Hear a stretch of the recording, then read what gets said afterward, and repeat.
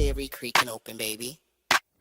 Yo, welcome to the screen where the plot gets bent. Julie B deep dives, not just for content. She don't react, she dissects those threads from the lens, catching clues y'all missed when the credits end. What you know about freeze framing frames and while you blinking, she building an evidence drum. Got a notebook thicker than the lore itself, and a chat full of nerds with the mental health shelf. Yeah, she sees the glitch, peep the double cross. You just watching TV, she talk to the boss. Every theory and thesis, no throwaway guess. While y'all on season 1, she in season X. Said rewind and slow it, zoom in enhance. Julie B caught the symbol in the window glance. While you tweeting what just happened like a clown, she already made a flow chart, color-coded breakdown. They don't die like us, they don't vibe like us. They binge and they bounce, we revive that trust. They skip intros, we wear frame. You watch shows, we decode the game. They don't die like us, nah, they don't die like us. She cracked Severance before y'all knew it was deep. Predicted the Last of Us deaths in her sleep. When the camera pans, she ain't blinking once. Catch a ghost in the glass, call it theory punch. Watch parties lit like apocalypse nights. Call-ins while they bringing alien rights. Hey Julie, I think the trees are spies. Well, I have a spreadsheet that confirms that, guys. Zoom in, boom in, she moving through clues. Spinning Discord in the courtrooms, Lord of views. Got mods with receipts. Time stands with heat. Every rewatch turns into a Reddit elite. You stuck on the surface, we beneath with maps. Cross-referencing lore with the rector's caps. If your fave show got secrets, don't be dumb. Julie got the chalkboard out From's where it's from. They don't dive like us, they don't vibe like us. They skim the edge, we inside that crust. They zone out, we zone in the pain. You say plot twist, we say nope, chain. They don't dive like us, nah, they don't dive like us. What's that? That ain't a blooper, that's a plot thread. You thought it was a shadow? She thought it was a coded message from season 3. And she's probably right. Step this way if your mind's unbent. Step that way if your theories pay rent. Say Julie B, deep dive queen. Now zoom, scroll, theorize, pull. Ain't no rabbit hole safe once she got the cloud.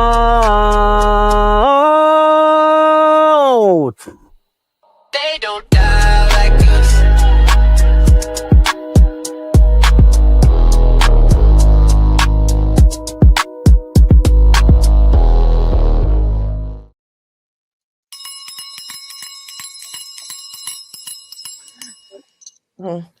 Hey guys, it's Julie B and Scarlet. We're here to break down the first episode of From season 4. Yes, Scarlet. Scarlet, I hear you. Oh boy. I hear you. Apparently Scarlet can't hear me though. I'm gonna go out and come back in. We're here to break down the first episode of From season 4. Apparently we're starting with technical difficulties as usual. Anyway, I guess there wouldn't be a deep dive stream without a technical problem. Anyway, so we had an explosive first episode, and here's Scarlet again. Hello, Scarlet. Yeah, it always does that. I don't know why. I should come in after the song. Can you hear me now? Oh yeah. You hear me? I was responding to you. Yeah, I could hear you. I gotta stop this before it goes crazy pants and fucking bananas. Yeah. Yeah, we had a fucking bananas first episode, that's for sure. I gotta say, I really like this new actress who's now gonna be our new big bad of the show. I thought she was fantastic. I can't wait to see more of her. Honestly, the way that this Sophia girl smiles reminds me a lot of Pennywise on in the movies, the movie version of Pennywise and Welcome to Derry, that one. It's similar. The stuff that she did with her eyes when she was talking to the pastor at the end, like when she put her eyes up, like rolled them kind of back and up as she was talking. Oh my god, while smiling, that was freaky as fuck. Wow. That was freaky. I think her name is Julia Doyle. Yeah, Um, yeah. yeah, she's fantastic. Uh, I hope that it will still be getting more Doug, Yeah. because it doesn't really look very good right now. But Yeah. I mean, because he already shapeshifted into this other person, but I mean, there's always story walking. That I mean, people who think that we're Yes. not going to see him again at all, you're forgetting story walking and flashbacks. So I think they're probably going to show the origin story of the Man in Yellow eventually. It's only a Yeah. matter of time. So I don't think I don't think we've seen the last of Doug Hughes on the show. I doubt it. They'll probably, I mean, just the fact that Victor is going to dig up a drawing with a smiling man in a yellow Yes. suit, a clean yellow suit, tells me we're going to see an origin story for how he came to look that way. How, what happened before when he looked like that. You know, how he wound up changing and turning into, you know, becoming part of the evil entity. I think I think he was probably just a normal person who got stuck there like everybody else and died, you know, got broken, you know, probably a leader of the town, and like Boyd, Yeah, that's what I died there, kind and of like Boyd. the evil entity took him over, you know. That's, you know, so that's something that, you know, that's a story to tell us. And so we'll probably get that eventually, hopefully later this season. If not this season, then season 5. So, and you know, in the meantime, had a spectacular first episode, and you know, the new addition to the cast is excellent. So that's important. We're going to be seeing a lot of her. She's a series regular, so she was announced that way. She's announced as a series regular. That means she's sticking around. We're going to be seeing a lot of her. So it's important that she's a really great actress, and she fits in really well to the show, I think. So so I think it's going to be a hell of a ride this season. We're really in for something wild. That nothing is Yeah. going to be the same anymore. Yeah, because if they already played their hand, with us in the first episode. So what's coming up after this? Yeah, I can only I imagine. didn't even think they were going to do the reveal till later, like a later episode, if they did one. That's right. I mean, they could have just dragged it out longer. They could have made it, you know, unclear that if, you know, maybe she's a little creepy and we start suspecting her. I'm surprised. Yeah, they did play their hand really early. They could have easily waited and let people run with mole theories. And this time, this is the first mole theory that I think would actually be right. You know, so Yeah, maybe. but they already revealed it, so obviously they didn't feel the need to keep this a secret. This is that's not the angle that they're going with. They want us to know who she is, what she is, more accurately. She's not a person. She's an entity. I mean, like the Man in Yellow said, you know, humans are so fragile. You know, he's not human, obviously. Yeah. So, yeah, he's definitely not human. Some kind of godlike, I think probably some kind of godlike shapeshifter entity. An ancient godlike shapeshifter entity from the looks of it. Not 15, more like 515.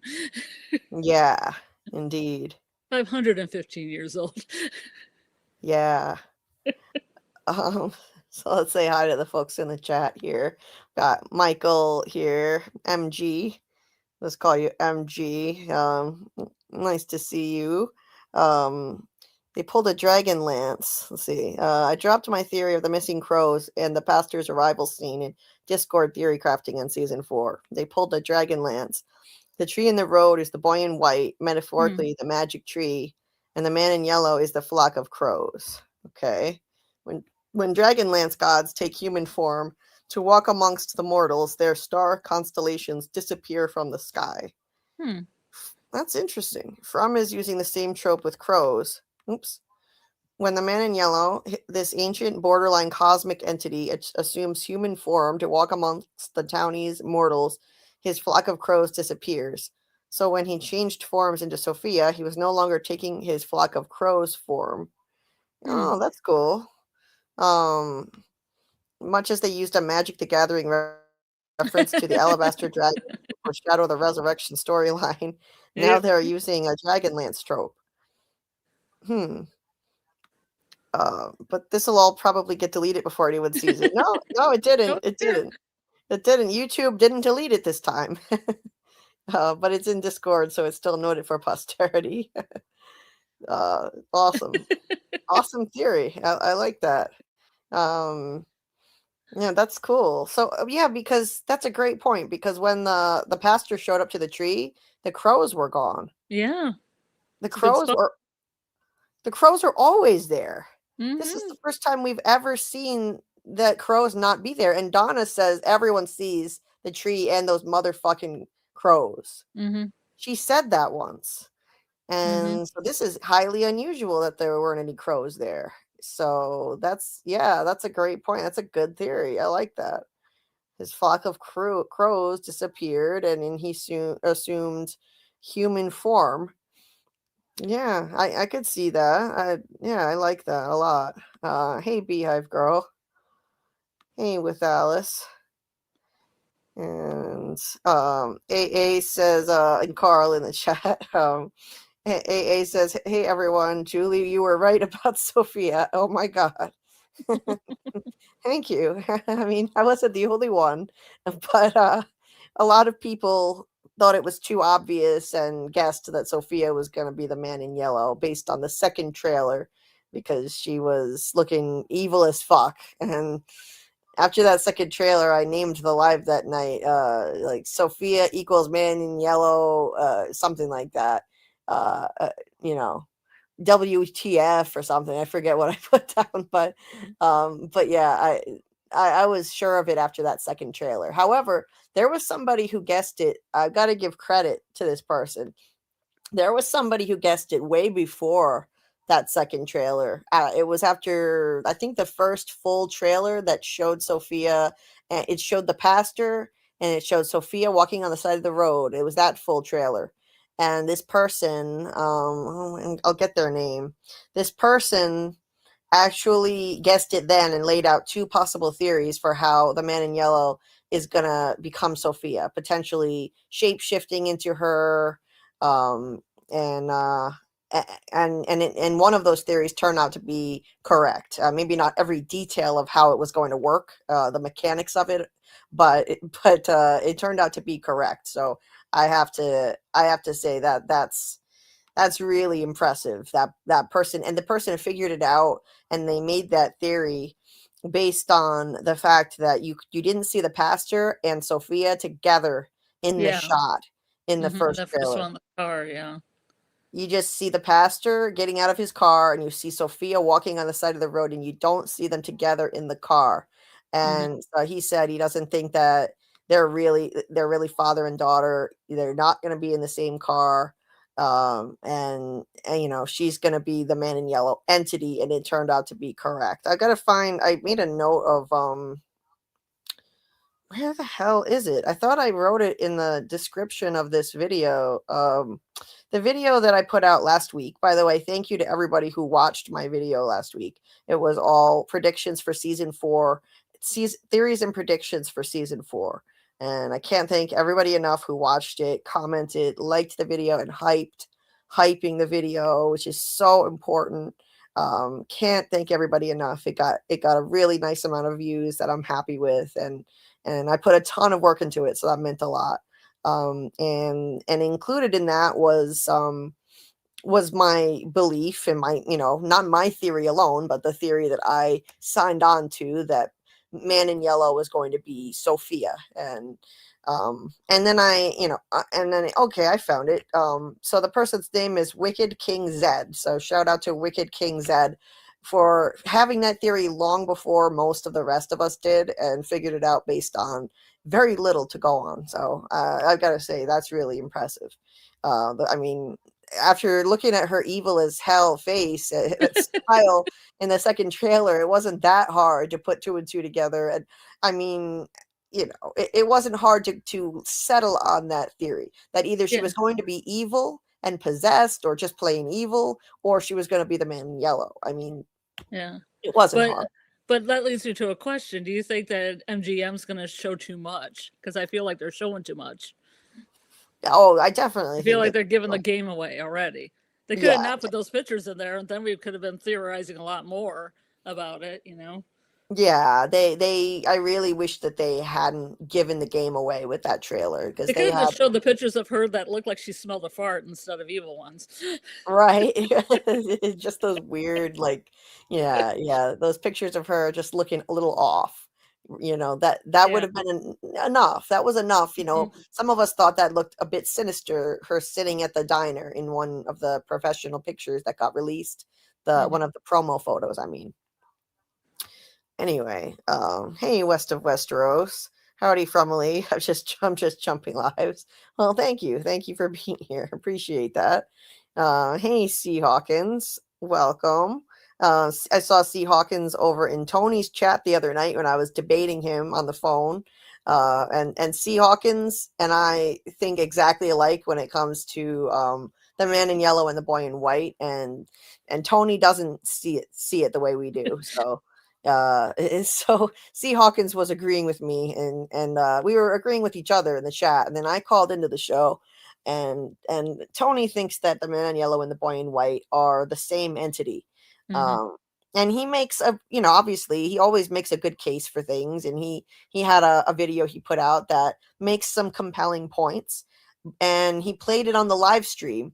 He had me hang up and watch the video during the live stream. He played it on the live stream for me to watch, to try to change my mind, and then continue debating it. So he asked me to call back after, and so I called back in, and we continued debating. But it didn't change my mind. I think they are diametrically opposed entities with diametrically opposed motivations and goals. One side, the boy in white side, wants to end this cycle and break the curse, free the children, help Tabitha and Jade remember, lead them slowly to answers. And the man in yellow side wants this all to continue. He doesn't want Tabitha and Jade to remember anything. He punishes them for gaining knowledge. He punishes them for remembering by killing Jim and unleashing this himself on the town now in a new form. And so I just think we've seen way too much evidence that they're opposed entities, that the boy in white wants this all to end. He was leading Tabitha toward going to the lighthouse, pushing her out into the real world to meet her husband from her past life, and seeing those paintings from her past memories, Miranda's past memories, which are the same as hers, and blah blah blah. But you can hear us talking about it if you listen to Tony's replay. It was from last night. It was from Sunday night, the first edition of the Escaping From podcast that he does on every episode of the new season. And so it was around the 2.5 hour mark that I call in. So if you want to listen to my call, now don't leave now and go listen to it. But if you want to listen to it, you can check the 2.5 hour mark, about 2 hour, 33 minute mark. And then he plays the video, and then I call back in like half an hour later, and I was on for another half hour after that. So he stayed on for about 3.5 hours total. So this whole thing took up like the last hour of the stream.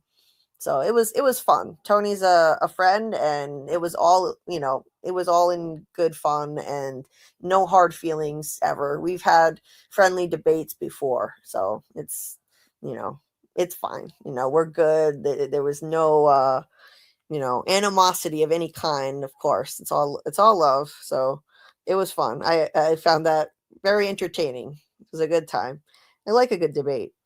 Hey Brandon, hello family. Truly understand.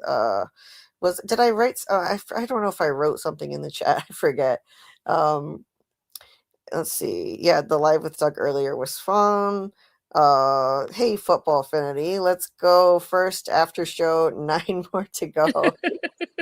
Line 9 more up. Yeah, first one, and it'll be over way too soon. I guarantee it. So we've gotta enjoy this while it lasts, and don't rush it. Don't be like, oh no, I can't wait. I can't wait till the next episode. This is torture. Trust me, the 10 weeks will go by too fast, and then you'll be missing it. Hey, changing my name. Be right back. And Peter Griffin, nice to see you. Hey, Doc. Greetings, dear denizens of Planet Dirt. Hey, Jordan. Good to see familiar names. And yeah, damn, you called Sophia so spot on, Julie. When I thought Man in Yellow was just a Man in Yellow, I was like, that's not the big bad. But now I don't know. Oh, he is. I've believed that he's the big bad, and I said so in my theory videos that I put out over a year ago.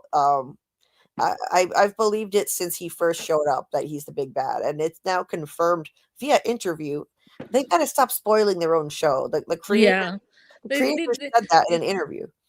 yeah, they need to dial it back a couple notches. Seriously, Yeah. like, guys, keep a lid on it. Like loose lips. I mean, they used to be tight-lipped, and now they're giving things away.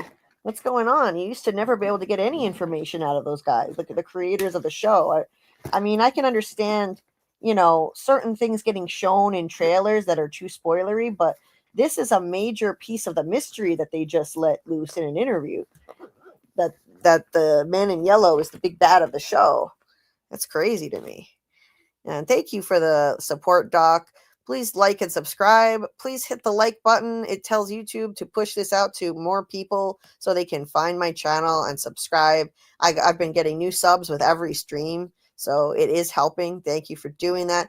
Please subscribe. I'm trying to reach 3,000 subscribers by the end of season 3, and we're on our way. That's at like 2.24K right now, and it wasn't long ago we were at 2K. So getting there. Hey, Doug, speak of the devil, and here he is. We talk about the Man in Yellow, and he manifests. Here is Doug Hughes in the chat. Our good friend. I'm so glad you're going to break this episode down because I have no idea what the fuck that was all about. Yeah, it was batshit crazy, and Doug was there with us watching it live in the Discord. So if you want to watch with us, you can join the Discord, and Doug might just be there again with us if we're fortunate. He might just join us again. It was a lot of fun watching it together, and the Discord link is in the description of this video. So I'll also go get it, and I'll put it in the chat and pin it to the top.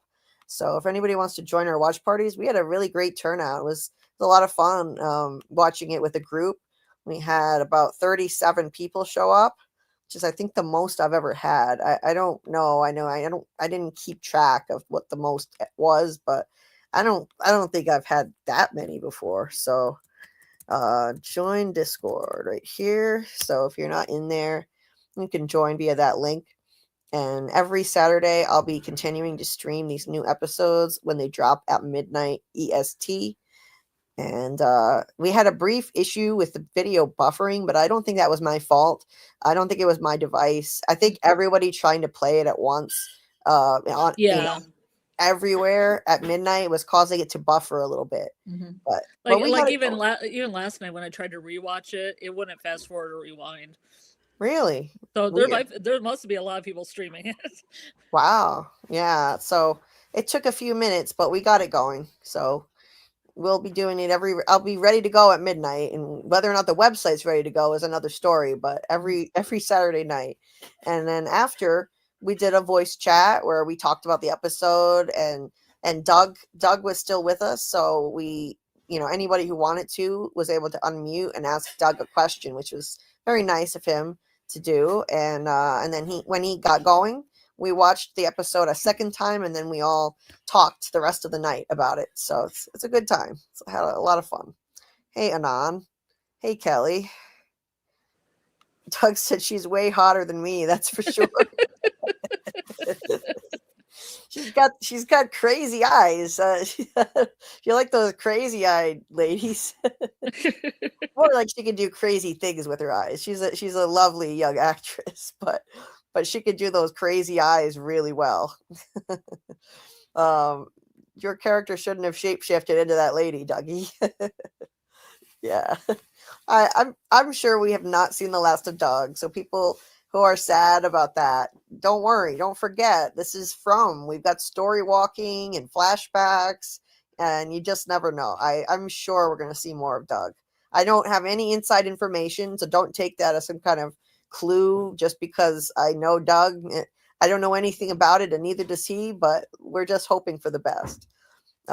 Hey, Real Cinema Therapy. Lori, nice to see you. Who else is here? Hey there, Minerva. Welcome. I wonder what kind of car the man in yellow drives. I don't know. What kind of car do you think he would drive, Carl? Any idea from a car guy? What would suit him? He would drive Sam Raimi's Delta 88. The Delta 88. Okay, I don't know what that is, but you never seen Evil Dead? No. Yeah. No, I have not. Peter says it would be funny if it actually is a monster who calls Sophia out and tells the town. Oh, that would be funny, huh? I doubt it though. I think they work for the Man in Yellow entity. Jordan says when my grandma and I crossed paths at her house in the years before she passed, she always used to say, "We have to stop meeting this way. People will talk." So that line made me giggle warmly. Aw, well, well, that's very sweet. And his line was great when he said that to Julie. We have to stop meeting like this. It was deliciously evil.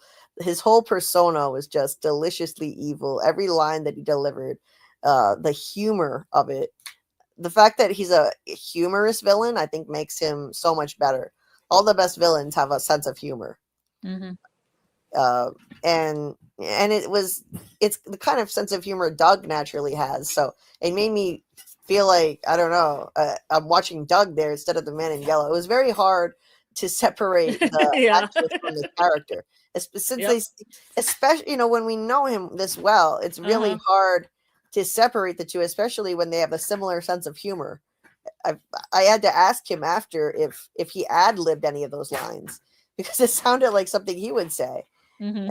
But he said no, nothing was ad-libbed. None of those lines were ad-libbed per se. They were all in the script. He maybe tweaked a word or two here and there or something, but for the most part, it was in the script. I wonder what the Man in Yellow's true form really is. Yeah, I mean, what is his true form? It's a great question. C. Hawkins, what is his true form? Hey, Martin. Yeah, I mean, could it be? It better not be a giant spider, because then they'll really be plagiarizing from it. That's what I thought. It should be a giant spider. It could be a dragon. I mean, it could be. It could be that monster that's in that painting, that Garda Eden painting with Fatima and Ellis. Right. Maybe it is some kind of giant monster, or maybe if it's a godlike entity, maybe it doesn't have a physical form at all. Maybe it's something invisible. But I would think it's got to have a true form. And for people who think that it's going to be the red blob entity on the cave mural, I don't think so, because I think that was just Smiley's rebirth. Him with a red membrane on him when he was being reborn. Doug says, this is one thing I like about this series. They don't keep huge reveals like this for ages. Yeah, and they could have dragged that out a lot and milked it, made us question and theorize about Sophia instead. Jordan says, I would rebel if Harold was shifted into evilness. I can't imagine that. No. This season going to be fucking bananas. Yes, indeed, MG. Revealed it to us also, there's bigger fish to fry, apparently, so that means we're getting a buttload of shit revealed in trailer.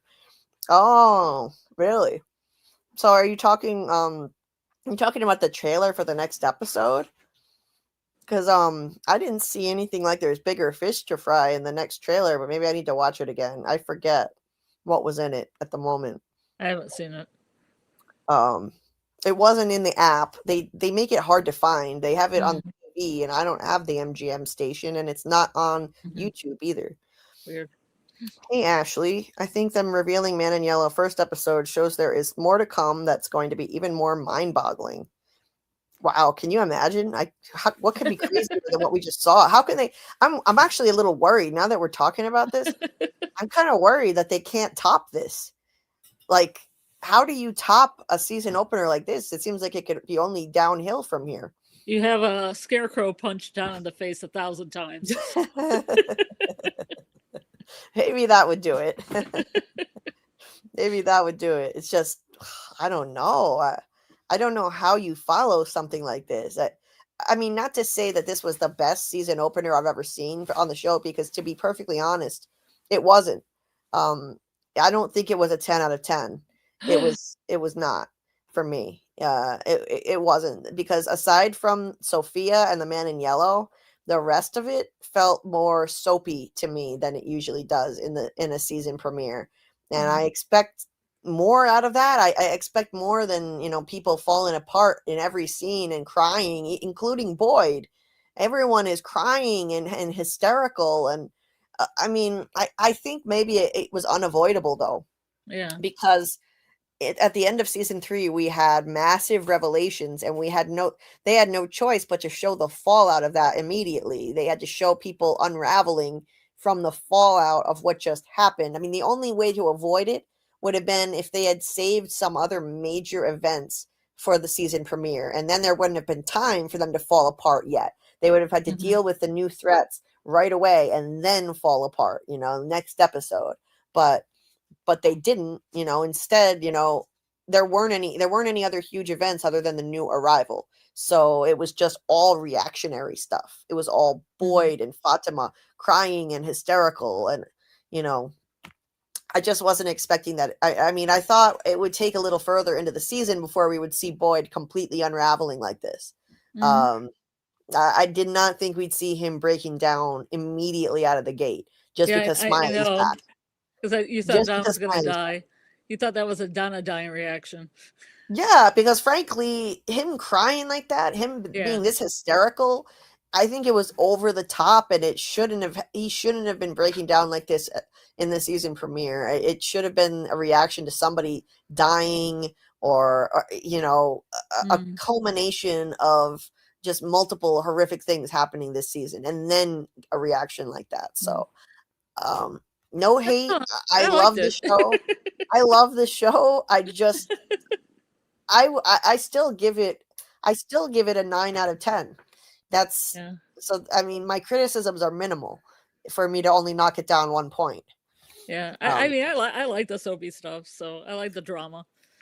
Yeah, I would have preferred if they had saved the hysterics and breaking down for a little bit later, but then again, I think I understand why they did this.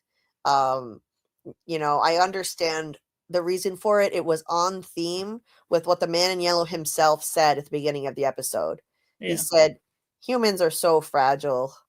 And what did we see? We saw the whole episode, people proving his point, that humans are so fragile and fall apart so easily, including Boyd, even Boyd falling apart.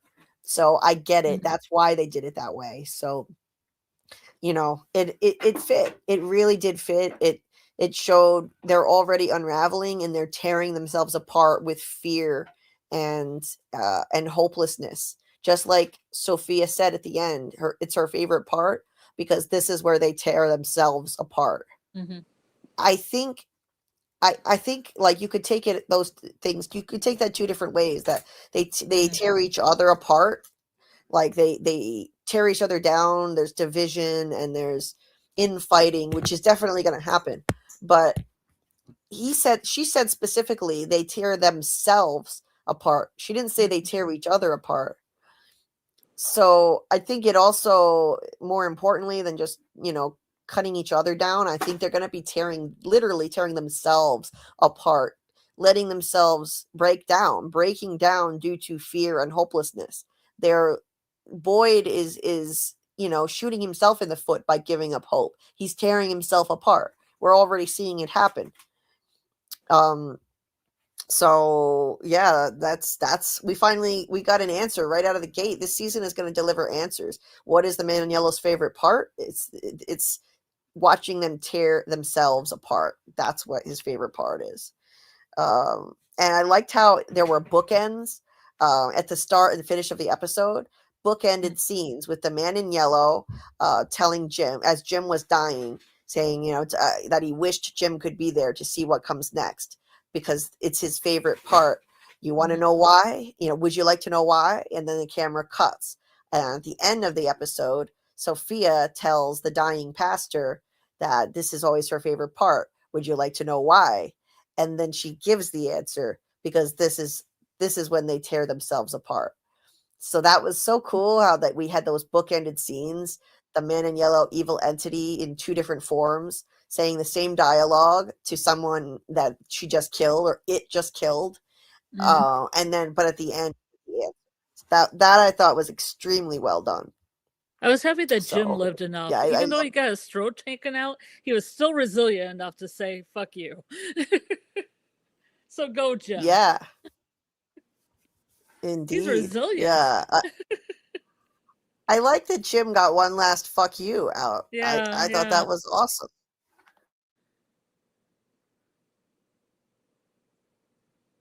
Oh, what happened? Anyway. Okay. Just had to mute. I muted for a second. I thought you might not notice, but oh, I just panic anytime anything on StreamYard happens. Like, can you hear me? Can I hear you? Can the chat hear us? Yeah. Doug here says, if anything, I think his scene with Ellis was overdue. It's about time Boyd had a shoulder to cry on. I agree. I agree, that Boyd has had to be too strong for too long with everyone. And, it's about time Boyd gets to break down with somebody supporting him for a change. I will absolutely support that point, because Boyd, I am so team Boyd. He has carried the town on his back for so long. He says, I totally bought Boyd's reaction, particularly everything he's been through in seasons 1 through 3. He's been carrying the weight of this place for 3 seasons and has never had anyone to lean on. Right. Yeah, that's very true. Amanda says episode 1 was kind of like a filler opening episode. And hey, nice to see you, Amanda. I wouldn't call it filler. I think it's not typical for a premiere. I think the kind of moments that we saw with the people breaking down and having these emotional scenes, that's just not what we're used to in the first episode. We're used to just pedal to the metal, nonstop action, craziness happening. And we had craziness, but it wasn't nonstop. It wasn't nonstop action. That's all. Doug's and Sophia's acting mad. This first episode made this first episode so amazing. Oh yeah, absolutely. West of Westeros, 100%. That Doug and Sophia, Doug and Julia Doyle as Sophia, and Doug as the Man in Yellow, easily by a mile. Those were the best parts of episode 1. They are what made episode 1 so phenomenal and so memorable by a long shot. And they're our newest additions to the cast. So that's awesome. That is really cool. Tug said that fuck you of Jim's was added on the day. It wasn't in the script. Nice. That's cool, Doug. So I wonder who added it. If it was Ian Bailey who ad-libbed that. Nice. That's a really cool tidbit. Thanks for sharing that. Well, let's not forget what Fatima has just been through prior to this. Oh, of course. I mean, what we saw was truly the logical conclusion, or the logical next step from what we ended with in that insane finale of season 3. I mean, Fatima literally just got done birthing the Smiley Pod, and after being kidnapped by Elgin, and nobody believed her. And so we're, of course, going to see her unravel right away. What I expected was not to have, I expected it to be so eventful that nobody would have time to unravel yet, that it would still, that's how the premiere episodes usually are, that it's so crazy and so action-packed that nobody would have time to fall apart yet. But I understand why they are, and honestly, what more could have happened in the first episode? When I really think about it, I mean, I think they needed to deal with the insane revelations and events of the season 3 finale. And if they piled on more new stuff just to add more action, it would have kind of done those events a disservice, because we needed to see the reactions of everybody, of all these characters, to what just transpired. So honestly, I'm not criticizing it. It makes sense. It makes sense for it to transpire the way it did. It wasn't like my favorite premiere ever, but I mean, 9 out of 10 is a great rating to give this. It's an almost perfect rating, so it is still an A, for me anyway. And I just absolutely loved it. I'm so glad From is back. Let's see. See, AA says this reveal means that the man in yellow could have been playing someone else in the town. I wonder if he had been. Yeah, here we go. We're gonna have the mole reveals. The mole theories are gonna come back. The mole theories have already been coming back since we first saw that trailer. So he's Carla. He's Tilly. He's a chair. He's a couch. He's a mop. Yeah. He's Ethan. Yeah, I mean, technically, he could be a piece of furniture for all we know. Yeah, I don't know. I'm one to side with he got conjured up in corporeal form from Jade's song, so I don't have to go back there and think all that. I'm just gonna think forward. Yes. I'm gonna make it easy on myself. Yeah, I mean, he could be anyone. It could be Clara. I mean, Clara was acting sus again in this episode, as usual. Well, I think the people down in the house just want to know what was going on upstairs. Oh yeah, yeah. Oh wow, we've got 92 people watching. That's the highest we've had in a long time. Thank you for watching. Please hit the like button as you're coming in and help people find the stream.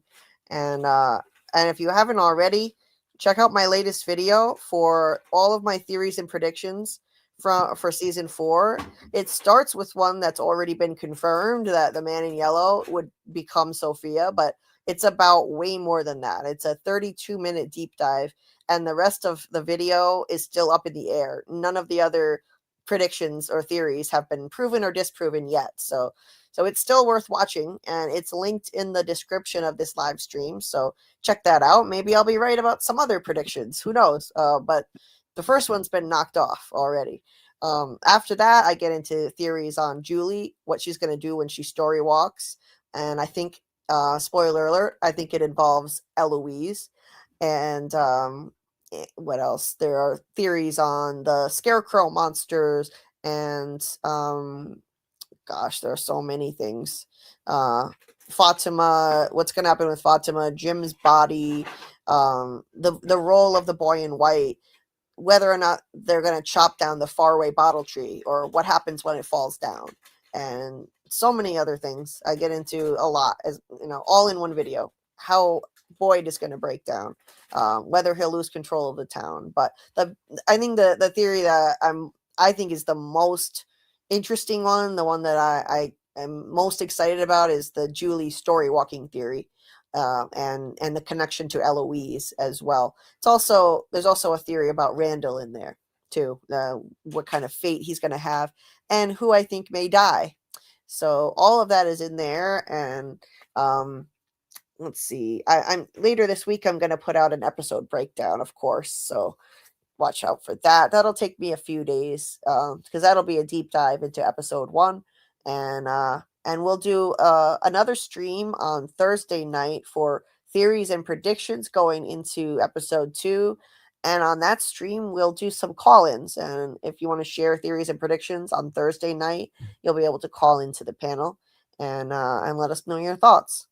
Also, Saturday night, of course, we'll do another Discord watch party, and that link is also in the description of the video, and it's pinned at the top of the chat right now. So if you're not in the Discord, you can join and watch with us, and maybe Doug if he joins us again. Had a lot of fun watching with him. So JT Moore says, glad that the writers didn't drag out the reveal like Hallie R in Severance. Right. Yes, Hallie R was a mole, and I found that really annoying that it took over the whole show. The mole theories. That bugged me. So that's a good point. It might have started to get annoying because if it was too obvious and it just took over the whole show, it could have gotten tiresome. So maybe it's a good thing that they revealed it early. Yeah, Sophia is the mole. The makeup for Sophia was amazing. I could hardly tell there was a guy under all that. Could hardly tell that was Doug, right? Yeah, I mean, yeah, the makeup's great. And what have I been talking about? The voice, obviously, the man in yellow entity, the evil entity, can change its voice. Obviously, we weren't going to hear Doug's voice come out of this girl. And if it can change its yeah. And if it can change its voice, I think it could also have been the voice that called Ethan and pretended to be a little boy, said it was Thomas in season 3. I think that's what called Ethan. If it can change its physical form, it can definitely change its voice and pretend to be evil Thomas. Me and Chris, I told you guys Donna was just protecting her newly polished hands. Sarah does nails on the side and they keep it on the down low. Okay. Yeah. Protecting her newly polished hands. Well, yeah, I mean, she's always got her hands in those pockets. Boyd could change if he feels that's the only way to save people. Well, that's how the curse started, having everlasting life. That's true, yes. The mole theory is a broad theory. There isn't one type of mole. I always thought that there was a mole, but I didn't think that the mole had to be just reporting back. It could be any kind of mole. Yes, so exactly. Everyone focuses on people who are suspicious when they seem like they're popping up everywhere. Like, hey, what are you guys doing? When Donna keeps popping up all over the place, and so does Clara, popping up at interesting moments, right? But I don't think the evil entity needs a spy kind of mole. There's more than one kind of mole. I don't think they need a mole who's a spy just to report back to them, because I think the evil entity can see and hear everything anyway. Yeah. I think what they need, and this is what I explained. I think, did I put this in my video? I think if not, I said it on a live stream. The kind of mole that they need. Yeah, I put this in my video. I explained in my video that they need a mole, the kind of mole that can influence people better than an entity could. So, if you want to trick someone who is smarter than Elgin and saner than Sarah, then what do? Not everybody is going to be convinced to do something by voices in their head like Sarah, or by this ghoulish lady who Elgin thought was an angel.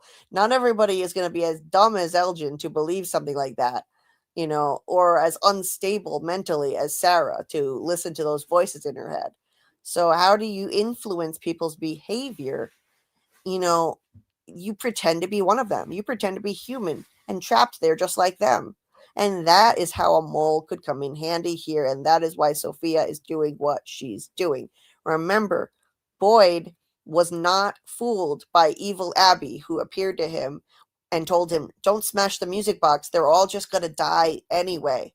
Just give up. She said that in season 2 when he was in that dungeon.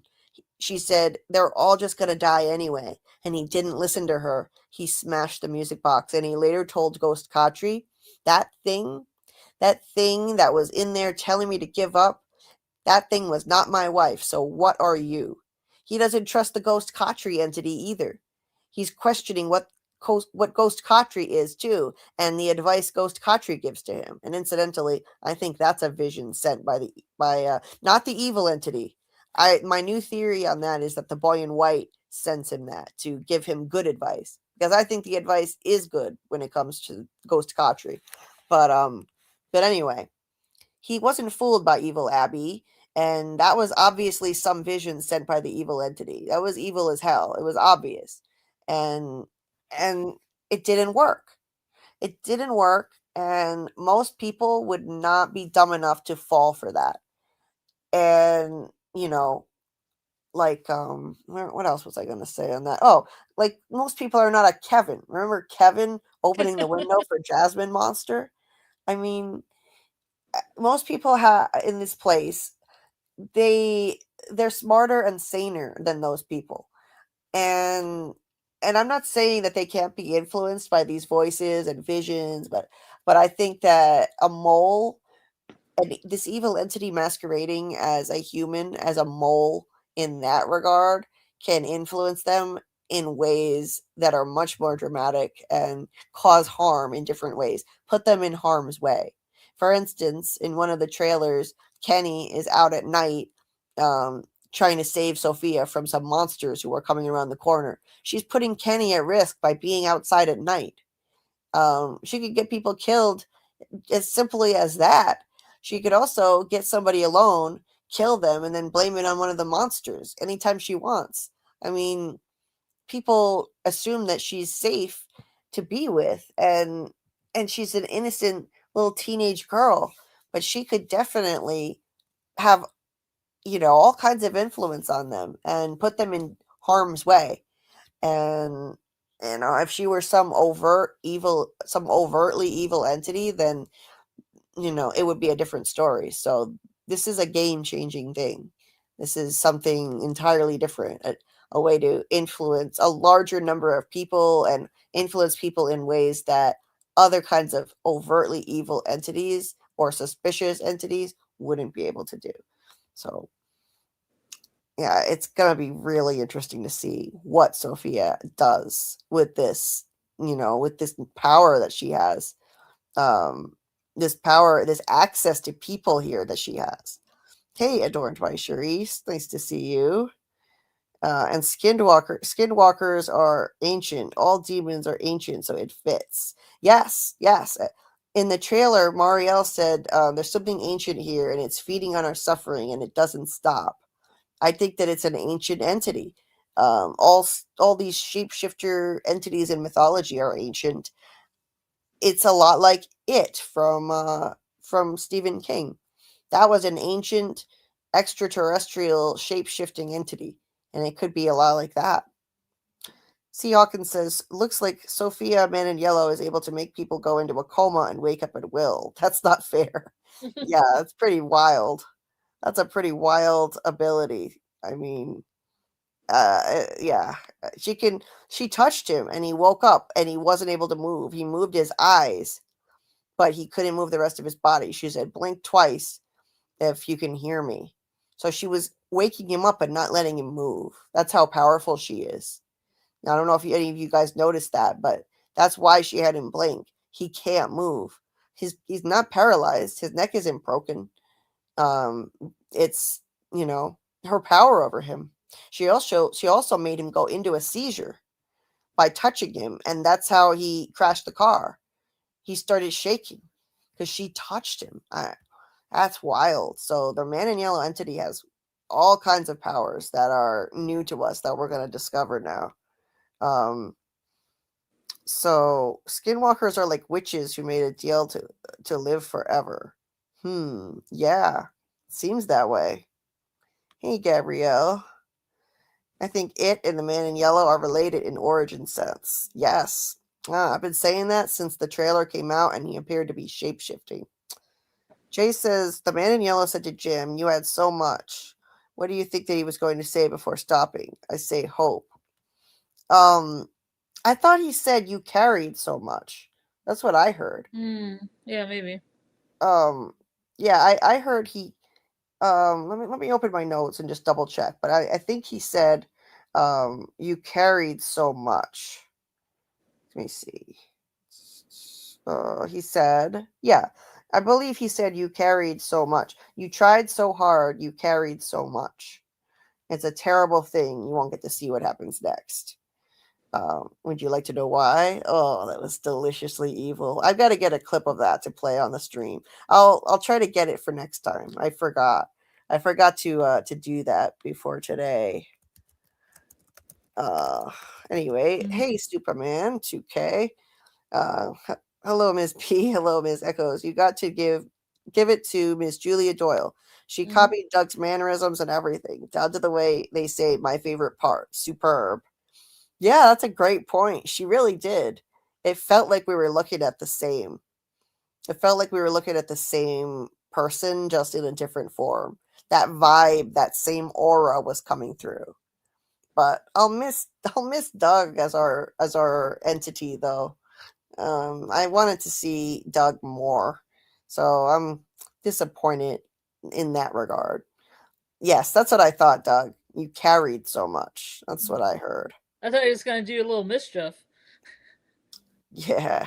Like a little Loki trickery, like, putting parts of Jim around the town, putting parts of the dog around the town. Yeah. And we would see him do that, before, he transformed into anything. Right. Gabrielle says, I thought you were bugging about Sophia, and then boom, she was in fact a man in yellow. Yeah, she really was. Just a sec. Just gotta mute for a moment. Let's see here. Pancakes no more. I don't know. I'm singing pancakes no more. Let's see here. I have something to say now. I was actually surprised that the man in yellow turned to Sophie. I mean, I thought all the evil Sophie pictures are going to be dream sequences, because I've been often trolled by trailers, because there was a Yellow Jackets trailer way back when that had blood splashing on a photo, if you know what I mean, and then it was this letter, a recap and everything. You found out it was part of a dream sequence. So I had the wool pulled over my eyes. But if you want me to explain the Teen in Yellow a little bit to you guys, I can. The Teen in Yellow was basically kind of a stunt person that worked in tandem with both Julia and Doug during the transformation sequence. And if you see all three of them kind of all transforming together via CGI, you'll see kind of a shot of kind of like a shoulder blades that kind of look like a male teenager as opposed to female. And that's like a tradition shot. And that is the Teen in Yellow. That's Caleb Allred that played that part. So you don't have to look for the Teen in Yellow in all the other episodes, because unless there's another transformation, I don't know if he's going to be around. So don't try to look and try to see if all the extras are wearing yellow like I did. All the extras that had lines, and I was trying to figure out who it was, because I found town person number 3, because I thought she was the one that came out of the ambulance and held a gurney, the girl with the long brunette hair. So I was trying, they have order of appearance, so I was like, it's got to be after that.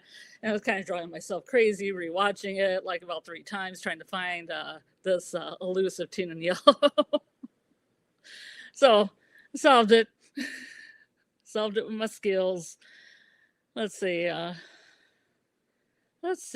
Let me check the chat here. Scarlet Man in Yellow has to turn into someone that's similar to Sarah. How will Sarah react to the new form of that? They're going to be roomies, and you think it's going to be probably good, right? She's going to move into Sarah's house. They can share they could share screwdriver techniques. Maybe Sophie can help her put that ornament finally back together. She's gonna have there is a picture in the trailer that looks like Sarah's hearing voices or having something happen to her, and who knows what Sophie's gonna say. She could be like, Sarah, you gotta listen to the voices. The voices, they're, we'll get out if you just listen to the voices again. She could be really sinister with that, and say stuff that what Sarah might, voices are good. You should hear more voices, and you should connect more. Sophie might even try to have Sarah connect more with them. That could be interesting. Let me see. What else is in here? Oh, did anybody else think that eye scene kind of reminded them of Un Chendanlu, that Salvador Dali movie? Because it reminded me of two things. Because first, when you see the eyeball, you're like, oh my God, why are they showing that up so close? Because you think that Christy is just going to sew up the eyeball from far away and Acosta's going to hold her head. But no, they show the eyeball really, really fucking close. And then it was funny because my boyfriend doesn't like gore. And he came down the second time they showed the thing. And he said the same thing. It reminds me of that Salvador movie, the Anchenanalu, Illusion dog movie, where they have like the eyeball and then they have the razor blade going across the eyeball and the sky moving. And it's supposed to symbolically look like a eye has been sliced, but no eyeballs were sliced in that production as far as I know. But then I started thinking about Pixies, because Pixies has a song that quotes Anchenandalu and Debaser, where they said, I don't know about you, Anchenandalu and Aluja, kind of things through it. And I thought it went all the way around in a circle from Pixies. I'm back. Pixies. I'm back, Scarlet. Okay. Thanks for holding it down. Yeah, I was rolling out the group. Okay. What were you saying? Oh, I was just talking about Salvador Dali. Oh, okay. Yeah, the eyeball scene kind of reminded me of a surrealist movie. Oh, cool. Yeah. They showed that eye way too much. I'm just gonna say. Oh God, yeah, they did. You don't have to show it again. You didn't have to show it the first time. Yeah, seriously. It was too much. A little too much body horror. Yes. Anyway, welcome, Jump and Slash. I didn't watch the trailer and I thought it would be the priest. Ah, okay. So I thought it would be the priest who becomes the man in yellow. Yeah, that would have been interesting too.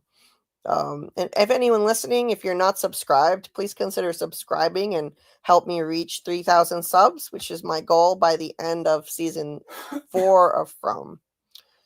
You know what, Julie? I had a thing to say. What? You know, when we were talking about that graphic design was so bad with that Bible, and then it was just in the car. Yeah. It was just in the car. She, it looks like maybe she was picking up the Bible, and then it got stuck there between her and the metal. Right. Crazy. Turned out it really was there. It wasn't a bad Photoshop job. Yeah, it wasn't. C. Hawkins says Man in Yellow could also be the crows, which is how he knows everything about the people of the town. And it's interesting because that's been a theory for a while, that the evil entity was or the monsters were somehow turning into crows in the daytime and spying on everyone. And it really could be. The Man in Yellow really could be part of the crows. Turning into crows, or could have done that before. I will say this though, the crows are going to pop up again. Let's not forget, in the full first trailer we got, the crows are going crazy at the funeral. So if the Man in Yellow is now Sophia, that would be the issue. If the Man in Yellow is also the crows, that would be a problem with that theory, because Sophia is at the funeral. She's standing there next to one of the graves and the crows are there. Sophia, let's see. Cherise says, I try to stay away from any theories, so I had no idea she was Man in Yellow. I learned my lesson last year. Yeah. Yeah, we don't want to. I'll take that opportunity to say, we don't want any spoilers in this chat. So if you have heard of any leaks, if you have any inside information about what's going to happen, do not post it here. It will get you banned. I watch this very closely, and guys, if you have a moderator role, if you have a badge, that it's not a wrench anymore, it looks like a badge. If you're a moderator and you see anything that looks like someone dropped a spoiler in the chat, please delete it, put them in timeout, and let me know in the chat if that were to ever happen. It's unlikely to happen, but just in the unlikely event that it happens, I just want you to please do that. And I watch my comment sections of my videos very closely. So if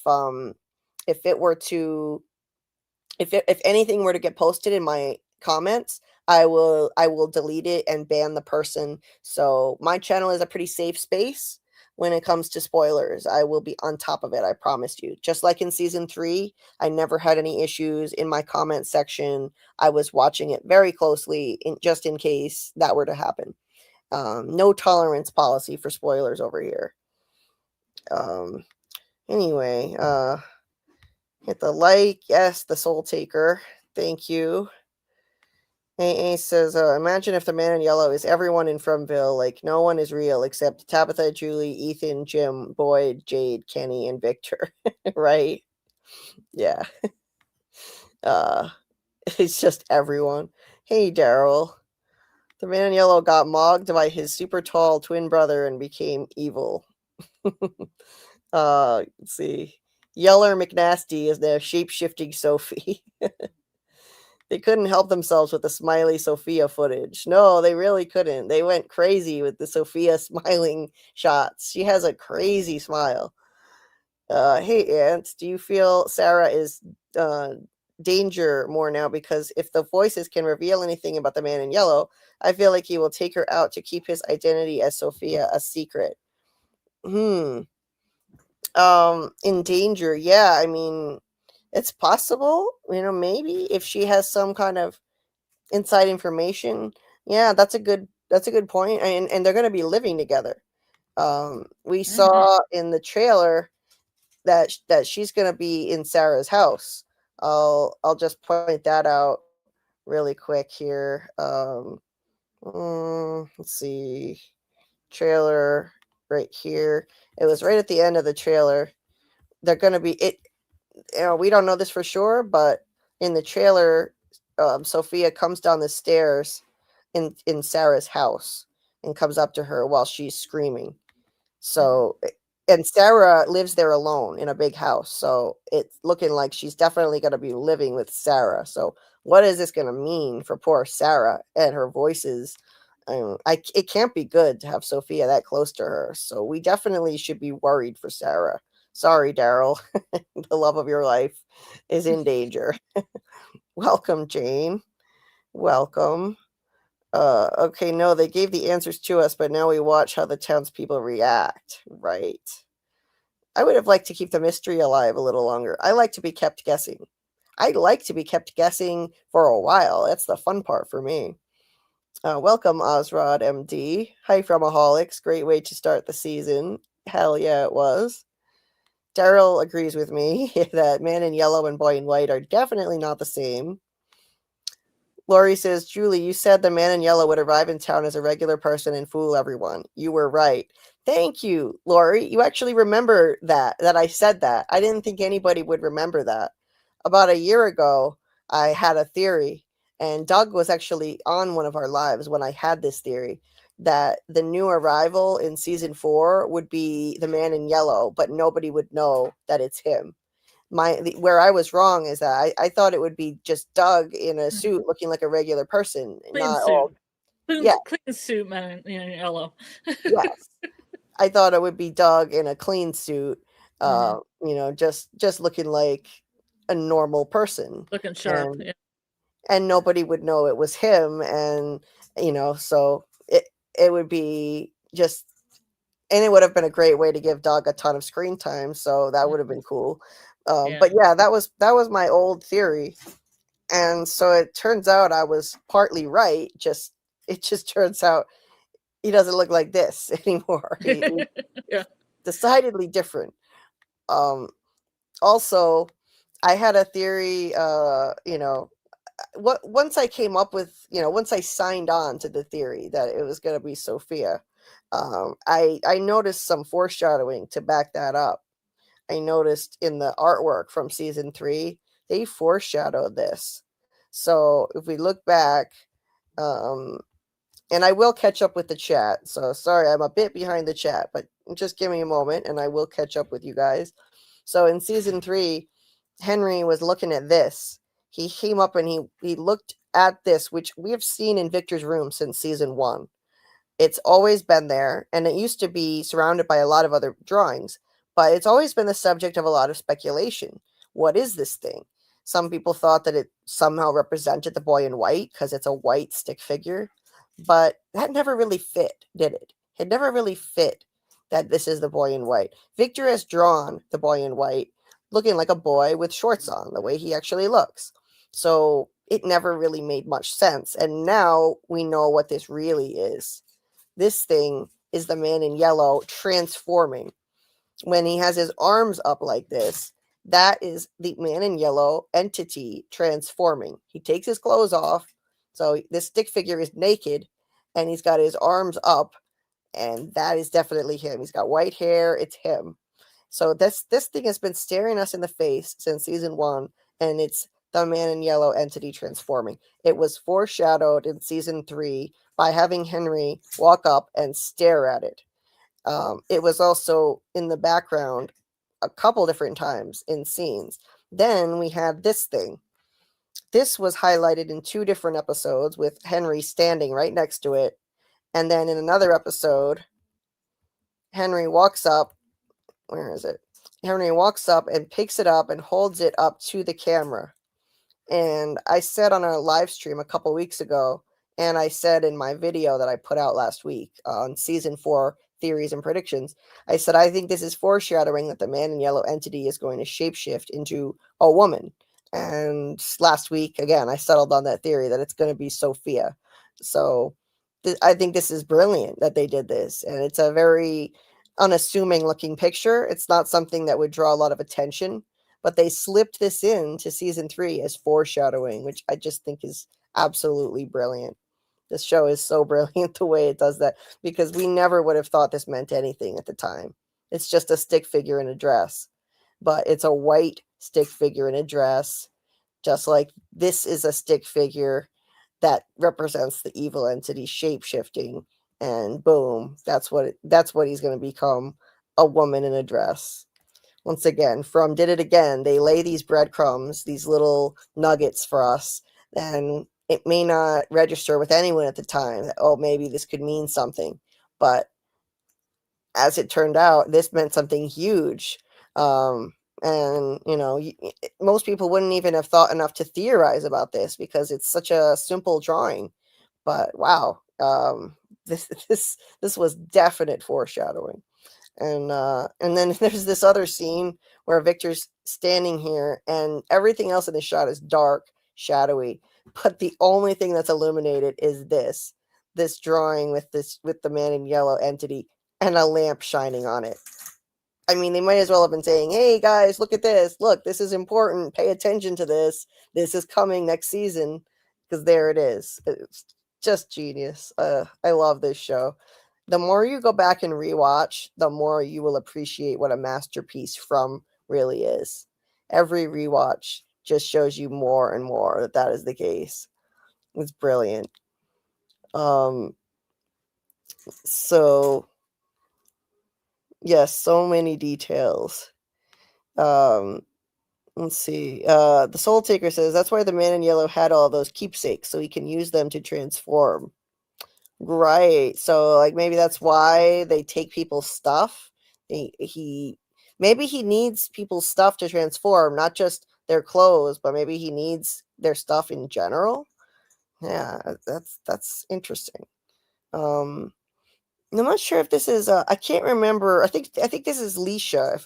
I think she said her name is Leisha when I asked how do I say this name. Correct me if I'm wrong, but hey, nice to see you. Hey Vladimir, great first episode. They really revealed too much on those trailers, eh? I worried we won't see as much of Doug now if he's always shape-shifting. Yeah, that's pretty much, everybody's pretty much worried about that now. Doug says, I don't just have a shield, I have powers. Oh, that's for damn sure. Rose says, Sophia and Sarah are gonna throw down. Oh, yeah, I'm worried about Sarah living with her. Rose says, Julie, why do you think Doug controls the crows? There were none when the pastor stopped at the tree. I think the evil entity controls the crows for a number of reasons. They seem like they're there to scare people away from the fallen tree area. Potentially, if people were to go over the tree and go in that direction, maybe they could have gotten out. Maybe there's a window of time when they could have gotten out if they went over the tree. And the birds are there to scare people away from doing that, guarding the threshold. In mythology, crows are often guardians between realms. And I think that the crow crashed through the window to stop Tilly from turning over a tarot card and revealing to Fatima that there's something wrong with her baby. So I think that that was the evil entity making the crows do that. Now the fact that there are none at that there were none at the tree this time, that I'm not sure if I've settled on an opinion on that, on why they weren't there this time. But MG in the chat has a theory that they weren't there because the man in yellow entity manifests as the crows, and they weren't there because he's now taken on a human form, Sophia. But then Sophia and the crows are both at Jim's funeral, Jim and the pastor at their funeral in the trailer. So that doesn't, I don't know if that works. But yeah, I mean, why weren't they there at the tree then? If it's not the man in yellow turning into the crows, why weren't they there? Yeah, it's hard to say. Maybe yeah, I have a hard time with that because that doesn't really make sense. So yeah, I've got to think on that and see what my theory is going to be on that. All right, just trying to catch up with you guys here. Hey there, digital maniac. There's no way Jade's profession isn't going to come into play. This has something to do with a program. Yeah, you never know. It could eventually come into play. It's possible. Or it could be a red herring, but they keep bringing it up. For a red herring, they bring it up a lot.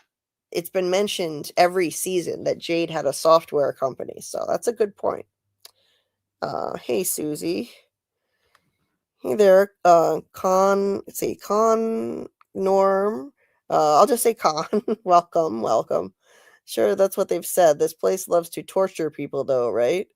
It sure does. It definitely seems to want to torture people.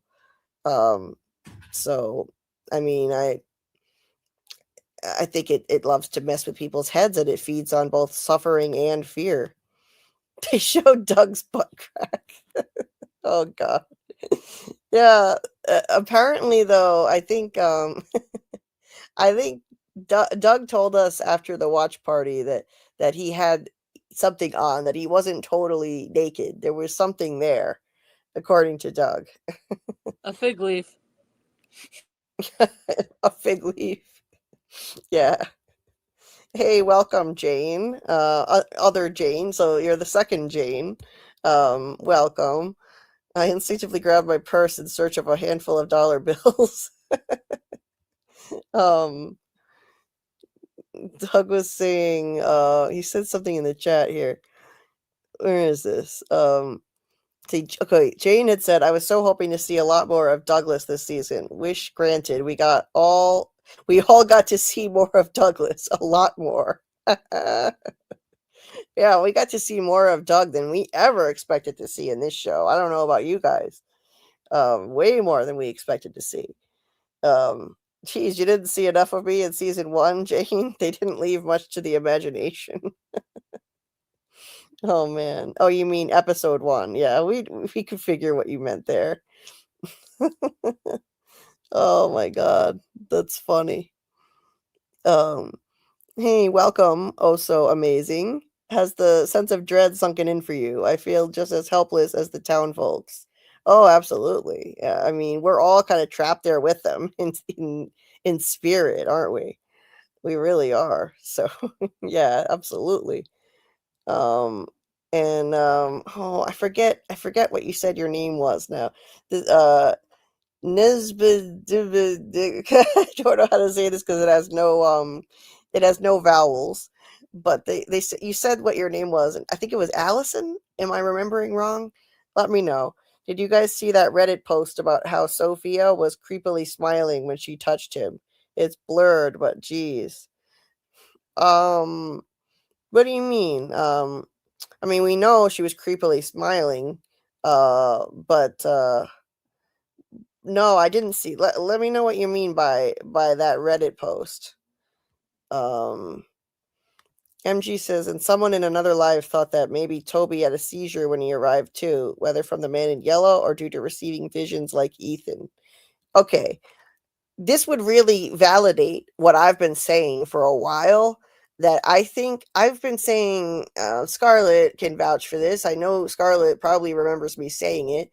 I believe that car crash was the man in yellow entity, the evil entity, taking over Toby's car. I have said for a long time that Toby wasn't drunk driving and he wasn't high, that the entity caused that car accident. And now we see how that can happen. I don't think that she would have had to be in the car with him to cause it either. I think that he could cause anybody to have a seizure anytime, personally. But yeah, I think that car accident was intentional, because I think the Matthews could have escaped if they had kept on driving in circles. They drove in the opposite direction, and the power lines kept appearing and disappearing. It's almost like there was still a thin spot that was open, and if they drove in the other direction, maybe they could have gotten out. Maybe that was some kind of loophole. So they had to get run off the road. Anyway, I won't go on too much about that, but I think that car accident was sus. Yeah. Or it was future Julie. That's mine. Or it was future Julie. I'm gonna stop things. She causes accidents. Doug said essentially, yes, a fig leaf is pretty close. That's what he had on. The man in hello. Oh man. Wow. The real rebel Eric. Hey, nice to see you. An alien ass was frightening. Yeah, that was wild.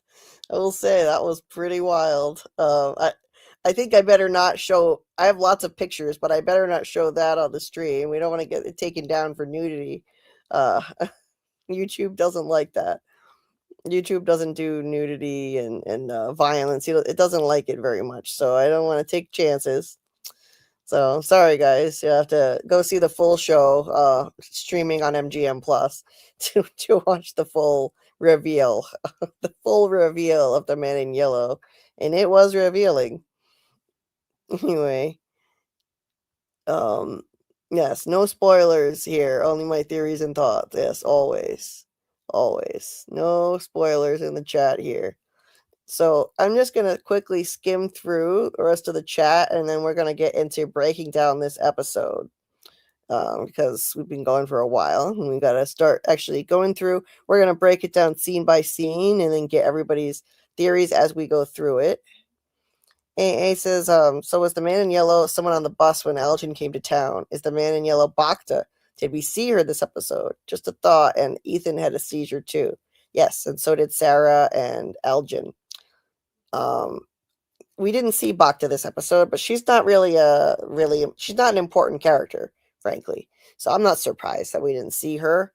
So I don't know. I don't think that the Man in Yellow goes around shape-shifting all the time. I think this is an unusual occurrence. That's the vibe that I got. No, I don't think that he's doing this left and right. I think, like he just went and he dug up a suitcase and he had to put on Sophia's outfit to turn into her. I don't think he's going around doing this a lot. Let's see. Khan here says, chat, I'm not convinced the monsters are the ones that sacrifice their children. There is a teenager and an old woman, so pretty sure they weren't the parents of 8-year-olds. I don't think they were all the parents. We were told that the children were sacrificed by people who loved them, people they loved and people they trusted. And so some of them were not the parents. They weren't all parents. Hey, Amber, it's a new sheriff in town. Is it the Man in Yellow or in the dress? Yeah, we definitely have a new entity in town. It's not new, it's just a new shape, we'll say. And welcome. Nice to see new names finding us, new people in the chat. Welcome. Welcome. Please join our little family here. Join our community, and we'll be doing these streams Mondays and Thursdays all through the season at ideally 10 p.m. Eastern, but it can be 10:30 or it can be as late as 11 p.m. Eastern, depending on my pain level on any given day. But I'll do it as early as I can. And I do have a pain condition, and that's why sometimes I postpone. But yeah, anyway, we'll be doing those lives, and on Thursdays it'll be our theory and prediction stream. Mondays for breaking down the episode, and Thursdays we'll talk theories and predictions for the next episode, and we'll take call-ins to the panel on those days. Also, look at the link in the description of the video if you want to join the Discord and be in our watch parties every Saturday night at midnight Eastern when I stream the new episodes. Welcome, Paleo Jack. Ghost Jim for the win. Oh, yeah, I think we're definitely going to get a Ghost Jim. Absolutely. Lori says, I think Smiley spoke to Boyd off camera. We also don't know what was said, but we'll see in a flashback. This could be the reason Boyd broke down the way he did. Well, it's a good theory there, Lori. I think that's possible. Maybe Smiley said something that we didn't see. Could be.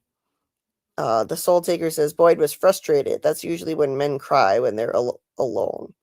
Yeah, I could see that. He was definitely strung out. It was a long time coming.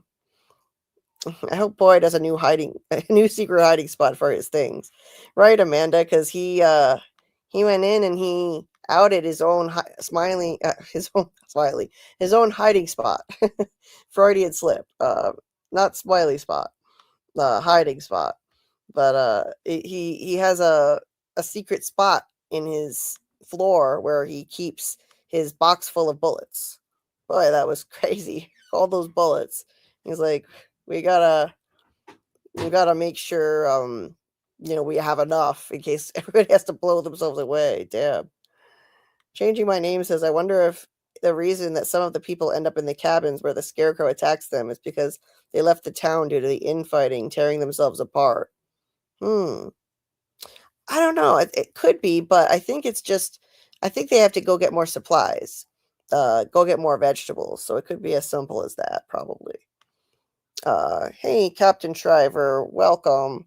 How do I become a member? I'm already subbed. Well, thank you. That is very kind of you to want to become a member. I don't have the channel monetized, unfortunately. It's not monetized, which means I can't do memberships or super chats. If you want to support in some other way, I do have ways to donate. That's currently the only way to do it. And ways to donate, I have Cashapp and Venmo. Those are always scrolling at the bottom of the screen, and they're in the description of the video as well. I am going to get my PayPal working again. There's something wrong with my account, but when I get my PayPal up and running, I'll post that too. That's also good for international people, whereas these two things are only for the US, Cash App and Venmo. But that's a great way to offer a little support. And I do mean little because no amount is too small. Every little bit helps.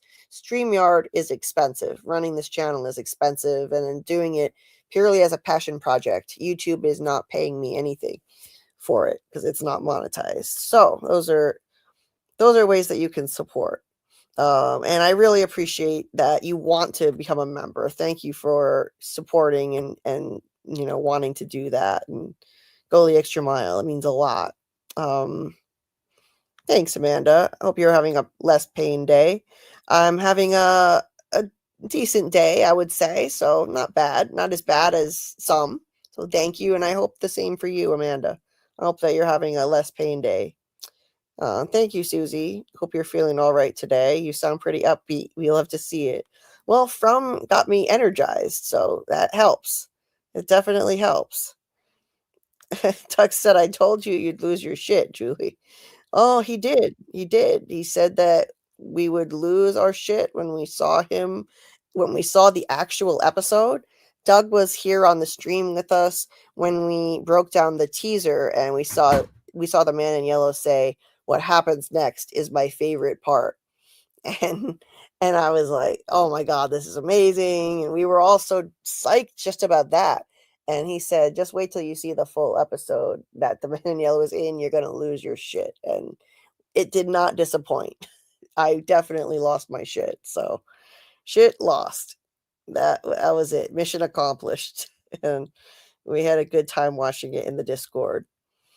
Man in yellow crashed into the post office on purpose. Boyd left the bullets unattended. Acosta will get the bullets, leading to the scene in the trailer. Yeah, Jay, that very well could be. Boyd, I don't think, I mean, we don't know what Boyd did, if he locked up the bullets again, but he may have slipped up because he's slipping right now. So he may have left them less protected. I would hope he locked them up again, but hey, it could happen. Hey there, S7929, welcome. It was a really good episode. I agree. It was an excellent episode, I think. It was fantastic. My question about the show is, who will be the one who figures out that Sophia is a bad apple besides Julie? That's a good question. Who's gonna figure it out? Yeah. Who do you guys think in the chat?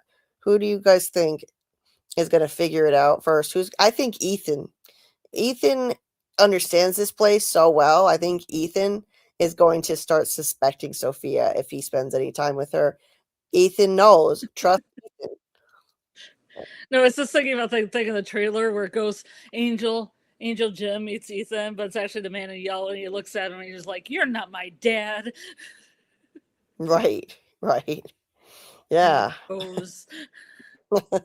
Right. So Ethan understands this place so well, and he has really good instincts. So my money's on Ethan.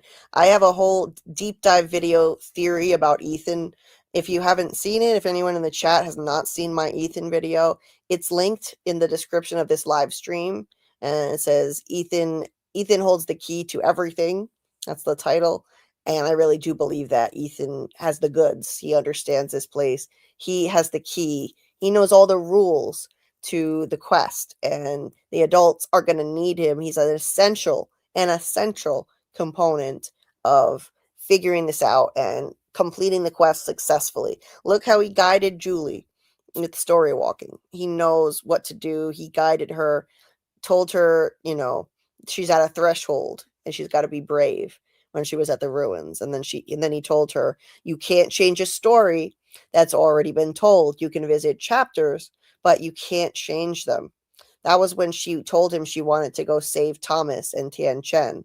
And then what did the man in yellow just tell Julie, future Julie, in this episode? He said, didn't anyone tell you? You can't change a story. No, he said, no one can change a story that's already been told. He said what Ethan said. I think that really validates what Ethan said. Yes, that was Ethan sus. It makes Ethan. Yeah, I can see how I know Doug doesn't agree, but Ethan's man in yellow. That's gonna definitely fuel some people's theories that Ethan is gonna become the man in yellow for sure. But I think it's validating my theory that Ethan understands this place and the rules for how everything works. And I believe he got all this insight from the boy in white. When Ethan first got to town, the boy in white, I believe, connected with him psychically. And that's why he went into a seizure and had that vision of the Lake of Tears, the spider coming down from the ceiling. And he said a man is drawing pictures of the whole family in crayon, and there are crayon drawings all over the wall. How did he get that vision? That part, we already know part of that is legit. He was seeing crayon drawings that Victor was doing.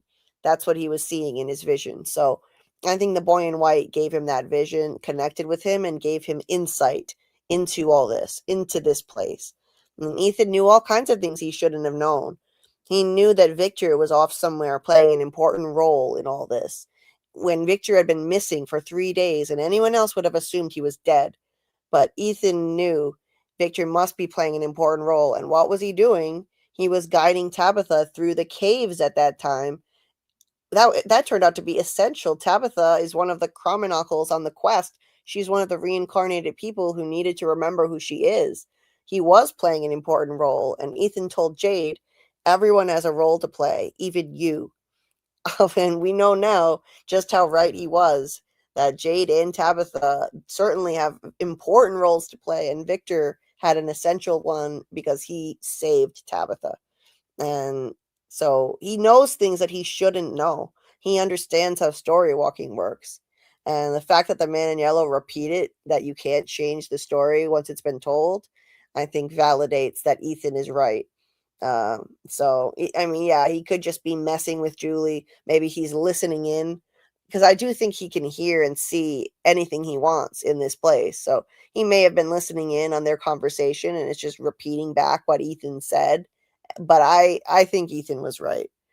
Anyway, let's see what you guys think in the chat. Who's going to figure out Sophia is an imposter? NSB says, I think Julie will figure it out, or Victor. Daryl thinks Sarah is going to find out. Let's see. And what did you say your name is? I don't know if you already wrote it in the chat. I apologize if you did. But I think it was, were we calling? I think we were calling her Ichubi, but let me know what your first name is. Sarah, Ethan, and Victor. Okay, good guesses. Good guesses. Let's see. S7, huh? Leisha. Got it. Leisha.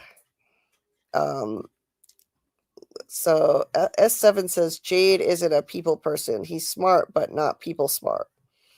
I mean, I don't know about that, because he knew that Victor has been shaped by this place, and that Henry can't fix him, that Henry shouldn't try to fix him. He told Henry, Victor is like Tarzan in the jungle, and you're the asshole who's trying to tell him, who's embarrassing him for not knowing how to use a fork.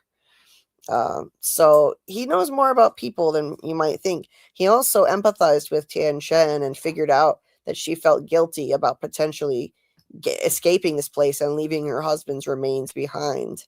And, and he told her, don't be sad. They come with you when you go. So he has more people smarts and empathy than you might think. Rose says Jade might figure it out. He distrusts everyone. Could be, yeah. Martin says, I think Victor will know. Victor didn't see her in the back of the ambulance. He was round the other side. Okay. Terrell says, not saying that because I love Sarah. I genuinely think Sarah will find out what Sophia is. Okay. She'll be upset that she's not the most scariest thing in Fromville anymore. Right. Jordan says, people are so fragile. Oh, I just loved this first scene. Seriously. All of his lines, like, people are so fragile. What a great line. Incidentally, that's a theme in the show. That's a theme, and it's been invoked in both season 2 and season 3, that word fragile. In season 3, there was a title, These Fragile Lives. And in season 2, Reggie, who was a short-lived character, before he died, after his wife got ripped open in her sleep by the cicadas, Reggie said, I never realized how fragile people are, how easily we break. So this is an ongoing theme that the show is running with, and I really like that, how fragile human beings are and what it takes to break us, how easily some people break versus others. We see how different people react to trauma in this place. It's a great theme that we see coming up again and again. Glue Guns and Roses says, Julie, I'm still with the theory. Boy in White isn't good or bad, but he has his own agenda. I heard you on Teflon last night. I remember you and I had the neutral Boy in White theory before you had a channel. Thanks for remembering. It's cool. And for listening and popping in the chat here. I don't think, I'm not saying that he's pure good and that this is good versus evil. He has his own agenda. I agree with that. And I think his agenda is diametrically opposed to the Man in Yellow's agenda. And yes, the Man in Yellow is just pure evil. But as far as agendas go, the Man in Yellow's agenda is to keep this cycle going of this place, to keep people trapped here forever and to continue feeding off of fear. So, in short, he wants to keep this all going, and the boy in white wants to make it stop. That is what I think, that he wants to make the cycles stop, whatever that may mean. So no one will get trapped here anymore, and the remaining people will be freed. The children's souls will be freed. He wants to, quote unquote, save the children. Whether that means somehow preventing the original sacrifice through time travel, I don't think that's possible. I don't think she can change it. That would be changing a story that's already been told. But maybe maybe they need to release the children's souls that are trapped there. But suffice it to say, I think the boy in white wants to do all of that, the opposite of what the Man in Yellow wants to do. And sometimes I think the boy in white does messed up Machiavellian things in order to serve that goal. It's the ends justify the means. It's a trolley problem kind of deal. For example, I think the boy in white brings good, helpful people to town, which hurts them. Obviously, they have to suffer being brought here, but it helps everyone else. It helps people survive. I think he brought Boyd there and Father Khatri, and that hurts them. But look how many people Boyd helped survive. Look how many people he's given hope to. And Father Khatri brought hope to people and did good here. Welcome, Hitflix. Is Victor writing the story in his pictures? It's definitely something that we could question. Is Victor doing it? Is Ethan somehow writing the story since he knows how all of this works? I don't think so. But Oh, we just had to put the all the pictures in the right timeline, and we'll know the story. Right. The right order, I mean. Right. If we could only just, if we knew how to order the pictures, then we probably could, because Ethan said we just have to put Victor's pictures in the right order, and then we'll know what to do next. The question is how the hell to do that? How do we have any idea? I want to do that live sometime. Get all his pictures, and we'll put them together and make a story. Yeah, I mean, yeah, we could do it just, spitballing for sure, sometime, and just try to imagine what happened when, because it's just such a clusterfuck. All of those different pictures, and they tell the story of this place according to Ethan, and if you put them in the right order, you know what's going to happen. I don't think Victor is making anything happen by drawing the pictures, but you could definitely build a theory like that it's a Harold and the Purple Crayon kind of thing, or that Ethan is doing it. But I don't think so. I think they just have insight into the place because the boy in white connected with both Victor and Ethan, and so that's why they're as insightful as they are. Victor would have more insight if his trauma didn't cause his memory to be so blocked. Let's see. So many comments. So sorry in advance that I can't read every comment, but wow, this is an awesome turnout. Thank you so much for watching, and I always want to get to as many comments as I can, and just keep everybody involved and have this great conversation with you guys. I love to hear everyone's theories. I'm always going to try to be the most interactive channel out there. The most engaged with the chat. I always want to do that. Hey, Ledness. Yeah, those bullets weren't even hidden. So you don't think that he even hid the bullets after after he got them out? That's not good. Hey, Tam Keen.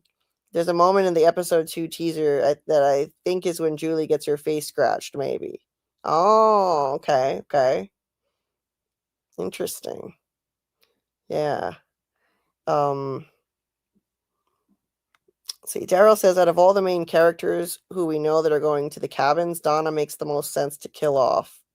I agree, and I think that she's probably gonna die. She's on my death list, and I talk about that in my prediction video, my From season 4 prediction video. It's just linked in the description of this live stream. I think that Donna's probably going to die. We never see Donna venture out like she's going to at the cabin. They probably had Donna venture out so she can die at the cabins. And Ellis is close to Donna so we can get Ellis's reaction to Donna dying. Yeah, Daryl, I think that's probably going to happen. Amanda says, I think Julie is the one who story walks and is the one who tells the children the story that gives them hope. I think so too. I agree. I think that's a great theory that Julie goes there and says that, don't worry, we're going to figure out a way to set you free one day, set you free from this place and make this right. Because she knows about, she's time traveling and she knows what's happening in the future. And so she can tell them a story that gives them hope. Doug said, if Ethan is the man in yellow, I'll play every scene I have in season 5 pantsless. I hope that happens. I want to see that. That's funny. Football says, I don't think Ethan is man in yellow anymore. That thing is definitely a demon entity. I think so too. Yeah. I know I used to think that Ethan was going to become the man in yellow, but I don't anymore. I think it's probably an ancient evil entity. Captain says, if I have to go for now to go live on my channel, I just wanted to say hi to Doug and everyone else. I'd stay, but I have to go. Looking forward to your next live. I will be there. Well, thank you so much. Thank you. And I didn't know you have a channel, Captain Shriver. Next time they're here, I'll definitely share the link to that for them. And I always want to support other people's channels when other content creators are in the chat here. Martin says, people are such fragile things. That was so damn evil, yet a funny delivery because he just got ripped by a super strength entity, right? Oh, that was just amazing. All of the lines in that first scene were excellent. The man in yellow is fragile. He cracks easily. Yeah, he did crack easily, Anon. Good one. Captain Shriver says, this is a chess game. Yes, we think alike between the man in yellow and the boy in white. Yes, that is my theory too. I've believed that for a long time, that it operates like a chess game. And after season 3, I put out a 2-part theory in 2 videos. They're also linked in the description of this live stream. If you want to check it out, if anyone wants to check out that theory, I have 2 parts. One focuses on man in yellow and one on boy in white, and it breaks that down. I think it all works like a game of chess, and they're using the characters in the show like chess pieces, bringing them to town and using them for specific purposes. And they put that chess right out, like backgammon in Lost. Yes, Susie. They have chess featured in the show heavily. Ever since the first episode, it was mentioned or shown multiple times. And I think that was definitely for a reason. Football says, when Man in Yellow says you can't change a story that's been told, meaning what we are witnessing is not the present, right? Tell me I'm wrong. I just only see that now. I've heard that theory before, that what we're witnessing is not the present. That's possible. I think baby Ethan is going to be telling this story in the future. Ethan is going to write this all into a story after they escape one day. And, I think in a sense, you could say then this is not really the present and this is Ethan's story from the future. I think it's really happening, though. It's not going to be fiction. Hey, Joyce. His soul is stuck in time and therefore unable to evolve. So you're thinking the boy in white entity. Okay. So I'm just going to skim through and make sure I didn't miss saying hi to anybody, and then we'll get into the episode breakdown. Let's see. I think I got all the names here. I try to get everybody, but I'm not used to having this many. Not used to having this many people, so it's harder. Choice said to Doug, you know what I appreciated? That we didn't have to listen to a series of 100 cracking bones as you transformed. It's become very popular and its effect is waning. The scene where he transformed was pretty wild. there were some bones cracking, but it went pretty fast. Anon says the suitcase should have contained a plumber's t-shirt that transforms a butt crack into cleavage. It would be much less painful than the complicated transformation. That's really funny. Wow. Anyway, and Leisha said, Julie, I agree with you about the boy in white conversation you had at Tony's live. Thank you. Thank you. Oh, I hope there were no, I don't think there were any hard feelings. I hope I didn't irk Tony at all. But it seemed fine. We've had debates before. I didn't want to, step on anything that he was doing, and he put out a great video. His video makes some really compelling points about the man in yellow and the boy in white. I just disagree. That's all. So, but I think it was a fun conversation, and he seemed to be having a good time with it too. Okay, let's see. I think I said hi to everybody. If I missed anybody, I apologize. Or if I missed any point that you really, really wanted me to highlight and I missed, feel free to write it again in the chat, and I'll highlight it. Hi, I love Marilyn Manson. Welcome. It's not one of the kids. Let's see. I'm not sure what that was in reference to. I'm looking above it, but I don't really see what we were talking about at that moment because this was earlier. Not one of the kids. Yeah, I'm not sure, but sorry about that. Just trying to grab anybody I missed. Football says that Sarah and Sophia scene is critical, in my opinion. Depending on what Sophia says, we will know if the voices are Man in Yellow or the dead town people trying to help. Good point. Yes. I think it's the spirits of the dead mostly, but sometimes it might have been the evil entity speaking to her. It varies. So that's a good point. Like there was that scene where she said, it's laughing at you for bringing it to town, to Kenny, or no, to Boyd, sorry.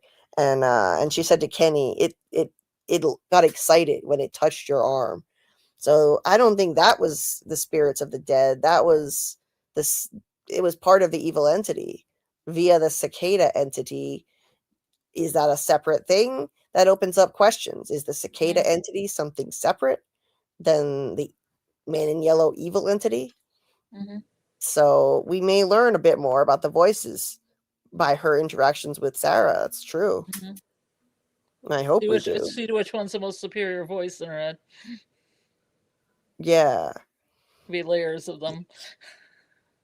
Yeah, and I do think that she can also hear the voices of the dead. I think that voice that called Boyd Mr. Fish and Loaves in season 1 was really the spirit of Abby. I think that was really her. Hey, Bill Chill.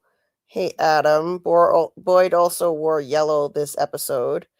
He pretty much always wears yellow, but his name means yellow. His name means yellow. What is it? His name means yellow in what exactly? Is it in like another language or what? When you type in what does Boyd mean, it says yellow. Like I didn't get what country that's from. Okay. Somebody in the chat knows. Maybe Susie would know. Maybe somebody would know. Yeah, I'm just curious. Okay, so or could look it up. Yeah. So let's we'll go to the bottom of the chat here and I'll highlight a couple more and then we'll get into the breakdown scene by scene. She says Scottish Gaelic. I knew I could count, Susie. Scottish Gaelic. Got it. Okay. And I think yellow is symbolic of hope. And Boyd is the living embodiment of the town's hope. So that fits. Hope so yellow symbolizes hope in Western cultures. That's why we tie a yellow ribbon on a tree if someone is away at war fighting in the military. So I think yellow symbolizes hope in the show, and the man in yellow, he's in that color, yes, but it's dirty. It symbolizes tarnished hope that is, has been lost. It's soiled, So that's why I think he's in a dirty yellow suit. Hey, Kaiser Bowl. Man in Yellow stole that suit. He sure did. I think that was, we just crossed 100 people watching. Awesome. Please hit the like button and consider subscribing if you haven't already. It would be much appreciated. I'm trying to reach 3,000 subs by the end of season 4. And anyway, Kaiser Bowl, yes, I think Man in Yellow used to be a regular person who got stuck in this place, got killed, and then probably the leader of the town in one of the past timelines, and then got killed, and the evil entity shapeshifted into him. So yes, Man in Yellow stole that suit, stealing hope. Nice. Fits. Stealing their hope. It does that anyway. It does that all the time. Martin says, was the yellow shirt Cautry's because Boyd originally wore white? Well, when he first came to town, he wore blue. Yeah, I don't know, Martin. I think he seems to have multiple shirts that are yellow because in one scene in season 1, he took off a blood-stained one that had Cautry's blood all over it, and he put on a brand new one that was identical to the other yellow shirt. Alicia says maybe Man in Yellow was just a regular man, had hope and then was broken. Right. Yeah, I think so. He was smiling. He was smiling on that drawing of Victor's. Yeah, based on that picture that was in the trailer, he's smiling and he has a clean suit. When Ethan draws evil things, he makes them look evil. Just take this, for example. And that's evil as fuck right here. The evil bleeding mouth and eyes. And this right here, the sharp teeth. Yeah, you know when something's evil and Victor drew it, you know it's evil. But then you look at this picture that Victor is going to dig up this season, and this Man in Yellow does not look evil. He's smiling, and his suit is clean and neat as a pin. So, come on now. This has to be a clue that he used to be a regular guy, and I've said that since the first trailer came out. It just makes sense. And there's a car, like he just arrived there. So, I think so Eloise used to draw pictures of things that their mother told them about, not just things that she saw. So Victor may have done the same, and this could have been somebody Miranda knew in a past life. Miranda remembered so many things from her past lives that she painted, including the man in the yellow suit. She painted the man in yellow, and that was before she ever got to town. I think those were all her memories from past lives. And so she may have told Victor the story of this man in the yellow suit back before he was evil, before he was the entity. And so he drew this picture based on that. That's my working theory at the moment. But, it's possible he could have been around in the 70s and not an earlier timeline. If in that case, Miranda would have had to see him in a vision of the future because she painted him before she ever got to town. So, see, NSB says, if Man in Yellow is indeed an entity, then his look would be much different from human-like, and maybe there's a history with that old man and the Sophia girl. They were people once who were trapped there. Yeah, absolutely. I think so. I think that Sophia was probably a person too who got trapped there. Gluegun says, I've been understanding to the townspeople not sharing info. It's easy to say, why aren't they doing fill in blank, but they are all mind fucked. I didn't see Tabby doubting her reincarnation memories. I understand that too, yeah. Tabitha had me doubting if her and Jade are actually reincarnated. I still think they are, but her telling Jade that she doubts their memories makes sense. They're all mind fucked. Good point. I think that was understandable based on how much this place is a complete mind fuck. Doc says, I think it's also a clue that we will see Doug again. Yes, we'll see him again through story walking, through flashbacks, perhaps. Doug said, any sounds you heard were my real bones cracking. Nice. He said, okay, I'm off. Good night. Well, good night, Doug. Always nice to see you. Thanks for being here in the chat. As always, appreciate that. So, and good day, Carla Way. Hope everyone is well. What a first episode. Well, hope you're well too, Carla. Lovely to see you as always.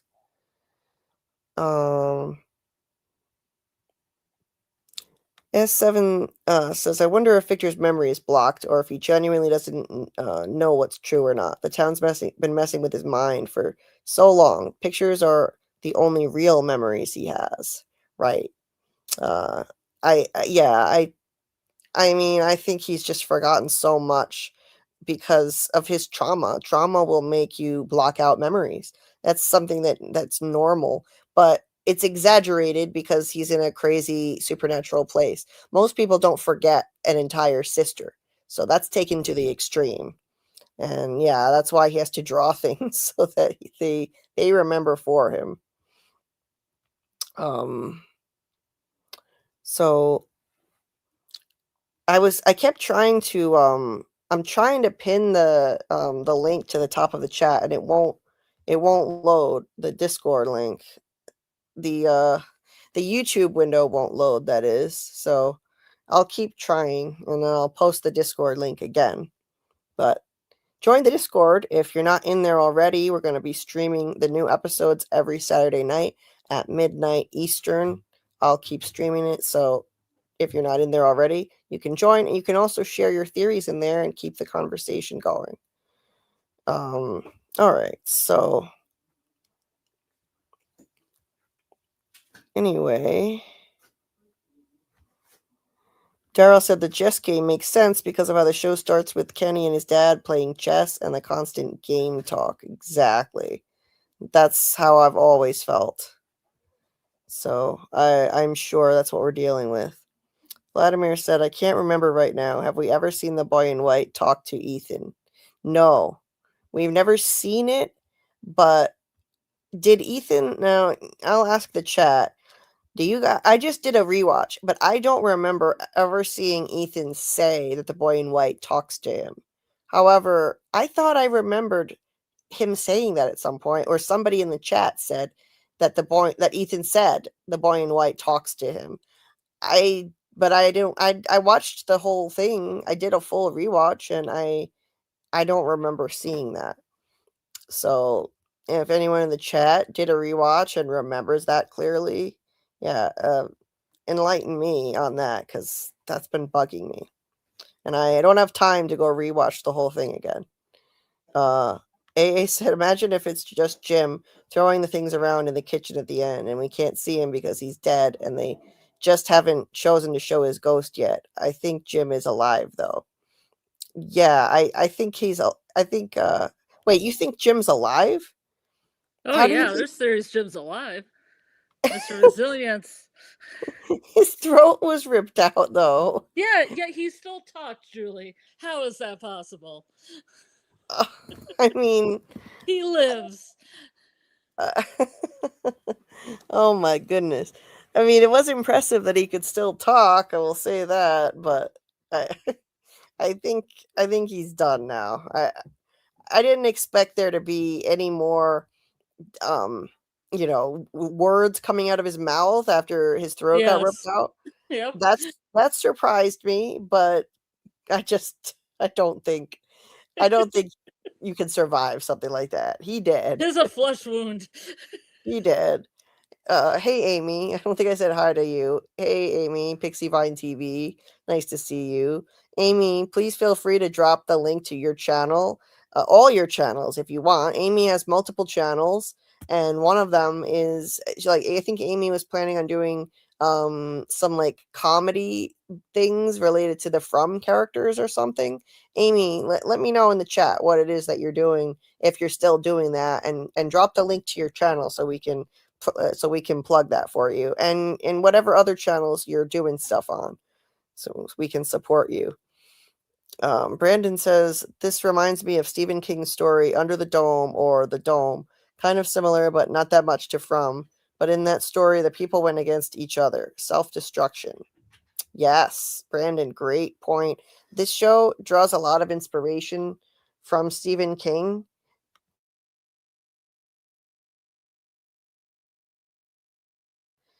And anyway, it draws a lot of inspiration from Stephen King, um like It, for example, and I can definitely see parallels to Under the Dome where people are trapped. People are stuck there. Or the mist where everybody yells at each other in the store. And they love Stephen King. They're big fans of him. Just a sec, Scarlet. Pancakes no more. Pancakes no more. We will have pancakes no more. Kenny's mom is dead. Egg Okay. around her head. Okay.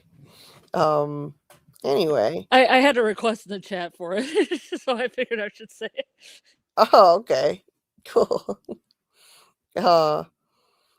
So Amanda says Sophia is going to torment Sarah and get the town to turn even more against her.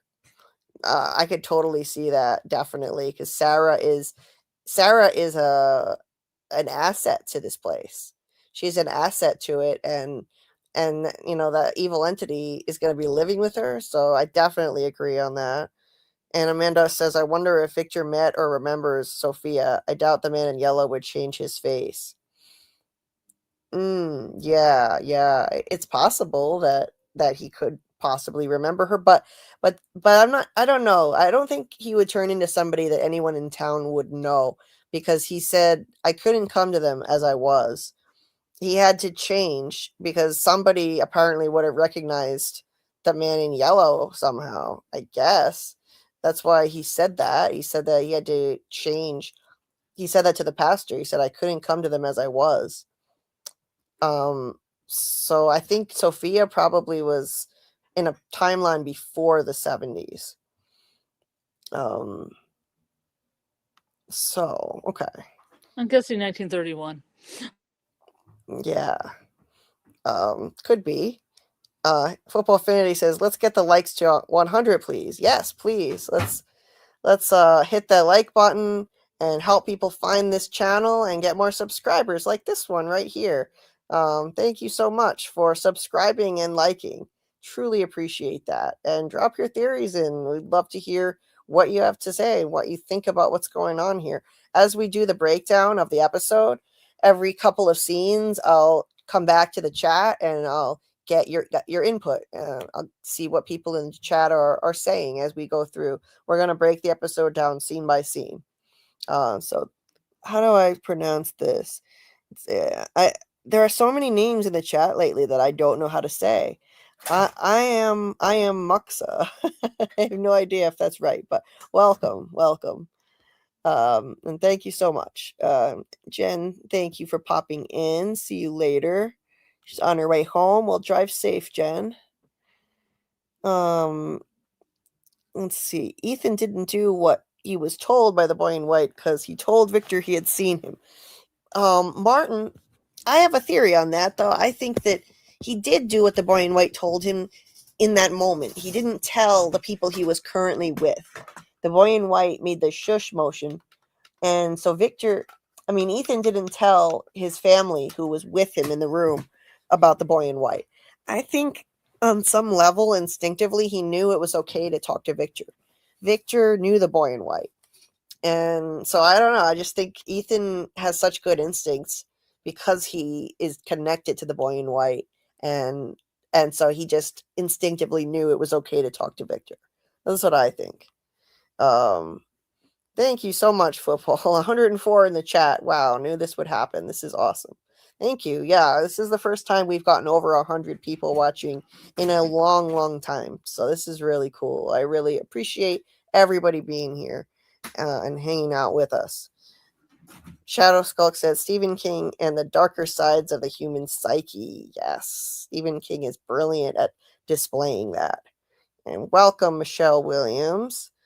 Welcome. Amy's channels are right here. She has a channel for gaming, and she has this channel here, From Parody. So this one is going to be From related, and she'll do some parody bits that she's going to put up there. It should be really amusing, I'm sure. Amy's very creative, so definitely check that out and give Amy some subs. Help our Fromily member here.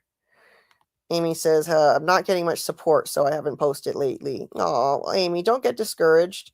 Just keep it up. Keep it up. Keep at it, you know? I know it's hard. It's easy to get discouraged with YouTube sometimes. But hang in there. Keep at it. Ozrod MD says, immortal teacup. I guess Jim is immortal. 'Tis merely a flesh wound. Look at this thing. I don't know how much I should really show on the stream because YouTube doesn't really like gore, but I mean, come on, like He's fine. This is pretty bad. He's fine. He's just taking a nap. He's fine. This is pretty bad. A nap. That glossy thing over his eyes, that like weird white gloss of death. That's fine. He's just sleeping. Yeah, sure. Jim Full dead. He did. People saying he's alive because we didn't see his final breath, but yeah, he did. Yeah, I agree, MG.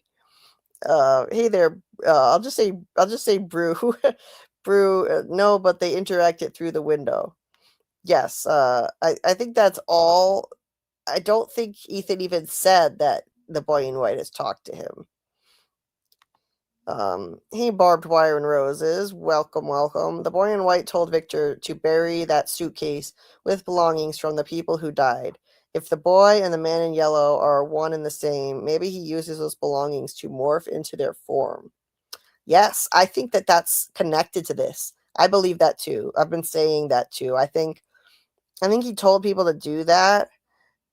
I don't think it's because they're one and the same, but I think maybe by Victor burying them, the boy in white was trying to keep those things away from the man in yellow. That was my take on that.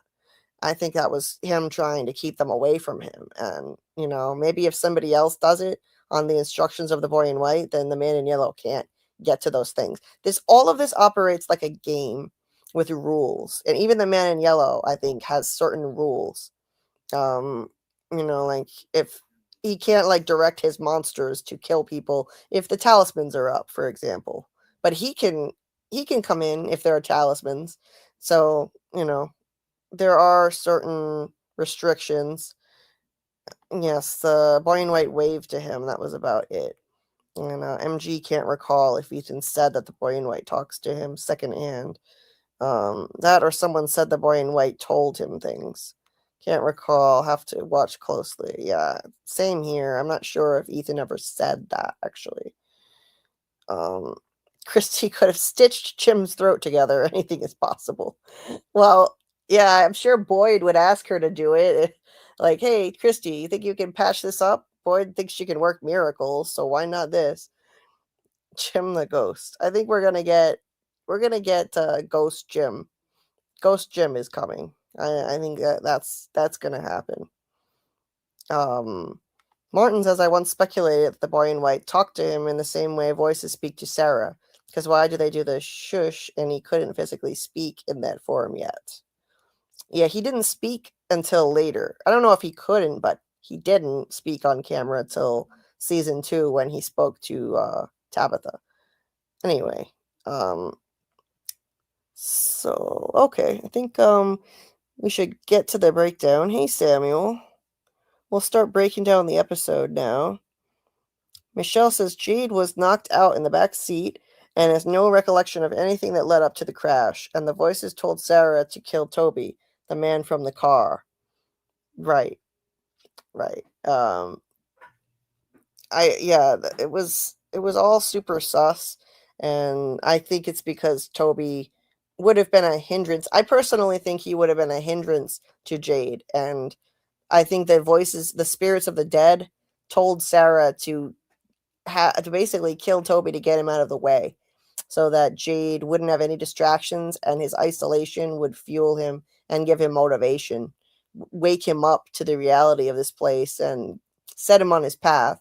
And, you know, it's a messed up thing to do, but maybe they felt that was the only way Jade would be motivated enough in his isolation to figure all this out. And so that's what I think anyway. But but who knows? Could be wrong. Hey, Incognito and Trace, nice to see you. Ant says, besides the man in yellow scene at the beginning, my favorite had to be Victor getting a new roommate. Yeah, that was super cute. That was really cute. Victor and Henry, roomies, father and son. Sophia will threaten Sarah in private and then fall when someone comes in and says, Sarah, why did you push me? Yeah, I can see that, Amanda. Sarah's gonna stab me with a screwdriver. Right? Hey, Lady Amano. Jim's eyes looked wild as he died. I wonder if that means he became something. Right? Right? Yeah, I wonder. I wonder. So, I mean, I think he's just gonna become a ghost entity. That's all. And those, I don't even think they're entities unto themselves. I think the ghost entities are visions sent by sometimes the boy in white and sometimes the man in yellow. That's my theory. Football says the boy in white shushing Ethan correlates with boy in white telling Christopher, or sorry, saying I tried to tell Christopher and went wrong. So he wants Ethan not to say too much as well, meaning Ethan could know everything. He even says his dad dead. Yeah, that's an interesting point. He knows a lot, that's for sure. Ethan knows things. Like I said, I have a whole video on what Ethan knows and his insights into this place, and I have the link to that in the description of this video. So if you haven't seen it, check it out. My whole deep dive on Ethan is in the description of the video, along with my video with all my predictions for From season 4. So check it out. It's hold on a second.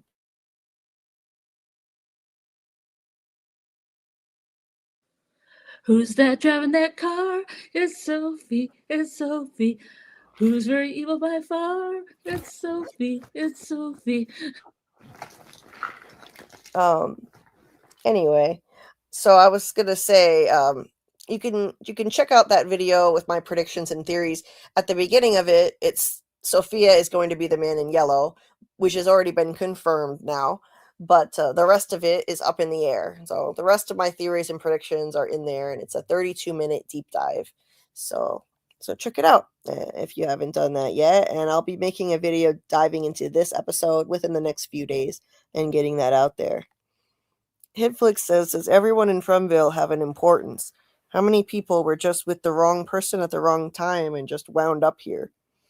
Right. I don't think that everybody is important. I think that a lot of people were just passengers in the car and wrong place, wrong time, wrong connection with the person and got stuck there as a result. I don't think everybody is important. I do think a lot of people are chosen because of certain character traits, or whether it's somebody who can be helpful. I think the boy in white picks helpful people to bring there, and then people who have frailties are brought there by the man in yellow because they're easy targets. Hey, Quentin, the show is looking more and more like Lost. The big bad needed Locke to infiltrate. The man in yellow needed all that happened in order to turn into Sophia and infiltrate. Right. Yeah, that's a great point. There are a lot of parallels to Lost. I agree. Yeah. Um, so yes, Henry and Victor being roommates is pure delight. Henry reminds me so much of my dad. Aw, Shadow. That's sweet. God. Yeah. No, I thought Donna and Henry are sharing some glances too. I think they had a one-night stand when they got drunk. yeah, maybe so. Thanks for stopping by, B. Dropped in to give a like and hang out for a few minutes. Always nice to see you, B. And let's see. The aftermath of From feels like Manifest series. Oh, that was a good show. I liked that. West of Westeros. That was a good show. I liked the Twilight Zone-y vibes of that. Anyway, let's talk about this episode. Because we are, let's see, how far in are we? 2 hours and 19 minutes, and we have a whole episode to break down, but I think we can get it done in less than 8 hours. I believe we can do it. We've done some marathon streams lately. We just completed a full rewatch of From leading up to season 4, and we managed to do the whole thing, even though we got a late start. So last week we covered all of season 3 with deep dive breakdowns in 1 week. We managed to do it with 3 7-hour live streams, but we got it done. It wasn't easy, but we got it done. And now we're going to try and do streams that are less excessively long because it's better for my health. So we're going to try to do a bit less tonight. So we're going to get into the breakdown as I go through these pictures and we break down the scenes. So I won't be able to see the chat for a few minutes, and then I'll just keep coming back and seeing what you guys are saying and highlighting messages every few minutes. That's the way I do things because I always want to hear what you guys have to say. So we start right exactly at the moment where season 3 left off, which was Julie literally still mid-scream. It starts while the scream is still happening, that gut-wrenching wail that future Julie let out. Still screaming, no! And the man in yellow turns to her and he says, people are such fragile things. And he's like, we have to stop meeting like this. When did you come from this time? So not where, he said, when did you come from this time? That's telling right there. Obviously, it's time travel, and he knows that. And the fact that he's saying this time, it means it's happened before. So he's run into her before. She's tried to save her dad more than once. So I wonder how many attempts does she make? How long has this been going on? It's really wild to think about. Like, she's been trying probably multiple times to save her dad, and it's still failing because you can't change a story that's already been told. And that's what he reiterates, just like Ethan said. He says, "Didn't anyone tell you? There's no way to change a story once it's been told." I think that is definitely, I take that as confirmation that Ethan is right. Like I've been saying, I put out a theory on this, on how I think story walking works based on what we've already seen in the show. I put it out over a year ago, and I have that also in the description of this live stream. There's a whole list of my videos, and one of them is something like, can Julie save Jim? How story walking works. I believe that's what I called it. I don't think she can save him because we're dealing with a closed loop determinism model of time travel, where once something happens, it happened. Like on Lost, whatever happened. You can't change it. You can't go back in time and change it. And if you go back and you try, you could even end up causing the thing that it turns out you may have caused the thing that you're trying to prevent sometimes, but you can't change it. And when Julie threw the rope to Boyd, she was not changing the story. She was completing an action that had already happened. And her very presence there was only made possible because she had already done it. That's the paradox. Because let's not forget, after she throws the rope to Boyd, and after Boyd gets out of the dungeon, he goes on to save Julie from that comatose state she is later in after that. So if he hadn't come out of there and been able to save her, she wouldn't have been able to go back and save him from that dungeon. And I think a lot of people forget that detail. And so who saved whom first? Like, it's a chicken versus the egg scenario, and it's a never-ending loop. So there's no real start and no end. That's the paradox.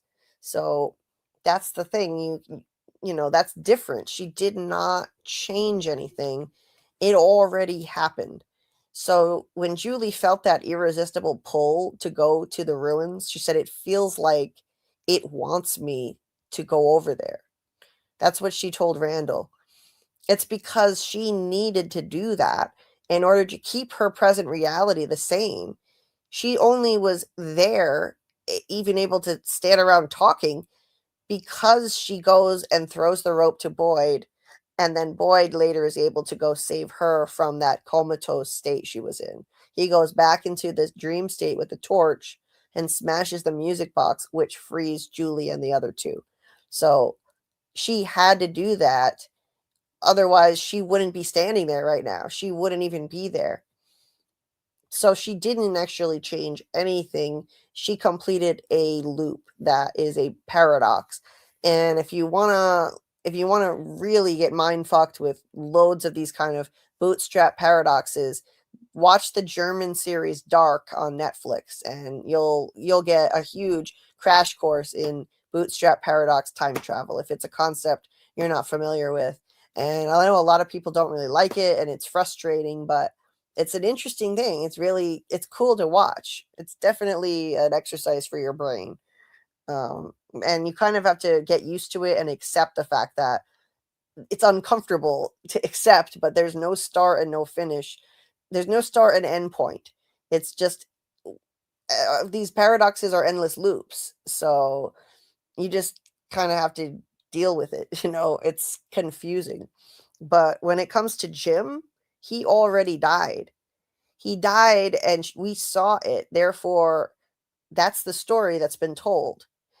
Whereas we never saw some version of reality where Boyd didn't get saved. And that would have completely screwed things up because he goes on to save her, you see. So Jim is dead. I don't think he can be saved. The only way that would happen is if they change the time travel model that they're using. That would be way too messy. That would be bad writing. You have to pick one model and stick to it. And they already showed us one model of time travel. So if they change it now, it would be sloppy. And I don't think these writers would do that because they're way too good at what they do. So, yeah, he has that little talk with her, and she just sits there looking at him. And then the next thing you know, he turns and she disappears.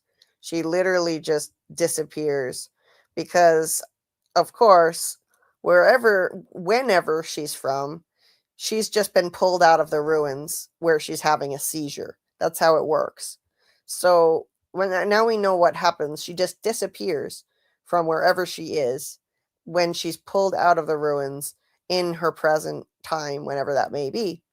And then she's not there anymore. So she'll have some kind of system for story walking. She'll need a buddy. Like I've always said, she'll need a buddy, obviously, to pull her out after a set period of time. And it appears like her buddy, at least for now, is going to be Randall this season.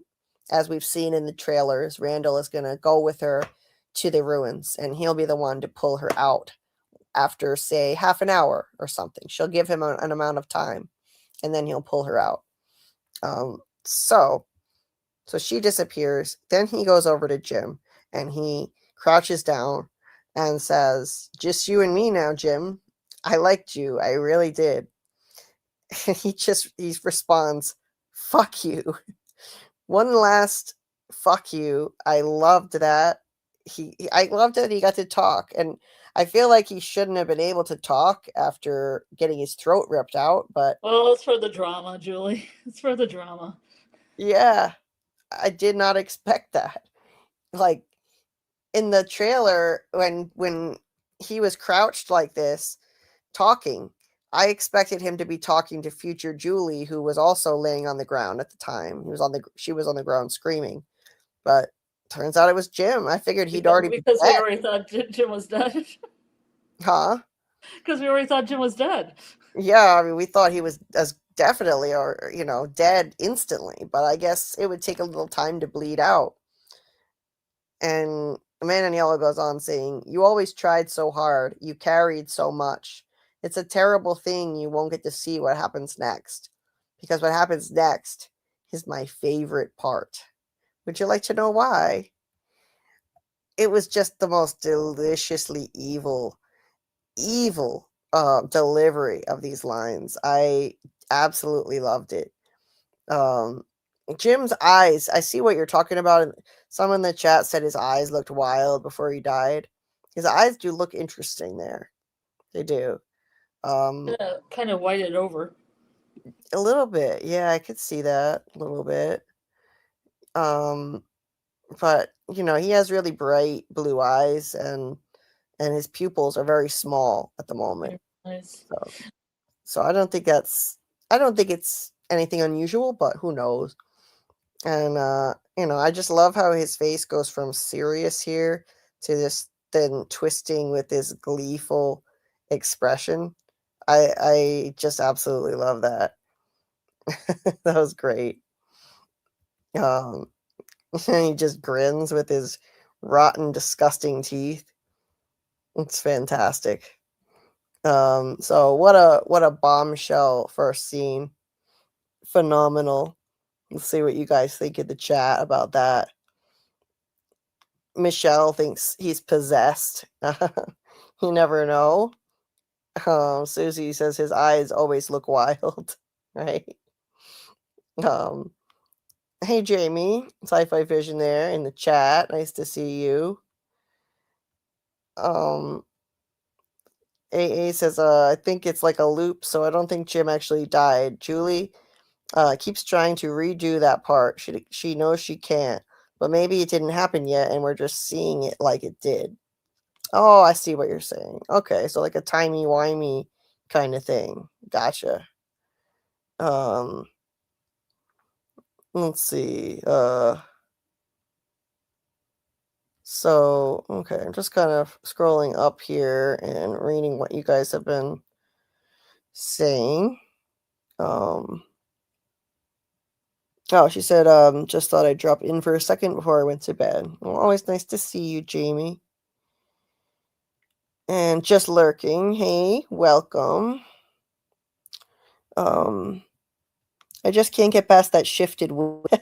Yeah, Julie's wig is pretty bad. Julie's wig is pretty bad. And just a second.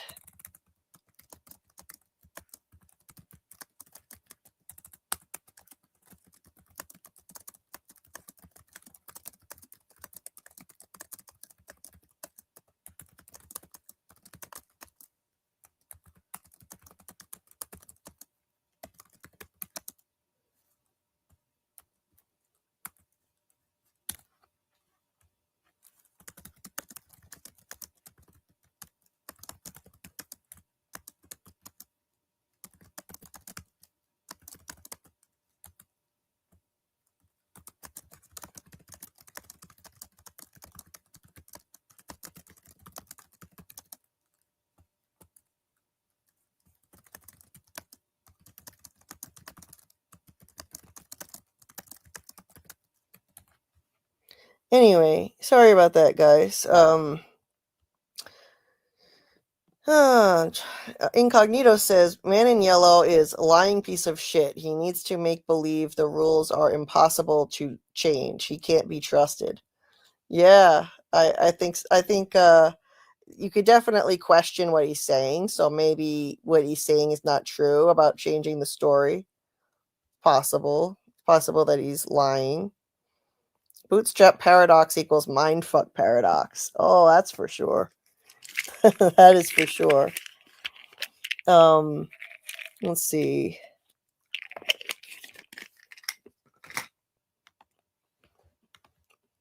And let's see. Okay, I read that one. Incognito says it's possible you can't change a past event, but maybe you can change the fact that the ink isn't completely dry about a told event. Okay. Could be. Susie says even Back to the Future is a bootstrap paradox. That's a good starting place for beginners. Right. Amanda says I don't think Julie will stop until Jib or Ethan tells her to. And it is hard to let go of something you love. Absolutely agree. And I hope we'll see Doug more too. He definitely nailed his portrayal. I think we'll see him in the flashbacks at the very least. We'll definitely see him in the flashbacks. Daryl says at least the person who killed Jim likes him, right? Yeah. Ledna says, I love how they almost always begin where they left off. And I'm sure we'll see the Man in Yellow's origin story. through story walking. I think we're going to see when he was a regular guy and he came to town and was a leader of the town who got broken, and then the evil entity took on his shape. So eventually I think we'll see that. B says, how Jim be talking with his throat ripped out? I said, only Jim would be stubborn and arrogant enough to talk when his throat's been ripped, right? Seriously. Yeah. So let's go on. Each new season always starts from where it left off. Yes, it does. Let's see. Time travel equals either the story becomes a mess or plot convenience saves the show. Yeah. It's I don't think they're going to make it easy though, and make this. They're not using the model of time travel that would enable them to just fix all kinds of things. Like time travel becomes the cure all, and that would be messy, lazy writing, and I don't think they're going to do that. And I also think that they planned this from the beginning, and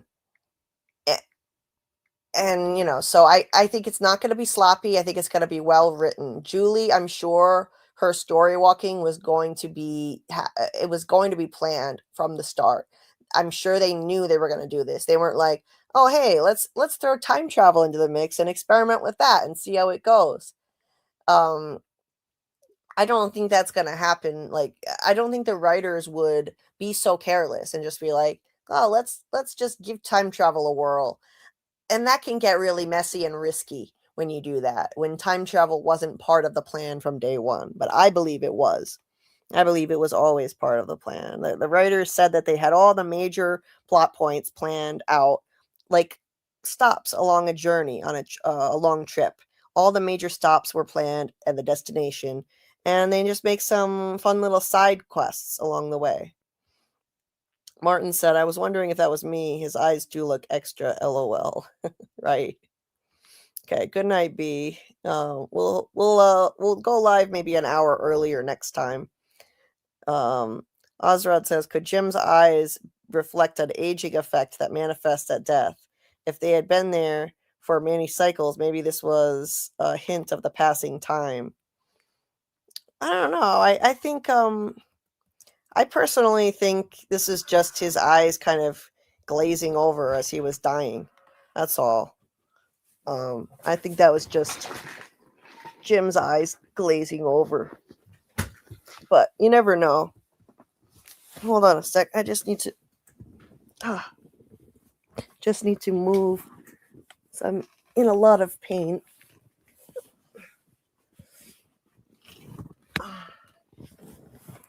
Just have to get into a different position.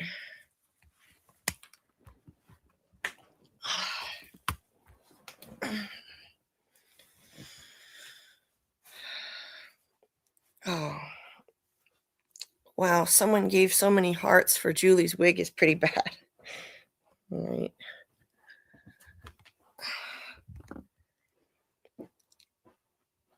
Well, she cut it for real in this season or keep the wig. I think if she's gonna be sticking with that a lot, she'll eventually just cut it for real rather than keep the wig. It's a pretty bad wig. I thought that they were gonna do better this season,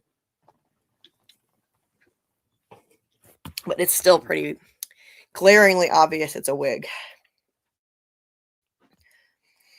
Hey, G-Mex, welcome. Nice to see you. Hey, Jehovah Sins. He went out like Tupac, right? Hey, Ahmad, welcome. I'm concerned about the probable connection between Ethan and the man in yellow. They almost said the same sentence, and I think the end of this will lie on Ethan and Victor together. Right. I think that the fact that they practically said the same thing about how you can't change a story that's been told already is going to fuel those theories that Ethan is the man in yellow somehow. And I'm not going to lie. I used to believe that he was going to probably become the man in yellow, but I don't think so anymore. I think that the man in yellow is probably an ancient evil shapeshifter, and usually shape-shifting entities from mythology are old. They're ancient. So it's kind of hard for me to imagine Ethan being the man in yellow somehow. I think that he just understands how everything works here. He understands it because the boy in white connected with him early on and gave him insight into this place. He understands how all of this works, how the quest works. Kaiser Bowl says they have had the entire story since the beginning. It's not off the cuff. Absolutely. Let's see.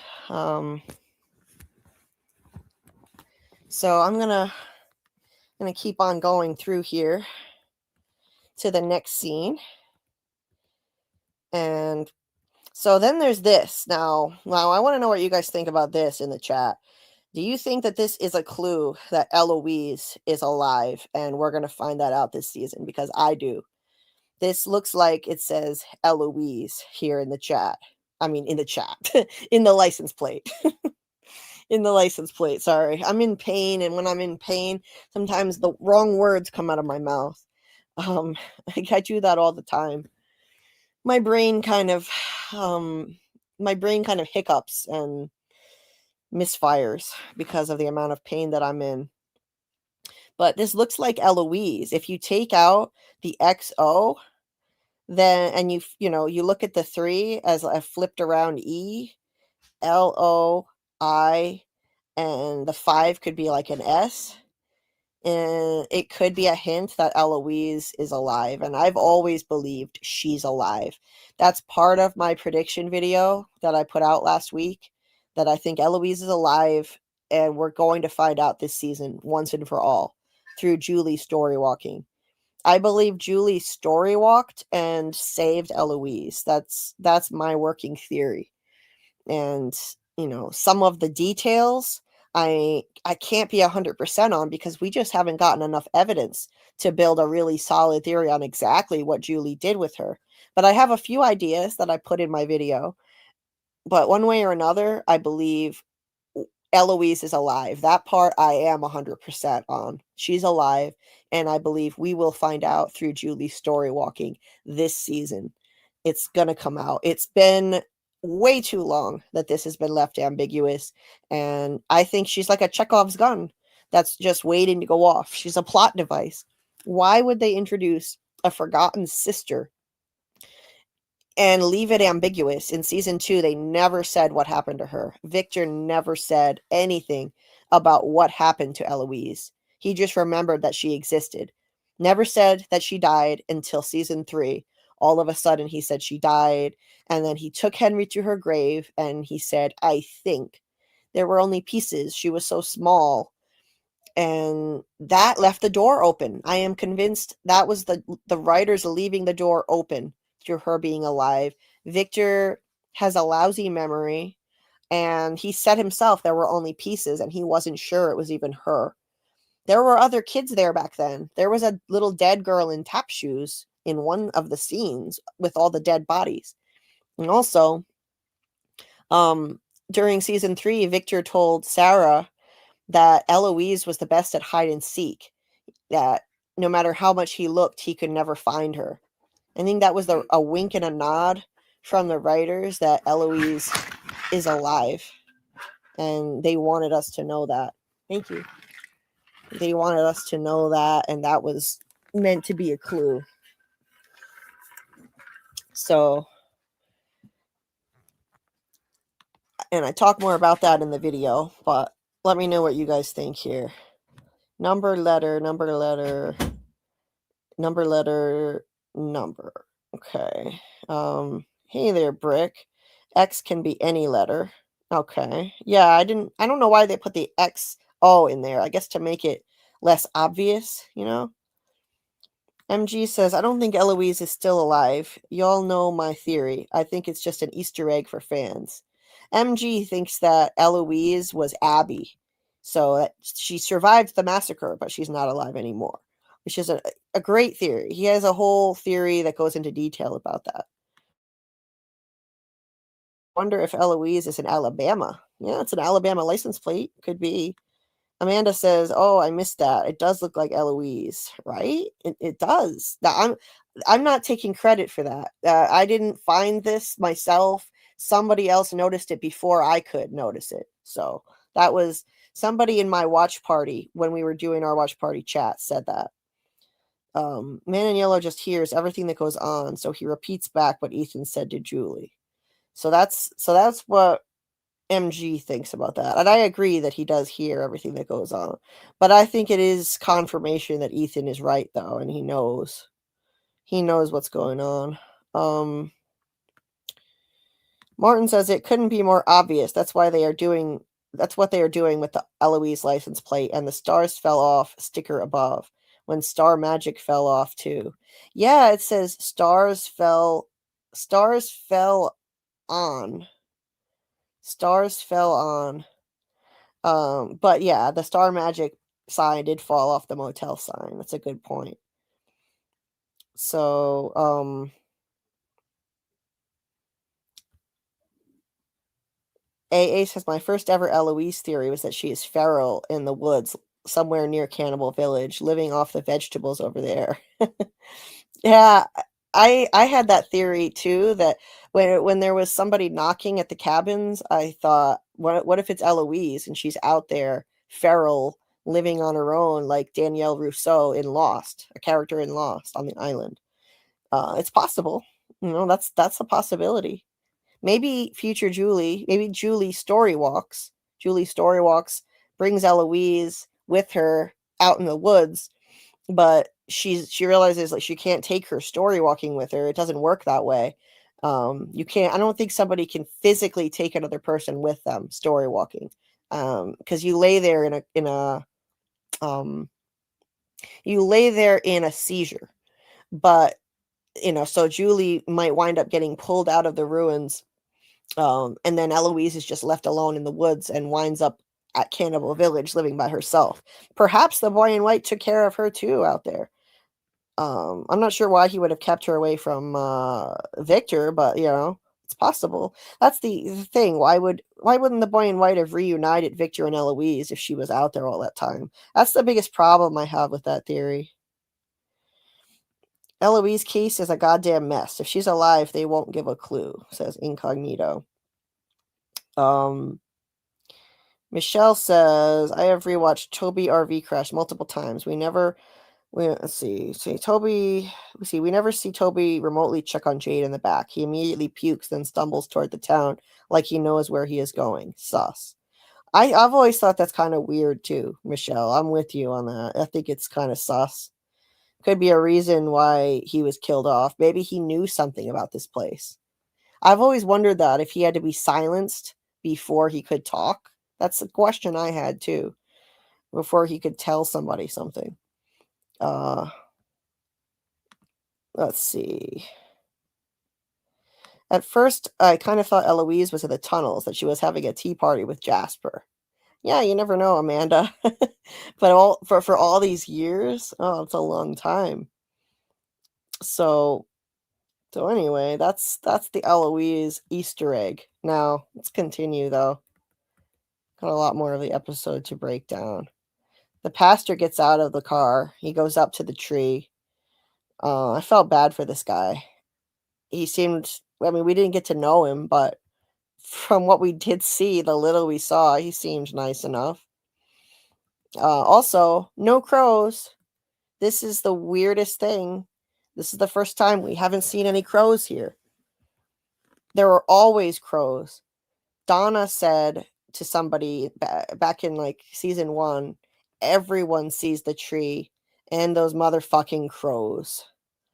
But there are no crows. And every time we've seen a fallen tree scene, there have always been crows here guarding this spot. It could be that they've seen cut before they showed up, because they don't show up instantaneously. With the Matthews, they didn't show up until Ethan got close. He got up on the tree with Jim. He stood up on the tree with Jim's help, and the crows showed up then.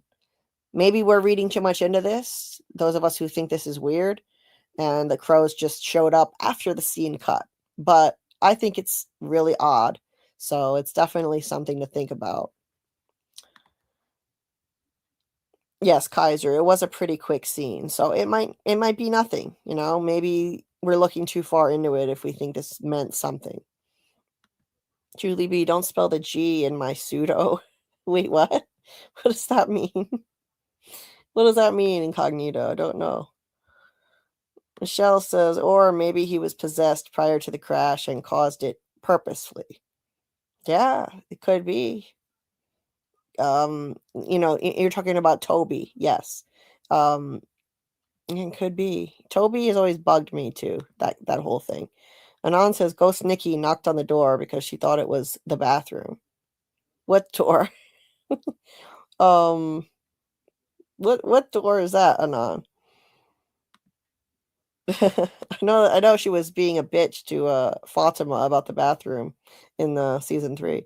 Shadow says the man in yellow vaguely reminds me of Rakshasa demons, but I haven't researched in years, so I need to revisit. Yeah, I've never heard of that, Shadow. But yeah, let me know if you find something interesting there.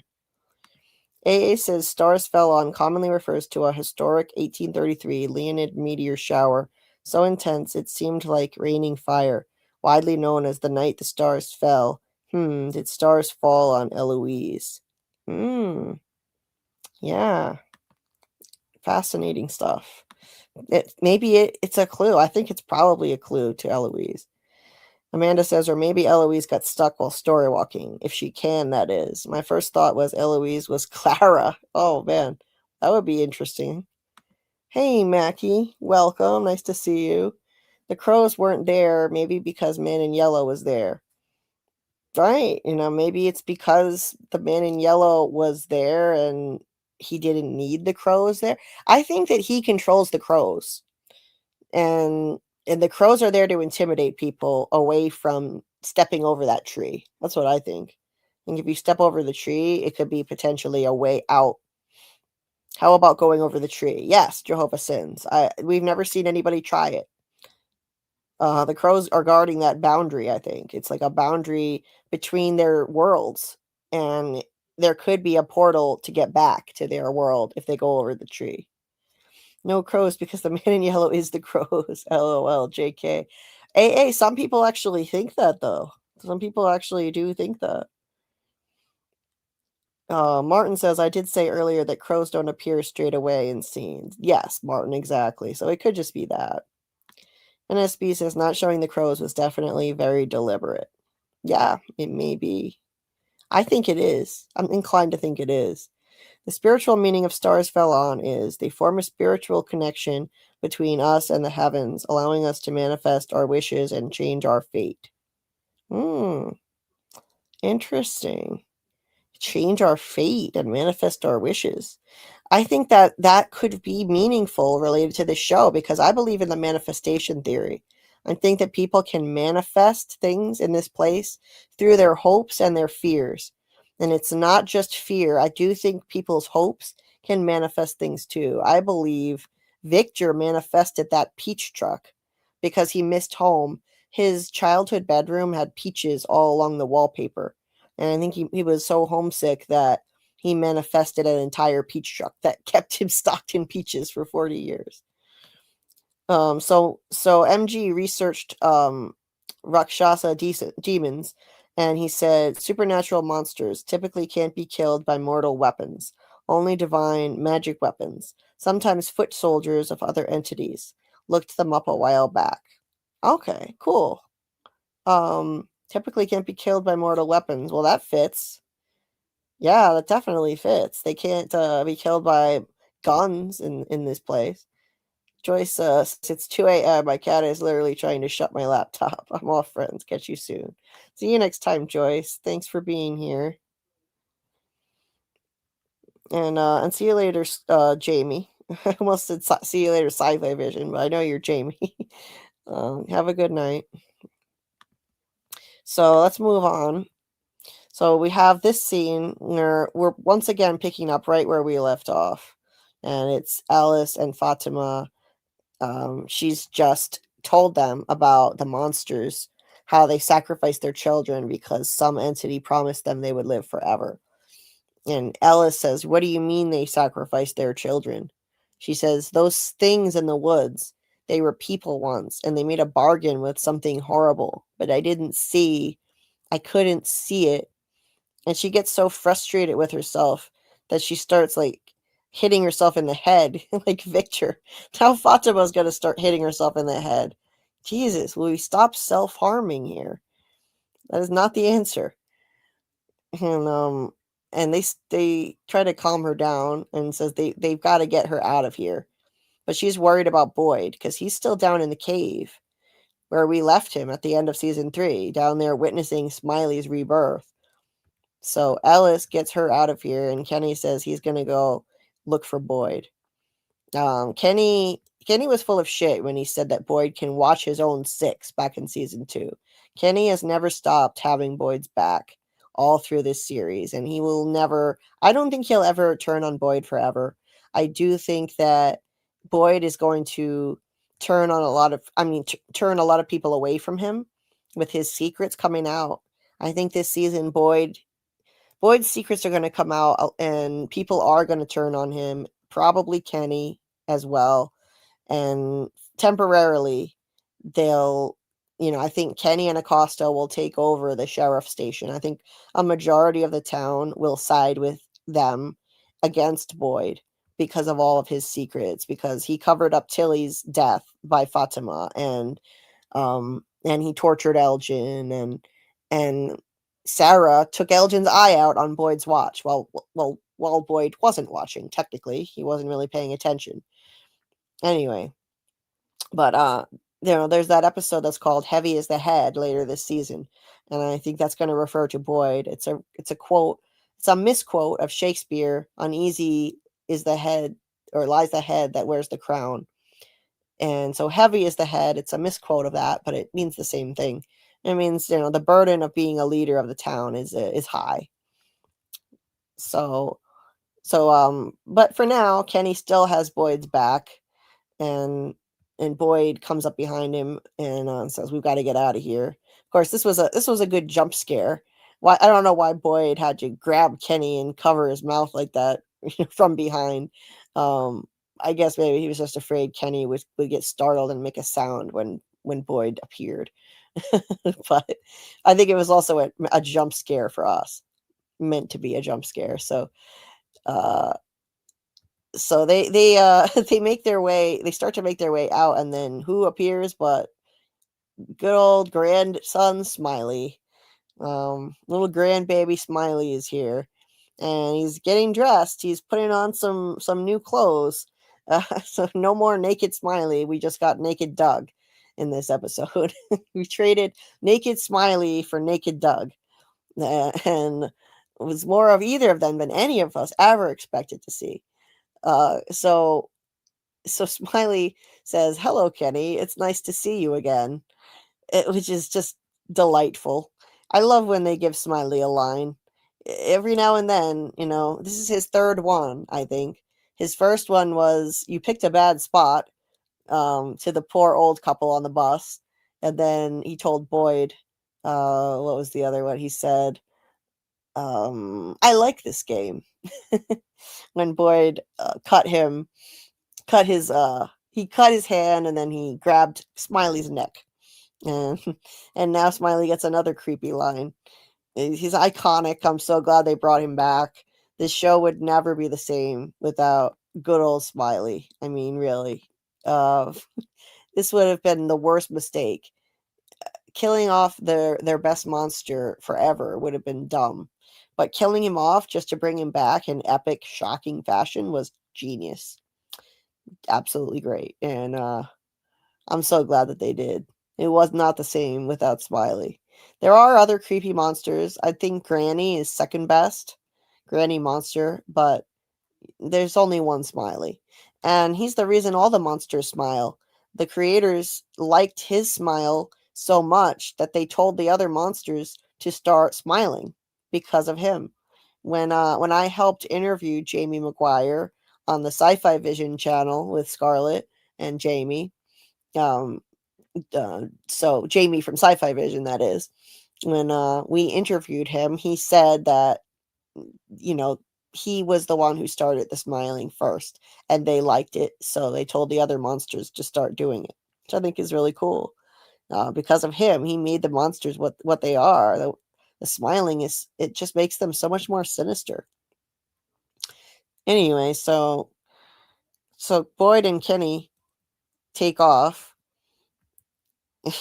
I love that close up, and they get out of there. Oh, I see Jamie was still here in the chat too.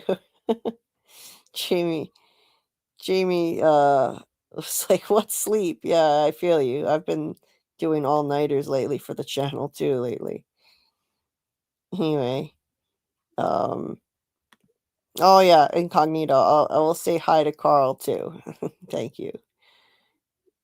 I know we miss him when he's not here with us. Shadow says they are often depicted as shapeshifters too. Oh, so that type of demon that you were talking about, the I forget what it's called now. The Rakshasa demon. Cool. Mackie says, I wonder if the town is in a barrier that has specific coordinates. The barrier keeps it hidden from the outside world and keeps everything inside, unless you go over the tree and through the lighthouse. Yeah, it could be. It could be, Mackie. Yeah, perhaps. Man, they incorporate shape-shifting, poltergeist, psychokinesis. The show is definitely taking a turn. Yeah, it really is, Incognito. That's a great point. They're doing such different things with it now. They've got a shape-shifting entity, and it seems like a poltergeist with the banging kitchen cabinets now and knocking things over in the Matthews house, taking a ghostly turn there. That's cool. And some kind of telekinesis going on with the man in yellow entity being able to touch people and make them go into seizures or come out of a coma. I don't know what you would call that. Is that telekinesis? I think that would be telekinesis, maybe. Amy thinks we got Randall and Elgin that are going to side with Town for sure. Oh yeah, they would definitely turn against Boyd. Amanda says, I do not think Kenny will ultimately turn on Boyd, but I think he will be manipulated into doing something that does go against Boyd. Okay. It is, I know it's hard to imagine Kenny, who has been so loyal, turning on Boyd, but I think he might finally just have enough of all the secrets and lies. And Boyd promised him that he wouldn't do that anymore, and they made up after the last secret Boyd told. But I don't know. I don't know if Kenny's going to stand by him this time. But if he does turn on him, I do think it'll be temporary. It won't be a permanent thing. I don't think it'll be permanent because Kenny always comes back. He's like a loyal puppy dog, and that's what I love about his character. He's such a sweetheart. So. Let's see. It could be hypnagogia. I can't share a link. I will paste what it is. Okay. Never heard of that.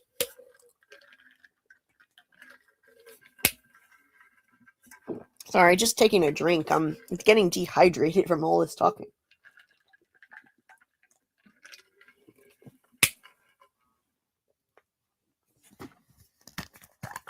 Okay. Sorry, when I'm by myself, the silences are kind of awkward. And I have to drink sometimes. And I'm all alone here. Okay. So yes, some smiles are just, yes, exactly. Terrifying. Incognito says, I'd love to join a live stream. I have the balls to come. Yes, you do. You are gutsy. You unmuted right away during a watch party and talked to Doug Hughes. We had a watch party recently in the Discord, and Incognito unmuted and talked back and forth with Doug a lot, who plays the man in yellow. In French too. Incognito speaks French and Doug does, and they were talking in French and English. It was really interesting, and I was impressed with your courage, because I know a lot of people get nervous, and I understand it can be scary unmuting in a Discord watch party and talking to people And coming on a live stream can be really intimidating because it's public, unlike Discord. But it's not, I promise it's not scary. On Thursdays, I'm going to do a call-in where people can join the panel and share your theories and ideas. And it's a little easier to do that after we've already broken down the episode. We used to do call-ins while we're breaking down an episode, and it wound up taking like 10 hours. I can't do that anymore because it causes me too much pain. I have a pain condition that's gotten worse. But I figure this way, we break down the episode on Tuesdays, and then on Thursdays, when we talk theories and predictions, that's when I'll open it up and let people call in to join the panel and share your ideas. But if we do have a lot of people calling in, I won't have too many people on at the same time because that can get chaotic. I'll figure out how to do it, if it's going to be one at a time or maybe set a limit for how many can join at any given time. And then if somebody, like say maybe 2 or 3 people at a time, and if somebody new then wants to join, then whoever's been there the longest would have to say goodnight and something like that. We'll figure it out. We could treat it the same way as Tony Teflon does, which is just, one at a time, which would be the simplest way. One person calls in and speaks to Tony and Phil, talks about their theories, and they hang up.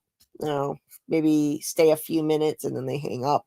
And that might be the easiest way for us to do it so it doesn't get too crazy. I'm not good at leading a conversation with a large group of people. I'm not great at that.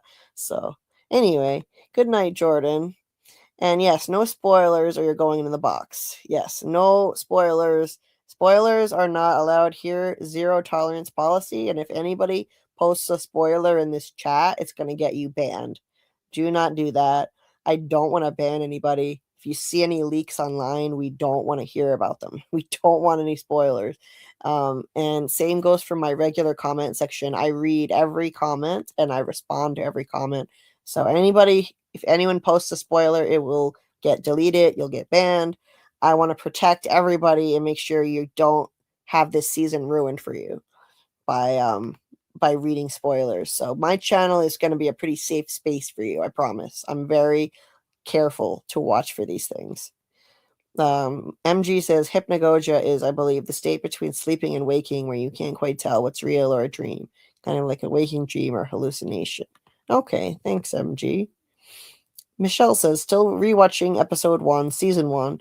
Kenny's dad said he didn't like Toby right away when he was in the hospital. Very interesting. Maybe he sensed something evil. Good point, Michelle. And he did say, I don't like him. Look at the mess he made. So there's something weird about Toby. And I'm just going to bring this up for a moment. There's a lot of mystery related to Toby. And one of my predictions for season 4 is that this is going to be Toby's corpse right here that was in the trailer. I put out a theory video about it. You can find the link to it in the description of this video on what's going to happen to Jade when he goes down in the cave this season. And I think one of the things is that the monsters are going to grab him and show him a vision of this. It'll be a vision, not the actual corpse. Toby's body is buried in the ground, and I think he'd be more decomposed than this at this point. So I think this is going to be a vision showing Jade what happened to his friend. There's his bloody chin. Toby was stabbed through the chin. It's bloody right there. And there's an awfully big space in his mouth for that rat to sit in there. Sarah cut out his tongue, if you'll recall. I think this is him. And I think they're going to show Toby in a vision when what happened to him and tell him that Sarah did it with her own hands just to cause trouble because they need Sarah. She's one of their biggest resources because she has a connection to this place that no one else does. So anyway, we'll get back to the episode breakdown, but just wanted to point that out to anyone new here hasn't already heard me talking about that. And moving on, let me just go back to the chat really quick. Hey, welcome, Ricardo. If the man in yellow shapeshifted to Sophie, can the boy in white shapeshift be Clara? Well, I wouldn't. Hey, with this show, I wouldn't rule anything out. You never know. I don't think so. I personally don't think the boy in white is going to be a shapeshifter entity. But if you had asked me about the man in yellow back, last year, I wouldn't have thought that either. So you never know. I think Clara is just Clara, and I think the writers are trolling us. I think the writers have heard people. They follow people's theories. They know what we're theorizing about, and I think the writers, they're trolling us and making Clara look more sus on purpose as a red herring, because they have her busting into various scenes all the time at pivotal moments. I just think at this point they're trolling us. In season 3, they trolled us with our own theories a few times. They had Boyd say that he was going to trap a monster in a structure with a talisman on the outside, and then it never happened. They just dropped that. And they had the tarot cards. They were about to turn over a card when a crow smashed through the window. That's a shout out to the tarot card theory. Boyd trapping a monster idea, that was a theory Tony Teflon had, that someone should trap a monster in that manner. So I think that was a shout out to him. There was the little green men comment. Victor had a bunch of army men that he had laid out in a trail in the cave, and Henry asked if he has any more little green men. I think that was a shout out to Tony's alien theory. So there were a few fan theory shout outs. I also think they made Tilly more sus on purpose just to screw with us. So let's see. Let's move on from there here. Kaiser says, when was the last time we saw the boy in white? The last time, let me think. The last time we saw the boy in white, I believe it was in a vision. It was in season 3, not a vision, but a memory. Victor remembered in episode 8. Episode 8, it was called Thresholds, and Victor remembered the boy in white talking to Christopher, telling him to go to the tree. That was the last time we saw him on the show. But when was the last time he appeared in the present time? That would be when Tabitha went to Camden, Maine, and the boy in white appeared on the street, looking at her down the street. And I think that was to point her in the right direction, to lead her in the right way. Like, she wound up going into an ice cream shop because he went that way. When she came out, she was right in front of that church. And at the church, the priest there got her to open the lunchbox where she saw Victor's dad's address. So anyway, I think he led her in that right direction. So she'd meet her husband from her former life and start to remember who she is. The boy in white wants her to remember. He even said Enkui when she was going up the tower, which we know now means remember. That's why I definitely don't think he's the same as the man in yellow. The man in yellow wants them to forget. He doesn't want them to remember or know anything about the past. So anyway, I'll stop rambling about that. And so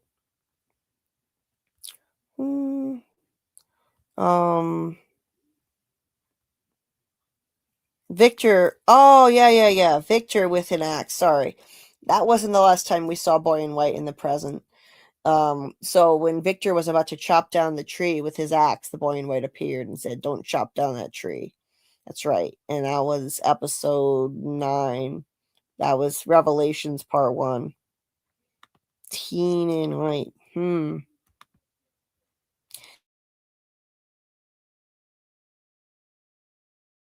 He's growing fast.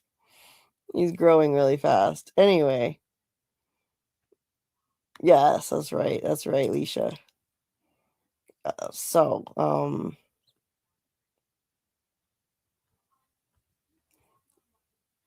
moving on.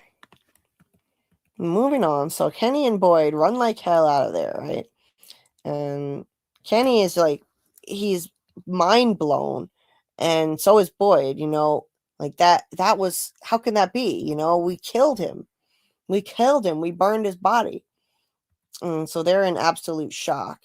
And Boyd, Boyd tells him that that's what came out of Fatima. Crazy. Boyd explains that was the baby. And yeah, Kenny's kind of incredulous, but how can anybody be incredulous about anything in this place at this point? So over at Colony House, Christy arrives to treat Elgin, and Sarah is looking off. She has kind of a lost look on her face. Like, she's really upset by what she just did.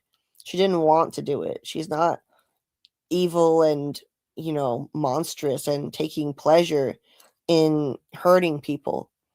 She felt she had to do that to help Boyd, so that Boyd wouldn't break himself and his own soul, his own moral compass completely.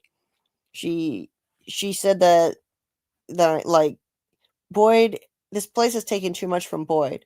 I can't take his soul. I've already given it mine. Her soul is already lost. She's already given her soul to this place. She tried to kill Ethan and wound up killing her brother instead. So it doesn't matter what she does now. It's like she's saying she's already damned. And so she helped Boyd by getting him the information he needed from Elgin. I still don't think it was absolutely necessary. I think that they should have tried following Elgin instead of going there and telling him he can't leave. He probably would have just led them to her. At least they could have tried. If he had figured out they were following him, then okay, then maybe take more extreme measures. But I would have at least tried that. But the voices made it sound like she was about to die. The voices told Sarah that you're not going to get there in time. You just save her. You can't save her in time. And she's in pain, and she's scared and alone and whatnot. So they antagonized Boyd. Anyway, so Sarah, Donna says that that people are coming, and Sarah says that she should go. And yeah, that's definitely a good idea. So she takes Christy in to see Elgin.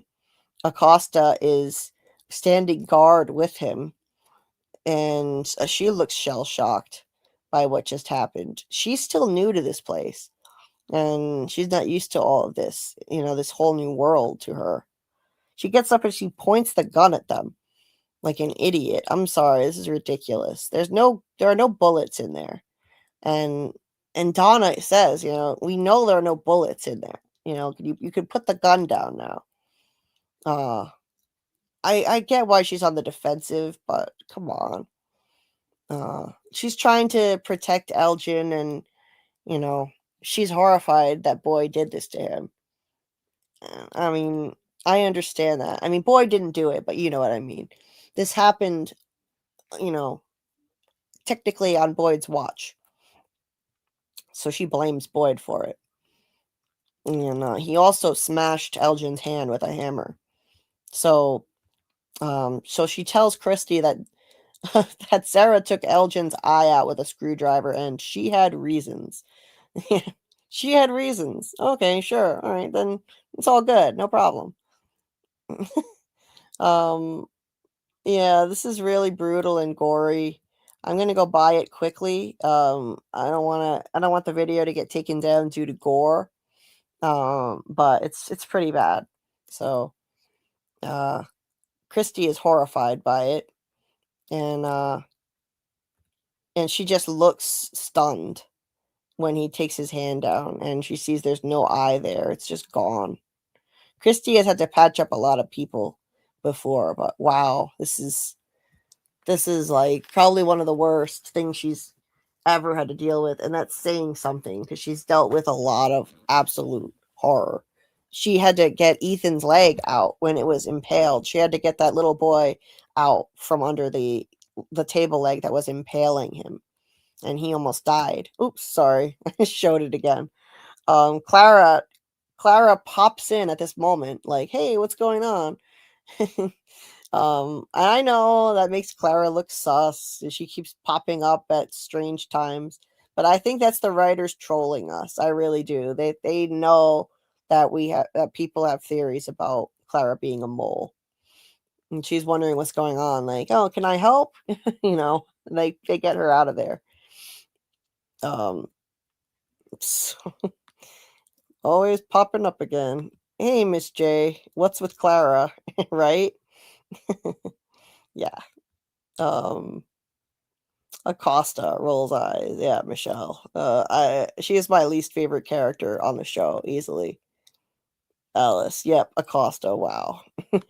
I wonder what happened to Scarlet. She dropped off. She has been having technical difficulties. So it could be something wrong with her internet or something or other. I don't know. Tim says, put the gun away, Acosta. Yeah. Ricardo says, will be a vendetta between Smiley and Kenny, since Smiley killed Kenny's father and Kenny burned Smiley's corpse. Great point, Ricardo. Yeah, that's right. Kenny, it was his idea to burn the body to begin with. He wanted to burn him right away and not bring him in the clinic at all. He was terrified of that body, of Smiley's body, and Smiley seems to know it. So I think that's why he addressed Kenny directly. He knows. He knows. And Kenny helped burn his body too. That's right. Yeah. So poor Elgin. Yeah, I do have pity for him too, Alice. I definitely do. Samuel says maybe Clara is just nosy. She doesn't have to be a mole. I agree. Yes. I agree. Incognito says yesterday the actor who played Smelgin did an interview. He said he had a prosthetic on his face. This scene was gross. Yes, it is.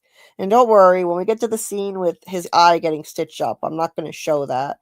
It's too gory for YouTube. Jay says true, they could be trolling us regarding the mole theory. Go further up the chat for a sec. Okay, let's just see if I missed anything here, and we'll go on. Kaiser says, especially since the time is like 2 months for the entire show, right? Yeah, it's like 2 months for the whole thing. That's true. A lot of people don't realize that very little time is passing in the actual show. Incognito says the boy in white and the man in yellow are the two faces of the same coin. Well, I don't think that they're the same entity, but I do think that they're linked in that I think they're both, inhuman entities with supernatural abilities, and I think they're diametrically opposed to each other in their goals and in their motivations. Oh, that sucks, MG, about getting sleep paralysis as a kid. Sounds terrible. So, and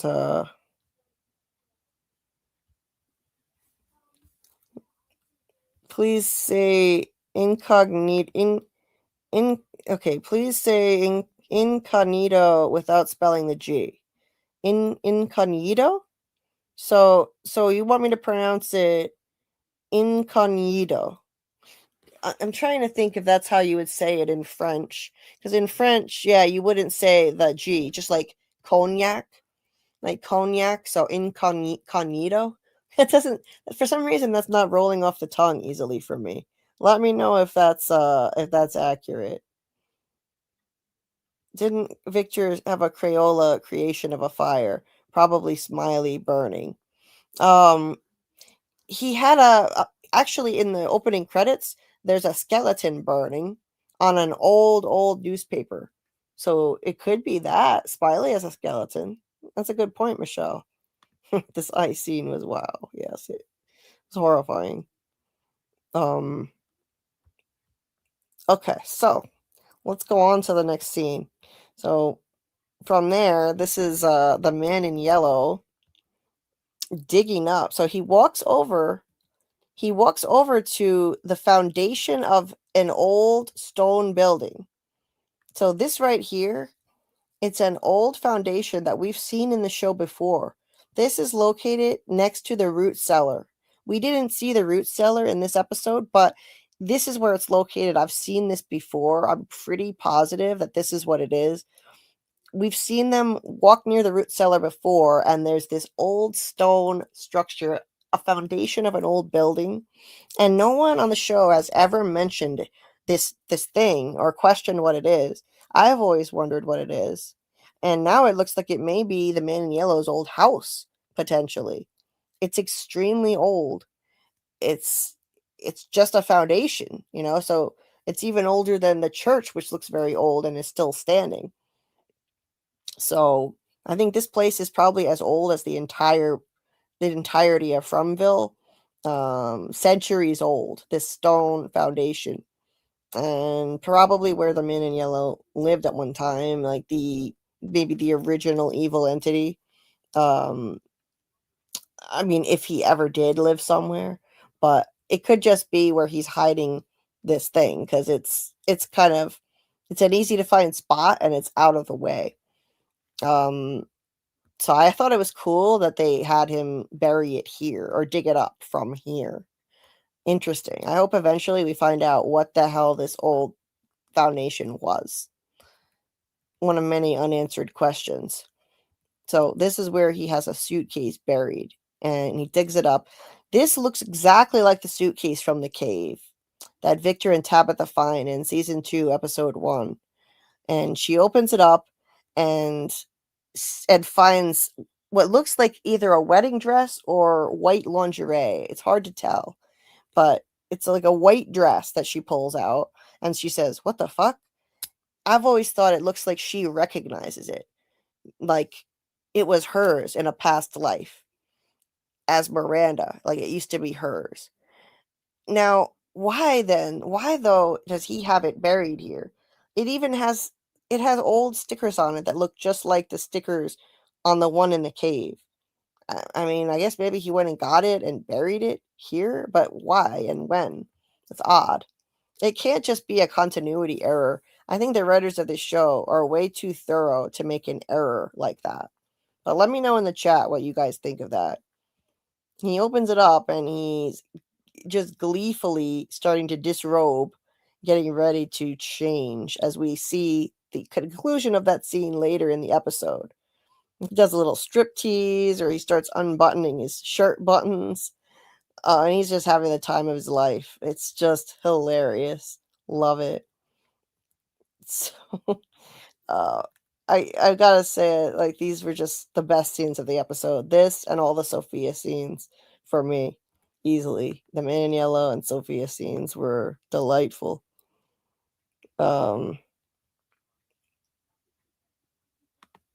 Okay.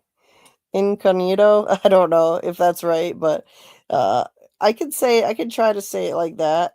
It's fine if it sounds better. Avon says, I sent my drawings to the fan art section on Discord. Oh, cool. Very cool. I will check that out, Avon.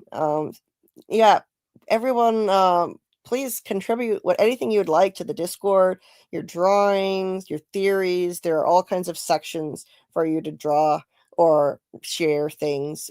Not draw, but for you to share things and draw, draw and share things if you'd like Avon. So there are several channels in the From section, like theories, images, and whatnot.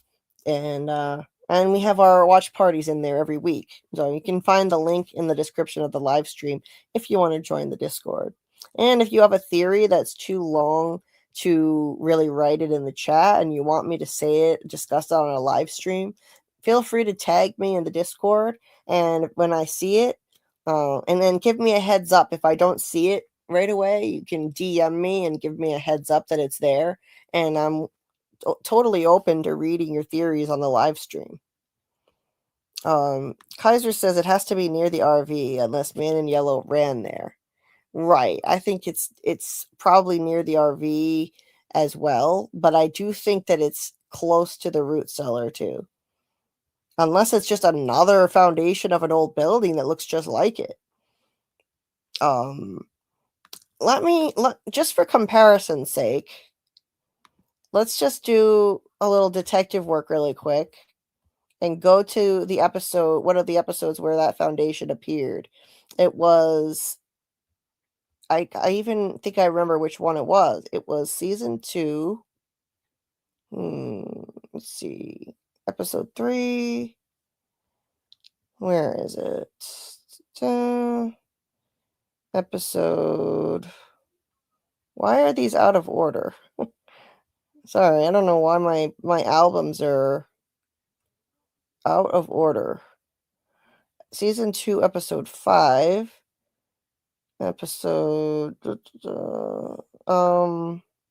was it this one? Lullaby. I think it might have been this one.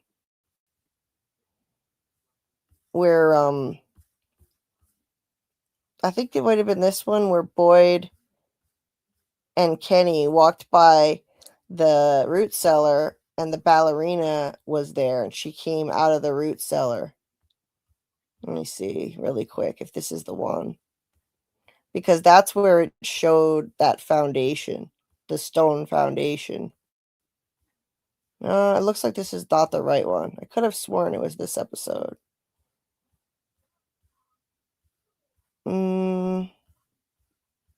No, I think it must have been the next one.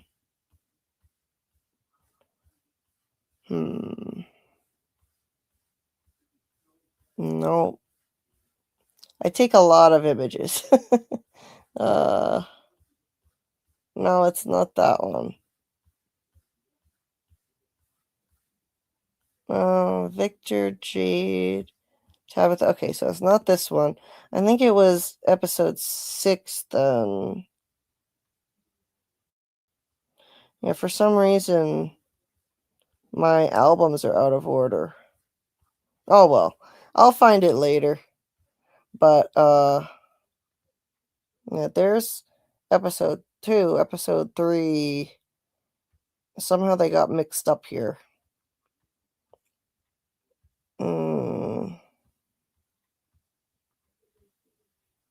No. 5. Yeah, episode 6 is missing. What the hell? Oh, no, it's right here. Oh my god, it was right in front of me. Yeah, this is the one. This is the one. So, my instinct was right to begin with. It was episode 6. I should have followed my own instinct. No, you know what? I think this is different. So, this is the other foundation I was talking about. So, this is not the same one. This one is different. This has a taller wall. They walk by this, and then you see it's right next to the root cellar. Because, like, they go by it, and the root cellar is right here. See how it's behind it? The root cellar is here. And then behind it in the woods, there was this foundation. But it's not the same. Because, see, look, it's different. There's also a tree in the middle of it. So, never mind. Different one.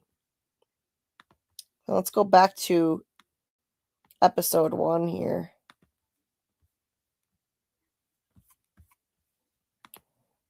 So, yeah, this is a different foundation. So, yeah, yet another really old foundation. Yeah, this one has 3, what do you call this kind of tree? I forget now. But 3 of these. I hate when my brain malfunctions because I'm in pain. I know what kind of tree this is. Dogwood, I think. Yeah, but you see how the walls of this are not as tall. So this is a different building. Anyway.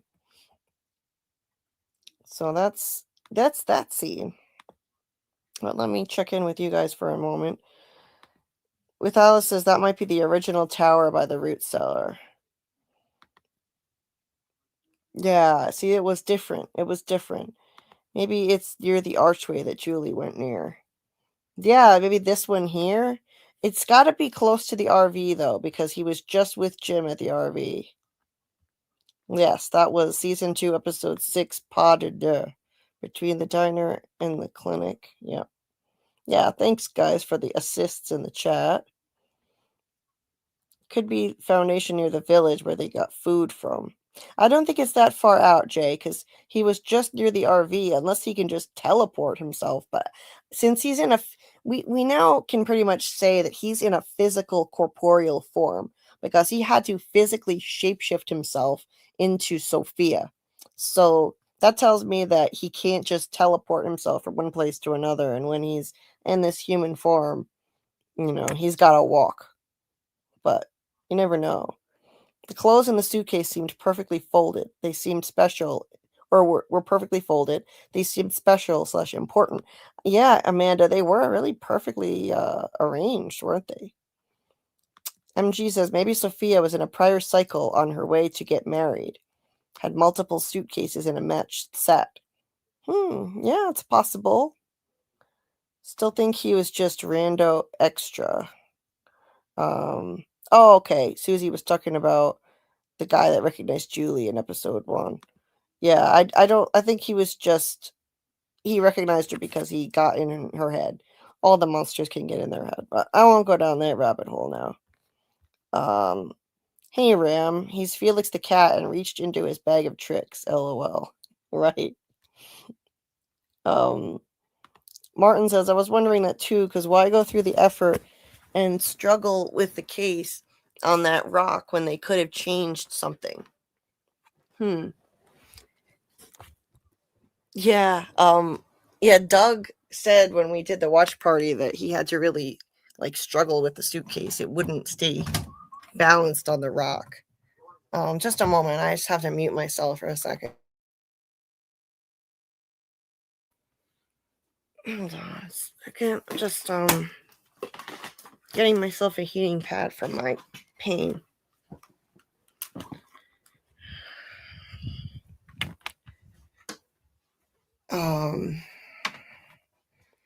Oh, so you also thought it was a nightie.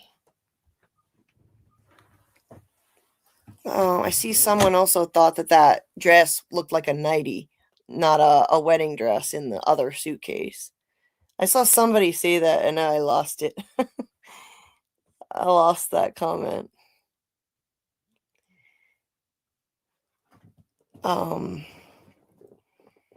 Has Victor made any drawings of a lady in a blue dress? I don't think so. Not that I've seen, but who knows? He's got a lot of drawings. It's good to have your back in live, Julie, since I'm not following a lot of channels that are covering from. Well, thanks, Incognito. Thank you. I appreciate that you follow me because I'm passionate about From, and I just love doing this, and I put my all into it. It's a labor of love for sure. So I very much appreciate the support. When Victor was looking for his case, it was by a similar tree like that. Okay.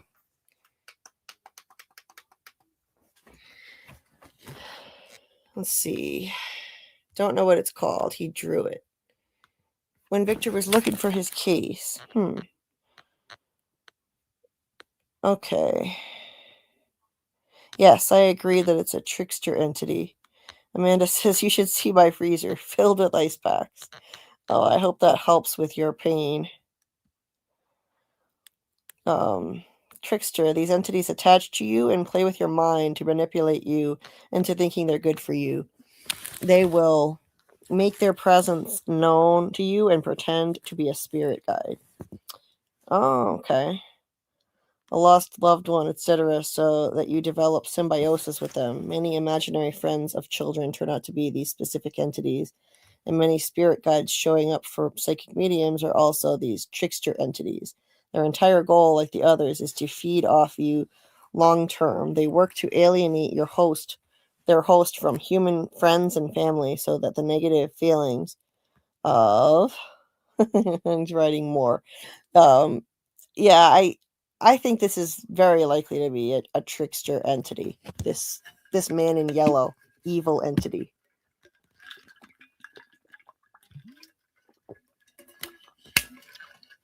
So, but let's move on from here.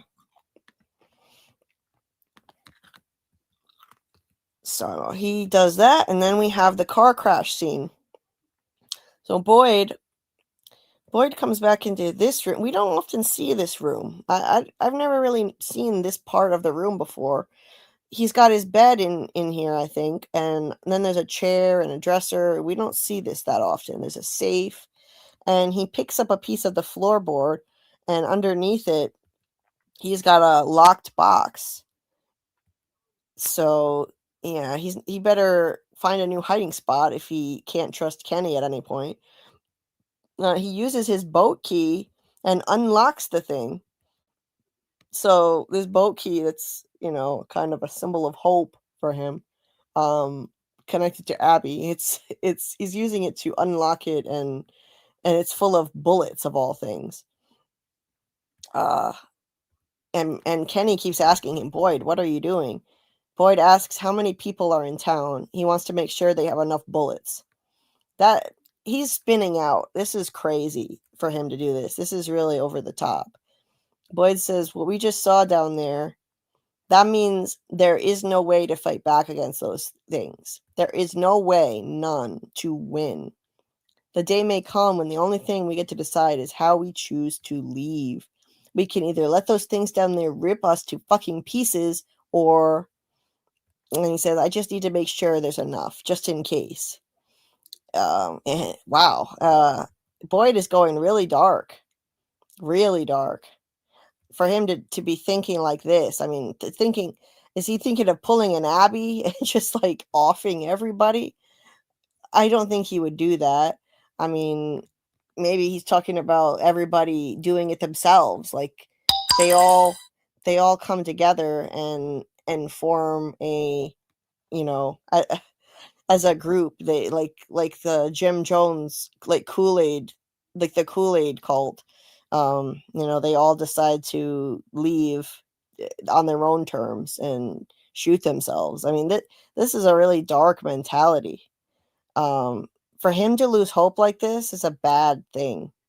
They need him to lead them, and he's spinning out.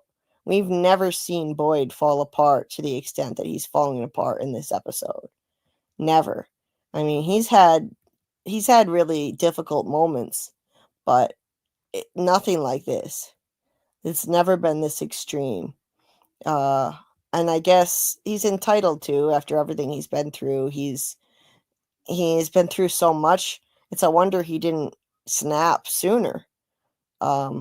He's really breaking. This place is breaking him. I wouldn't call him broken yet, but he is on his way.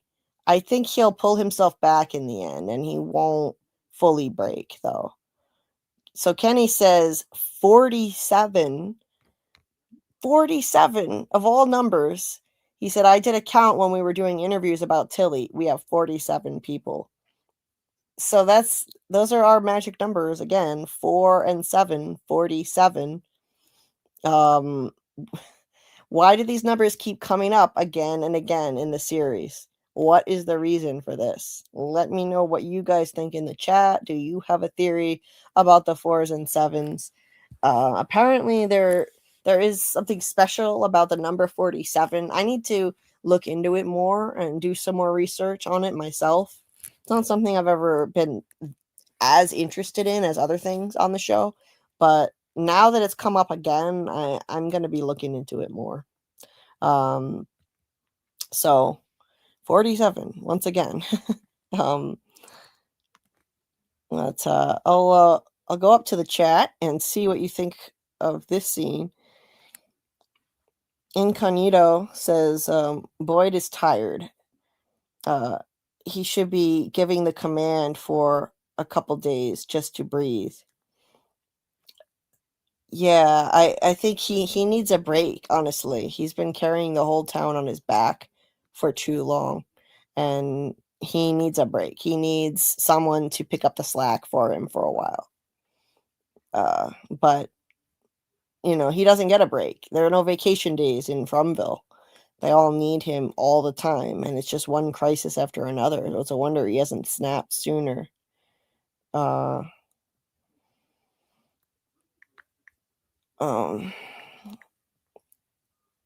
So anyway, NSB says how Kenny must have felt hearing Boyd say the rip to pieces thing, knowing how his parents went out. Right. So that's pretty crazy. But you know, Kenny is used to this by now. I think Kenny has just blocked everything out. But it wasn't that long ago that his mom was ripped to pieces, and not long before that, his dad.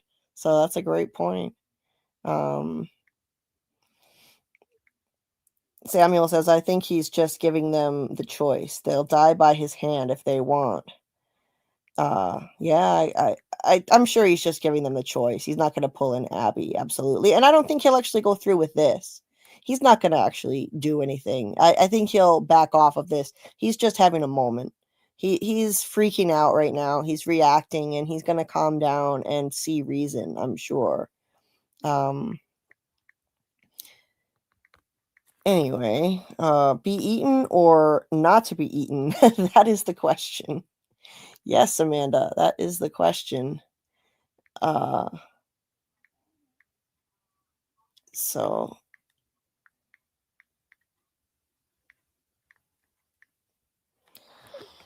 very purple Kool-Aid-ish, indeed. It is very purple Kool-Aid-ish.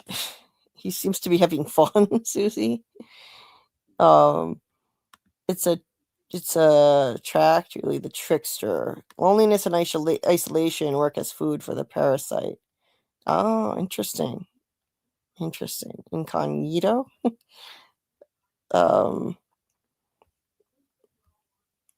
So Boyd was breaking down and needs reassurance, and people in this episode were just crapping on him and being harsh with him, acting like he can't be mentally done. Yeah, I agree, Jay. He needs a shoulder to cry on at the moment. That's what he needs. Hey, Quan Solar. Nice to see you. It's been a while. Boyd breaking down with Elgin was a good scene. Elgin was a good son to him. They're telling the others to leave. Liked stream. Thank you. Please hit that like button if you haven't already and help people find the stream. And what do you guys think of that 47 people thing? I don't know. I think it's crazy how these numbers keep popping up over and over again. So over at Colony House, Christy, I'm going to be careful what pictures I show from this because I don't want to show anything too graphic. Christy cleans off his eye. I'm not going to show the close-up pictures of his eye, but we really have to go through some nasty body horror with this, and Acosta doesn't seem to be dealing with it very well. You can tell she's a rookie cop, and she hasn't seen a lot of messed up stuff. She's not dealing as well as she should be, and she didn't handle her first night in town well at all. She made all kinds of mistakes. So Elgin is, I think, let me see, is this where Elgin? So Elgin says, you must think I'm a pretty awful person, and Christy says, I might have at one point.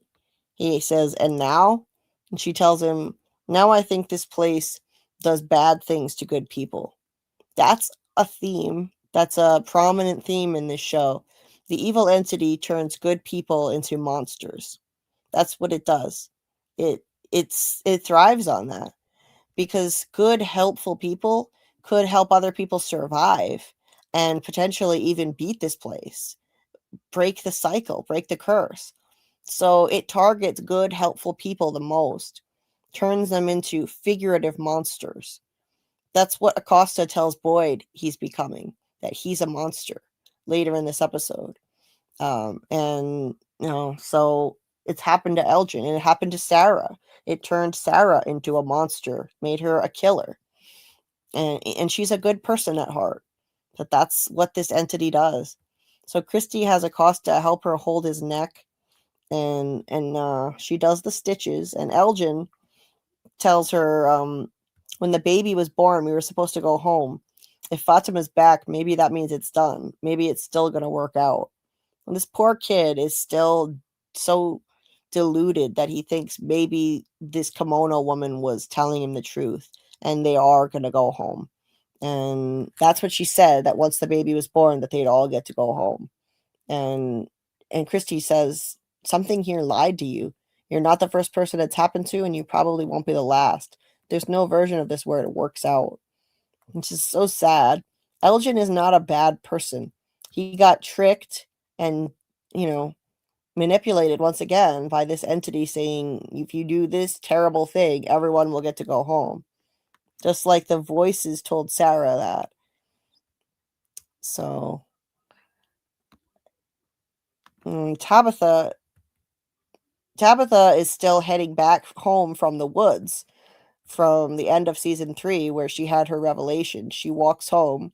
She had told Jim that she needs a minute and leaves him alone in the woods, walks back to town by herself because she's just remembered that she was reincarnated over and over again and just left him there. So she's going to definitely have some guilt from that when she finds out he's dead.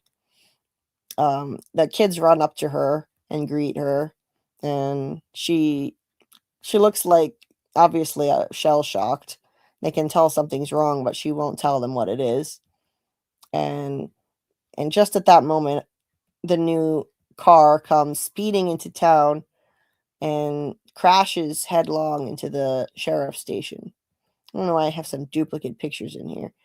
Anyway, so it comes flying in here and slams right into the wall. Boyd and Kenny jump out of the way just in time. And you can see the crucifix hanging in the mirror there. It smashes right on through. And so Boyd's gonna have to sleep elsewhere for a while until that's fixed. So yet another car accident arrival. Oh, I've got a random picture in here that's way out of order. What the heck? Okay. So yeah, the car slams in here and Boyd runs out there. Tabitha runs over to help, and the pastor is passed out. Sophia is crying and screaming for help, saying, "Is he okay? Is my dad okay? Is my dad okay?" Like screaming like a little baby. And this is the way she acts in this car wreck. It's basically her impression of human beings being fragile.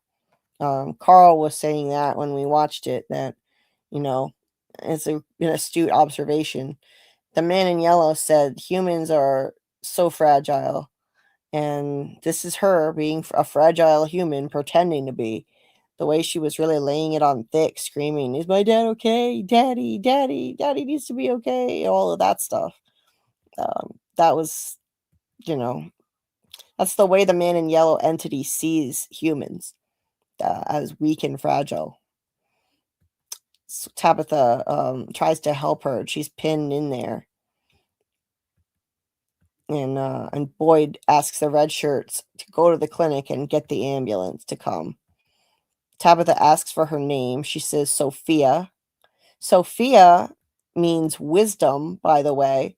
And a lot of people pointed that out when they found out that the new arrival, her name would be Sophia. And it's really fitting because if you substitute that for knowledge comes at a cost, as the man in yellow said, and Sophia comes at a cost. Sophia is definitely going to be a huge cost on this place. I'm sure she's going to cause a lot of damage. And we have the first Bible in town.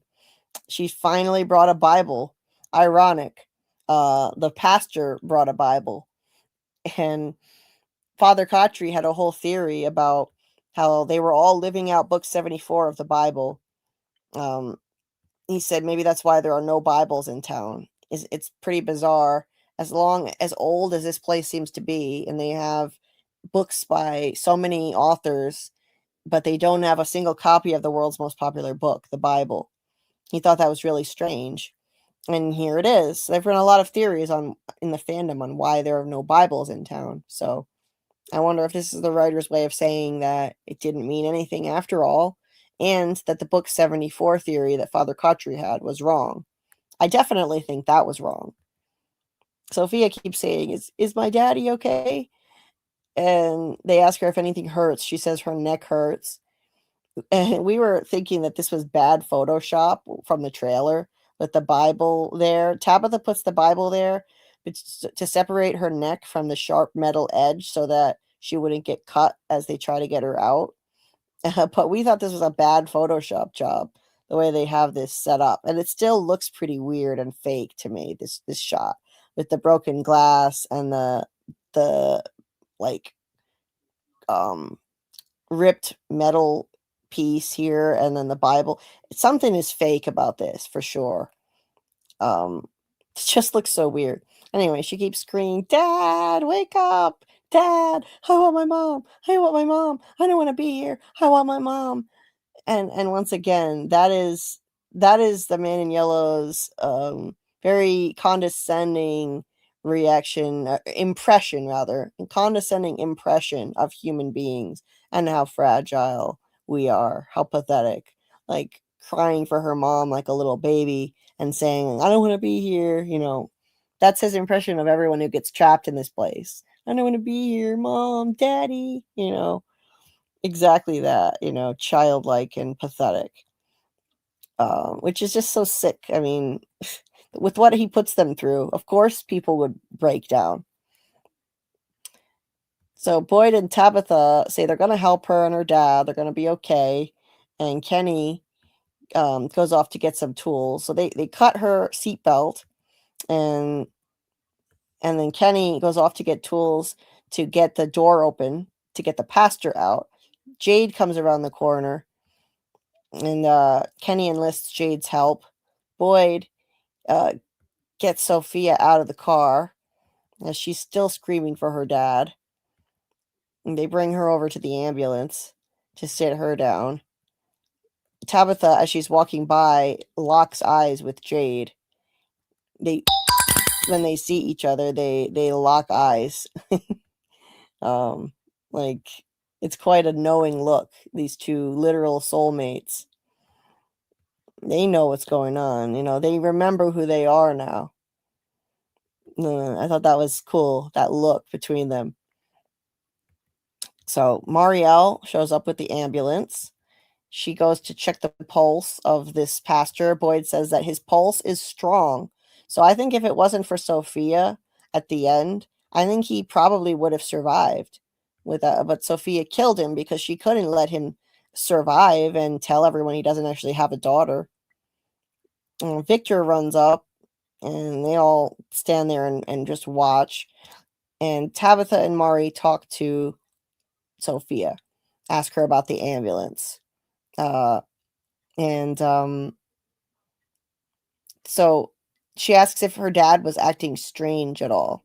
And Sophia says he was. There was a tree on the road, and we were trying to get around it and get back to the highway. And then he just started making a sound. Then he made a sound, and he started shaking, and we started going faster. I tried to steer the car, and he was just moving so much and thrashing, so I just couldn't. And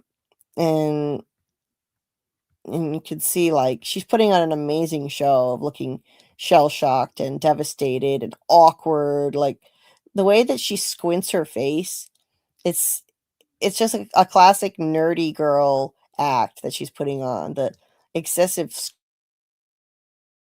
as she talks. She does a lot of that. Like this weird thing where she squints her face and she scrunches it up. It's just this classic nerdy girl trope in TV and film. And so she's doing a great job putting on an act. Or should I say it. And she says to Tabitha, oh, please don't let my daddy die. I don't want him to die. And hugs her and cries on her shoulder. And she says, we'll take care of him. It's okay. She acts like a 6-year-old. So once again, he's really hamming it up. Evil entity is hamming it up. pretending to be a fragile human, exactly the pathetic way that he sees humans. And calling him daddy over and over just sounded weird to me. I think that was just weird. I think it's a little odd when grown, young women or women call their dad daddy, but no offense to those who do. I stopped doing it at a young age, but that's me. Quan says Doug is such a good actor as Sophia. I couldn't even tell. Right? Jade's your new dad, Ethan and Julie. Yep, indeed. Susie, thank you. Oh, I forgot, Susie. Yeah, you just reminded me. I wanted to pin my Discord link to the top of the chat. So I'm going to do that now. So that if anybody wants to join the Discord, the link will be up there. If I can just get this to... Okay, finally. I've been trying to get this to load all night. Oh, damn. I still didn't get it to work. Hold on.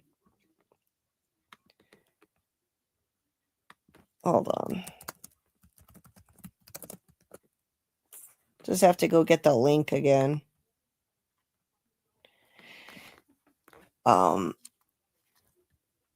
Yeah, I thought she put on an excellent performance. The actress and the evil entity in general put on an excellent performance as this young woman terrified that her dad's gonna die. Well done by the evil entity. Well done. So, okay. Let me try this again with the link. I'm having a lot of trouble with my YouTube tab not opening. Come on. Oh, it disappeared again. All right, I'm going to go into my phone and do it. Damn. I got to get better devices. Okay.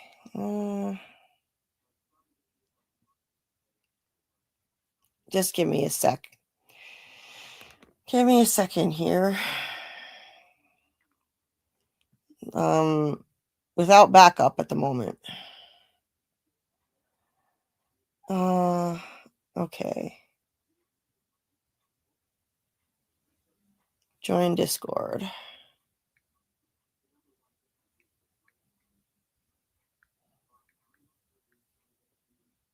Okay, so there it is. Finally did it. Now I just have to pin it to the top. Pin that. So now you have the Discord link right there. So our watch parties are every Saturday when the episodes drop at midnight. I'll stream it every week. Incognito says the Sophia in yellow is tricking the residents. That fits in perfectly with the trickster approach. Yes, perfectly.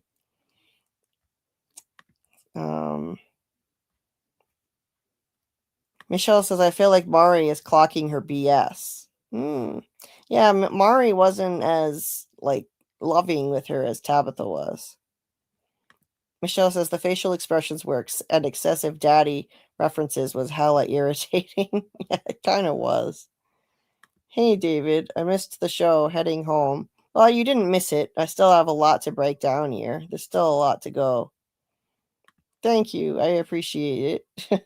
Thank you for the patience. Incognito. Let's see.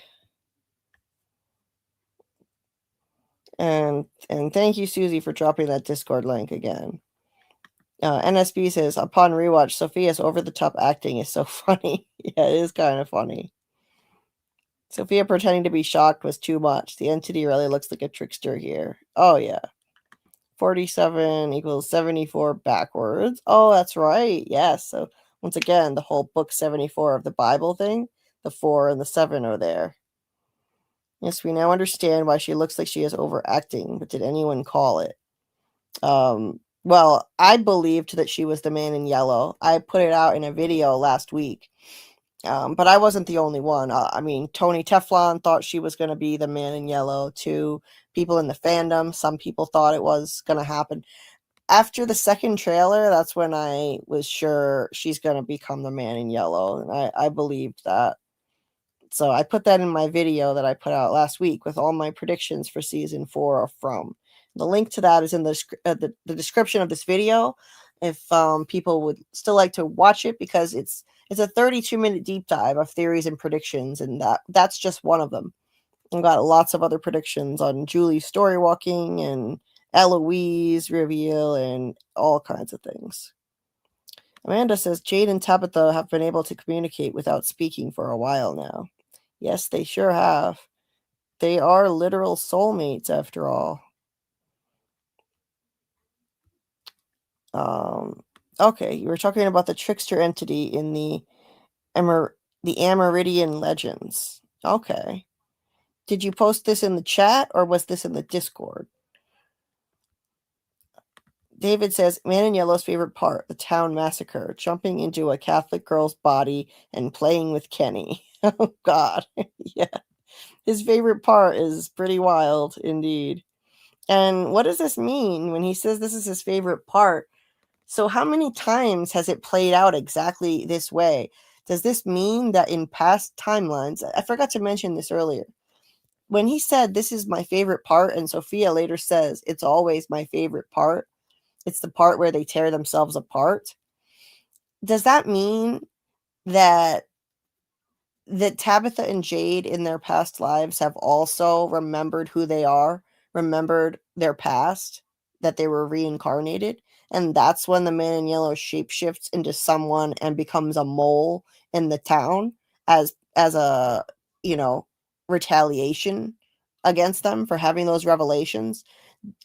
What do you guys think in the chat? Do we think that this has happened before? Because up till this point, I've been theorizing that this is the first time they've remembered that they were reincarnated, that this is the furthest they've ever come on their quest. But maybe not. Maybe they remembered before. Because, why else would the Man in Yellow become a mole and infiltrate the town?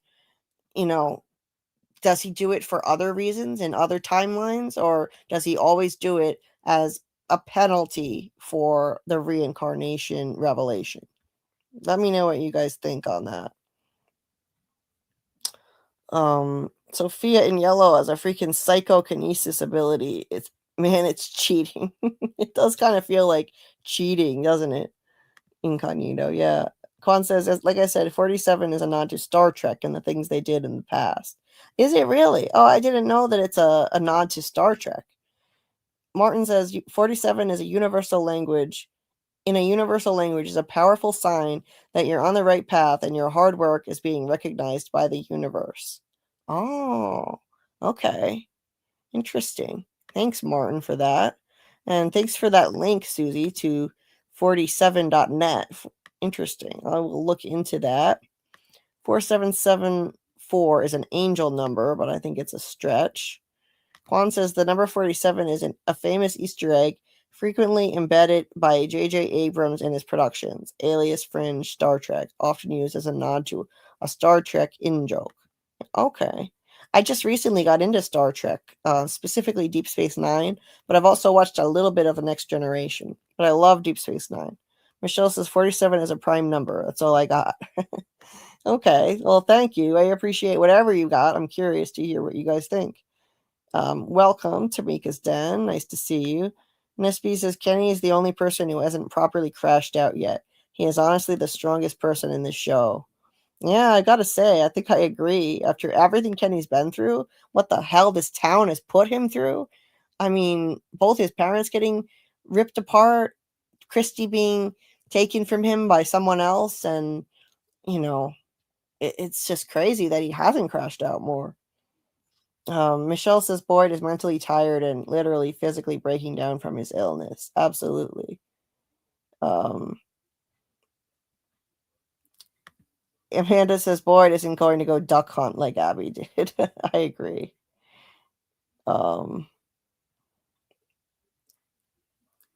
47 is important in sci-fi. Robert Saunders shared a link in the Discord.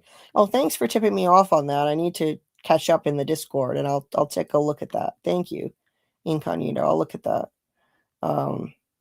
Okay, so 4 plus 7 equals 11 in numerology. 11 is a powerful spiritual number. Thank you, Lori. Cool. Captain Shriver says, excellent. I had to go live on my YouTube channel. I was hoping you guys would still be live when I got done, and here we are. Cool, Captain. Awesome stuff. I didn't realize you had a channel before you mentioned that earlier, but I'll give you a link and you can drop your channel link in the chat if you'd like for people to check out your channel. Hold on, let me add you as a mod. That way you can share your link to your channel so I can support you. Love to support other content creators. Jay says, yeah, you think that everyone thinks Sophia's dad is dead. That Tabitha is going to get close to her. Maybe. I don't know. I don't know if Tabitha will, but it's possible. I mean, she's comforting her here, so it could be. Yes, Deep Space Nine is great. Cisco is a badass. Absolutely agree, Jay. Michelle says, I just thought he meant at some point in the game, they always reach the point in the process when a finale, i.e. massacre, occurs. Okay. NSB says, Tabitha did say they've been over here many times and have tried to save the children. So, yeah, maybe they've remembered their past before. Incognito says, this is my favorite part, means he's doing it since such a very fooking long time that the pleasure it took from deception is orgasmic. It definitely seemed that way. Martin says did make a mistake though when saying he made a noise and started shaking. Nobody's made a noise. Could be sus to people. Okay. Yeah, maybe. David says the shadow comes to town and the townies become their shadow and tear each other apart. It's exactly what happens in Edward Scissorhands. I was about to post it today. The pastor is the Avon lady in ES. Okay, in Edward Scissorhands. Interesting stuff. Like it. All right, David. The 1960s, I believe it was a group called the 47 Society was formed. Oh, cool, Captain. The 47 Society. No, I hadn't heard that. David says 47 is an inside joke, but could also be a reference to the 47th problem, which is geometry, but also symbolic of fitting your soul circle into the material world square. Oh, okay. Fitting your soul into the material world. Oh, I like it. I've never heard of that. Okay. So, yeah, I'm loving all these ideas. Chris says, I have a theory. Monsters love Chinese food. Hi, Kenny. What the hell? It's dark. Lori says, according to Google, in numerology, 11 is a master number symbolizing intuition, spiritual insight, and enlightenment. Oh, nice. All right. Hey there. Welcome, Straight Edge Junkie. So you're saying, I think my favorite part is Boyd, the leader, losing confidence, leading to morale dropping, leading to the people turning on each other, leading to the people causing the massacre where they kill each other. Okay. Where you think they kill each other? Oh, you think they literally tear each other apart. All right. Interesting. And welcome. If you're not subscribed, please consider subscribing. I'm trying to reach 3,000 subs by the end of season 4 of From.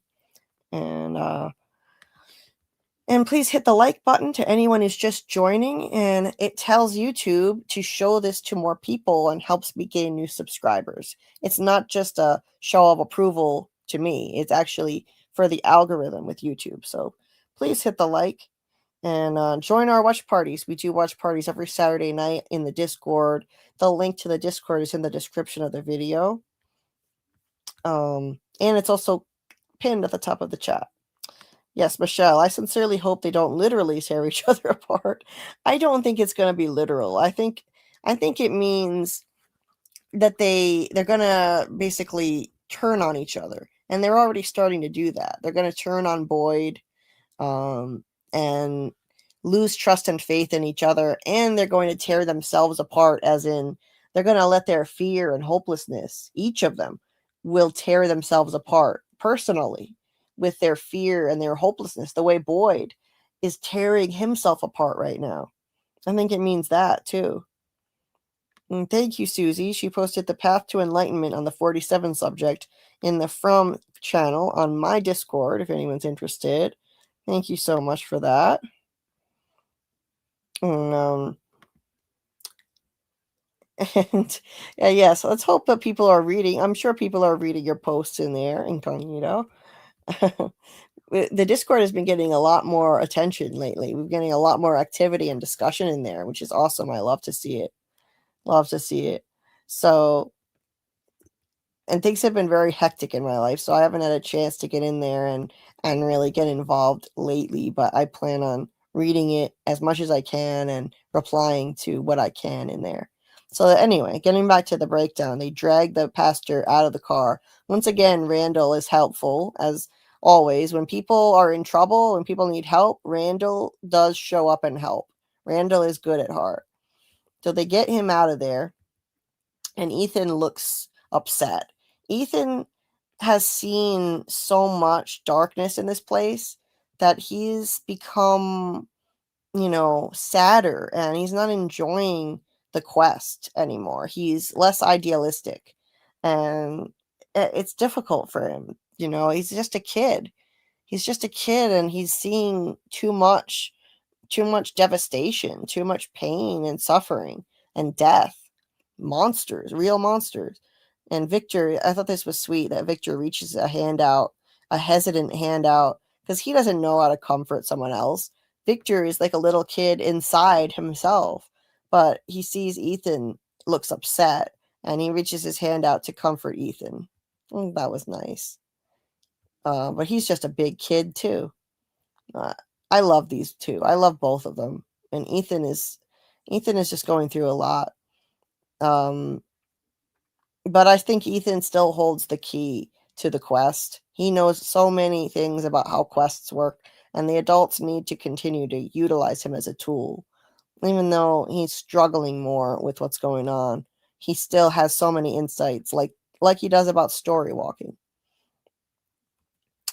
So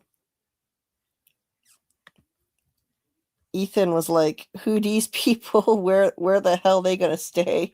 Where the hell are they gonna stay, right? Yeah. He was wondering that. Like, where are they gonna live? He's asking all the legit questions. I mean, there aren't that many places to live in this town. But Sarah has a whole house to herself, so that's where Sophia's gonna camp out. Poor Sarah. Sarah has that whole house to herself, and I've been saying for a while she should have to share it, but man, I feel sorry for her now. Chris says maybe this is Smiley's origin, his birth. Why did he say hi to Kenny, but didn't say anything to Boyd, especially after Boyd killed him? Which came first, the chicken or the egg? Yeah, it was cool. I think he said hi to Smiley, to Kenny, because Kenny was so scared of his dead body when they killed him. And I think it was a shout out to that. I think Smiley somehow knew that Kenny was scared of his dead body when Smiley's body was at the clinic. He was scared. Guess David Randall's already stepping up to a leadership role. Let's see. Victor counts 1 on his left hand. Victor always counts 1 on his left hand. Really, Jay? I never noticed that. So let's continue. Kind of try to pick up the pace a little bit, because I have a lot more of the episode to get through, and we've been going for a long time. So they take the pastor to the clinic, and Boyd talks to Mari. She says that Boyd thinks that he had a seizure. Mari tells Boyd she thinks he had a seizure. So what's going on with him? It's possible that it's not all medical, because she said Elgin had an unprovoked seizure when he arrived. And Boyd says that Ethan and Sarah had seizures too, and it wasn't like this. Seizures are part of this place, and I think they happen when powerful entities connect with people and send them messages, and their body gets overwhelmed by it. It happened to Ethan when he got to town, and he had a vision while he was asleep. So I think the boy in white entity basically was connecting with him and sending him a vision, and it sent his body into a seizure. Sarah got the seizure at the bottle tree when all those voices were screaming in her head, too many voices at once. It overwhelmed her body. She got the kill the boy message. That sent her into a seizure. That was overwhelming for her body. And Elgin had a seizure after his premonition dream from the boy in white. Again, overwhelmed him. That's what I think that is. And this pastor had a seizure, as we later see, because Sophia touched him and caused it. So these entities can definitely send people into seizures, and it's not medical, just like just like Mari says here. It's not entirely medical. And so Ethan's wondering where these people are going to live. Kenny says he'll stay at the clinic tonight, and Boyd needs to go see Fatima and Ellis.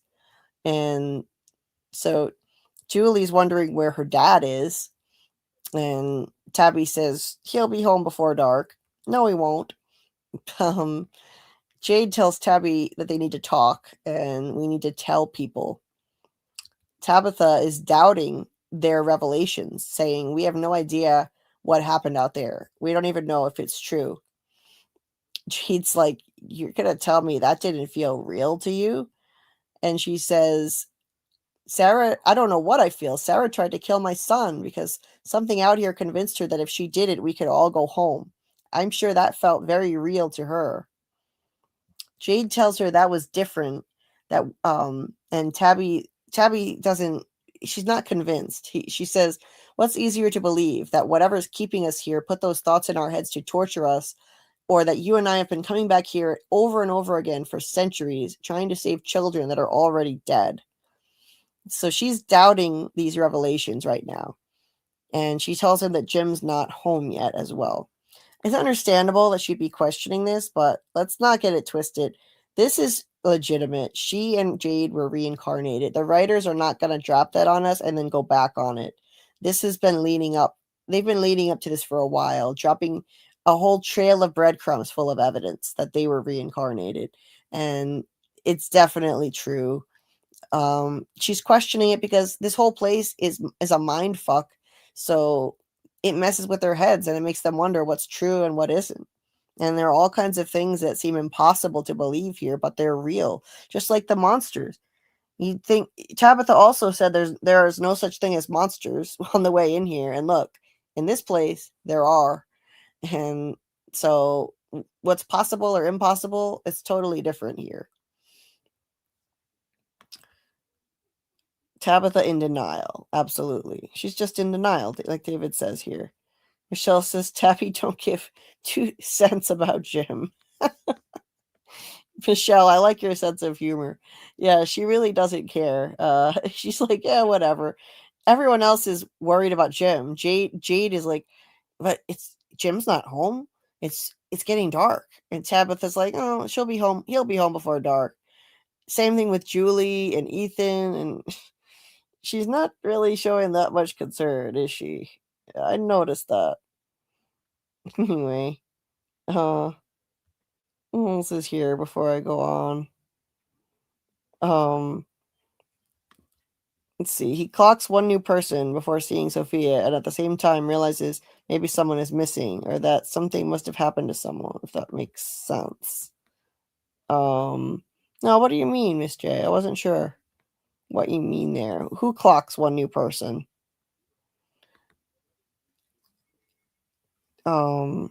Tabby is a flip-flopper. She knows good and damn well she was pushed out the lighthouse to save the Ankui children.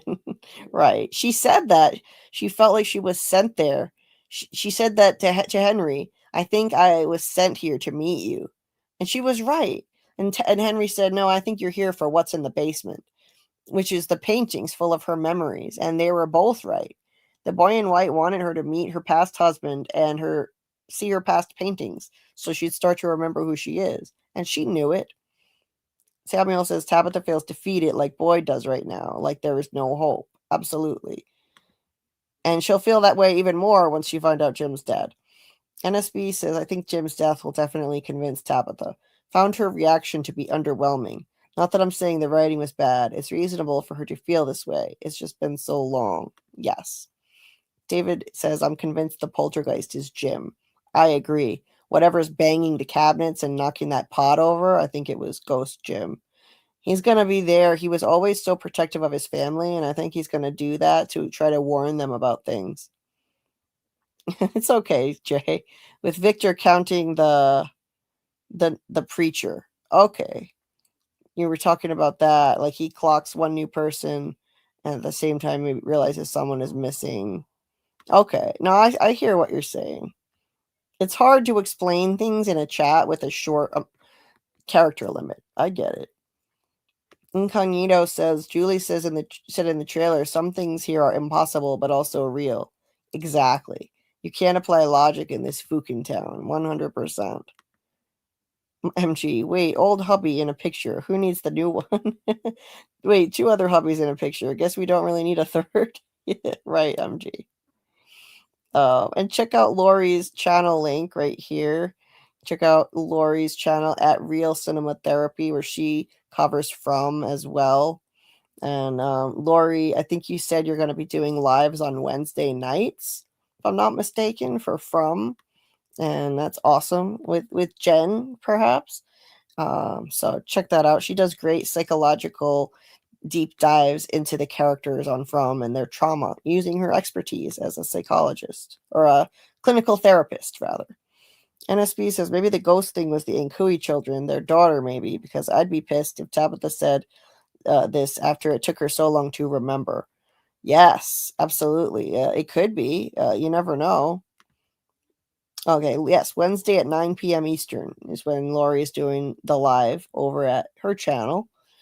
And that's great. That'll be Wednesdays, and I'm doing my next live on Thursday nights. And you're welcome, Lori. You're welcome. Glad I can help in any way. Just Lurking says, with Sophia only being 15, wouldn't it make more sense that she stays with the Matthews? That would be interesting.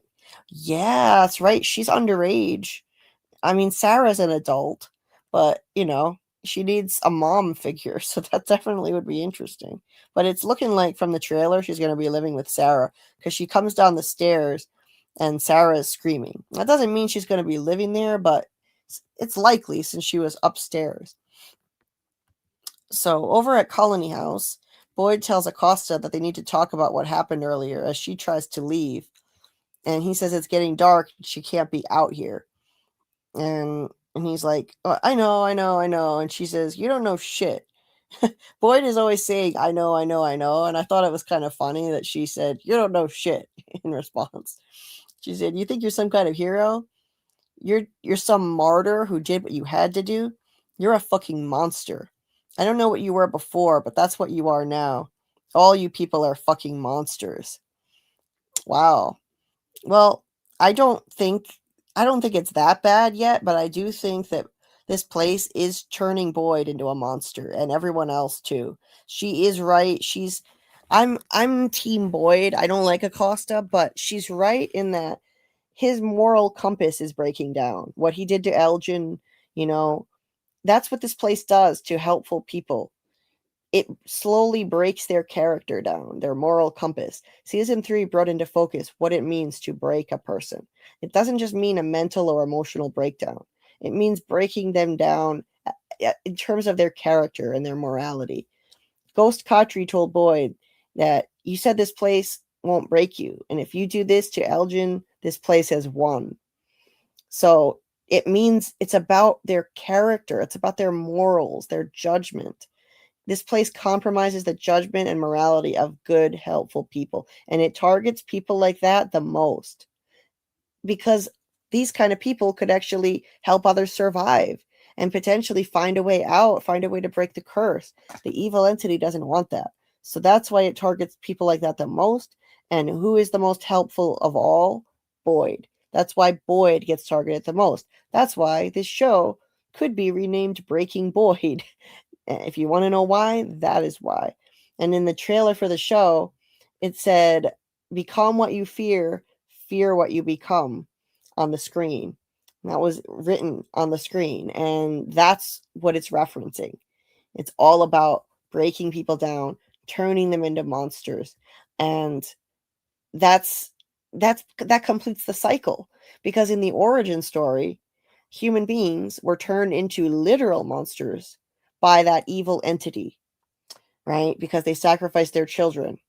So now it's trying to turn good people into figurative monsters in every cycle, not literal monsters, this time figurative ones, by breaking down their moral character. And once they're fully broken people, all of them, as much as possible, that completes the cycle. Now it's turned people into monsters again, just in a figurative way. The cycle is complete, and I think that's when the board gets wiped clean and full massacre happens.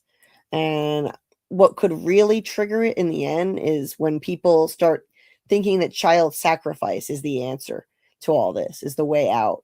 I think that could be what triggers the final massacre, the full massacre. Because that's about as low as you could sink as a human being. And I believe that's what triggered the massacre of 1978. Christopher thought that he had to sacrifice Victor and Eloise and attempted to do it. And that's what triggered the full massacre.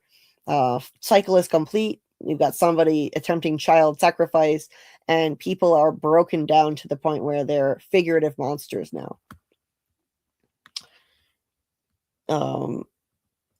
Chris says they should have a scene with Tabitha and Boyd where Tabitha says, no, no, no, no, no. And Boyd says, I know, I know, I know. Yes. Yes, they should. Acosta talked the truth. Boyd is a hypocrite. He does apply the double standard, and he won't admit that. Yeah. Incognito, yes, I agree. I agree. She spoke the truth. We may not want to hear it because a lot of us don't like Acosta, but she did speak the truth.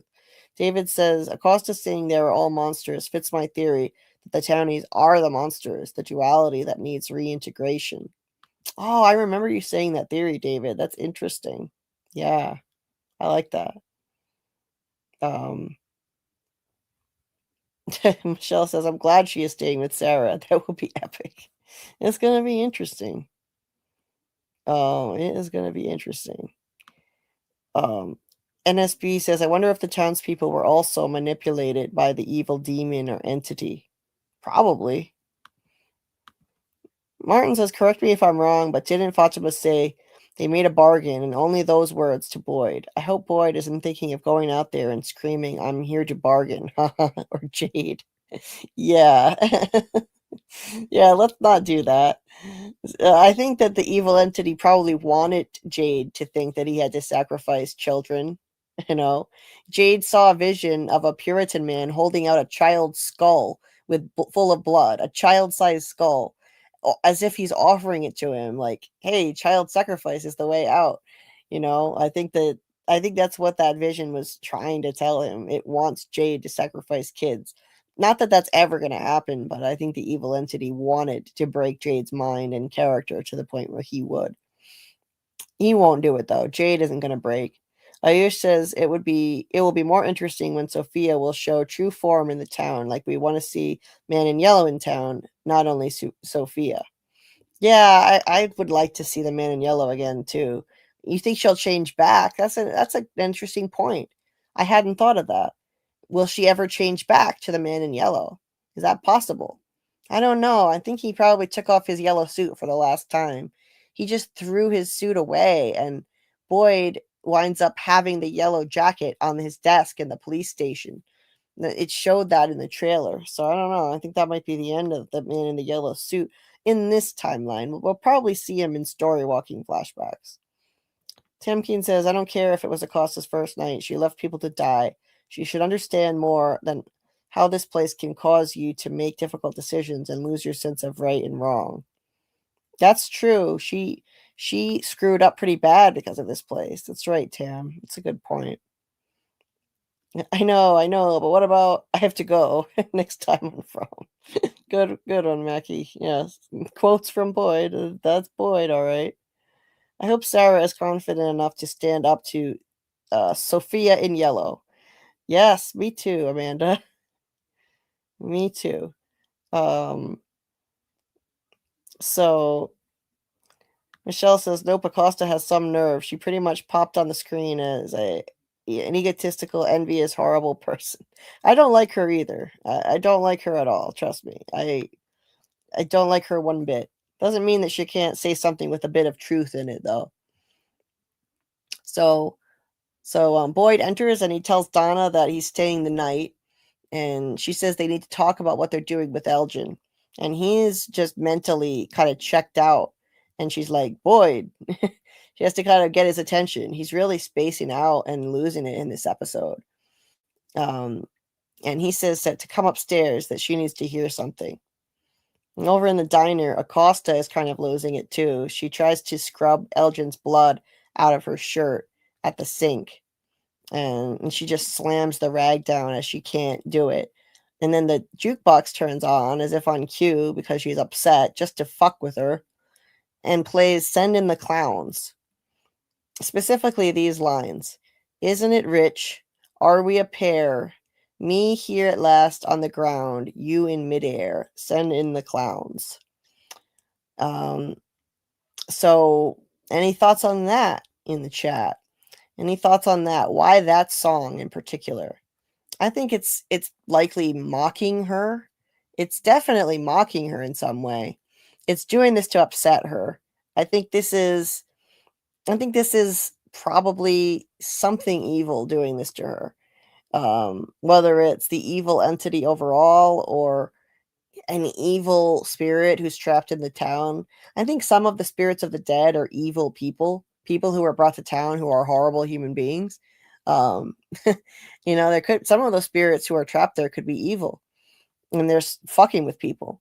Like when the celebration song came on the jukebox after Kenny's mom died, that was definitely either the main evil entity or just an evil spirit trapped in the town who did that to mess with him.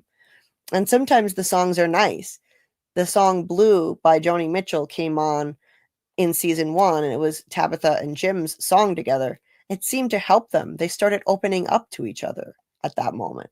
When that song came on, it seemed like it had a positive influence on them. So sometimes it seems like the songs help. But in this case, it's there to mess with her. Is it calling her a clown?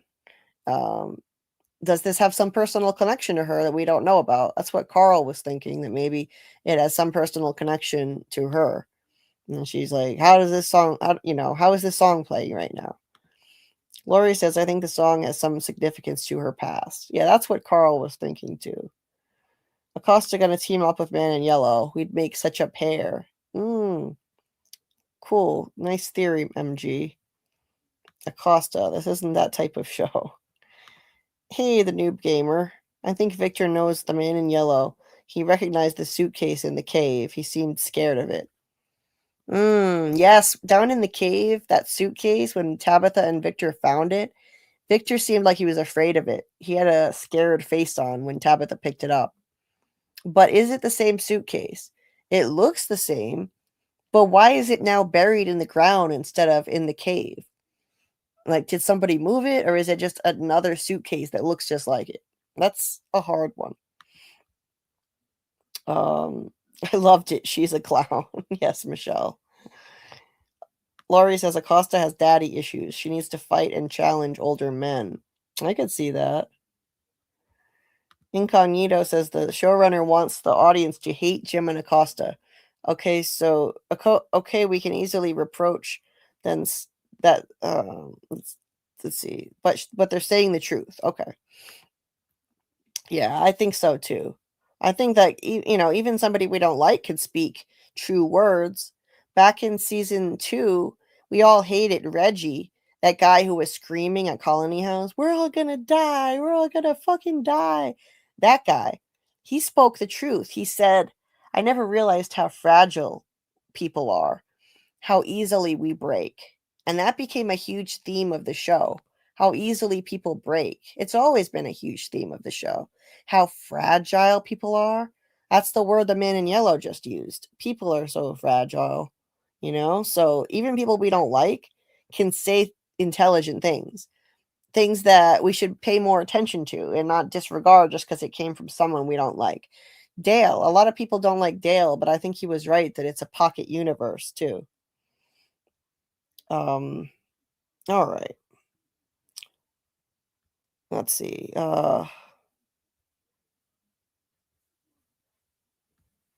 MG says, people think send in the clowns refers to Acosta. I think it was kind of pushing her to think everyone here are clowns and don't know what they're doing. And maybe we'd be a better pair with the man in yellow. Yeah.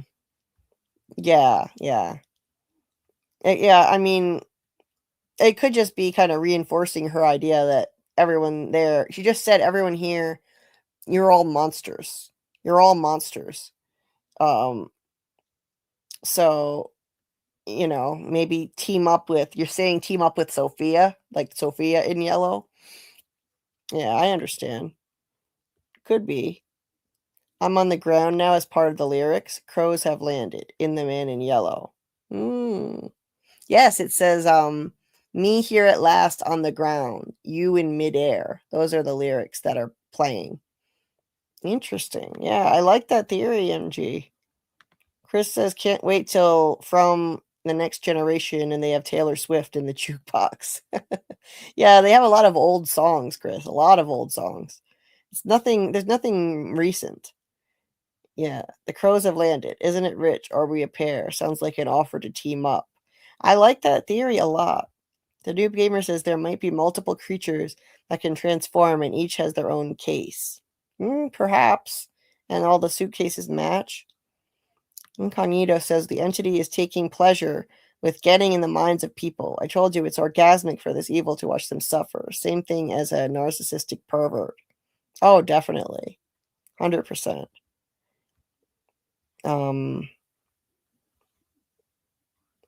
Okay, so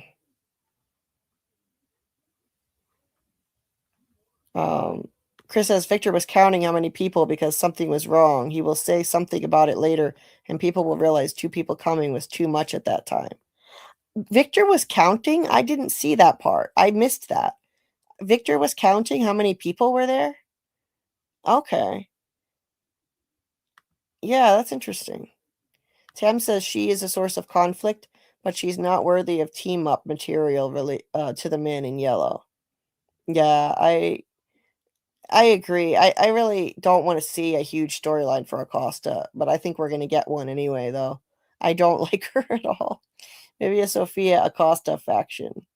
Could be. Outing the secrets of torture and things they haven't told the rest to split the folks up.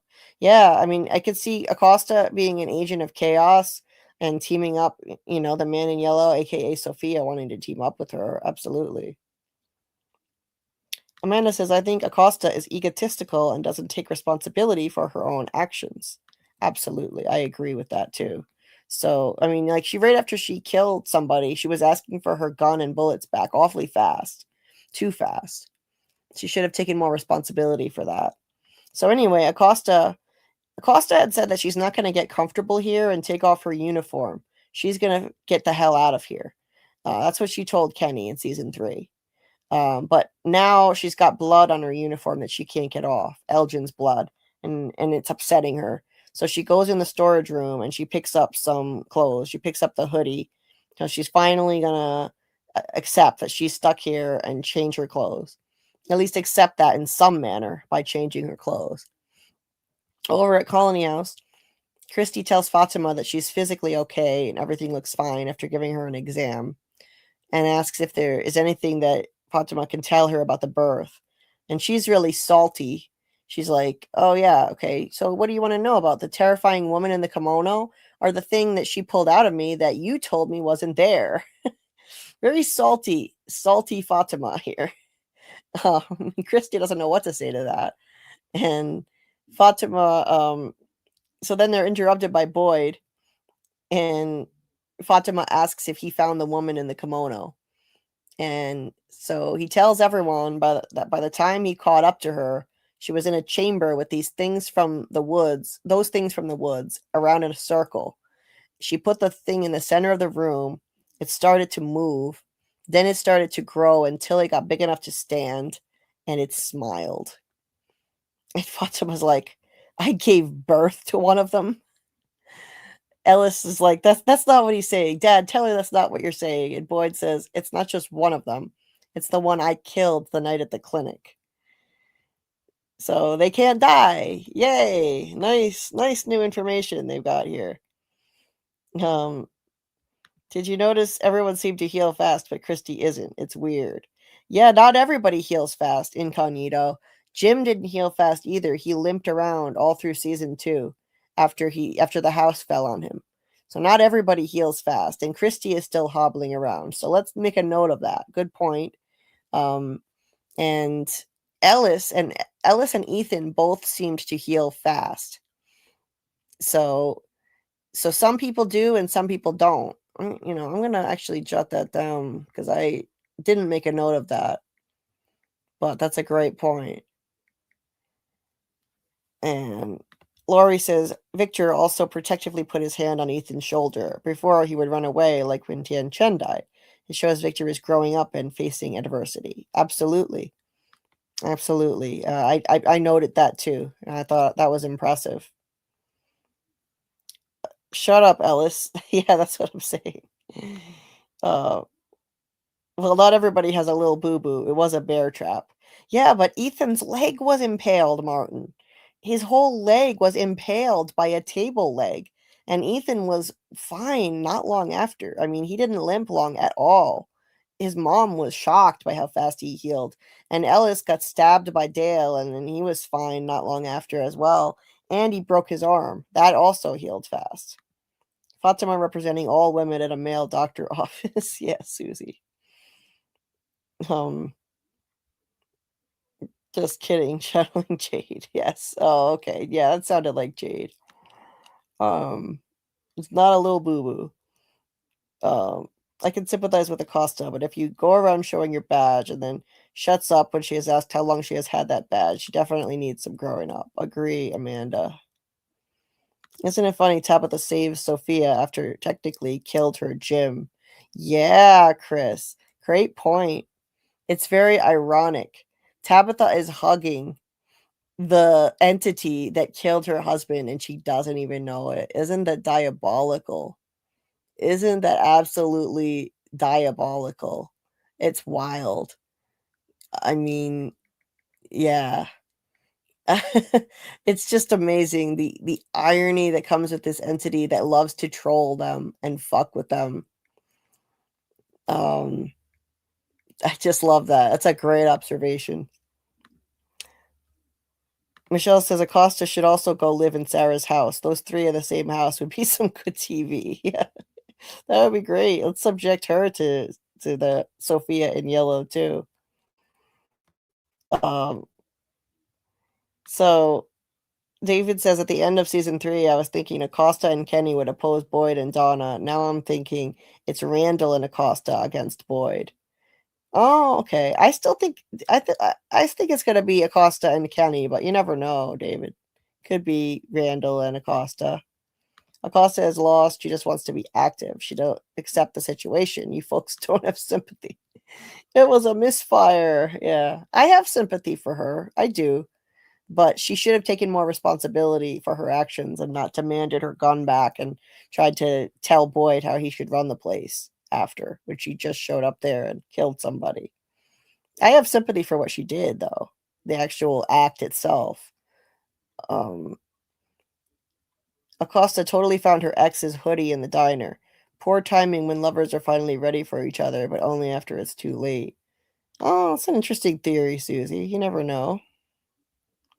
Fatima said she can't see it, the absent big other in the broken symbolic order. Yeah, she can't or didn't see it.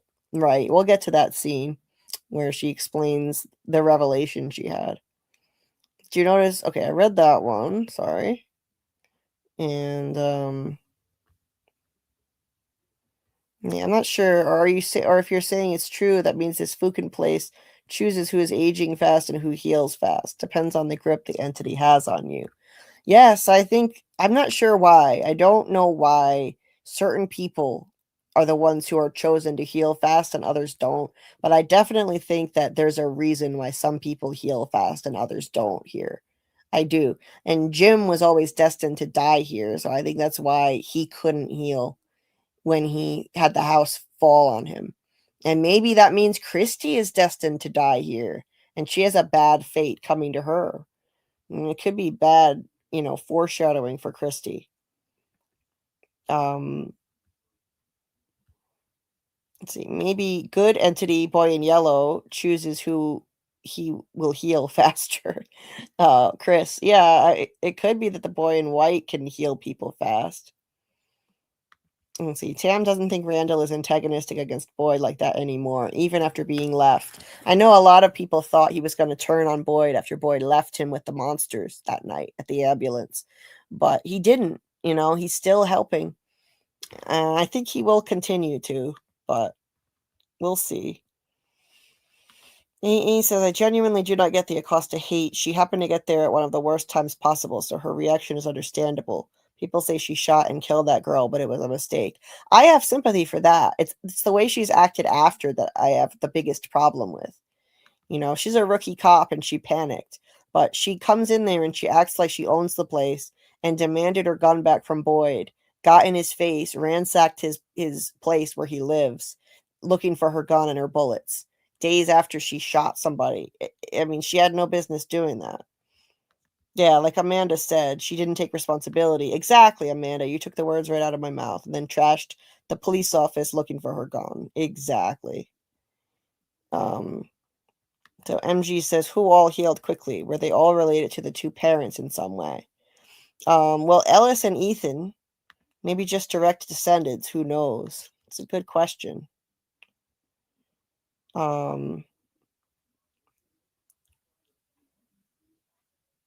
My blood is your blood, motherfucker. Motherfucker. You told the truth, Boyd. Motherfucker. Susie says, we know random, impossible, and important items to people show up in the diner back rooms. And we know that the diner jukebox likes to almost mock people and mess with them. So, Susie, you're thinking that her ex somehow got trapped in there. Like Christy and Marielle both got brought here. And they both got brought here separately. And they're a couple. So you're saying maybe she had a boyfriend there. Hey, you never know. Okay, so let's see. Yes, NSB. How on earth is Acosta not showing a little bit of remorse after accidentally killing someone? She seemed way more freaked out about Elgin's eye than this. So let's continue. We had this brief little random scene where Victor's rolling this rollaway bed into his room, making a racket, and Donna's asking what the hell he's doing. And he says, my dad and I are going to be roommates now. It was a very sweet moment, but extremely random, just inserted in here. It's very sweet. I'm so glad Victor has his dad, and I really hope that neither of them dies, because I would be devastated to see either of them go. That would be horrible. I mean, can you imagine separating these two now? Oh, please don't do that, writers, please. So she goes back in and listens to this whole deal. Donna asks if Boyd's sure that it was the same monster, and he says yes. And if Kenny hadn't seen it too, he would have thought he'd lost his mind. And then he asks Fatima what revelation she got, and she says it was just a glimpse, but I saw what they did. Those things in the woods. I think I saw how they became who they are. They made a bargain because something promised them that they would live forever. So once again, we get to hear that brief little revelation through exposition. We didn't get to see it, unfortunately. We didn't get a flashback. So it's exposition and it's vague, but it's interesting. It is a huge revelation, and I'll take it. It's a big answer to a huge question of how the monsters got to be what they are. And Boyd says, they made a bargain with what? And she says, I don't know. I couldn't see it. He says, I know that you've been through a lot, but this is important. She's like, I know. I know it's important. And that's when she gets all triggered.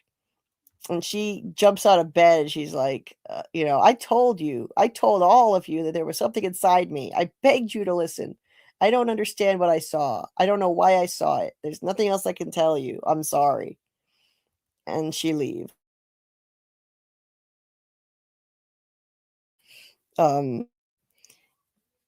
So once again, her wording was really vague, and I have a theory on what it could mean. It might not mean literally that they made a bargain to live forever as corporeal beings on Earth. It didn't. She still didn't say the word immortal yet. She didn't say anything about them being immortal, so it could potentially mean this. It could mean that the monsters made a bargain with God, thinking that it was God, right? Maybe they thought that this entity talking to them was God, and this entity promised them. Let's say that they are going through a horrible time. This was probably like the 1500s, and they had no electricity, struggling through a brutal winter, living off the land, probably didn't have much to eat, and a lot of them probably thought they were going to die soon. And maybe this entity they thought was God, and it promised them if they sacrifice their children, that when they die, they'll live forever with God. They'll live forever with the Lord after death. That's the promise, that you live forever after death. Your soul lives forever. Just an idea, maybe that could explain why they did it, because it's very hard to understand why anybody would sacrifice their children just to be immortal here in this life on Earth. I mean, it's very hard to understand. And maybe they thought it was like an Abrahamic test, an Abraham kind of test. Because in the Bible, God commanded Abraham to sacrifice his son. And just before he's about to do it, God stopped him. But in this case, they weren't dealing with God, and nobody stepped in to stop them. So they went ahead with the sacrifice out of desperation. Just a thought.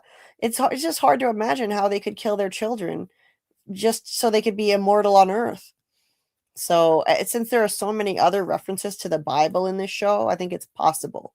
This show is loaded with biblical references.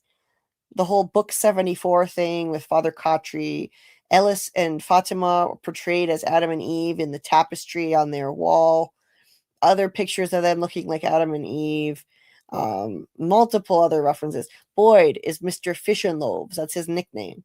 That's from the Bible. That's, Jesus. And he's a Christ-like figure. He's a Christ figure who's trying to save everyone.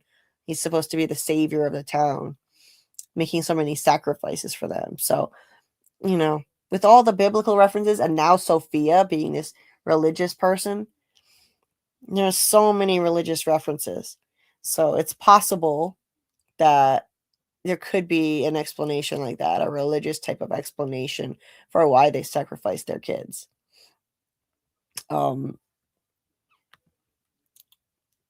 Amanda says, Faustian bargain. Make sure to read the fine print. Yes, indeed. And there are so many. I think there are clues that this evil entity has pretended to be God before. Father Khatri said that the night that he arrived in town was the first time in his life he heard the voice of God. He had been about to jump off a bridge, and the voice told him to get back in his car and drive, and 2 hours later he was in Fromville. I think that entity that spoke to him was a Fromville entity that brought him there. I personally think it was the boy in white speaking to him, and because it wanted to bring him there to help. And I think that pastor or that priest in Camden was spoken to by the boy in white in his head as well, masquerading as God, preparing him for Tabitha showing up to get her to open the lunchbox and point her in the right direction to find Henry's house. So it could be, the original evil entity also masqueraded as God, speaking to those people.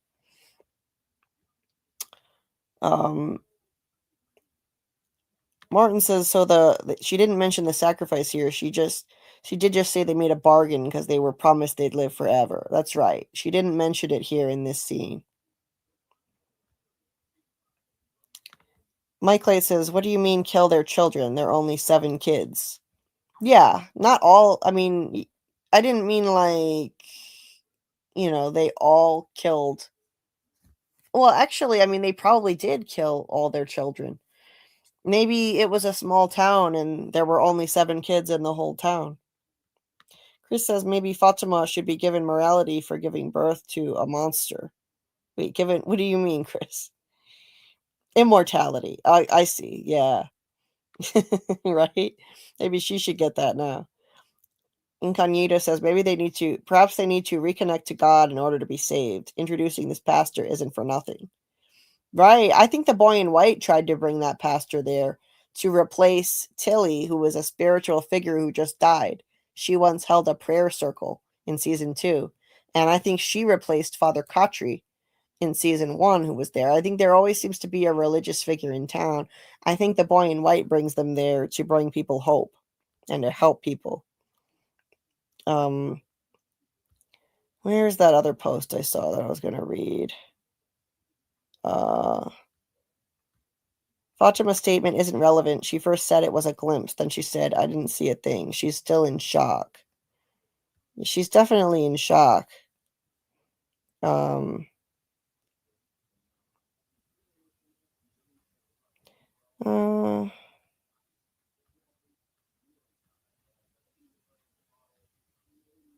I did a post that basically said Sophia in her prayer was mocking God. Told you, no one reads my thread. Oh, well, sorry that I didn't see it, but I've just been overwhelmed. I've been overwhelmed with channel stuff and life stuff lately. So, yeah, I will take a look at that. With her prayer mocking God. Okay, I think I think she probably is mocking God with her prayer. Football says it would be too much to do. So how would they save the kids? What really gets you out of Fromville? Yeah, that's a huge question. How do you save these kids who are already dead? Like Tabitha said earlier. How do you save kids who are already dead? She brought up a really tough question. I don't think they can go back and prevent the sacrifice because I think Ethan is right and you can't change the story that's already been told. I don't think Julie can go back and stop the sacrifice and save the kids. Maybe it just means freeing their souls. Michelle thinks there's going to be a sort of creepy connection between Fatima and Smiley. Ooh, that's interesting. Tam thinks that the man in yellow brought the pastor there. Yeah, may have brought the pastor there in this case. Read the previous chat was a 2-parter. Okay. Football says, I'm starting to think you really can't change the story because what will happen if you do change something? Does another timeline manifest? When Julie goes back, does Jim just appear in the same timeline? I don't think so. I don't think you can change it. No. I don't think another timeline, we'd have to be dealing with quantum shit. Quantum, theory and multiple universes, creating a whole new, like, parallel universe every time you change something. I don't think they're going to make it that overcomplicated. NSB says babies and mothers have a special connection for a while after birth. Now that would be really weird. Yeah, that's interesting. Her and Smiley. David says we have seen Fatima as Eve and Mary, and now Sophia arrived. I think Fatima is going through the transformation from Eve to Sophia. Nice, I like it.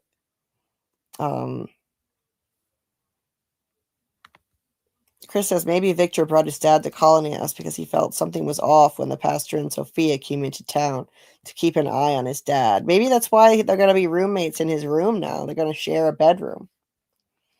Anyway, so over at the clinic, Kenny asks Mari what the chances are that he wakes up as Sophia is sitting here fervently praying next to her dad's bed. Faking, of course. Faking that she's praying. Mari says, given how long he's been out, it's not a matter of if he wakes up, but what kind of shape he's in. So he's in pretty bad shape, but he had a strong pulse. So I think he would have lived if it wasn't for Sophia killing him. Sophia comes up like a all doe-eyed deer in the headlights, saying she left her phone in her car. She needs to call her mom, who'll be worried sick by now. And Kenny tells her there's no cell service there. It's like kind of awkward. Like, there's no cell service here. She's like, oh, I'll just go down the hill. He says, oh, no, there's no cell service at all. He says they need to have a talk about this place and the tree she saw on the road. So he takes her for that little talk. The worst conversation she'll ever have in her life, as Donna once told Tabitha. Kenny gets to do the honors of giving Sophia the talk. And we see most of that off screen because, we don't really need to see that whole conversation. They have to kind of speed things along. At the Matthews house, Julie asks where her dad is, why he isn't back yet, and still is asking her mom for information on what happened today. Why won't she talk to her? And they start to raise their voices a bit. And Julie is saying, it's almost dark. He's not home. Please, why won't you talk? And Ethan gets upset. He's tired of hearing yelling at home. First, it's his parents yelling, and now Julie and his mom are yelling. So he's like, stop yelling at each other. Is dad dead? Wow. He has a dark mentality now. He's seen a lot of death in too short of a time, and he's growing up too fast. And so now he's just like assuming dad's dead. And he also has instincts now for how things are going to go. It's almost like he's writing the story. I don't think he literally is, but he is like our little narrator, and he has a deep connection to this place and instincts, as well as some precognition, I think, given to him by the boy in white. Because he knew when Victor was missing for 3 days, he knew Victor was still alive. Anybody else would have assumed he was dead, and he knew Victor was somewhere playing his important role in the quest, which he was. He was saving Tabitha, and now Ethan seems to know his dad is dead. Tabitha says that she's sure he's fine and probably just didn't realize how late it was. Maybe he's at Colony House or the RV. And Julie's like, remember what Dad said when Mom didn't come home? He said we all he said all we have in this place is what we believe. So we have to believe good things. Mom came back. Dad will too. That's an interesting point that she made. And it kind of speaks to a theory that I have about this place. I think that it's kind of a nightmare realm where your nightmares and fears can manifest into real things, but I think hopes can manifest into real things too. If people were to hope hard enough, maybe they could manifest more positive things. I believe Victor's hope and his dreams of home manifested that peach truck that matches the peaches on his wallpaper in his childhood bedroom. I think as a child, children have especially strong imaginations, and their imaginations can manifest real things there, good, whether it be good or bad. And they might even manifest what the monsters currently look like. Maybe Victor manifested the way the monsters currently look with those 50s looking outfits. Who knows how powerful this could be, this manifestation idea. I think Tian Shen manifested the new crops because she said that they should plant new crops in a new spot, in a new place, and then she died. And then very next morning, new crops appeared in a new place out in the woods. Sarah once said that maybe when people die, their fears become part of the forest. She said that Nathan was terrified of cicadas, and now they had that cicada entity. But I think people's hopes also can manifest into real things. Again, Tian Shen and the crops. And I think Victor and the peach truck too. So maybe if they hoped hard enough for something good, it could manifest. But I think there are obviously limits to that. And their dad can't come back using this. Their dad's already dead. You can't bring people back from the dead. You can't change a story that's already been told. Those are the rules. I believe those are the rules. Ethan laid that out. The Man in Yellow even confirmed it. He said it in this episode. And I think even without that, I think Ethan knows what he's talking about and he understands the quest, how it works. So I don't think hoping for their dad to come back can make him come back. But it's a nice thought. They do have to try and keep a positive attitude. So from here, I think we're getting pretty close to the end of the episode. Yeah, there's not a lot left. So let's continue from here. But let me Yeah, Tabitha was really pushing it here. Maybe he didn't realize how late it got. Yes, Tam. It's a little too much.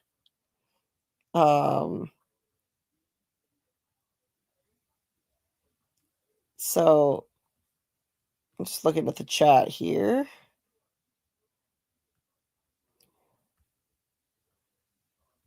My MG says maybe saving the children means spiritual salvation of some form. Not necessarily Christian, but some way of saving their souls or allowing them to move on, whether to a next life or heaven, etc. We're talking about Fromville being something like a bardo between lives. So maybe it's a quest to allow them to move on to their next life. Yeah, I like that, Michael.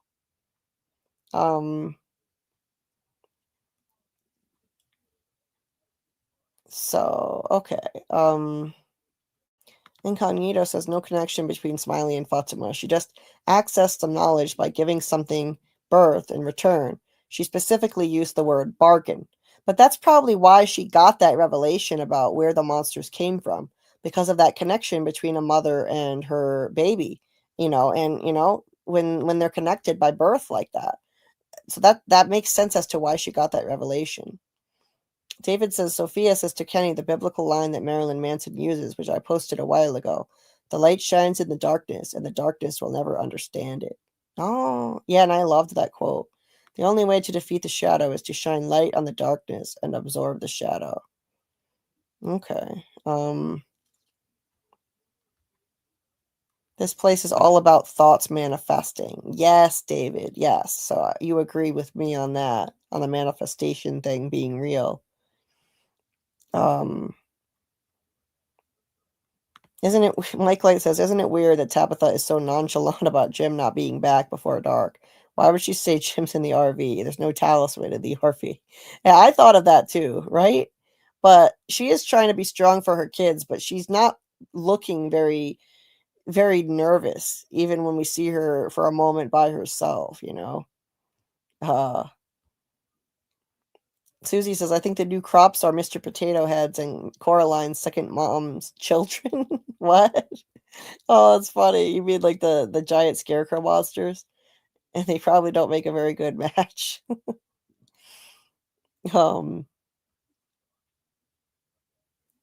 Tabitha didn't deserve Jim. Even Julie told her mom, you've got 2 kids. Isn't that enough? Yes. She didn't deserve Jim Incognito. He was too good for her, to be honest. She didn't appreciate him, and I think he was good to her. And she wanted to just throw away their marriage a lot more easily than him. He was still holding on to it, in my personal opinion. Yes, I love this, Susie. These type of shows intentionally engage folks to have conversation on things regarding religion, philosophy, science, history, etc., without burning books about it. I love that we get into these awesome conversations because of this show, Susie. Absolutely. Chris says Julie needs to story walk to Ethan. She obviously can't do anything by herself. Yeah. Yeah, she needs Ethan's help for sure. Okay, so next scene. Kenny has just given Sophia the talk, and she's like, so okay, we had a brief scene of Fatima taking a shower too. Oh, sorry, no, that comes next. Never mind. So at the clinic, so she's asking, okay, so these monsters, they come out every night, and she's kind of calm about it. I feel like she accepted that there are monsters here a bit too easily. I know she's faking, and she knows this, but I feel like she should have been a little more incredulous for the show of it. Most people don't accept the monsters that quickly. She should have questioned it more, but I guess they wanted to really move this storyline along faster. I just thought that was weird. She's just like, well, so these monsters, they come out every night as if this is just everyday news. And she says, these rocks, they protect you. How does it work? And goes to take it just to fuck with him. I think that's hilarious. She knows damn well what happens if she takes that talisman down. And he's like, don't. They have to be hanging for it to work. So he takes her back in here, and she says, the light shines in the darkness, and the darkness shall not overcome it. John 1:5. It means that God is with us, even here. I mean, how else can you explain such a magical thing to keep the darkness at bay? She asks Kenny if he'll pray with her. and he says he's not a religious person, but she says it's okay, God hears anyway. And she prays, Lord, please protect us in this dark place where evil roams so freely. Please stand on my daddy's bedside and let him wake renewed in your love. And please rest your hands on the shoulders of these people trapped here in this place who have taken us in and showed us such kindness. Be with them tonight and let your love give them rest. This we ask in your name. Amen. And I noticed that as Kenny was still closing his eyes and kind of getting into the prayer for a moment, he was actually sort of getting into it. She opened her eyes first. It was just a little moment here. She opens her eyes first and is looking at him before he opens his, like, you stupid idiot. We're not really praying. Like, this is just an act. God can't help you here. You're you're in my clutches now. You stupid idiot. You stupid moron. You bought this lie. You bought my bullshit. She's looking at him. I swear. It's just like, it is such a great act. It's genius. Disguising himself as an innocent teenage girl, a pastor's daughter, wearing a cross, like all innocent, nerdy. Oh my god, the whole shtick. It's genius. What a brilliant disguise. And what irony for her to pray like this, to say what she said, praying for protection from the evil that roams so freely. She is the evil that roams so freely. It's her. She is roaming freely. The talismans don't work on her. We see that now. She's indoors with night at them, and the talismans don't work on the man in yellow entity. She roams freely wherever she wants. I loved that amazing irony that she prayed those words in particular. And I don't know. I don't think she's right that God can protect them in this place. I think this place is like separate from where God is, and God can't save them in this place. I think it's like out of God's realm at this point. They're definitely not on Earth in our dimension anymore. They're in some other world. I think they're in a parallel universe, or like a pocket universe rather. So anyway, then Sophia goes back and says, I'm going to go sit with my daddy now, if that's okay. Her calling him daddy all the time, I just found was kind of weird and creepy. And poor Kenny. Can Kenny just catch a break? Now he's gonna have Sophia in his orbit. I am glad to know that she's only 15 or 16. So that means she's too young for Kenny to date her after all. We thought she was older. We assumed she was older when we saw the trailer, and we all thought Kenny's going to date her now instead of Acosta, and he'll finally have a girlfriend, but she'll be, now I was thinking after the second trailer, Kenny finally gets a girlfriend, but she's the fucking man in yellow. But I think Kenny is marked safe from that because he's not going to date a minor, so we're good. He's not going to date the man in yellow.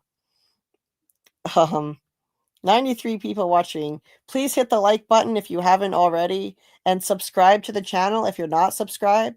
I'm trying to reach my goal of 3,000 subscribers by the end of season 4. I don't even know what season we're in. Season 4 of From. Sorry, I'm in a lot of pain. When I say I make mistakes when I'm in pain, which is all the time. But hey, welcome, Kenny. See, more mistakes. Welcome, Code Knox, saying poor Kenny. I was reading your comment while I was trying to read your name. Poor Kenny, indeed. He shouldn't be anywhere near this evil entity. Anyway, welcome, Code Knox. NSB, the old man is also a bit too old to be dating a young man like Kenny. That's a good point. It's a good point. Lucifer, the light carrier, the so-called knowledge, but in fact it's a trick because he inverted all the words meaning. Yeah, she's kind of like a Lucifer figure, if that's what you're saying, incognito. David says Lucifer is Venus, astronomy, the root origins of mythology. Code Knox says, yeah, what is with that? God has no juice here. Yeah, can God not help these people? It seems like God doesn't have power over this place. Can't save them from death at the very least. Martin says she might not want to panic Tabitha, that Jim's not home. She does bubble wrap Ethan and did that before with the Norman story and crows being ravens, etc. Julie was toughening him up like a big sibling does. This scene was so uncomfy yet so captivating. Oh yeah, Michelle, 100%.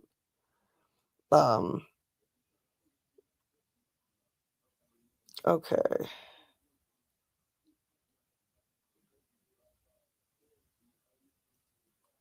Trying to grab that talisman. Oh, Sophia, man in yellow. I knew you were a troublemaker in disguise. Yes, Tam. Remember we were talking about how the man in yellow might just walk in and steal people's talismans? Like, yeah, maybe she really will, too. You never know. She can do whatever she wants, it seems. Yvonne says, Julie, thank you so much for giving me an opportunity to see episodes earlier on Discord. I really appreciate it. Well, you're so welcome. I'm glad I could help. I subscribed to it. I subscribed to MGM Plus just for this purpose. I don't usually subscribe to it, to be honest. I can't afford to pay for all these streaming services, but and I only watch it for From, but I do it so that I can do these watch parties and have a good time with everybody. So yes, every Saturday night when the episodes drop, we do the watch parties in the Discord at midnight Eastern. So if anybody wants to join, the Discord link is pinned at the top of this chat. It's also in the description of this live stream. And you know, if people in the chat, if you guys don't want to talk about religion, please don't talk about anything you're not comfortable with. Incognito and you in particular, please. There's no need to get into it. I got into just a bit because of the religious themes in the show, but anybody who doesn't want to talk about it, it doesn't feel comfortable with it, do not feel pushed into talking about it. AA says she mocks God because she knows God is stronger, in my opinion. Why block God if he's not a factor? I always wonder. Oh, or mock God. Yeah, that's a good point, AA. I like that.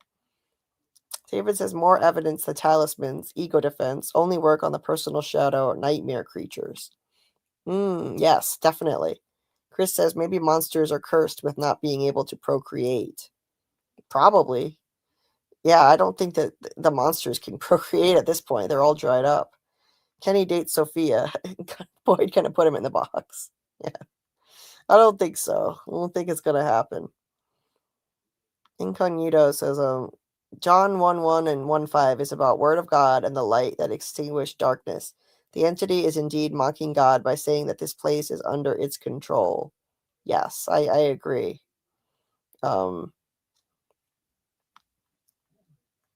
Yeah, Susie, don't worry about it. We know you were just trying to be open with people and say that it's okay to talk about this.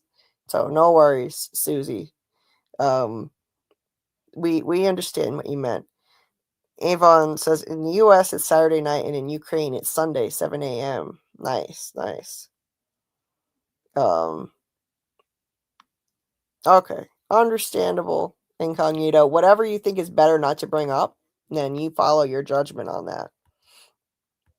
So moving on, over at Colony House, Fatima takes a shower and she's really going through it. She's very traumatized by what's happened to her. I mean, look at her with this 1,000-yard stare in the shower.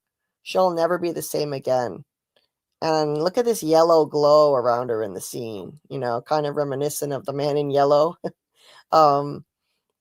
She looks down and as the camera pans back, you see she's still wearing her dress that she gave birth in. She didn't even bother to take it off in the shower. She's so messed up. And she touches her stomach where this pod was. And that's just really heartbreaking. She was told that she could never conceive a baby, and then this place told her she was pregnant, and it was just this entity and forced her to give birth to this horrible monster, and now she has to live with that trauma. And she got kidnapped, and the pod in her stomach forced her to kill Tilly. So she's got to live with that forever. This place has broken her. She is definitely a broken person. And broken people don't survive there, we once heard. So I worry for her. She's completely broken down, and she used to be a beacon of hope for this place. So it's a real shame that had to happen to her, of all people. You know, she's somebody this place needed, that Colony House relied on for hope. Hold on just a sec.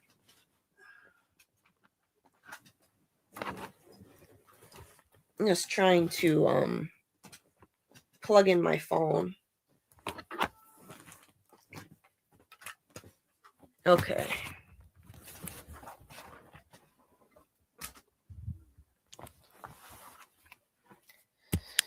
So anyway, I think the evil entity targeted her on purpose because she was a beacon of hope for people. And the entity feeds on fear, so it wanted to extinguish that hope. And the people of Colony House, since they rely on her so much for hope, they're going to be hurt by this. They're going to suffer from this too. Donna had said she's not going to tell anyone Fatima killed Tilly because the people couldn't bear losing her. They love her too much. She's too important to them, and they couldn't take it. Code Knox says Fatima going to the dark side for sure. Maybe so. Straight Edge Junkie says, I don't remember about the talismans. Can they not enter at all, or can they enter if invited in, like vampires? Maybe they work on the Yellow Man as well, but as Sophia, he gets invited in. That one dude opened the window for the female monster that one time, and they all got in, if I recall.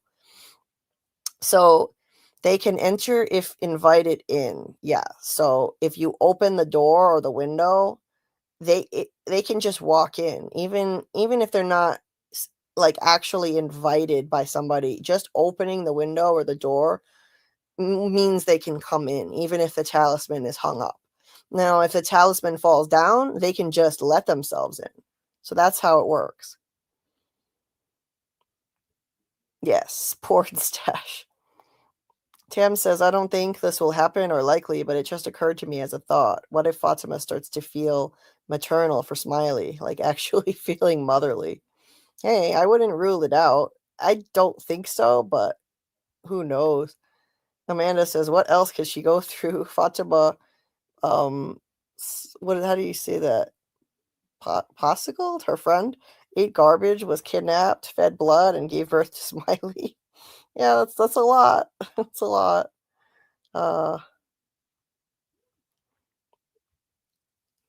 NSB says Fatima showering with her clothes on may mean that she is having body image issues. I'd feel violated too if I gave birth to a grown man, especially a creepy monster. She'll never recover from this. Yes, she was violated. I mean, it was an immaculate conception. Nothing actually assaulted her. Nothing SA'd her. But they might as well have. This place violated her. It invaded her body. Forced her to give birth to this thing.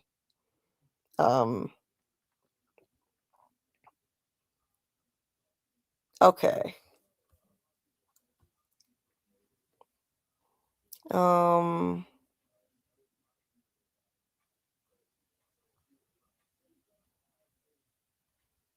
Okay, so let's move on. So the next scene,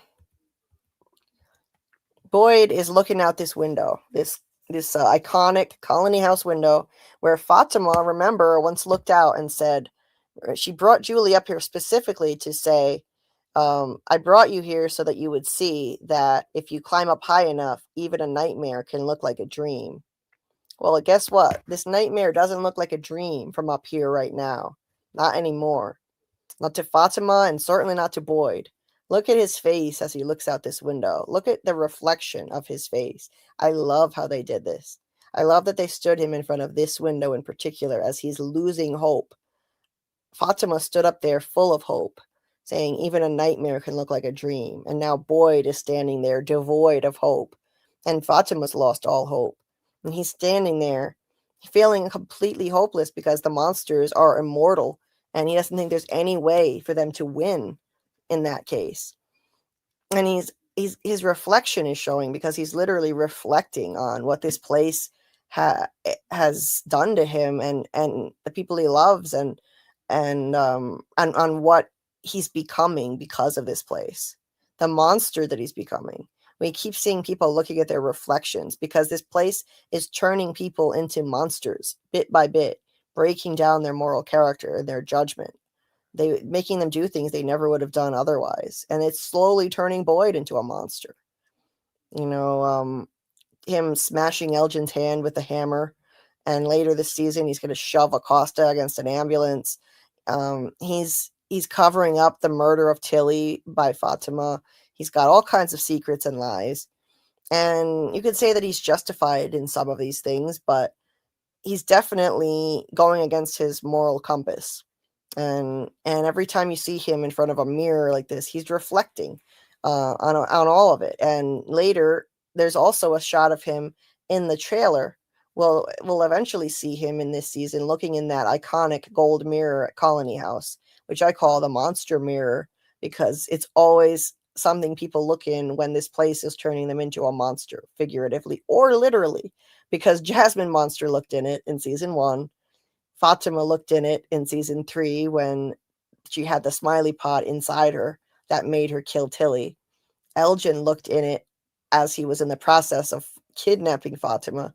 And now Boyd will be looking in it in season 4 based on what we saw in the trailer. So I love how they use reflections in this series. And so anyway, he's looking out this window. And there's a dream catcher right there. You know, the theme of dreams always in our face. But nothing looks like a dream to people here now. And sorry, I lost my notes for a second. Let me go back to my notes. Okay, so Donna says there are a lot of people wanting to know what happened down there. And Boyd tells her they had another car today. A girl with her dad, a pastor maybe. He had a stroke or a seizure maybe. The girl can't be more than 15, 16 years old. She's at the clinic now, waiting to see if her dad lives through the night. Kenny's there to tell her that whatever life she had before is over. That now she lives in a place where monsters smile. I loved that. I loved how he stated that. Where monsters smile. And he said that girl's probably going to die here. So he's got a really bleak, nihilistic mentality right now. And Boyd says, the only thing that gets me out of bed in the morning is that maybe, just maybe, we can beat this place. That maybe we can get everybody home. That maybe someday the good guys actually win. Then I saw that fucking thing in the tunnels. That same goddamn smile. And I realized this place has been 3 steps ahead of us from the beginning.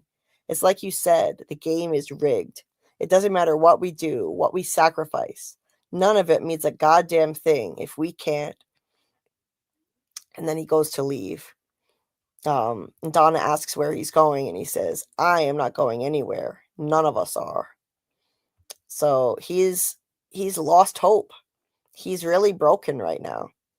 I don't think he's permanently broken, but he's pretty badly broken right now. And once again, he's using the game terminology. He thought maybe someday the good guys actually win the game, you know. And this place has been 3 steps ahead of them from the beginning. That's how it works in chess. You're always planning a few moves ahead with chess. And I really do think this place works like a game of chess with the man in yellow versus the boy in white entities, using the characters like chess pieces. And they do plan a few steps ahead. And unfortunately, this evil entity has been a few steps ahead of them pretty much all the time. But sometimes I think the boy in white entity plans pretty well ahead of time too. And he says to Donna, it's like you said, the game is rigged. Again, he's referring to this as a game. All of these game references from the writers in the script, I think, are a clue to us that this place does, in fact, operate like a game, specifically chess, which they also showed us multiple times, including in the very first episode. They did that for a reason. That wasn't for nothing. They planted major clues in the first couple episodes. They said they did that, the showrunners.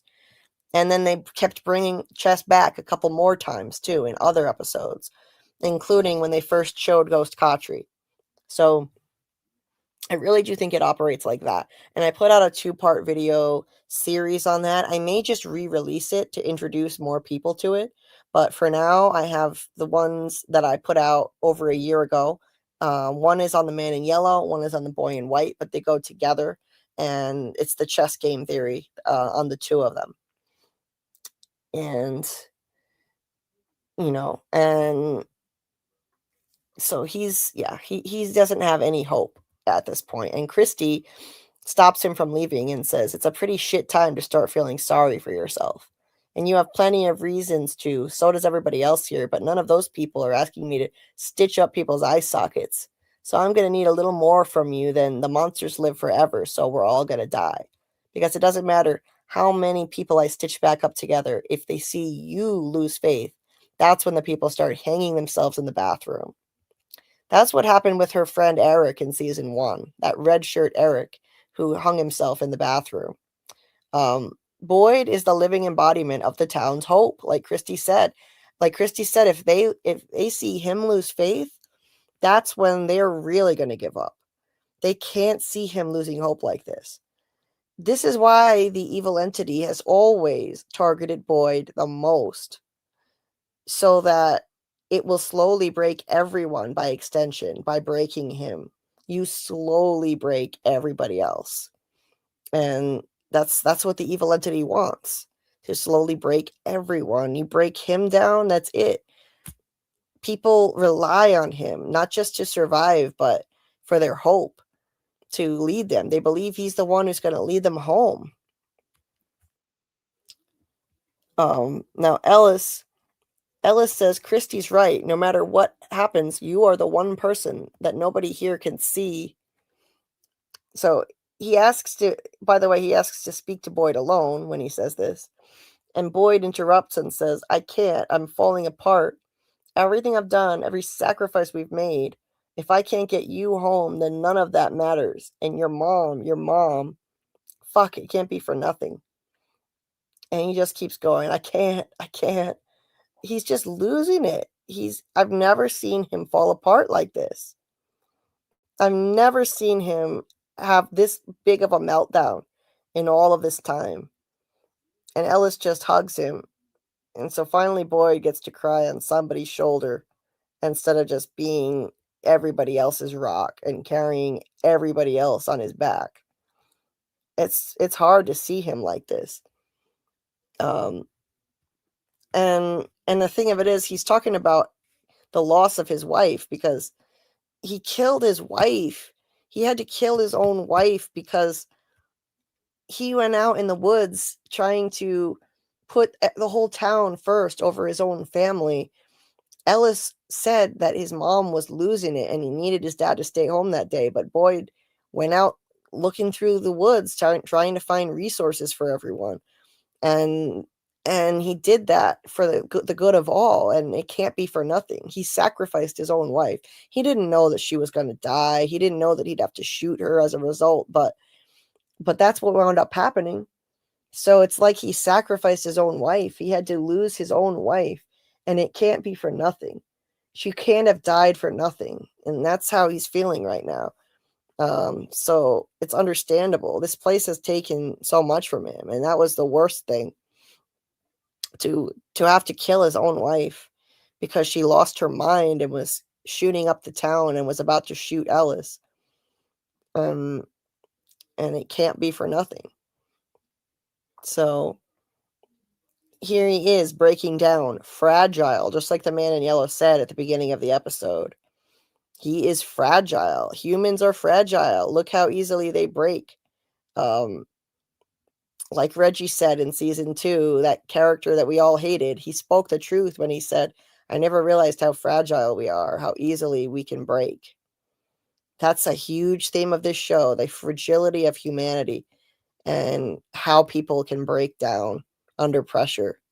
How much does it take to make different kinds of people break under trauma and pressure and stress and grief, So yeah, he's breaking in a big way, and everybody is proving the man in yellow's point in this episode by breaking down like this. Fatima's really falling apart. Boyd's really falling apart. You know, Fatima and Boyd, they are the two beacons of hope for the town, or they were. Fatima and Boyd were the two most hopeful figures in town. When the two of them are falling apart, and that was by design. They were both targeted on purpose by the evil entity. I am convinced of that. Fatima also targeted because she's connected to Boyd, but she was a beacon of hope in her own right. But, obviously targeting her hurts him as well. She's his daughter-in-law. So he's even blamed himself for her getting targeted with that Smiley pregnancy. So, yeah, that was a heavy scene, really emotional. Hey there, welcome. Let's see. I don't know if this is Chris in. I'll say Chris. Welcome. The book of Matthew in the Bible plays a big role. Look at the Matthew's name. Nice. I like that. All the characters' names in the main story are 4 + 7 = 11 letters. Really? I did not realize that. That's really interesting. Cool. Does anyone remember the first season a character said, "Hello to Julie. Do you remember me?" So you think that's Thomas grown up? You think from like a parallel universe? Yeah, I've heard that theory. You never know. But I think that the monsters know everybody's names based on what Jasmine Monster said to Kevin. Through some kind of mind reading or listening in, they know everyone's names anyway. So it doesn't have to be explained by that, but there could be a deeper meaning to it. Please consider subscribing if you're not already subscribed, so I can reach my goal of 3K subs by the end of season 4. And like the stream. David says Jacob's ladder with bows. I don't know how to say this. And the wisdom is the equinox balance of light and darkness. Okay.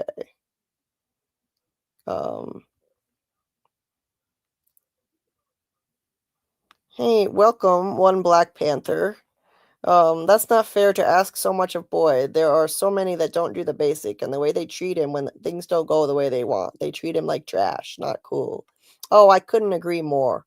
He's carried this whole town on his back, and people do not show him enough appreciation or consideration at all. So I could not agree more with you on that. Hey, Debbie. Nice to see you. David says the same window Julie looked out. What was the line? When you are high enough? Yes. When you climb up high enough, even a nightmare can look like a dream. Reach the higher self. Yes. Fatima annoys me sometimes. I'm not sure why. Yeah, me too, AA. She was a little shrill and, her crying and hysterical ranting in this episode was a little annoying. Code Knox says Miranda didn't see Man in Yellow shifting. She got to see him as Man in Yellow in her vision to paint him. Or it could have been a memory of a past life when he showed up as a regular person, like I think he did, in town. Fatima is going to smoke a ton of weed and break a car window. You're talking about blowing off steam. Yeah, that's true, incognito. Does weed stop growing in the town when everything got moldy? Probably, Susie. Everything stopped growing. The crops got poisoned. Her energy is so off because she was so chill, so it's also like the contrast makes it worse. Absolutely. She annoyed me lately, but it's like just because I feel the tension, and who wouldn't be frustrated when she keeps trying to tell everyone something's wrong and no one's listening? Right. And then she pooped out a monster egg out of her baby maker, and is she just supposed to be, oh, it's whatever? Absolutely not. Yes. Of course she's not going to be just fine after that. Yes, she's been trying to dang tell them. Exactly. All of them are pretending. There is no trust among them. It's because of the nature of this place. In real life, people will talk at some point. Incognito, exactly. Yeah, they should have talked more. They should be confiding in each other more about the weird stuff going on. When you look into alchemy, sacrifice and suffering is key to growth. Therefore, it is the higher self that feeds off of suffering. Okay, David. Interesting. Good night, Amanda. Have a great day to you too. This for sure is an esoteric mind show, very much like Q. What's Q? I've never heard of that. Chris. The duality, one side light, one side dark. We all have a duality. One side blessed, the other side cursed. Yes, David, I like that. Hugs to you too, Amy. It's 100% a game. Seems like Jacob and the man in black are still playing Sinet on the island to me. Absolutely, Debbie. 47 people in town. Do not forget 47. Yes. The man in yellow is Baphomet. No, maybe. Maybe like a demonic figure, you're saying? This scene made me cry. Yeah, this was a rough one, Tam. Yes, these events actually match up with current events, just like the Q years. This is certain government programming, but trying to open your eyes. Okay, Chris. NSB says Boyd was supposed to be enjoying his retirement days with his wife and son in his boathouse, but now he's trapped in this monstrous town and losing one thing after another. Yeah, it's awful. Look at the patterns of the roots. They are the pattern of the last 3 eclipses in America. Really, Chris? Interesting. Okay.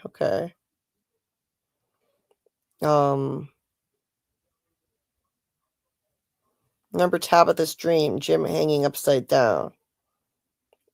David says, masonry, first 3 degrees, is the hero's journey, played out with all the symbolism of the sun and the moon, the sun and shield. The earth and its orbit around the sun is constantly rotating on its axis. Okay.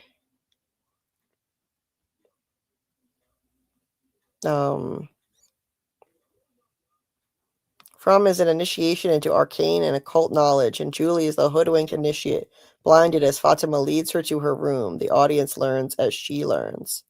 Oh, David, that's a cool theory. I like that. Chris says, I agree. It could be a nightmare subversion trick by the man in yellow, who is a subversion of the king in yellow. New subscriber. Thank you so much. Appreciate that. Thank you for subscribing. We do these lives every Monday and Thursday night for season 4, and it should start around 10 p.m. Eastern, but it could get pushed to 10:30 or 11 when my pain is really bad, because I do live with a severe pain condition. And every Saturday night, we stream the episode in the Discord. If you want to join a watch party, the Discord link is in the description of the live stream, and it's pinned at the top of the chat right now. I'll be putting out a deep dive episode into this episode, a video, in the next few days, just analyzing this whole thing and giving my theories and predictions. And so watch out for that, and hit the notification bell for updates. And I have a few videos I've put out already on this season, including a deep dive into Ethan and my theory on how he knows so much about this place and the story, the quest, and why it's important. That's linked in the description of this live stream. There's the video on Ethan. There's one on Jade and what's going to happen with him in the cave. There's one with all my theories and predictions overall on season 4. That's the latest one. And it started with Sophia is going to be the man in yellow, which is now proven right. I was one of a bunch of people saying that, so it's not just me. But there's that. But I also predict, I have a lot of other theories and predictions that are still up in the air in that video. So it's a deep dive. It's a long one. And that's linked in the description too. Chris said, when Tabitha is in the real world, remember the priest and the church? I sure do. I talk about him a lot. I think he's connected too. So you think he's the man in yellow. I think he was spoken to by the boy in white in his head, pretending to be God and telling him that Tabitha was going to be coming. There was something sus about that priest. There was something odd about it. I agree with you on that point. This is not a nightmare. No, it's not a nightmare. But I think it's like a nightmare realm that they're living in, where nightmares and dreams can manifest real things. But I don't think it's an actual... Like, the creators of the show said it's not a dream, so it's not a literal nightmare. Debbie says, oh goodness, Julie, most of them are 11s. 4 and 7 equals 11. My fourth From art video features a 4, 7, and it was finished before Kenny said 47 residents. The numbers are one of my favorite things to find in From. It's interesting stuff. I bet you were psyched. I bet you were psyched when when the 47 resident reference was brought up in this episode. Yes, if your body gets violated like that, I think you have the right to complain, right, Samuel? About Fatima, absolutely.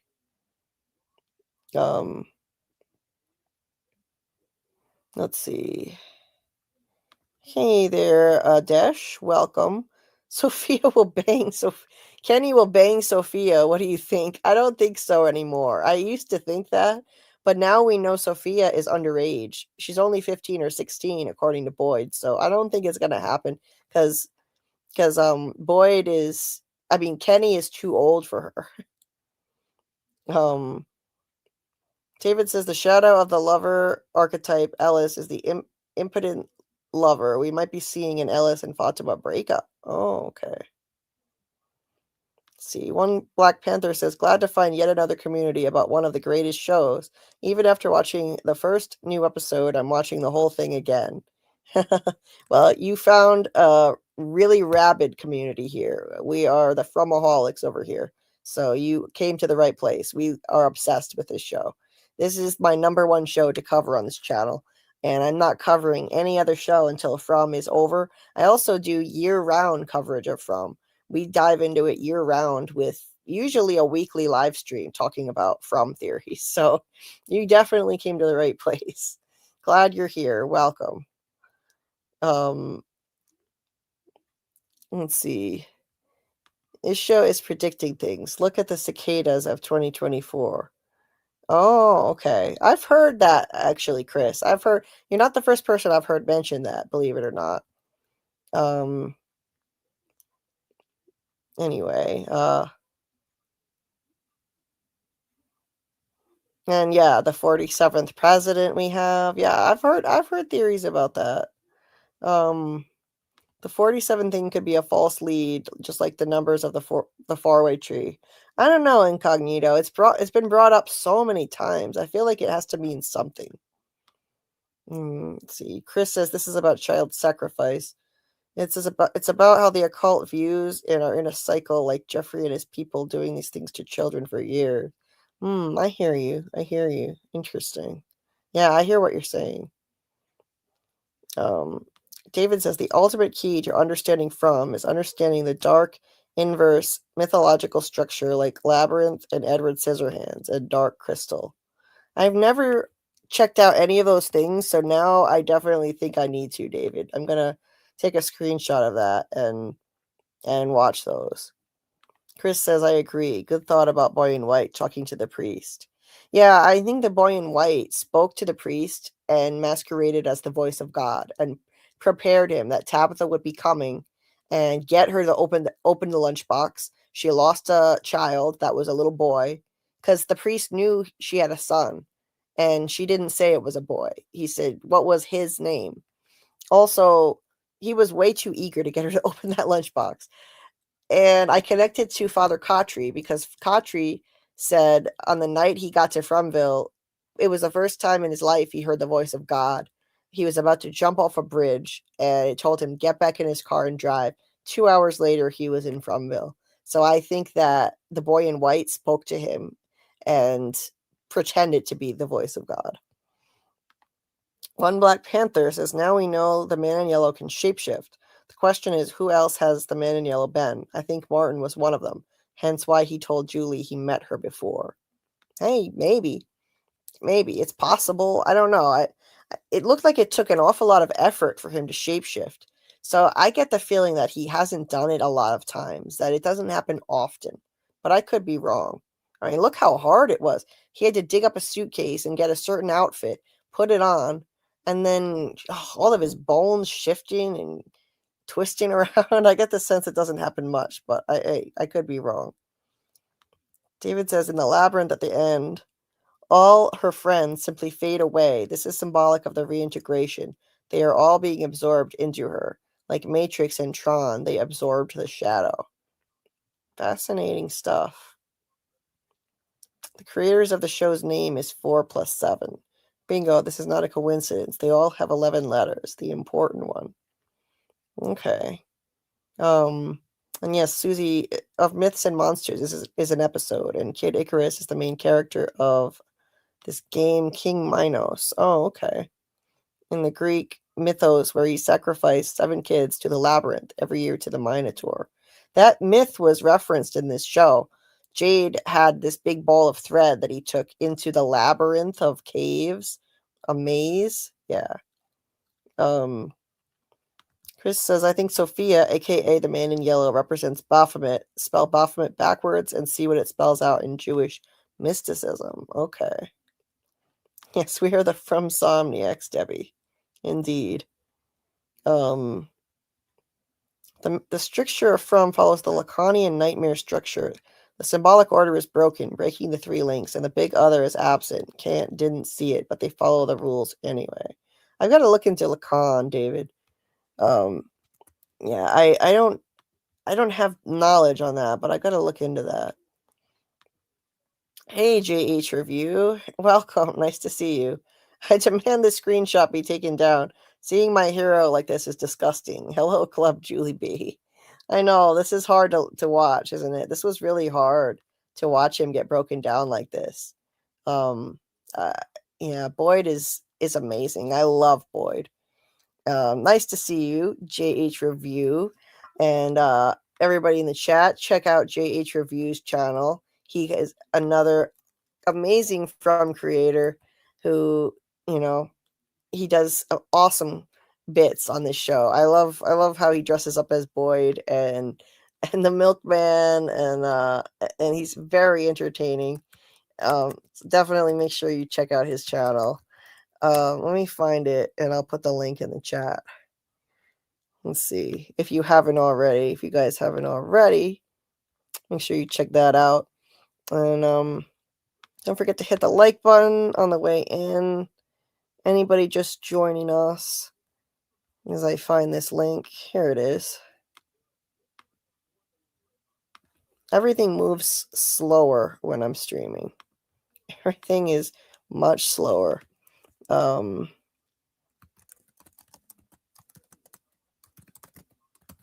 we go. There's the JH Reviews channel right there. We've had him on the channel talking From with us before. It was a lot of fun when he called in as a guest one time. Let's see. I put a whole bunch of links to prove it on Julie's Discord. Okay. All right. I better move on to the next scene. We're getting close to the end now.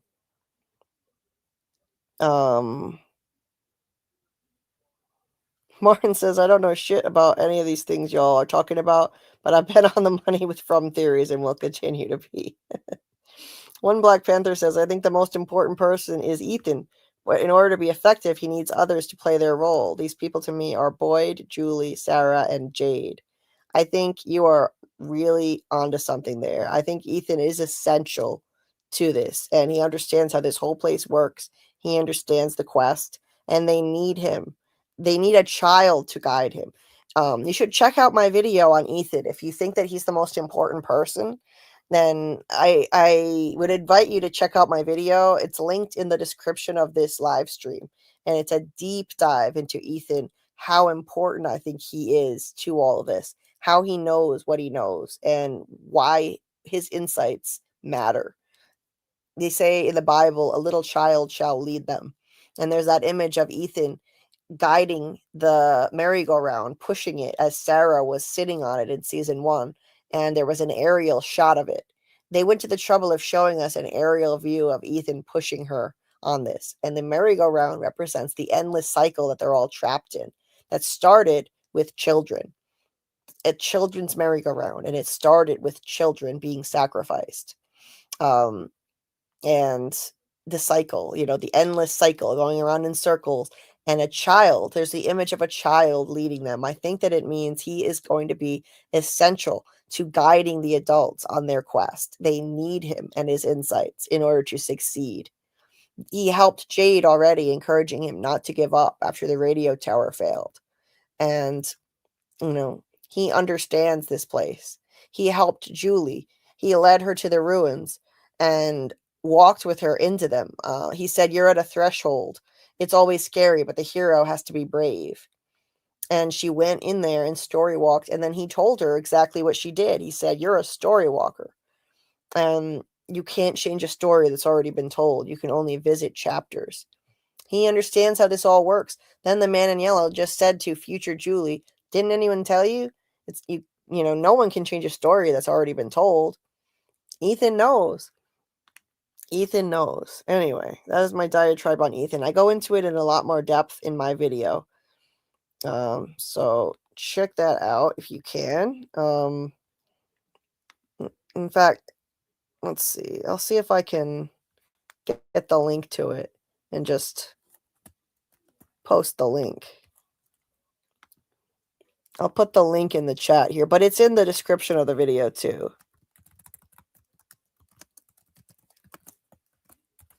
Okay. I call him the storyteller. He's the narrator of the story. Not that he's making it all up, but I'll explain it in the video. Ethan had a seizure on his first night in town. He's compromised. Susie, I think that's how he got connected to this place, but through the seizure. Not that he's compromised, but that the boy in white connected with him through that seizure and gave him visions and insight.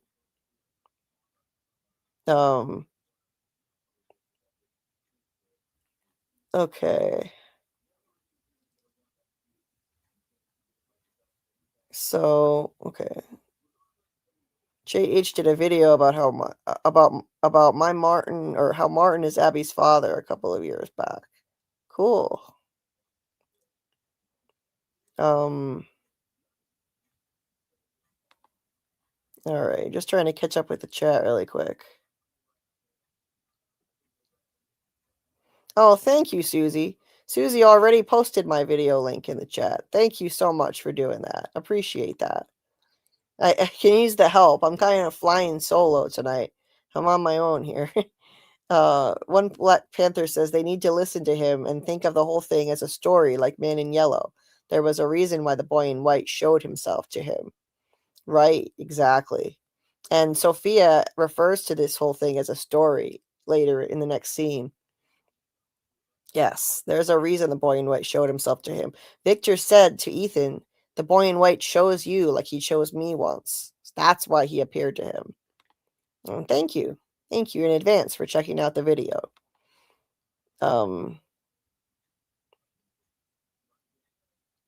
Okay.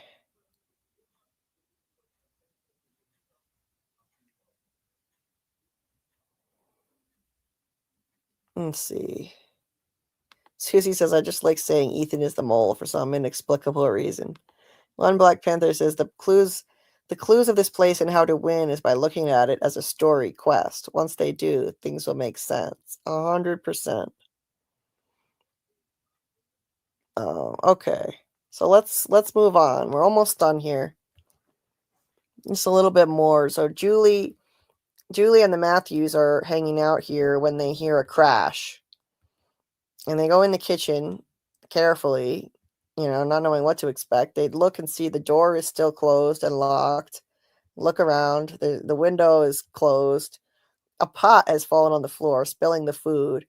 And then they look up, and Ethan's book goes flying up against the wall, and the cabinets start opening and closing by themselves.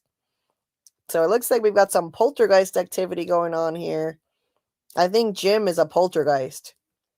I think Jim is a poltergeist in this place. That's what I'm thinking is going on here. He's got to be haunting his family. He's always been overprotective of his kids and his wife. And maybe he's going to be there, trying to warn them of danger. Maybe he's trying to warn them that, hey, the man in yellow is in town right now. This evil entity is here in town. Anyway, I do think that it's poltergeist activity. So over at the clinic, we have the last scene here. Sophia looks and she sees that Kenny is asleep. She closes the door, puts her glasses down, and this is the scene we've all been waiting for. Let me take a drink of my water before I get into this one.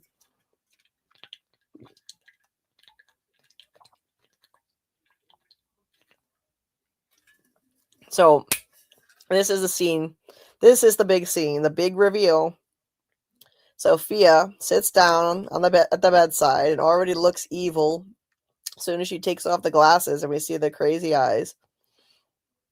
She rests her hand on the pastor, closes her eyes, concentrates, and says, "Wake up."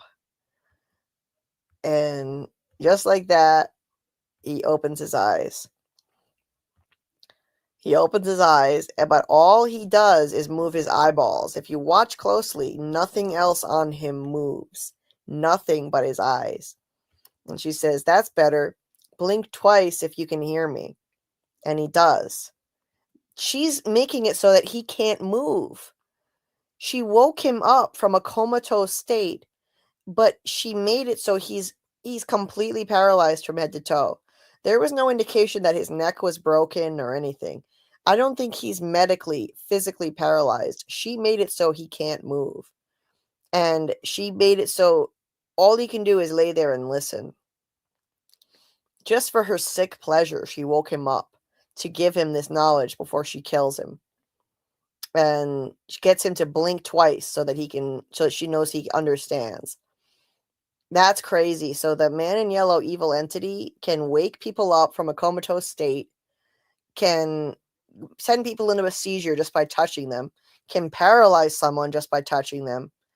This is wild. We're learning all kinds of insane powers that the evil entity has.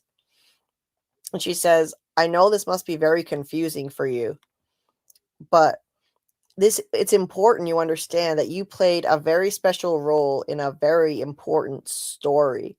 You see, I couldn't come to them as I was, not with everything they learned." And so what she's saying here is, so she couldn't come to them in the man in yellow form, not the way she was. I mean, look at the way the man in yellow looked. He looked like a fucking monster. His teeth were rotten. He looked ghoulish. I mean, even if he had taken a shower, there clearly seems to be something wrong with him. He has those rotten teeth. This, time wore him out. God knows how long he was in that particular form and looking like that. And maybe, Tabitha and Jade just remembered all their past lives. So maybe she's saying that, I think what she's saying in reality is that Tabitha would have remembered him from Miranda's painting. Tabitha was down there in that basement and she saw Miranda's painting of a man in a yellow suit. So, and Miranda may have known that man in yellow was evil. Miranda may have seen him being, his evil self at that point in her life when she was there in town, when she got to Fromville. Maybe she saw something. So she said, so when Sophia said she couldn't come to them as she was, not with everything they learned, I think she means Tabitha and Jade, one of them might have remembered him from their past lives.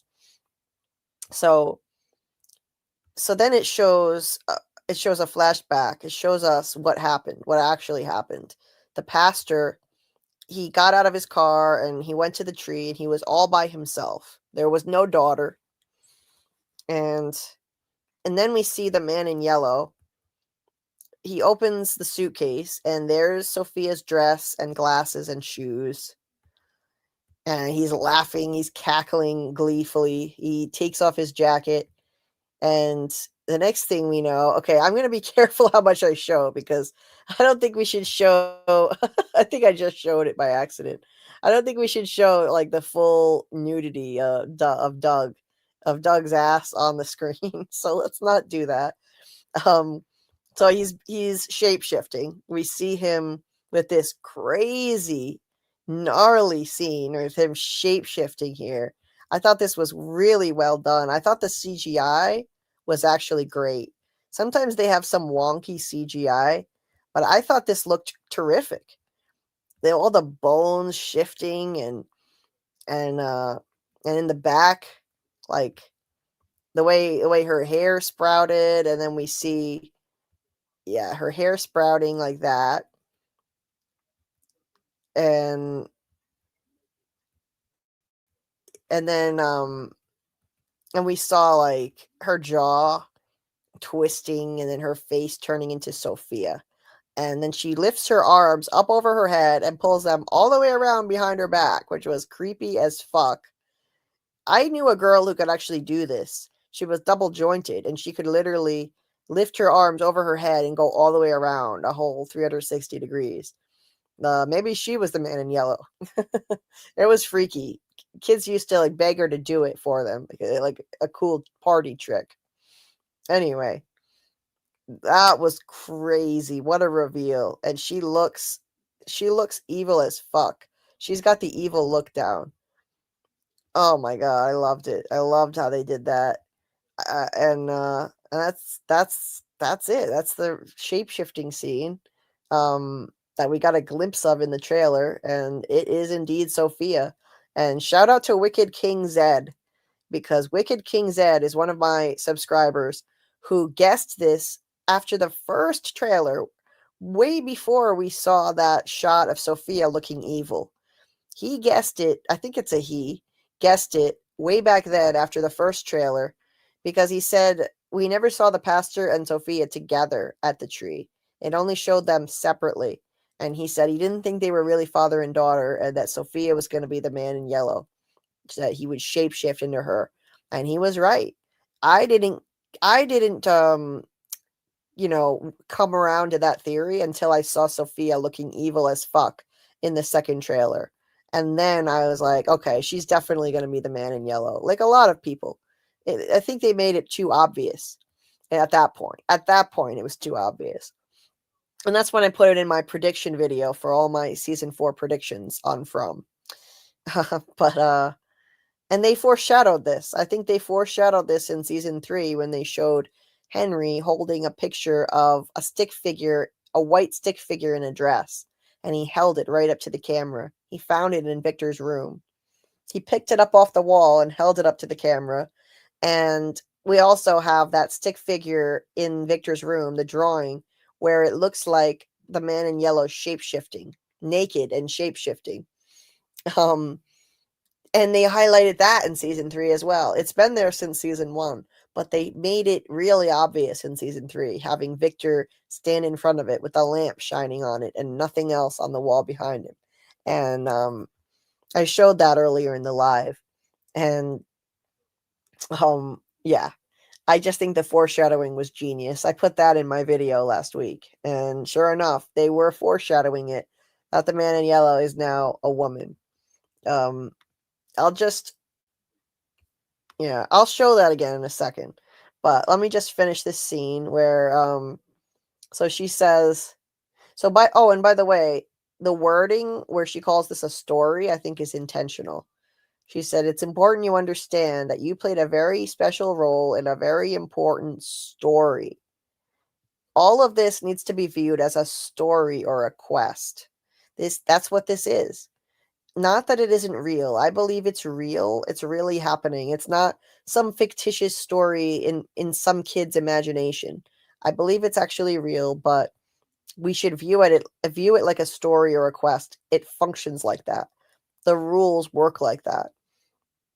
So her saying that it's an important story matters. And then it shows how she hitchhiked and the pastor picked her up. She said she's lost. He said he's lost too. Want a ride?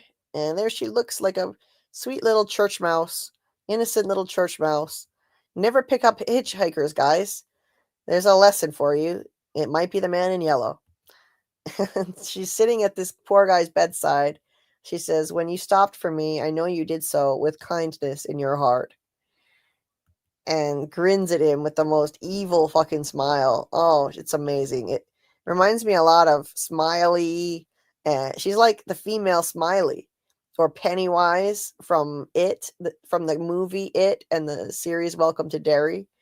She looks a lot like him with what she does with her eyes next. So then when it shows what happened, how she caused the accident. I love how she does this creepy side eye, the way she looks at him, and then she puts her hand on him, and no, she's not kind to him.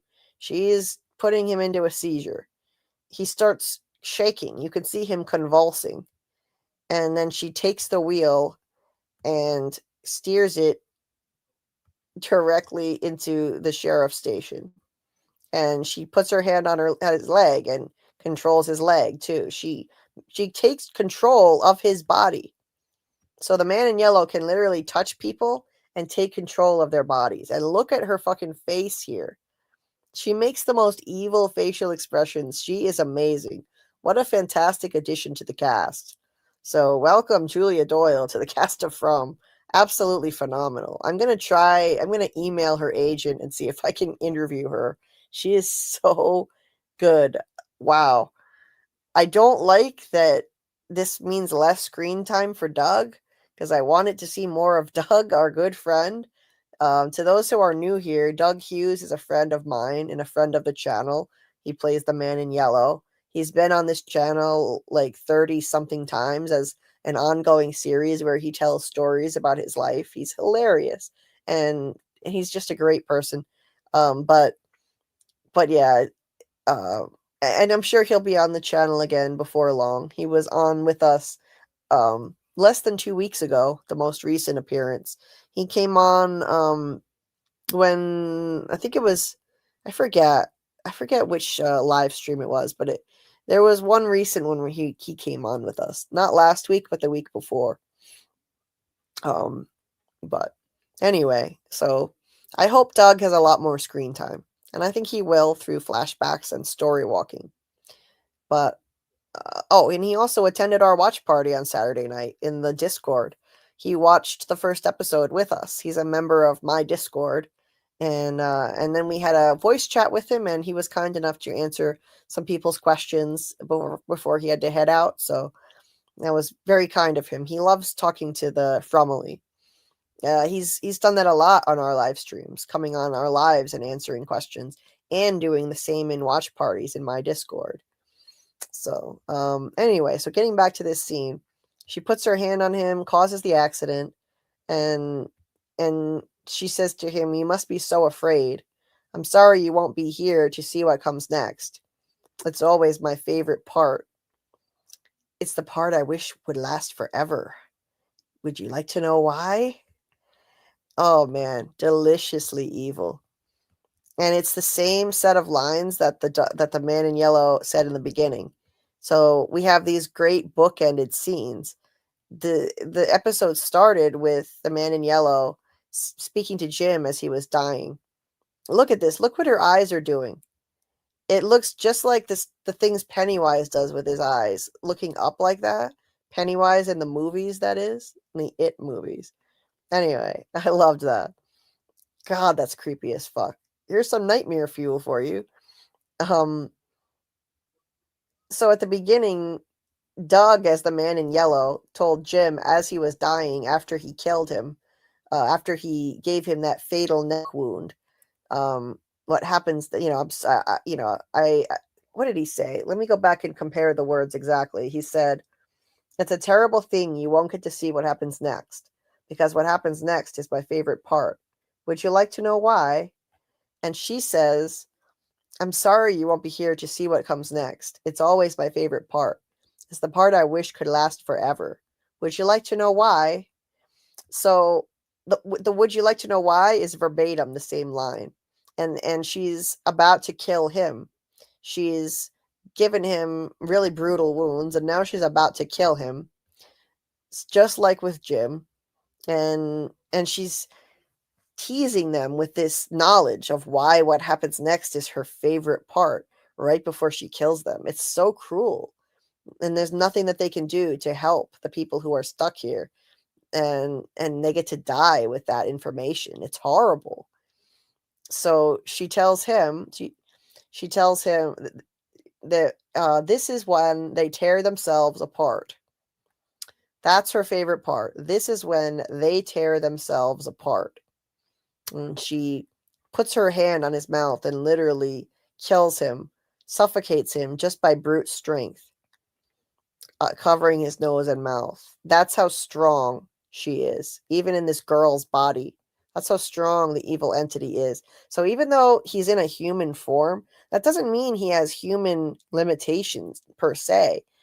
He killed Jim by ripping his throat out with brute force alone. Doug, who plays the man in yellow, told me on our live stream that they didn't outfit him with any claws, that he didn't have any claws. He ripped Jim's throat out with brute strength. And now she's killing this pastor by suffocating him with brute strength over his nose and mouth. That's how strong she is. That's how strong it is. So that's terrifying. What this thing can do, even in a human form, a human appearing form. Who knows what else she can do? We're only just seeing the beginning. It's crazy. And I don't think that she can be killed. Bullets wouldn't hurt her.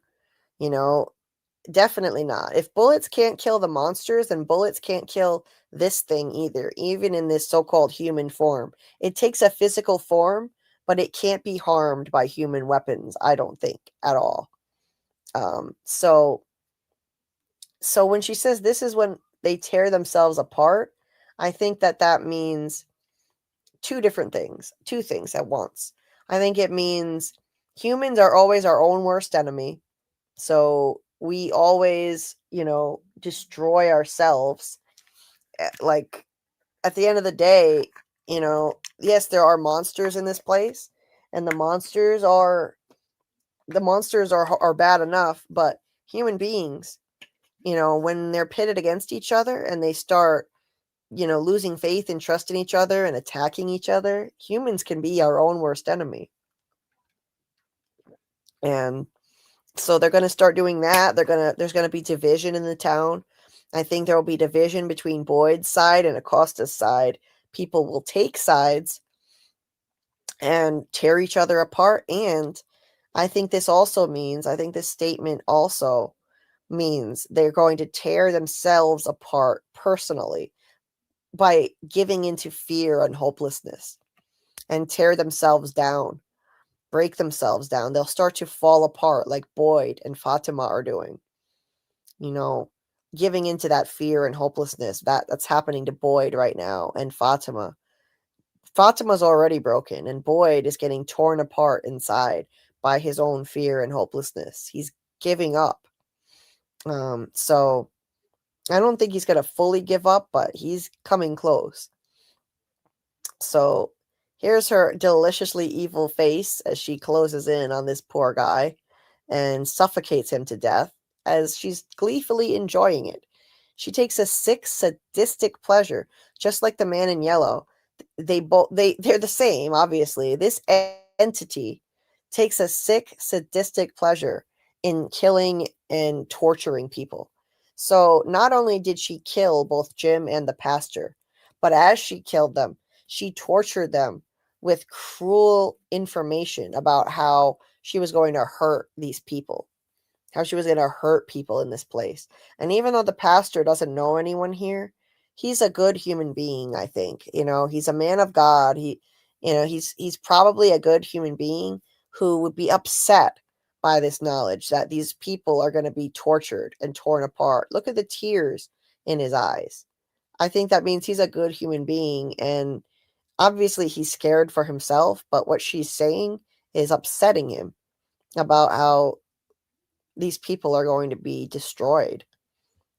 And what she said to Jim, I definitely think as a he said to Jim, the man in yellow, I think, told Jim the same thing, but we just didn't see it. The scene cut right when he said, it's always my favorite part. Would you like to know why? And then the scene cut right there because they didn't want to reveal what his favorite part was just yet. So they saved it for this scene. But I definitely think that he told Jim the same thing before Jim died. So that's terrible. Jim having to die with that knowledge that they're going to tear themselves apart and this horrible evil thing is going to be unleashed on his innocent family. So that's why I think that poltergeist activity is happening in the house, guys. That's why the cabinets were opening and closing, and Ethan's book slammed up against the wall all by itself. I think that the man in yellow told Jim exactly what Sophia just told this pastor. I think that Jim, in some manner, is trying desperately to warn them, to warn his family that there's danger here. There's something wrong. Just to alert them that there's something wrong, that there's this entity that's going to be unleashed on them, and they're going to tear themselves apart now. So that's how the episode closes. Absolutely spectacular first episode. So I'm going to come back to the chat now, and let's see. David says Jim is going to try and warn them. No one has crossed over. He must know everything now. Right. Definitely. I think he knows. And I think all of the dead people, everyone who dies here, is trapped here. So Jim's soul is trapped and he's trying to warn them. Debbie says, feeling more Stephen King every day, though. Absolutely. I mean, if this doesn't remind you of Pennywise, I think this evil entity is a lot like Pennywise. I think it's an ancient, evil, shape-shifting entity. Maybe a cosmic entity that's not even from this earth. Pennywise, aka It, he was an alien. He was an extraterrestrial. One Black Panther says, Man in Yellow can be defeated, but without knowledge, they can't. His power is limited to the role in the story he has. Once you know the story, you will know how to defeat him. I could not agree more.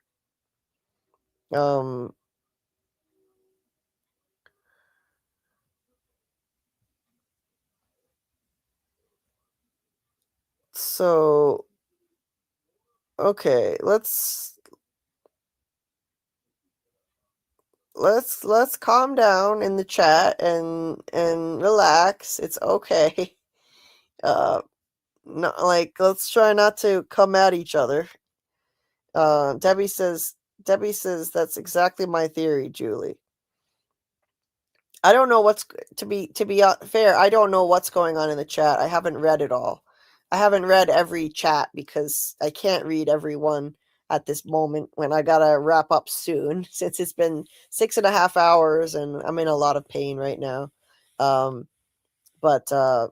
Debbie is saying, I predicted that the talismans were meteorite fragments in season 1. No kidding, Debbie. That's awesome. That is really cool. Love it. JH Review says Jim equals the voices on Lost. Ghost Jim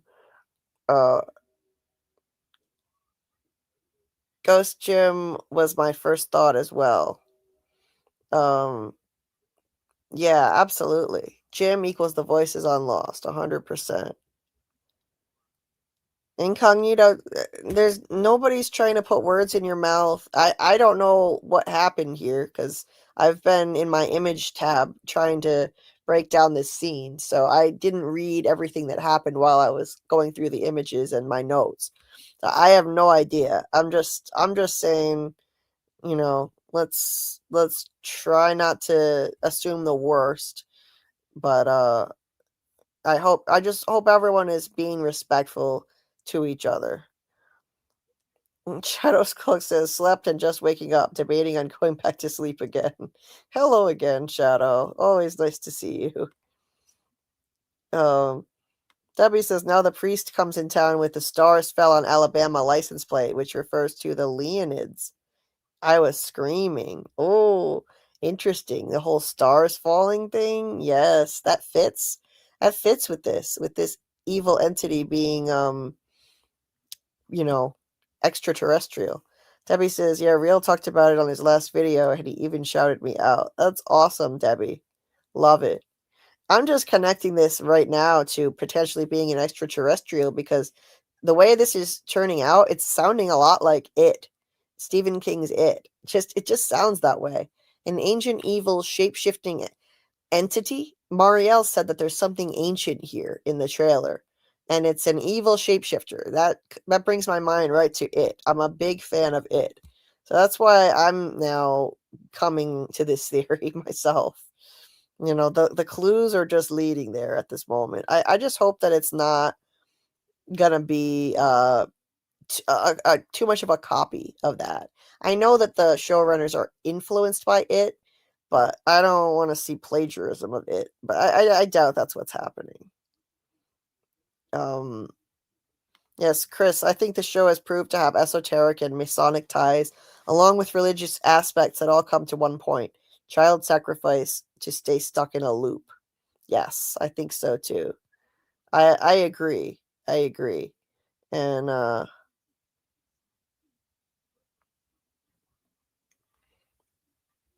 let's see. I mean, from the looks of it, Chris, you're dropping theories in here, and you know, not.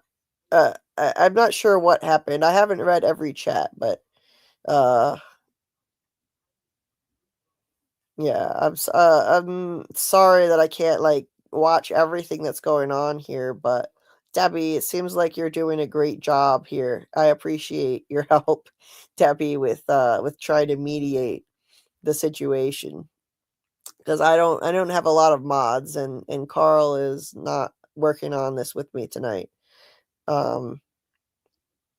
So anyway, when Black Panther says the man in yellow's real power is knowledge. If they have this knowledge, then they can find tools to fight back, aka the talismans are tools. They need to find the right tools for the man in yellow.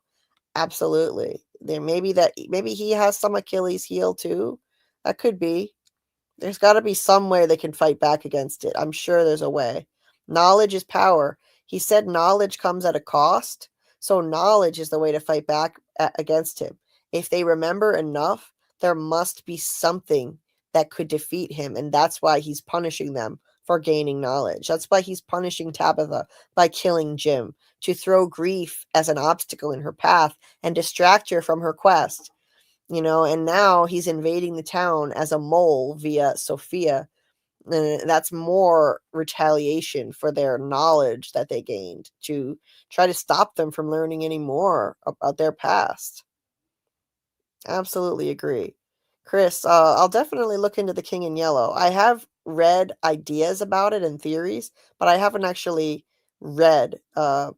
So are you I don't know if you're referring to the story, because there are two different things. There's something by, what is it? I forget his name. There's a play, and then there's something else. Why can't I remember? I'm in a lot of pain. I forget who it was now who wrote a story involving the King in Yellow. But there's Joseph, I forget. Damn it.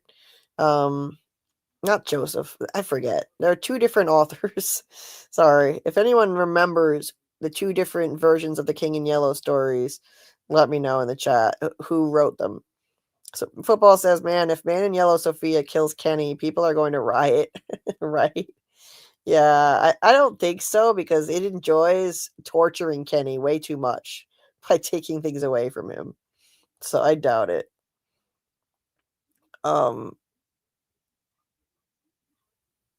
So I'm just trying to catch up with the chat now.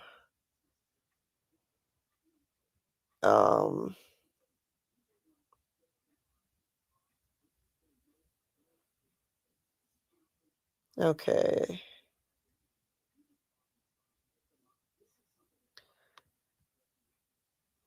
Hey, Mackie says true family in here arguing. LOL. Yes, family does argue. Debbie says that refers right back to Victor's twinkling stars. Yes, and the Star Magic Hotel and everything else that makes some people think it might be aliens. Right. And maybe there's more to the alien thing than we thought. Everyone was laughing. People laugh about Tony and his aliens, but I think this ancient evil shape-shifting entity really might be from another planet or world. an extraterrestrial. So there really might be something alien related. Black Panther says, look at it this way. The talismans, they are magical and a defensive weapon, which works how it's supposed to. They need some offensive magic. Boyd had it with Martin giving him the worms. Yes, they need something offensive. Absolutely. That's a great point. David says, the license plate, stars falling on Eloise, instantly reminded me of the pink stars falling in Under the Dome. Yeah. Great connection that you made there. And Jack Bender also worked on that series too. And it's a Stephen King story. And the creators of the show love Stephen King. JH Review says that trailer gave me It vibes. All this that it's missing is a huge spider. 100%. And maybe that's coming too, because Ethan said in season 1 that in the drawings that Victor did, there's scarecrows, the boogeymen, and giant spiders. Well, we've got a boogeyman type guy like the man in yellow. We've got scarecrows coming. Scarecrow monsters, anyone? Maybe giant spiders are coming too. I honestly think they're coming. Debbie says it's literally an ancient interdimensional shape-shifting chaos entity. It's Bruva from another mother, her brother from another mother. I think so too, Debbie. I really think that's what it is. Real Rebel Eric says the whole town is on the verge of breaking. I have a feeling this has happened before. Most recently when Victor was a kid. They're living a book being written, just like the priest said. I think you're right, Eric. I mean, she said it's always my favorite part. So how many times has this happened? How many times have things worked out just like this? The whole town is on the verge of breaking. She said, it's always my favorite part. This is when they tear themselves apart. That means they're all on the verge of breaking down and turning on each other too. And that's how they all wound up massacred in 1978. That was part of it. They all broke down morally. Their judgment broke down. And I think Christopher tried to sacrifice Victor and Eloise. And that's why Miranda wanted to hide them from him. So it all just brought everything full circle. Once you start considering child sacrifice and you turn into monsters, it all comes into full circle. Comes full circle. Because in the origin story, they turned into literal monsters because they sacrificed their kids. And maybe Miranda and Christopher got further into the quest than I thought. Maybe they remember their past lives, and that's how the man in yellow winds up getting unleashed on the town. And it happened this way the last time. And he became a mole in that town too. Maybe it happened this way. And things keep repeating. One Black Panther says, like in any story quest game, they need to explore more to find the right tools. Again, when they look at it as Ethan does, the table will turn. I could not agree more with that. They need to do that. They need to let Ethan guide them and help them with that. Shadow says, hello, dearies. I'm sorry you are in pain. Be sure to take care of you. I know the feeling far too well. Thank you. I'm in terrible pain right now. So I need to go get on the treadmill actually while I continue talking with you guys about these last few scenes. Thank you, Susie. We're all good. I'm glad things have chilled out. Chris says, also, Julie, I pray your pain is taken away and your suffering eases. Thank you so much. You're so kind. It's amazing how many people join this community and are so empathetic and compassionate on day one, more so than my own blood relatives. You have no idea. It blows my mind. Thank you. I'm in constant debilitating pain. I'm disabled by it. I have horrible nerve pain. It never goes away. And I barely get any relief. I can't stand for long because my legs feel like they're going to be ripped apart when I'm standing. So I have to if I'm on my feet, I have to keep walking. I have to keep shuffling around like a crazy person. If I'm in a grocery store, it's horrible. It's tormenting me. But this community is a blessing, and I can't thank you all enough for being here. And it saved my life. Oh, Translate these sentences. Oh my goodness. This is a test of my French that I've forgotten too much of. Incognito. Oh, to be like a something.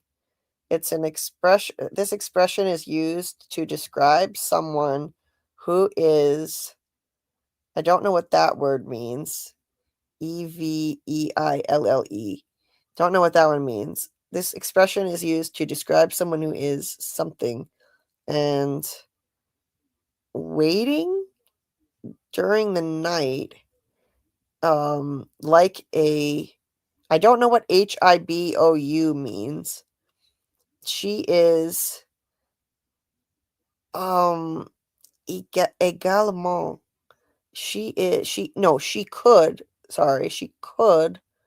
something to be used to describe something in a something sombre. I don't know what that means. Qui semble être capable de tout voir. Who seems to be able to see everything. De tout voir means to see everything. Like a hibou, I don't know what that means. Avant une bonne vision nocturne. So a good night vision, a good dream. My French is terrible. I believe it or not, I took 4 years of honors French in high school and I got straight A's. And I took 3 semesters of French in college and got A's. And my professor wanted me to major in French. I was good at it, but I've forgotten a lot. When you don't use it, you lose it. It's been 16 years since I graduated from college. And I haven't had an opportunity to use my French, and I never got good at speaking it or expanding my vocabulary. So there are a lot of words I don't know. I had to do a lot of looking words up when I read novels in French. Anyway, you might have to translate that for me. Anyway, Robert Chambers is the one who wrote the play, the King in Yellow, and H.P. Lovecraft wrote a story with the King in Yellow in it. Thank you, Susie. The book before it is about a shepherd liking a god named Houster. Okay.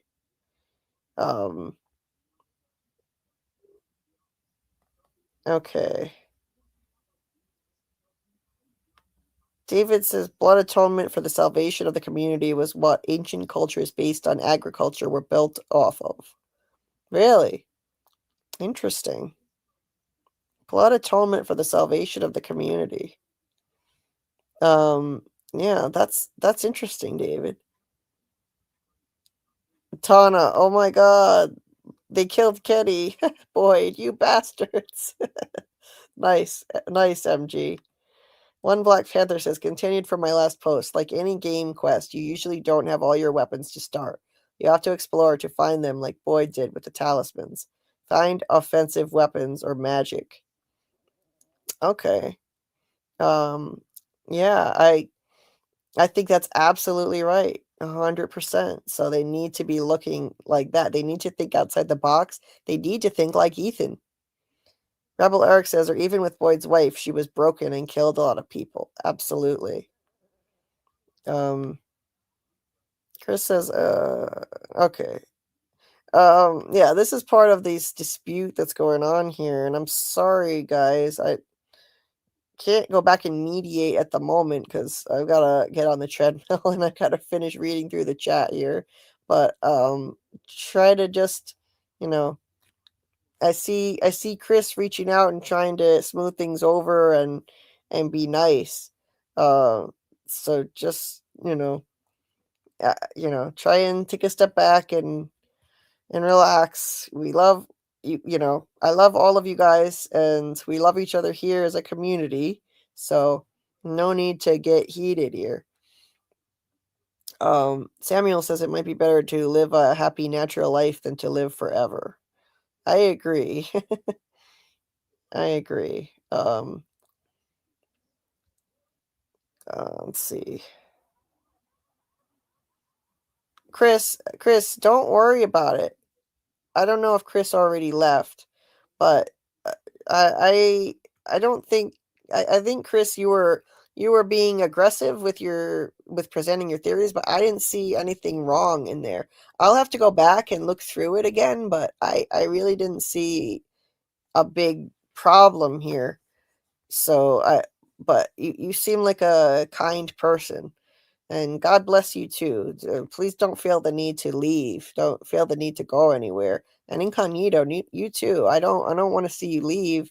I mean, if you don't feel like talking, I understand, but please don't go anywhere. I'd like you both to stay. You both seem like really kind, lovely human beings. So I don't want to see either of you go. Shadow says Ethan also mentioned Spider dropping down from the ceiling in the first episode after his seizure thing. Yes, indeed. Indeed. I think that's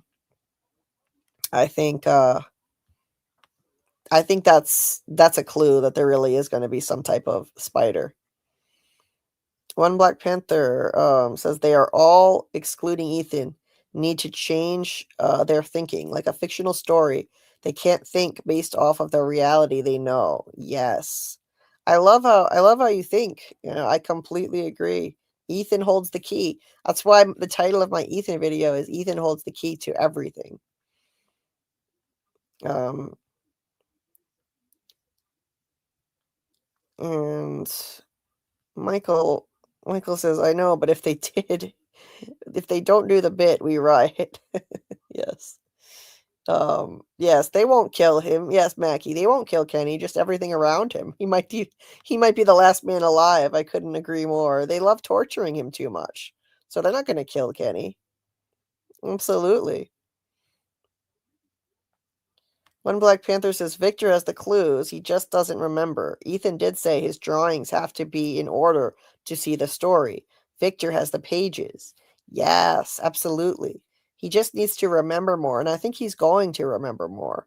And Ethan said, we just have to put these drawings in order and then we'll know what to do next. That's what he said. But nobody was listening to him. So they need to pay more attention to that. They need to listen to Ethan more.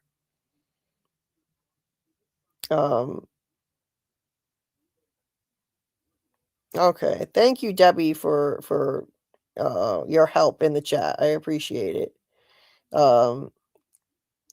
Yeah, I'm sorry, Chris. It's not usually I swear we don't usually have problems here.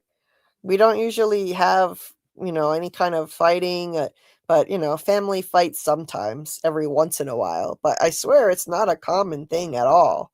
It's really not. So I don't want you to think that this is typical because, it's not. But hey, a family always fights, doesn't it?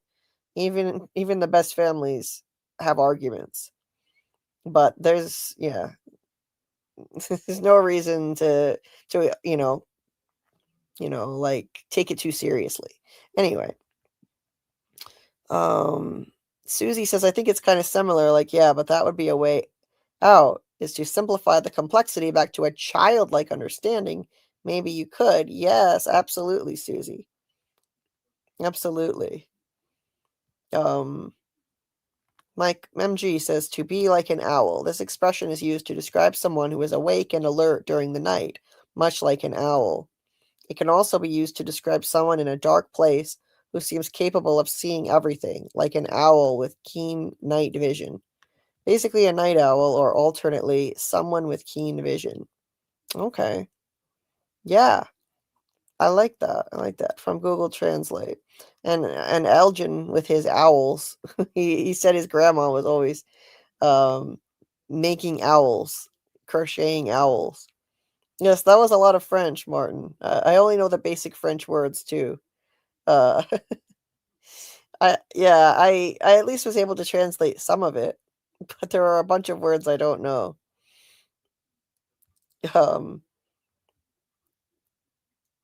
MG says sorry, was doing something else and listening in the background. It's no problem. No worries. Debbie's here. Anywho, hopefully we can move on and get back to stuff. Yes. Yes, Chris. I think you did your best. You're good. On Black Panther says they're looking at it from a real world perspective, but the place obviously doesn't work that way. They are getting electricity with no outlets, for example. Anything can be possible.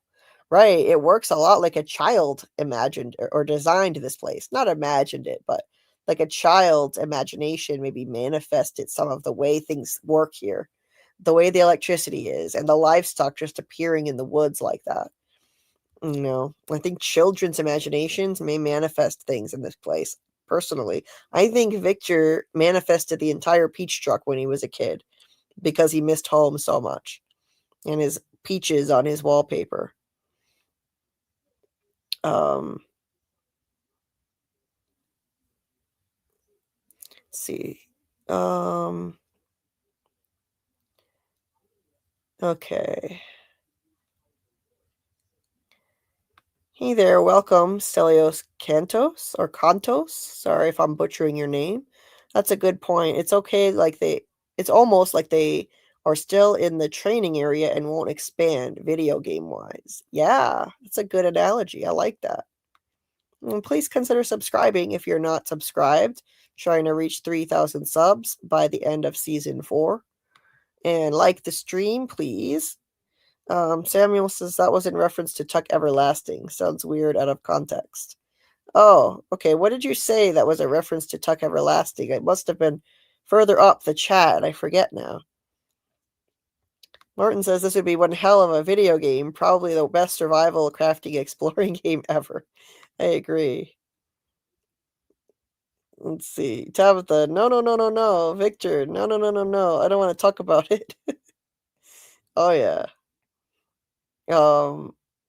Okay, Debbie, I will check my DMs.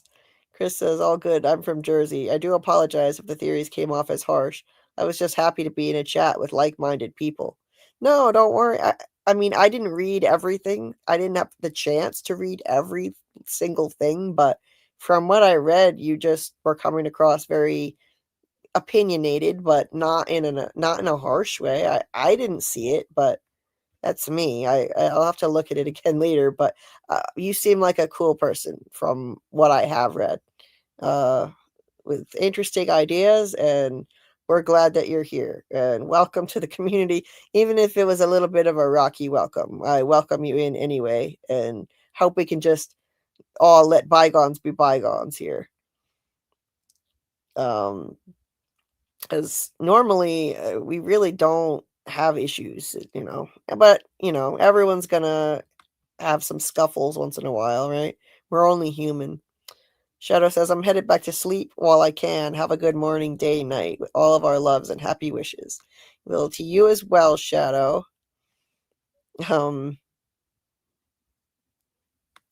David says, like Eloise world, a child's world, and the impossible geography and physics equal the symbolic broken. Nice. I like it. Eloise world. Stelio says, sometimes I wonder if we are thinking too deeply about this show. There are so many complex theories that a regular viewer would maybe not be able to keep up with outside of these communities. I've wondered that myself, honestly. I've wondered that too. And sometimes, yes, I think we are thinking too deeply. And it may wind up being a lot simpler than a lot of the very complex, intricate theories.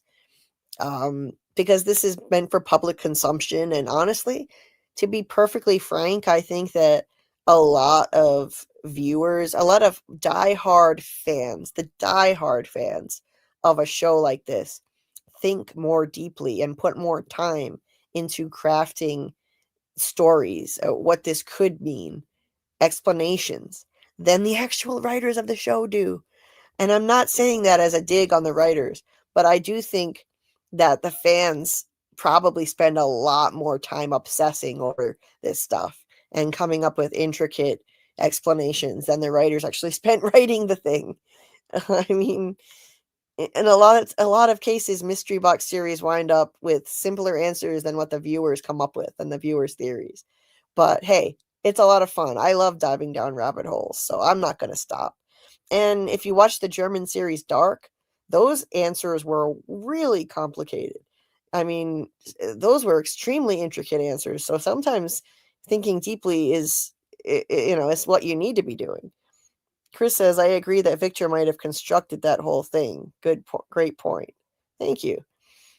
Yeah, I think children's imaginations are so powerful that they have more power than others to manifest things in this place. So I think Victor, he was so desperately lonely and isolated that he manifested that whole peach truck to comfort him, to remind him of his home with his peach wallpaper. And, as adults, it might take a little more effort. Tian Shen had to die for her hope to be manifested, I think. Tian Shen hoped for new crops to be planted in a new place. And the morning after she died, they found new crops in a new place outside of town in the woods. I think that her hope manifested in the forest after she died. Sarah once said that people's fears might become part of the forest when they die here. Nathan was terrified of cicadas, and then the cicada entity was unleashed. I think sometimes people's fears and hopes could be manifested into the forest, into this place after they die. And if you're talking about a child, well, children's imaginations are so powerful and vivid that maybe they can manifest things without having to die, like I think Victor did. And I think children are responsible for manifesting the good things that are there, like the livestock and the electricity. That doesn't make sense because kids would imagine the cords, but not the wires inside the cords, because children don't know how that works. Oh,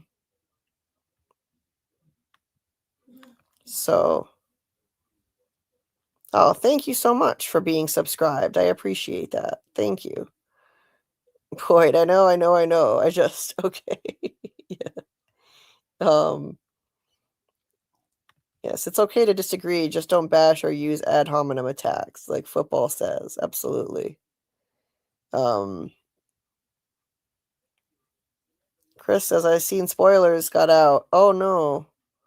A guy named Jerry's Reviews somehow got episodes 1 through 6 and kind of ruined some stuff. I'll stay clear of Reddit. Yikes. Thanks for the warning. So, guys, definitely avoid Jerry's Reviews channel and stay off Reddit, because Reddit got full of spoilers in season 3, too. I didn't see any, but I heard about it secondhand. I heard about a lot of leaks, and luckily I managed to avoid them. So stay clear of that. Watch out for spoilers, guys. Seriously. Thoughts manifesting. Yeah, I think thoughts could manifest things for sure. Yes, people who spoil things for others are just pathetic losers. Completely agree, Debbie.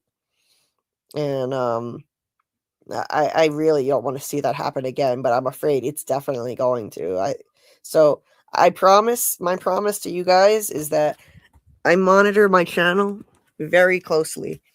I watch my comment section like a hawk. I read every comment that comes in as much as I possibly can. Every now and then I might miss one here and there. But when I put out a video, the majority of my comments, the vast majority, come in the first few days. And during those first few days, I am on it and I read every comment. And after that, I hardly get any comments on a video that's more than a few days old. So I still try to check, and I go through and I read almost every comment I get. Most channels can't say that, but I have a lot of time on my hands, so I do that. And if I ever see a spoiler, that person will get banned immediately. Zero tolerance for anything that resembles a spoiler or a leak. They will get banned. And if you put it in the chat, you will get banned. And if you have a moderator role in the chat and you ever see that, you have my permission to get rid of that person as well. If you see something, please get rid of them for me. You have the ability to do it. And we do not tolerate that here. Hey there, Man in Black. Nice to see you. Welcome. We are just wrapping up. Good morning, Bill. We are nearing the end now. Finished breaking down the episode. Yeah, I try to avoid the channels that get preview access for 1 through 6 too, MG. I do. I don't like to even trust anybody who gets early access most of the time. Susie says that must have been a misunderstanding. Like, okay, not everyone knows this, but most of us know. Don't go on Reddit for the show if you haven't cleared that season. That's over on Reddit. Yes. If you're not through a season, don't go on Reddit because they spread spoilers like crazy. Yes, episode 1 was fire. Look at this crazy look at this crazy image we ended on. I've been leaving it up just because it's fucking batshit crazy and I love it. I'm so here for evil Sophia.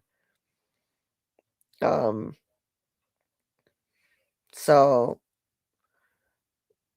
oh, okay. Jerry's takes was part of that panel earlier too. Interesting. Okay, Martin.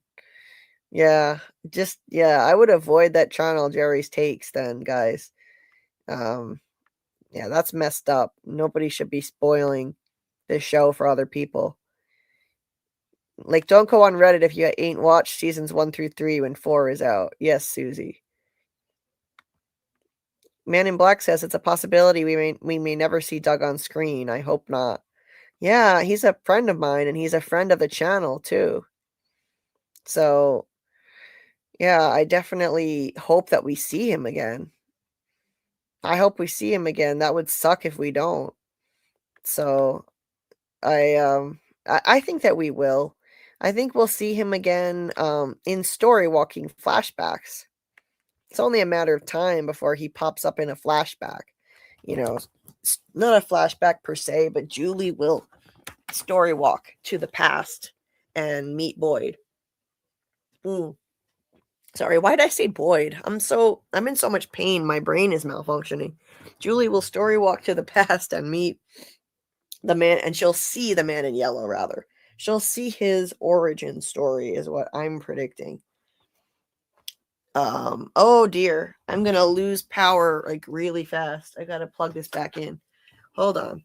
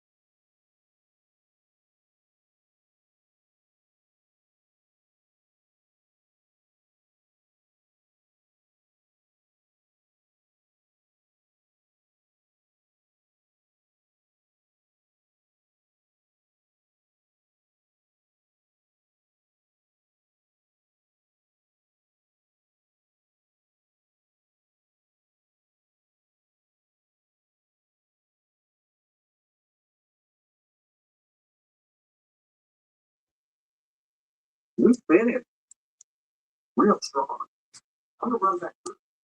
Sorry about that. So I think I'm back on now. Sorry about that. I thought that I could keep this thing running, but it died.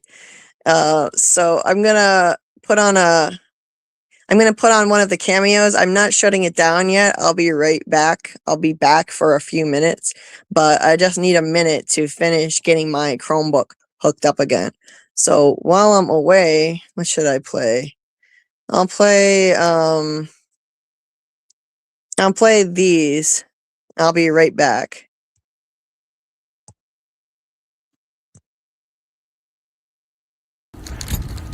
Julie, hi. It's me. Why am I screaming? It's me, David Alpay, coming at you here on a quick little cameo to say hi from your friends who wanted me to congratulate you on reaching 1,000 subscribers. So I went on the YouTube to check out your channel, your JulieBDeepDives. You've got over 1,000 subscribers, number one. B, your stuff is really good. I just watched the episode 3 recap today, the Mousetrap one. I suddenly got very quiet because people are walking by. Shouldn't be screaming out loud in public. I am not actually Jade. I have to remind myself of that sometimes. The episode 3 recap was awesome. The Mousetrap was awesome. I really like your theory about how the medallion reminds you of the four bodies in the sort of the little, you know what I'm talking about, the little X pattern. I think you're onto something there. I can't confirm or deny anything because I don't actually know what happens next or where the story is going. So your guess, I wouldn't say it's as good as mine. It's probably better than mine because you're catching things that I don't catch when I watch the show. I have to be honest. Your insights are so perspicacious. They are so insightful. Your insights are insightful, Julie, is what I'm trying to say. So keep doing the amazing work that you're doing. It matters. I'm going to keep watching your YouTube channel for more insights and secrets revealed and all that good stuff. Keep building that fan base. You're doing a great job. Don't listen to any of the negative comments. That's easier said than done. It's part of the reason that I'm not even on Facebook and barely on Instagram. You know what? Sometimes people say toxic things. Just ignore it. It's just noise. It's more a reflection of them than it is of anything about you or what you're doing. Just remember that. It's more about them. And that makes it a whole lot easier to, get rid of from your mind. Julie, you're awesome. You work so hard. I wish we were friends in high school. You could have helped me with my, literature essays, my critical essays, because you are so deep and thorough. Keep doing what you're doing, and I'll see you around.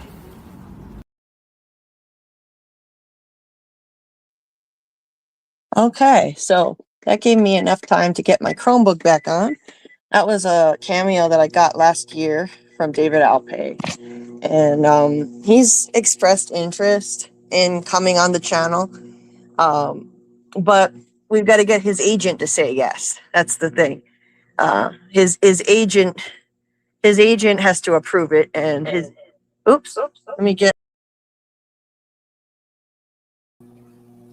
sorry. I was on my phone still and I connected to my Chromebook, so I had to get rid of it. Anyway, we got to get his agent to say yes. So dope. Thanks. I don't know why I'm way off to the side here. I'm not presenting anything anymore, so I shouldn't be over here. Let me see. There we go. Anyway, got to try and get him on here. Amy said he needs to come on when we're live. Yeah, I would love that. I would love that. But to be honest, I don't know if I'm going to get any interviews. I'm going to try, but it's hard being a small channel and not having some kind of special connections that some people must have to get so many interviews. I don't have connections, and so I just can't, I can't do that. So we're probably not going to, I don't know. I'm going to try. How about that? I'll be optimistic. I'm going to try. but I don't know. I don't know. I did get to interview Simon Webster and Doug Hughes, of course, in season 3, and Doug became a friend of the channel, and that's awesome. And we'll see. Maybe I'll try to get. I mean, I am going to try to get more. I emailed David Alpay's agent, so we'll see. And obviously emailing everybody else's agents too. Anyway, if Jade comes on the live and plays violin, I will play the vacuum. Vacuum. Susie, what the heck? Reddit has some good things. When it comes to new things, people suck. Indeed, they do. They should not be posting spoilers and ruining things for other people. It's fucked up. Thank you, AA. I appreciate that. Take your time. Let's see. It's been going to it's like going to a strip club, then get upset when the strippers dance on you. Wait, what? What are you comparing that to? Oh, okay. Why do people go on Reddit that get upset when they get spoiled? I see, Man in Black. Yeah. It's basically what you should expect when you go to Reddit. So just don't go to Reddit when the season is still on and you won't get spoiled. There you go. So sorry about that. I have technical difficulties sometimes, but it always works out. Julia Doyle is a contortionist. I assume we'll get some body horror scenes from her. Is she really, Samuel? Is she really a contortionist?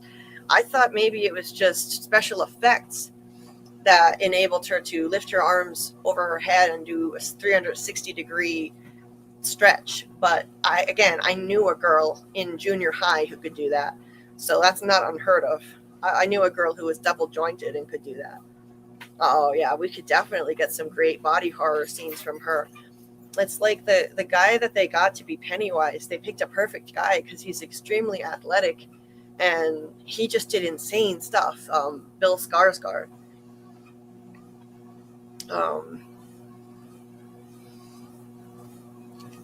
Samuel says, I only see Doug coming back through Julie's story walking in flashbacks. Yeah, I agree. I don't think that she's going to turn back into Doug again. You know, that she's going to turn back into the man in yellow in the present time. Debbie says, wait, I lost it. Where did it go? Debbie says, almost forgot. There's a special video. I have a special video today. It's the 10th anniversary of Prince's passing, and I made a tribute. Purple Rain, Regin. Beautiful, Debbie. That's awesome. Lovely. Yeah, you can always share stuff that you're doing on your channel here, even if it's not from related, and we'll plug it for you. We're happy to do that. I'm happy to do that. And so feel free to share the link to the video in the chat, Debbie, anytime. Now, it doesn't have to be related to the show, to From. Oh, thank you, Bill. Thank you, Julie, for your dedication to your channel and us. Thank you so much. Thank you for your support for me, for changing my life in so many ways. That's what this fan community did. Literally, you have no idea how much you transformed my life. Oh, yeah, Man in Black. I will take that moderator thing off for you. I think I must have given it to you so that you could share a link one time. Let's see. Let me just load that tab and I can do that. Chris says, I just know Jerry from on here, and he's an East Coast guy. He claims that the actress Donna hooked him up. Don't know how credible that is. Yeah, it sounds like he's kind of sketch. I would avoid his channel. Debbie, yeah, I've discovered that in the last few months that YouTube Studio shows when I have unanswered comments. And I used to miss a lot of comments unintentionally because YouTube stops notifying you about new comments after a while. It doesn't give you notifications for every comment, or you'd have like 1 million if you get a lot of comments. So yeah, it's a great tool. Anyway, oh, I think I already highlighted that one. Doug is our spirit animal. Yes, he is, Susie. MG says, no idea how spoilery hers is. Okay, Lady J also got 1 to 6 access, apparently. Never heard of them. Snipping full name. Okay. No idea how spoilery hers is. I've been avoiding those videos. Gotcha. Okay. So, let me just catch up with the chat here.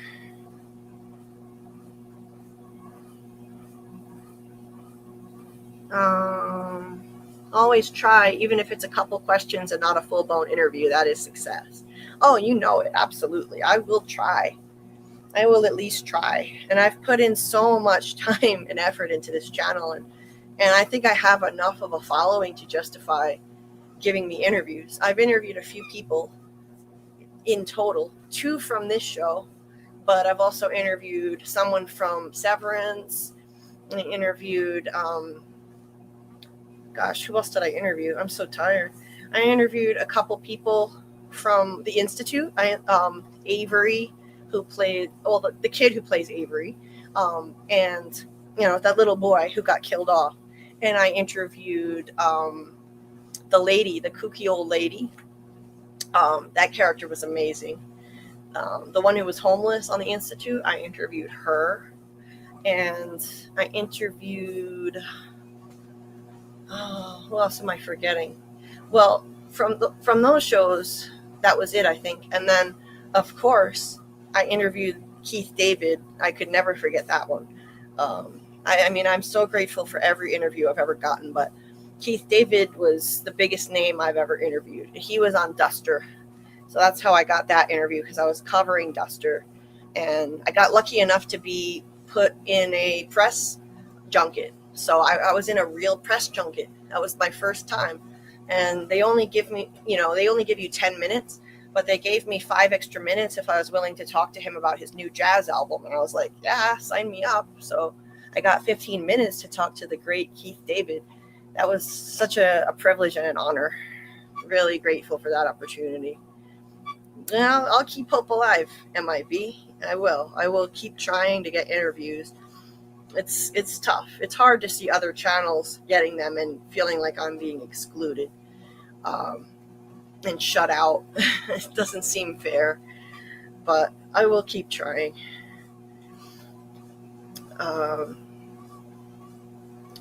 Hey there, welcome, Zoomer Waffin 420. Yes, From changed all of our lives. Absolutely. And it changed mine in really unusual ways. First I met the best friends I've ever made in my life. I got to interview amazing people.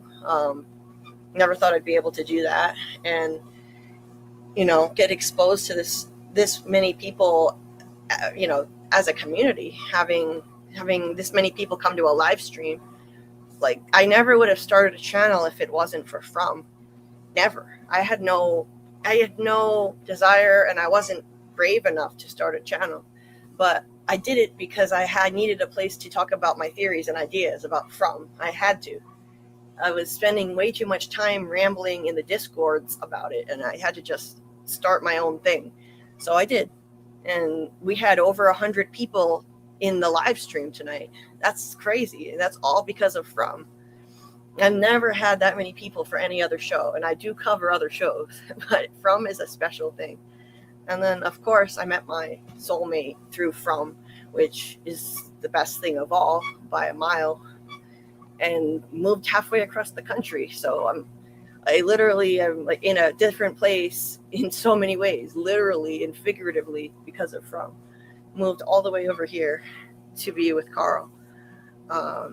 So it's definitely changed my life in insane ways. Susie says, this is Debbie's channel, and she posts some awesome art with great tunes. Yes, there's Debbie's channel right there. So check out her channel. She also does art videos that are From themed, with From characters as the inspiration. So definitely give that a view. Subscribe to her channel. She's trying to reach 500 subs and support our fellow Fromly member.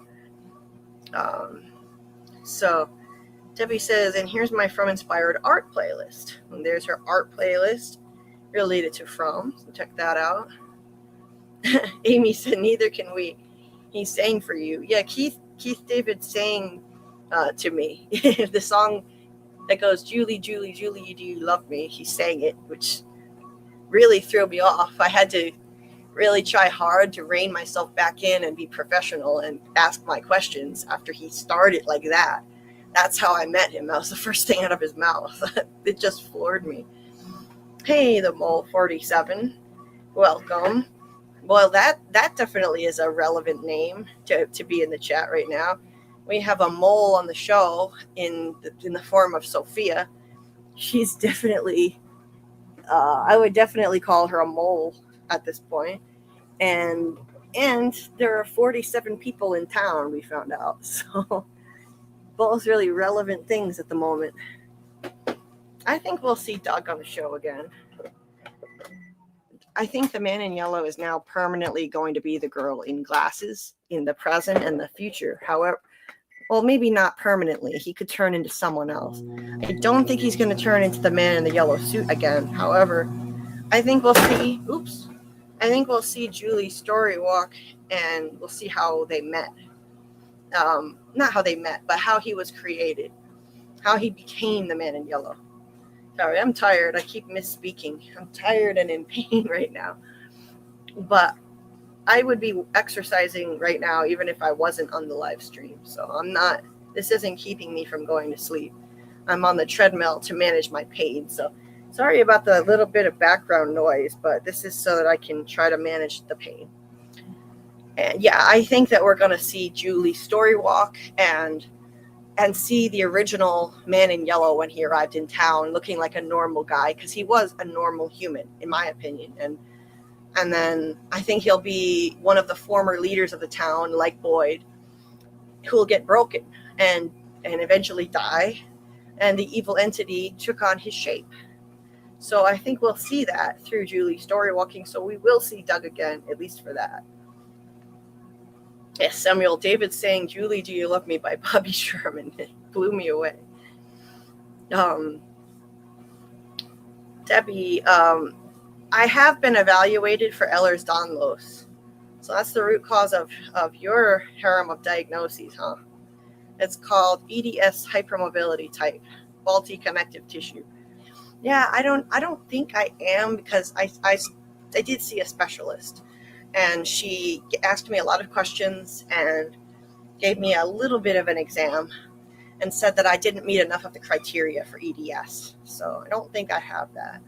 But I can't be 100% sure, because there is no definitive test for most of those things. There's a blood test for one type of EDS, and she wouldn't give it to me because she said I didn't have any symptoms of that severe type that comes up in blood work. So there you go.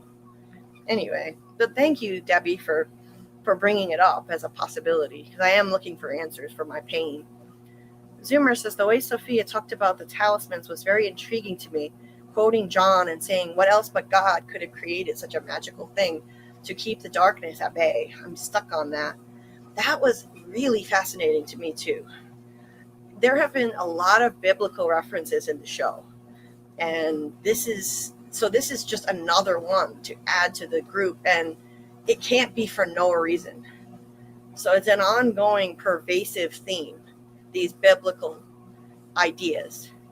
And, so I'm not saying that the answer to this whole show is going to be religious. I'm not saying they're living out another book of the Bible. That's been debunked already. I think Father Khattri's theory is wrong.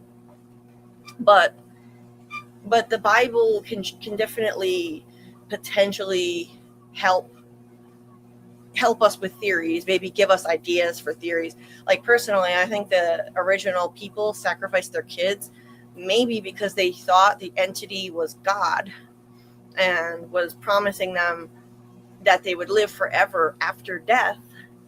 Their souls would live forever with God after death if they did this. And perhaps they were living in a desperate time.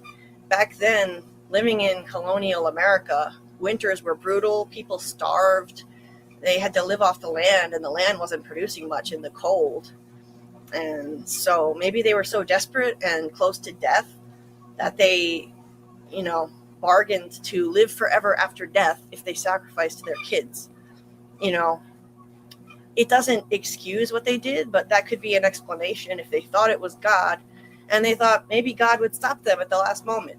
But nobody did, because in the Bible, God commanded Abraham to sacrifice his son, and at the last moment, he stopped him. It was a test. Maybe they thought something like that was happening. So, just something I've been thinking about. But just to be clear, I don't think God actually created the talismans to keep the darkness at bay in this place. So I think that's not the case. I think that God, the Christian God, doesn't have any dominion over Fromville. I think that Sophia even knows that, and she's mocking God by praying, mocking God, carrying around this Bible and praying, saying things like that, God is still protecting them, because I don't think God is protecting people there, and she knows it and she's flaunting it. I don't think God can protect people from dying there. And, look at Father Kutry. Look how brutally he was murdered, and he was a priest. I'm sure he prayed for protection. Susie says, I have the suspicion Julie is EDS too from all the talks we have had and having the experience myself. I had a physical therapist who also suspected it. And he was like an EDS expert, a world-renowned EDS expert named Mike Healy. He actually lived and practiced in Rhode Island, and I saw him as a therapist. But believe it or not, even he couldn't help me. I saw him for like 6 months, and I didn't feel any better. I still got worse, actually. Anyway, Jay says, what about the janitor lady from the Institute? I interviewed her too. Yeah, how could I forget? It's just because I'm tired. But yes, I interviewed her too. So I actually did interview 3 people from the Institute. So I guess I'm less optimistic about From because it's more popular. It's a popular show. So I feel like I don't have a shot. But I did get an interview with Keith David, so there's that. Maybe I can. Debbie says, I think From is the place where God contains the darkness, just as the island on Lost contains the light. I like that, where God contains the darkness. That's been the basis of my theory since season 1. Love it. Yeah, maybe that is what it is. It could be. It could be. I like that theory. Susie, it's hard to get people to take EDS seriously, and not everyone is educated about the research, and only specialists will take your genetic tests. I wish she would have done a test on me, but she said that a genetic test wouldn't have diagnosed any of the kinds of EDS I might have. That it only diagnoses one really severe kind, and she didn't think I had it, so she didn't give it to me. Susie says, I'm very much about that it's like a positron or the antimatter of Lost. I think especially because of that weird cookie-like looking spiral thing, which looks like J.J. Thomson's atom. Yeah, on the Peach Truck map. Interesting. In the corner of Victor's map in the Peach Truck, his atom theory, the plum pudding, that would also put the merry-go-round right about at the nucleus, and yet it's the compass. Interesting stuff, Susie. I like it.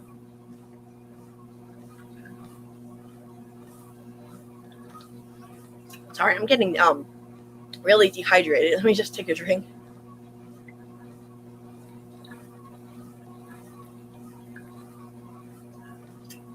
So, let's see. And Debbie agrees with Susie, especially the merry-go-round being the juxtaposition of the donkey wheel. You guys are so smart. From fans are so freaking smart. It just amazes me. I love your vocabulary. I love the way you think. I love your theories. It's just fascinating to talk to you guys. I cannot tell you how much I enjoy it.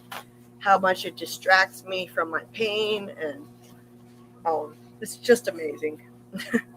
The amazing brains that we have here in this community, you guys. Stelio says, do you think we are done with new characters or will there be more? Will there be a greater entity than the man in yellow and the boy in white? I don't think so. I don't know. Well, I'll say this because it's not a spoiler. It's something that the creators of the show said in an interview. I don't think they should have said it, but they did. The creators of the show recently said in an interview that the man in yellow is the big bad of the show. I don't have the exact quote handy, but they did say it, that he's the big bad of the show. I don't know if anyone in the chat knows what article that is, but I have it bookmarked somewhere. So I think that's been answered. I wish they hadn't done it. I think they should have answered that question in the show itself. That being said, I've always thought that the man in yellow would be the big bad. Since he emerged, I believed he would be the show's big bad evil entity. And it looks like, based on what they said, that he is. And the boy in white is his opponent. I think they are diametrically opposed entities that are battling in a game that's very much like a game of chess, manipulating the characters like chess pieces for different goals, diametrically opposed goals.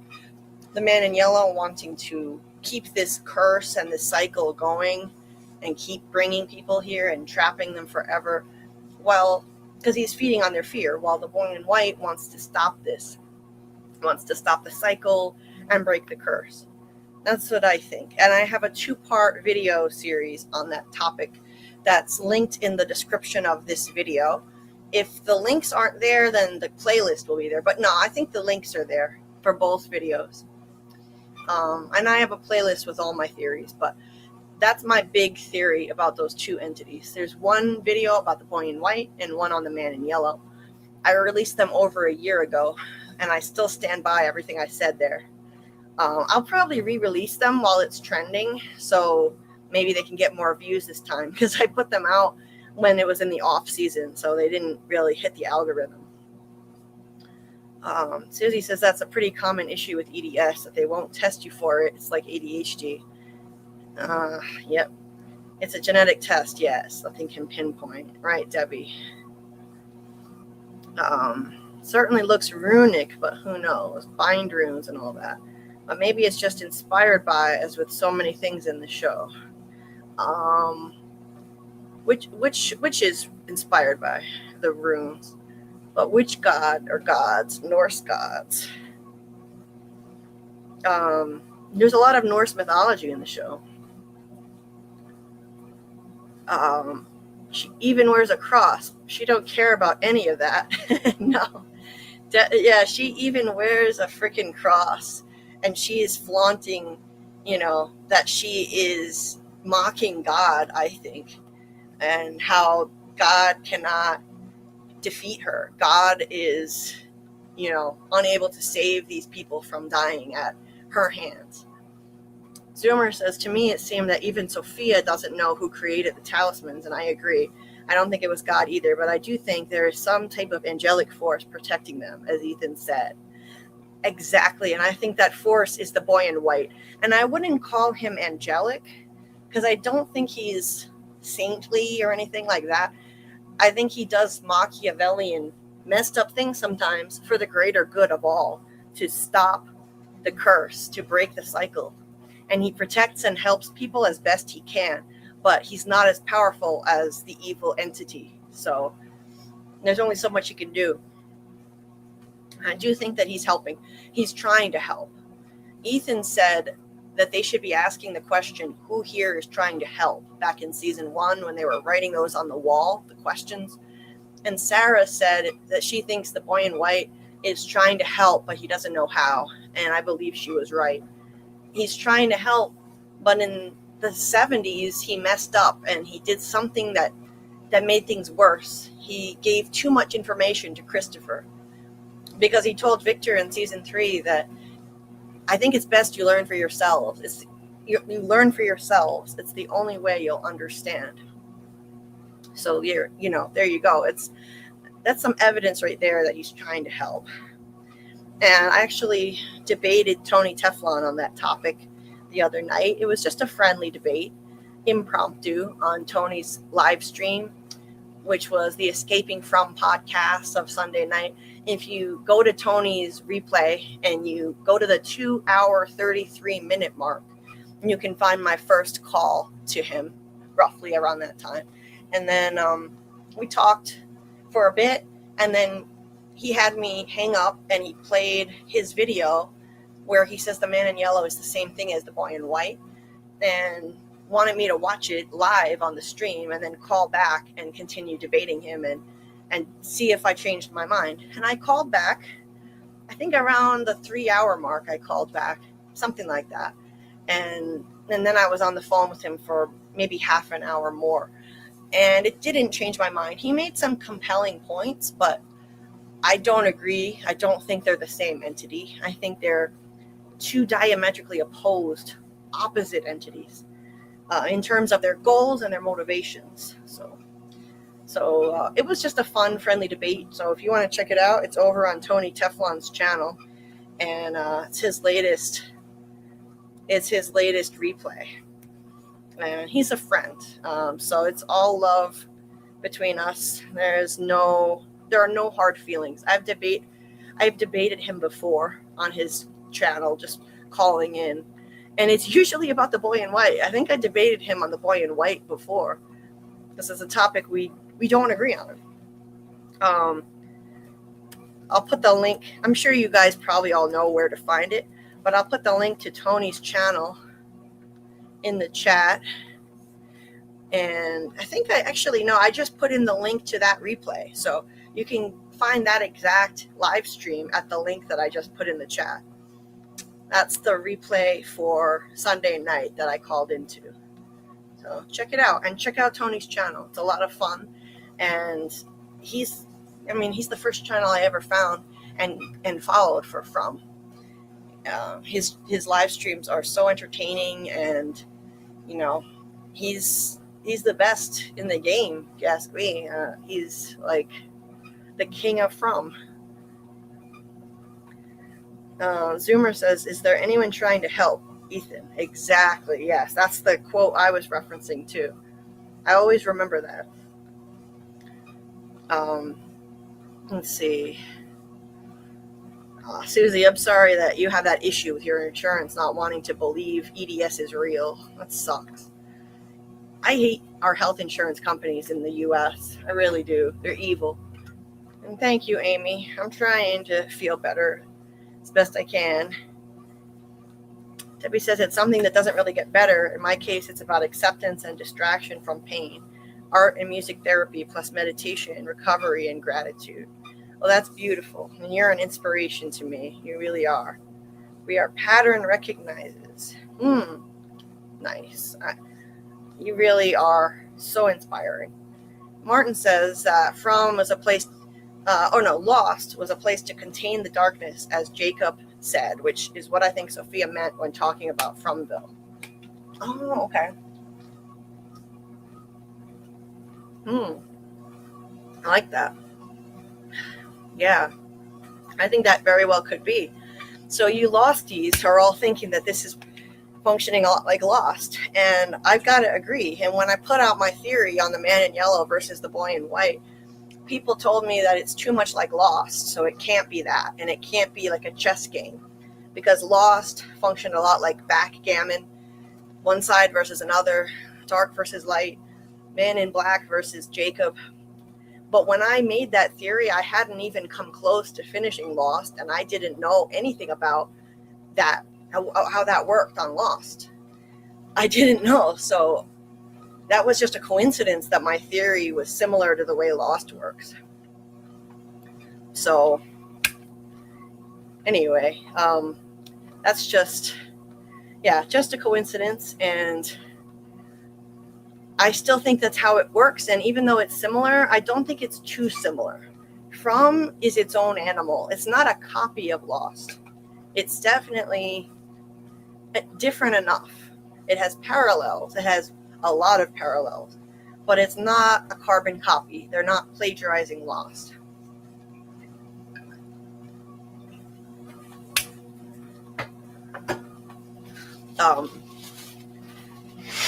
We got over 100 likes. Excellent. thank you guys so much for hitting the like button and helping out the channel. It looks like I also got some new subscribers during this stream. So now I'm up to 2.25K. Awesome. Getting closer with every stream and every video, trying to reach 3K in the next few months, and might just be able to get there. And I saw Lexi in the chat.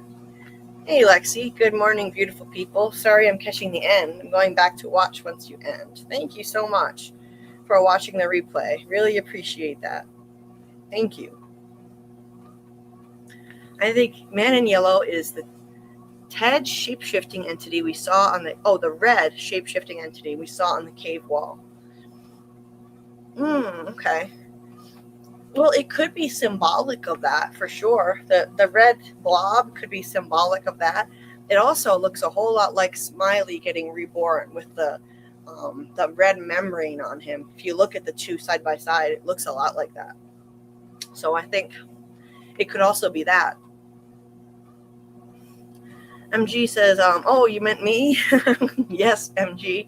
I was thinking of you when I said, if anybody has the link to that interview where the creators said that the Man in Yellow is the big bad, then you can drop it in the chat. Yes, MG, you're the one always hooking us up with all the relevant links. So thank you for that.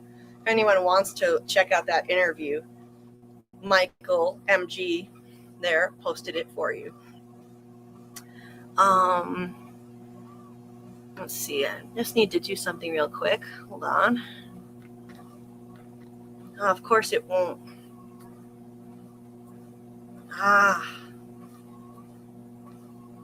Okay. I'm trying to just do something and okay, it worked. Never mind. Just a computer issue. Okay. Da-da-da. MG says, in the season 3 finale, you killed off your biggest character yet, Jim, by way of introducing a new villain, the Man in Yellow, Douglas E. Hughes. So that's the quote right there. So, and MG says, what changes about From? So this is the rest of the quote. What changes about From now that you have an official big bad on the board? So there you go. I really think they shouldn't have said that in an interview. They should have left it ambiguous and left us wondering. But they wanted to just give us a bunch of answers and then take it from there. Like, okay, now how do the characters react to it now that they have so many revelations? And we have so many answers. Zoomer says, once Tabitha hears the children's sacrifice story from Fatima or one of those people that know, then Tabitha will accept the truth. Yes, I agree. And once she sees that message that is on the wall of the barn and Jim's body, I think Jim's body will be in the barn too at some point. But once she sees that message that says knowledge comes at a cost, that's when Jade tells her in the trailer, I think it means that what we saw was real. And they're trying to scare us. And Tabitha said, well, they're doing a great job. So that's going to help too. I think definitely hearing the sacrificed children story from Fatima will help. And also this scene where Jade is going to show her this. And he said, I think it means that what they showed us was real. So their revelations were real.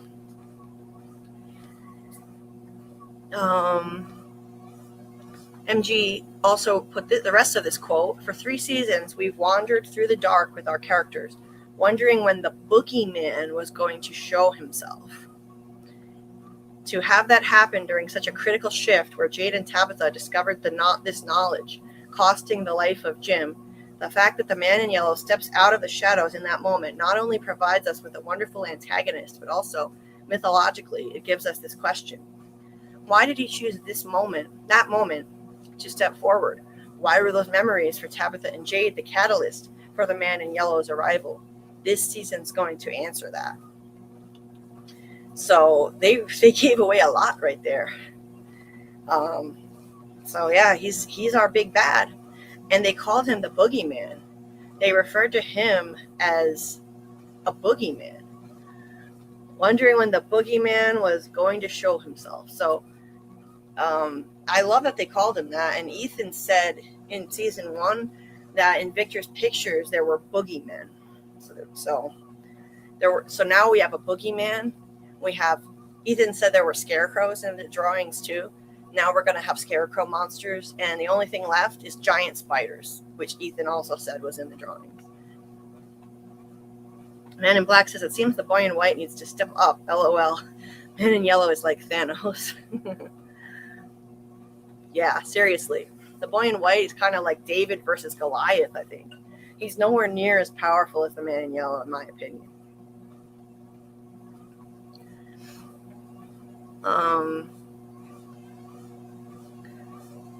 Okay, so yes, boy in white is good-ish, like Jacob. Yeah, I agree with that, Debbie. Zoomer says, I agree with you on the boy in white. He is good, but you're probably right. He must not be nearly as strong as the man in yellow. Absolutely.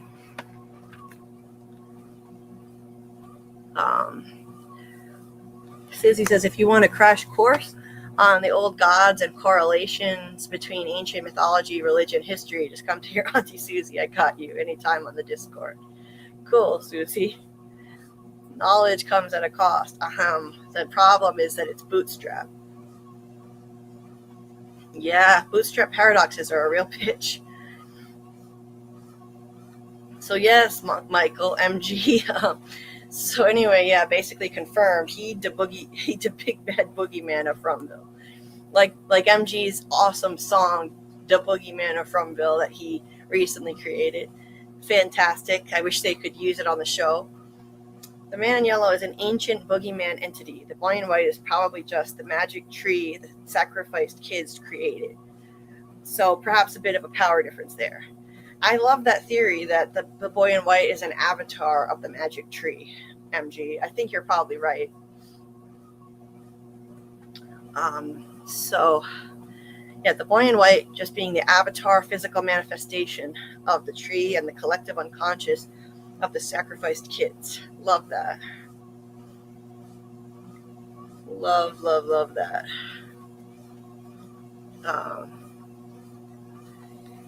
Stelio says, I look at it like Dragon Ball. A Lord Beerus is a destruction god, but there are beings stronger than him, like Who's Who is an angel. I wonder if he is the necessary evil, but not the greatest power. Yeah. So if you're looking at the boy in white like that, yeah, it's a great comparison.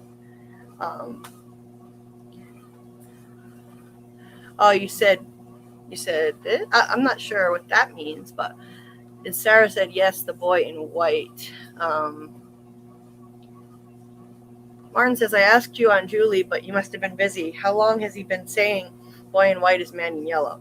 Oh, sorry that I missed that, Martin. Yeah, I've had a lot of chaos and stress going on in my life lately, and the chaos of From and this channel, and then just life stuff. He hasn't been saying that for long. I think it's a new theory. Tony just put out a video a couple days ago that the boy in white is the man in yellow. It's basically saying, 100% proof of who the man in yellow is. And so if you want to see what his theory is on that, it's the latest video on his channel. It's pretty new, I think. I've been watching his channel for a while, and I've never seen him say that or heard him say that before. David says, ultimately they are a polarity, the polar opposites of the same rhythm or entity, the self and shadow, but I don't know if the literal story will have them as both the same entity. Either way. I agree, David. MG, this is Sarah's quote. I don't think he's actually a little boy, but I think he's trying to help. He just doesn't know how. Sarah answers Ethan's question from earlier in the season, as such things go. But did she also say that he was trapped, that she thinks he's trapped too? I think she just said that about the voices, not the boy in white. MG, do you remember if she said that he was also trapped? I've been trying to remember. I may have to go back to the episode and check.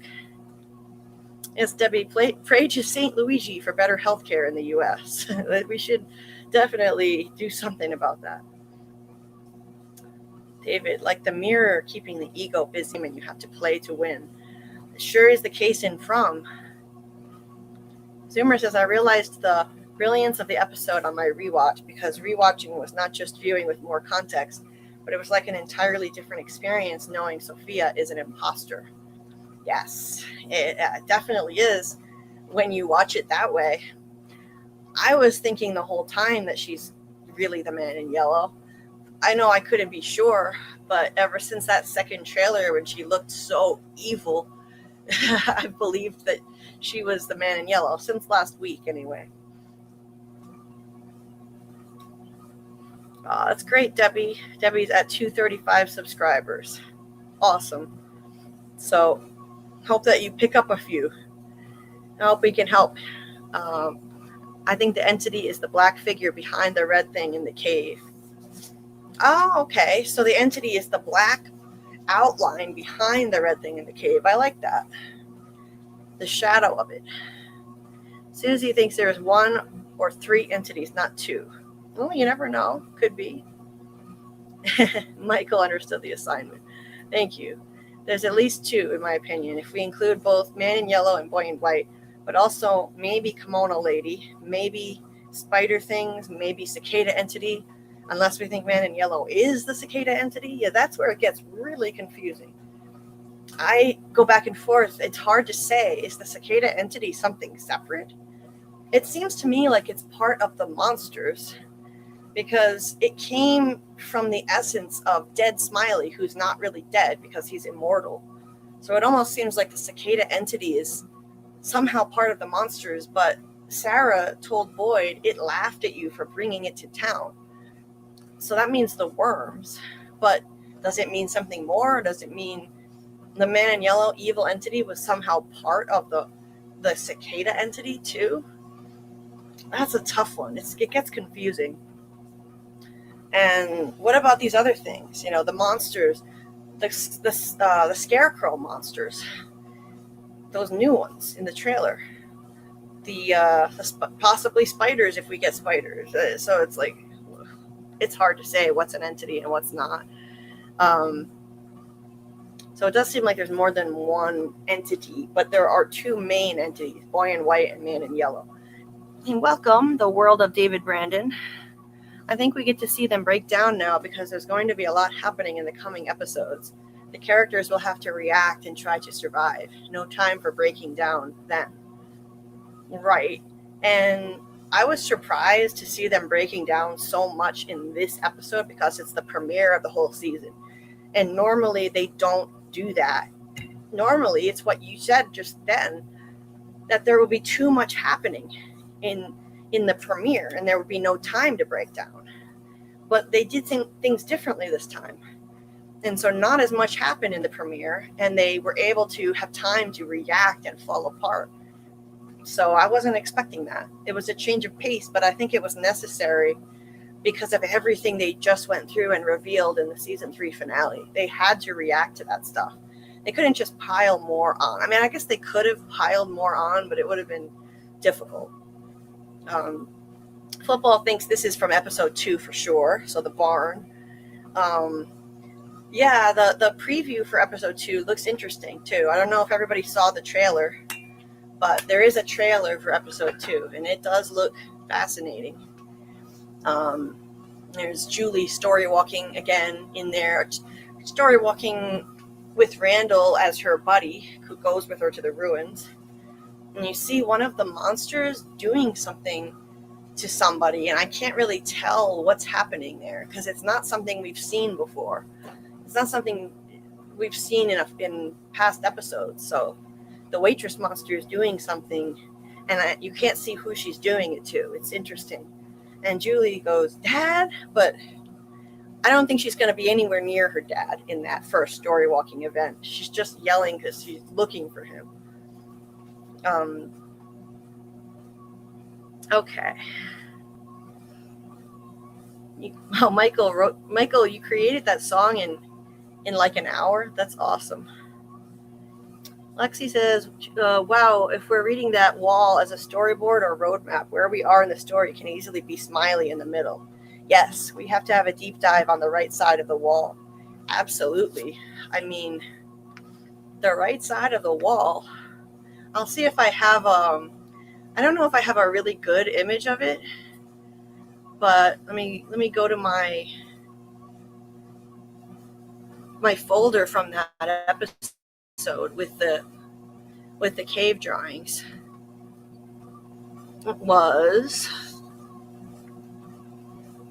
It was this one, Strangers in a Strange Land, I think. Was it this one where Victor and... No, it was the finale. It was this one where Tabitha saw that cave mural. So if I go to the end of it, I don't have the best image of it here, but I think I have something. I do think that it's telling a story from left to right in 5 segments, and David Agile, who's often in the chat here, he has had a theory that I think is really interesting about how this is telling a story, and it breaks it up into 5 seasons. And yeah, here we go. So we can't see much from this. I have a better image. Somewhere else. Well, actually, this one isn't bad. It's not the best, but on the far left, you see boats arriving. And so that's like season 1, the arrival of the main family, the Matthews. And then season 2, you see this giant symbol and a bunch of sacrificial slabs. Well, that season ended with Jade seeing the symbol in the roots and the kids laying on the slabs. So you could say that's season 2. Season 3, we saw Smiley get reborn. And this looks just like Smiley with the red membrane of goo all over him. That's season 3.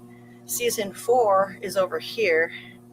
And David Agile, who's in our community, he connected these lines up here to show us that this may be the outline of a dragon, and I can't unsee it. These lines up here are the teeth in an open mouth. Then this square thing below them is an eye, and its head is pointed up. And then its neck is down here below the eye, pointing down to the right. And I think it represents a dragon, not a literal dragon, but the man in yellow evil entity becoming unleashed on the town in season 4. So this is going to be a rough one. They're going to go through hell this season. There's probably going to be another massacre. This dragon represents that. I'll try and find the image David sent me. I have it somewhere where he connected the lines to make it more clear where the dragon is, but I can see it even without his lines now. Even without his help, I can see the dragon in this shape. And then season 5 would be on the far right, where they get to return home. At least somebody will. There's an infinity symbol on the far right. However, so you would think, okay, that means this goes on forever and they're trapped. There is no escape because there's an infinity symbol. But if you look close, there's a line dividing the 2 sides. I believe that means it can be broken. I believe that means this loop can be broken. This line right here means you can separate it. And in each part of this cave mural, you see 2 stick figures that I think represent Tabitha and Jade traveling through this whole journey.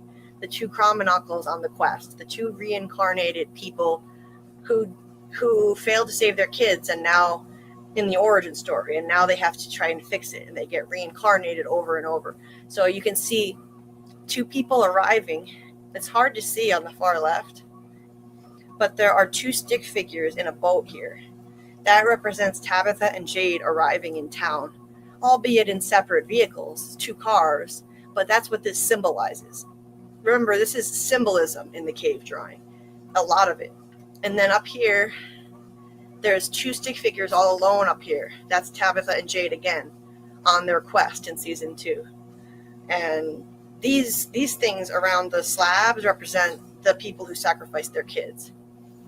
And then season 3, sorry, it won't zoom out now. I got to get a better device, but I can't afford it. If you want to donate to the channel, any amount is appreciated. No amount is too small.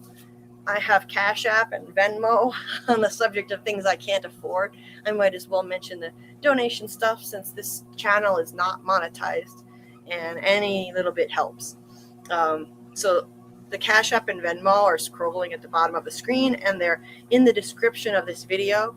So that's there. And I'm going to fix my PayPal account so that more people have access, or have the ability to donate, because I know more people have PayPal than anything else. And also it's international. So,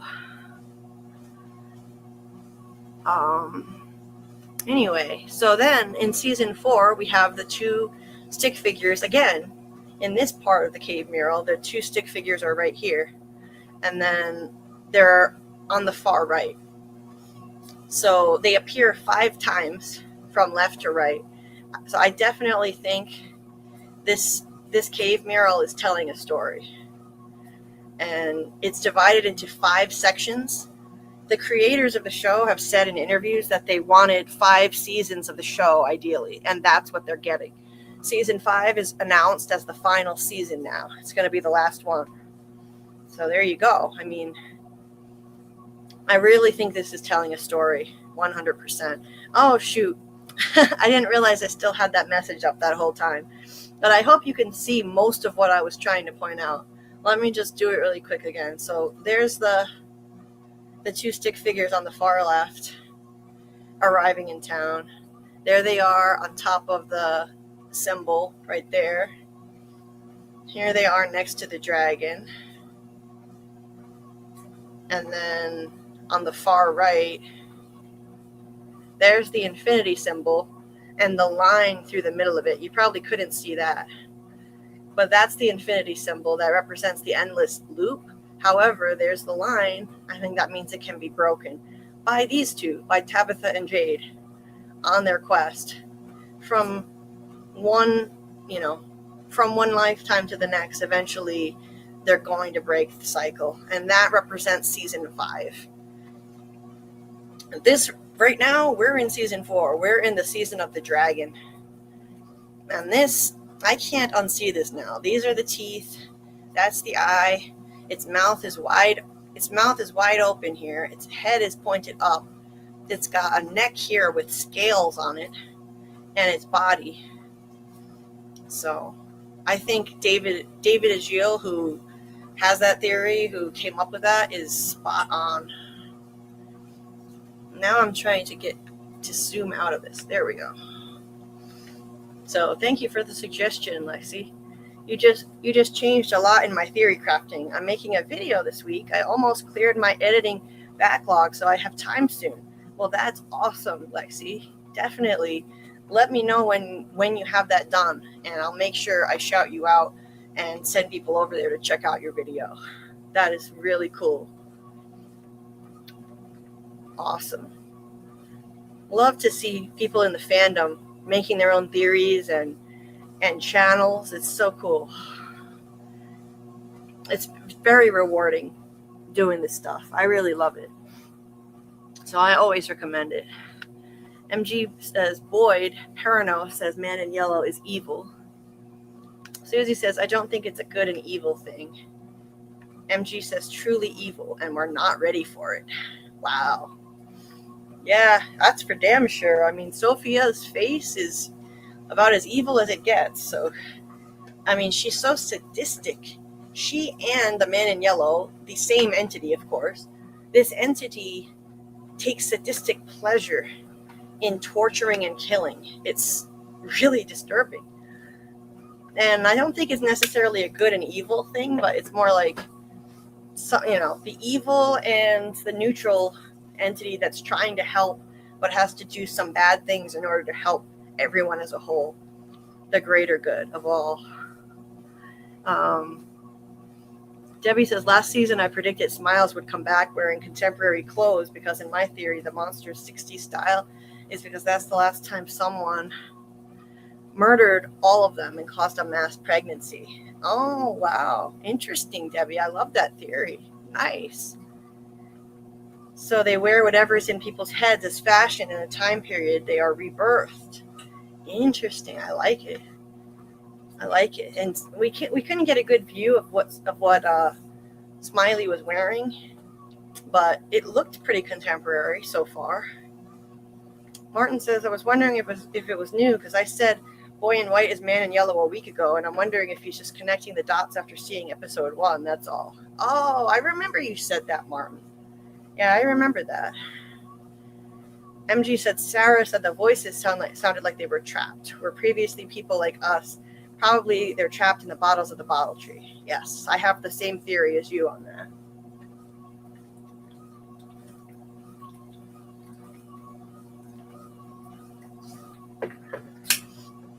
Okay.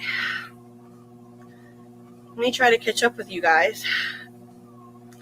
MG says, Boy in White, I just think, said she thinks he's not a real little boy, but he's trying to help. It just doesn't know how.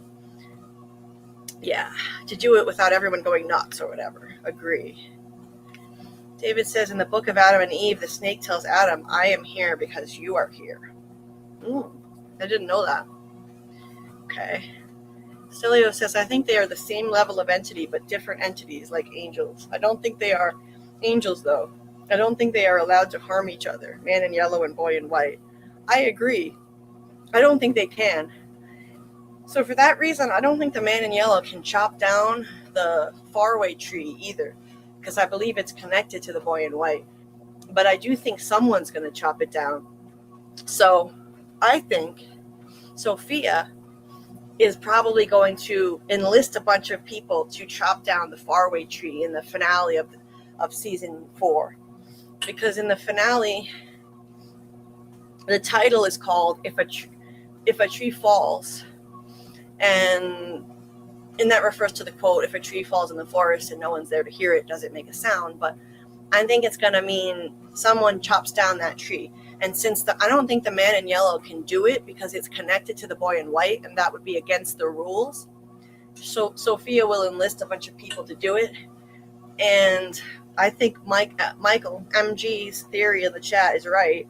And if someone chops down that bottle tree, the faraway one, Tabitha and Jade won't have any more lives. This will be their last chance to free the children and everyone else. And if they fail in this attempt, that'll be it.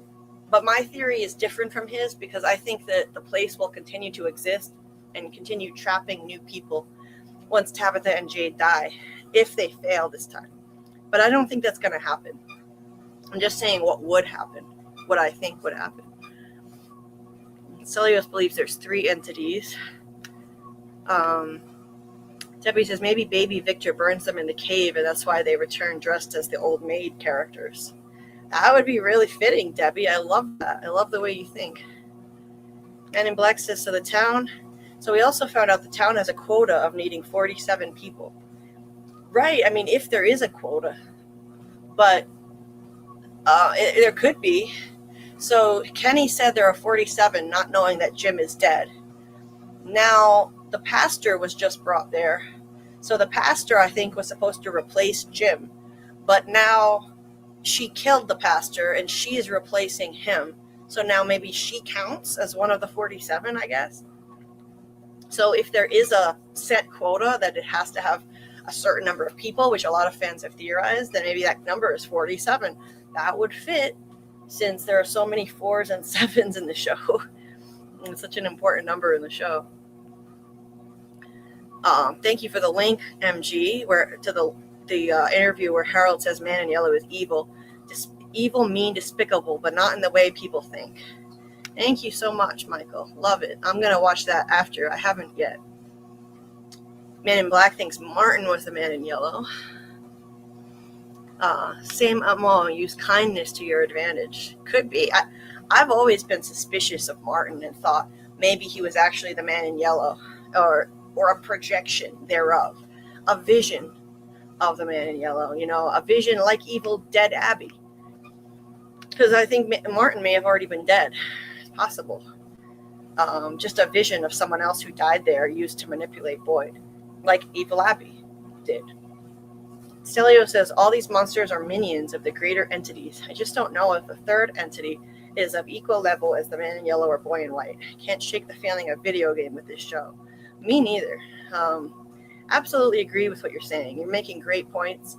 And yes, the monsters are all minions of the greater entities. That's a great way to put it. I think that fits perfectly.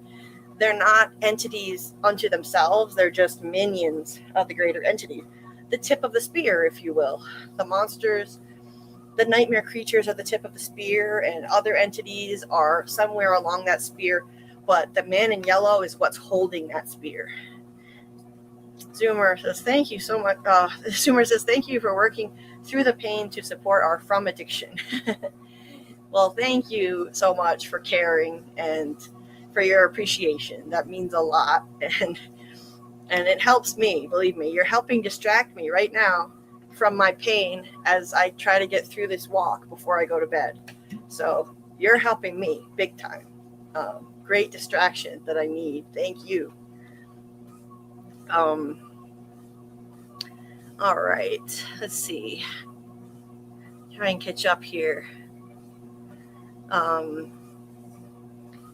David, yeah, there we go. David, this is your theory that I was talking about.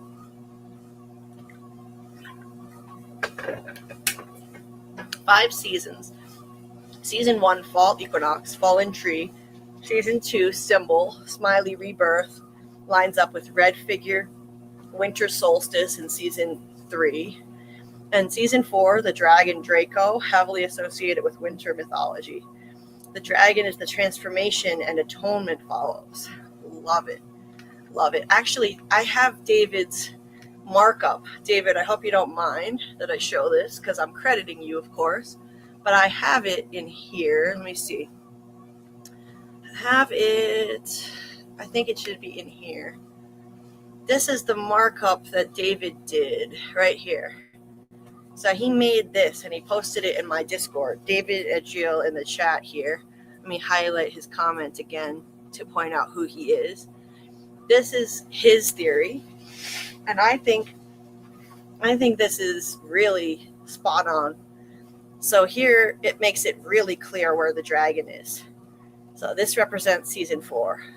That's Season 1, Arrival. Season 2, Symbol. Season 3, Smiley Rebirth.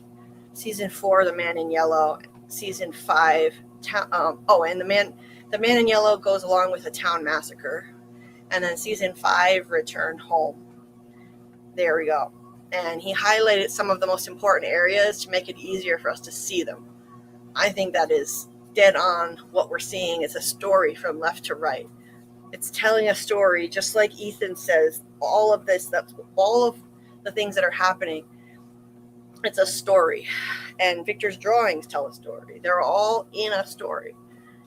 Not that it's made up, but it works like a story or a quest.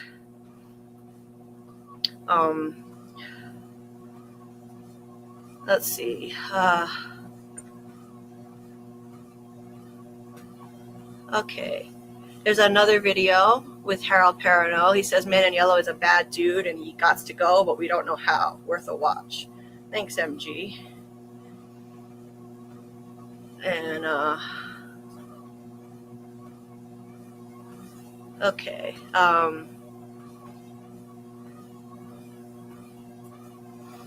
The two souls are shown at 3 specific moments in the cycle. The sacrifice, the dragon, Smiley Rebirth, and the return threshold. And they're also in the arrival section in the canoe. They're in the boat. I think they're in every section. I'm pretty sure they're in every section. I think. Let me see. 1, 2, 3, 4. Let me look again at the. Yeah, I think they're in every section. Anyway. Yeah, they're over here. They're over here. They're down there. I thought they were in the Smiley Rebirth section too, but I'm not going to go back and find that again now. The one I was just looking at. But they're in at least 4 sections, I think. But yeah, it's excellent theory, David.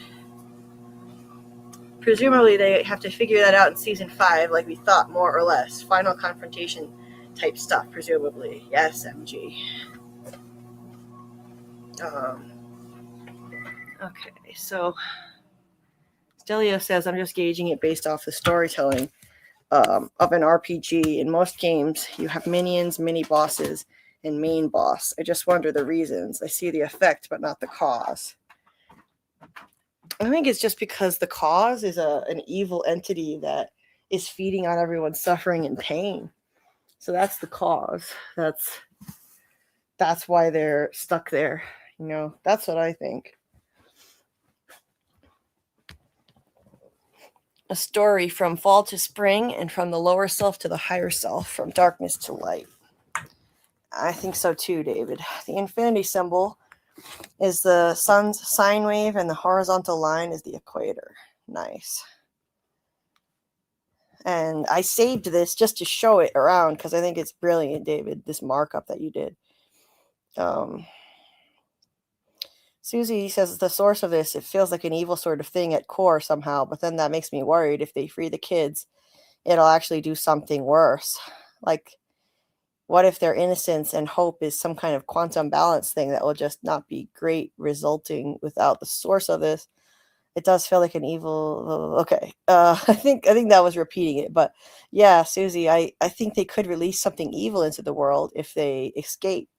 That's a concern I've thought of too.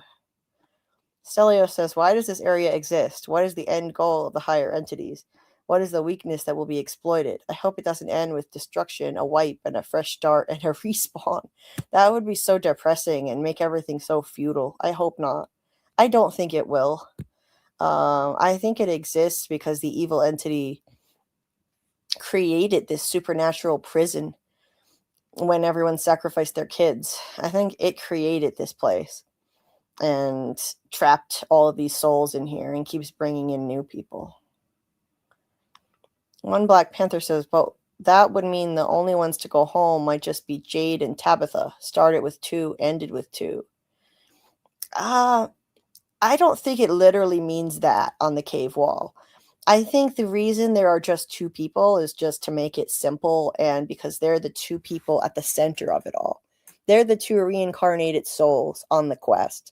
From the beginning, they are the ones. So that's why they're highlighted in this story. But I don't think they're going to be the only ones to escape. That would be a really depressing ending. But they're the ones depicted on here because they're the 2 Chromonockles, so to speak, on the quest. And Debbie says, I definitely think there's quantum fuckery afoot. Susie says, where does all the antimatter go in the universe if we know it exists for every electron in equal amount? Maybe it goes to a place like this. Maybe. And if you released the positron to the electron and they met, it would cause an unbelievably strong explosion. That's a fascinating theory. Susie, you are super smart. That's really interesting. I like it. Lexi says, I make a list of people who I may likely now cross over in our ideas. I always credit my sources and pop in a few pages links to people if they have a YouTube channel. Nice. That's awesome. I do too. I always credit my sources too. Always. I would never take credit for anyone else's ideas. And I credit people in my videos, even if, it doesn't matter who they are. A member of the chat, someone who leaves a comment. I always credit people. Like Wicked King Zed, he was a subscriber of mine. He is a subscriber who came up with the idea that Sophia would be the man in yellow after the first trailer when most people hadn't thought of that yet. So I made sure I shouted him out earlier today in the stream earlier tonight. Stelio says, hope being used as some energy is interesting. Yes, it is. Boy in White is the mature into Man in Yellow's Pennywise. I think that's a great analogy, Debbie, and I agree. Boy in White is the more positive force. Susie says, it better not fall on my house because I see you, dead tree. That's on my neighbor's property. You're funny. Um, I've been on here so long that my Chromebook went from night mode to day mode, and I just saw it happen in real time. That's happened the last few streams, actually. David says, I thought if they chop the tree down, it becomes a failed cycle and they keep restarting again because the fallen tree brings them here. Yeah, maybe the fallen tree I don't think that every fallen tree was a faraway tree, though, because I don't think there are that many faraway trees for that to happen. But yeah, that's interesting. Maybe.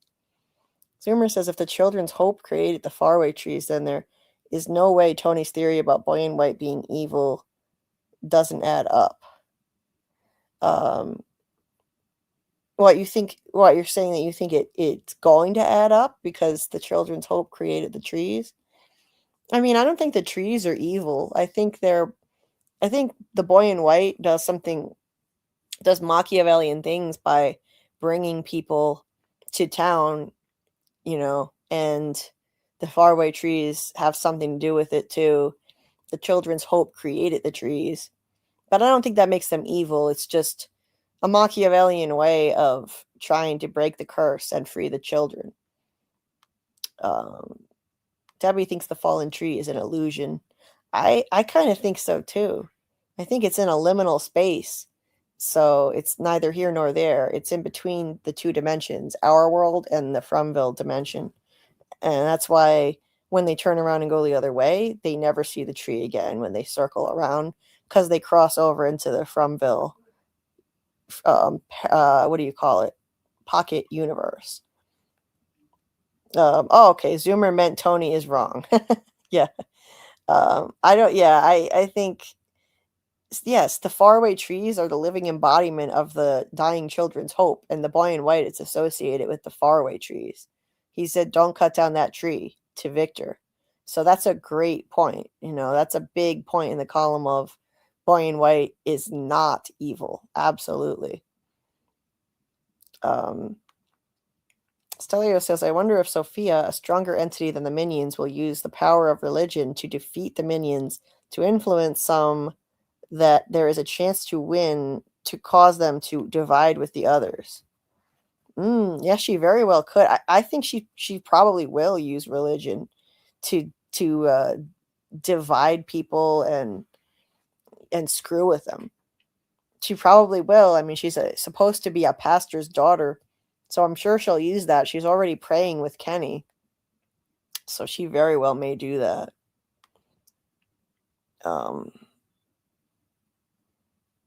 Let's see. Debbie thinks the ballerina, the music box, the spiders, and lots of other things are illusions there.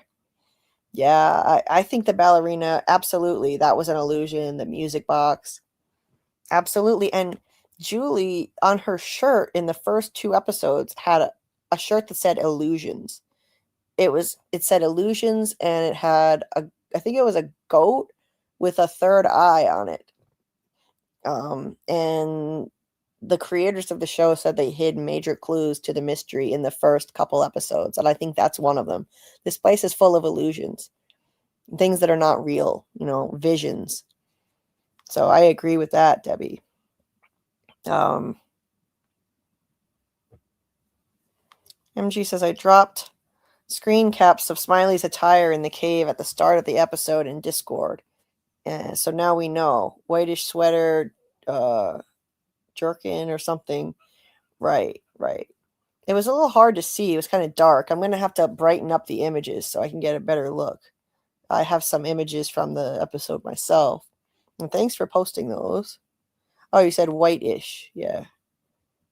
Whitish sweater. Got it. Stelio says, thank you for letting me air my thoughts without judgment. Much appreciated to all of you. Well, I'm glad that we could welcome you in and hear your very interesting, intelligent thoughts. Thank you for sharing them with us. Love to hear everybody's theories. David says, I don't think the man in yellow is story walking, and I don't think he can come to town without being brought there. Doesn't the pastor pick Sophia up in the liminal space where the tree is before crossing over? Yes. Yes. I don't think he's story walking either.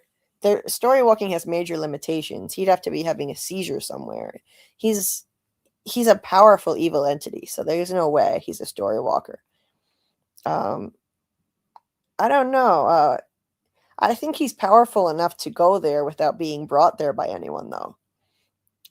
And yes, he picks Sophia up where the tree is, and I do think that's a liminal space. That's a good point. I think he can cross between them.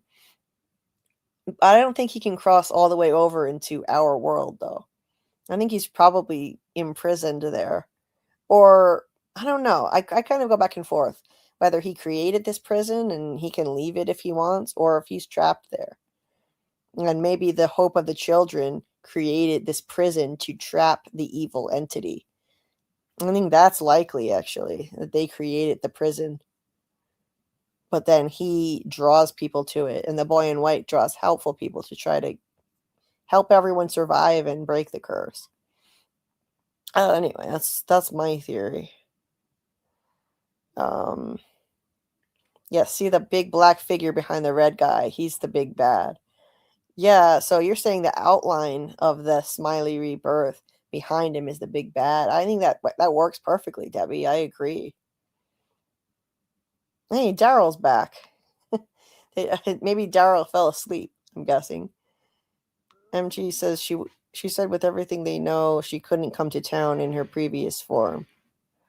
Presumably because he might be recognized. Didn't say, I don't think, that he couldn't enter town at all. Right. He didn't say he couldn't come to town at all. Absolutely. Just that with everything they know, she couldn't come as she was. Can you get by? Can you make it by? Oh. Just trying to move out of the way of Carl's dad here. Okay, so let's see. Lexi says, could I please get a JPEG of that image last with the writing on? I have to use it in my background theory. I have an idea the end bit is different, but otherwise I think this is all accurate. Yes, Lexi, I will, David posted this in the Discord, but I can repost it if David is okay with it. And I'll repost it with David's name, so that you can credit him for it if David is okay with that. If David is listening, if you could give your okay, we'll put that in the Discord, and I'll tag Lexi. I'll tag you so that you can take a look at that in there. And from the Discord, you can either take a screenshot, or I can send you this as a JPEG too. Actually, I can DM it to you. David says Jade said the numbers were key underworld symbol. The music caused their daughter to appear, but it was the act of Tabitha remembering the truth from fantasy that caused Man in Yellow appear to remove the complex. Okay. The violin equals the lyre in Greek mythology. Hey, welcome, Knickknack Studios. Good morning. Good morning. I don't know. That sounds like you're a channel. Do you have a channel? Hey, Karl away. Nice to see you. Let's see. MG says, so far it's ended with wipes and respawns. Hopefully this cycle they get it right and end the cycle. And I think they will. I think they will get it right this time.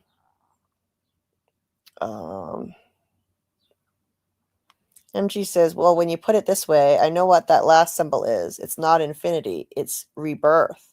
Meiosis. Right. Oh, okay. It's meiosis. And we can see the infinity symbol in there, which is in the ring, engraved in the ring that Boyd picks up in the trailer as well, incidentally. I think it's going to be on the hand of that corpse, that Abby corpse that's grabbing him in the dream. And he'll pull it out of the dream, and that'll fuck with his head. MG says, which I kind of thought was cell division anyway, but damn, yes, that's what it is. Yeah, Yeah, David just highlighted it and made it more clear to see, but that's what it looked like on the drawing. David says after they overcome that's interesting, rebirth, meiosis, that really fits. Oh, that really fits. Yeah. Now that I think about it, the symbol for meiosis, rebirth. So everyone gets, Tabitha and Jade get reborn again at the end. That's what's happened every time. Yeah, but I think that they can break the cycle, and that line through the infinity symbol is a clue to that. David says after they overcome the dragon, man in yellow, they will be set free, or after the intermarriage in alchemy. But it's supposed to be the goddess that gives the hero the elixir to return. Interesting stuff, David. Love it. This is the cycle, arrival through death and rebirth of the two parents. Exactly. It tells the story. Mitosis. Yeah, from left to right. Mitosis, the regeneration, the rebirth. Nick Studio says, after hearing Tabitha doubt her vision, it's got me wondering if anything they know is real. Don't worry, I think it's real. She's just doubting it because this place messes with their heads so much. They're not going to go back on that crazy story now. The writers, I mean. Being a dark inverse, anything is possible. The children might not even be real, or the children are trapping them because they want revenge. Well, that's dark, David. Trees are conduits.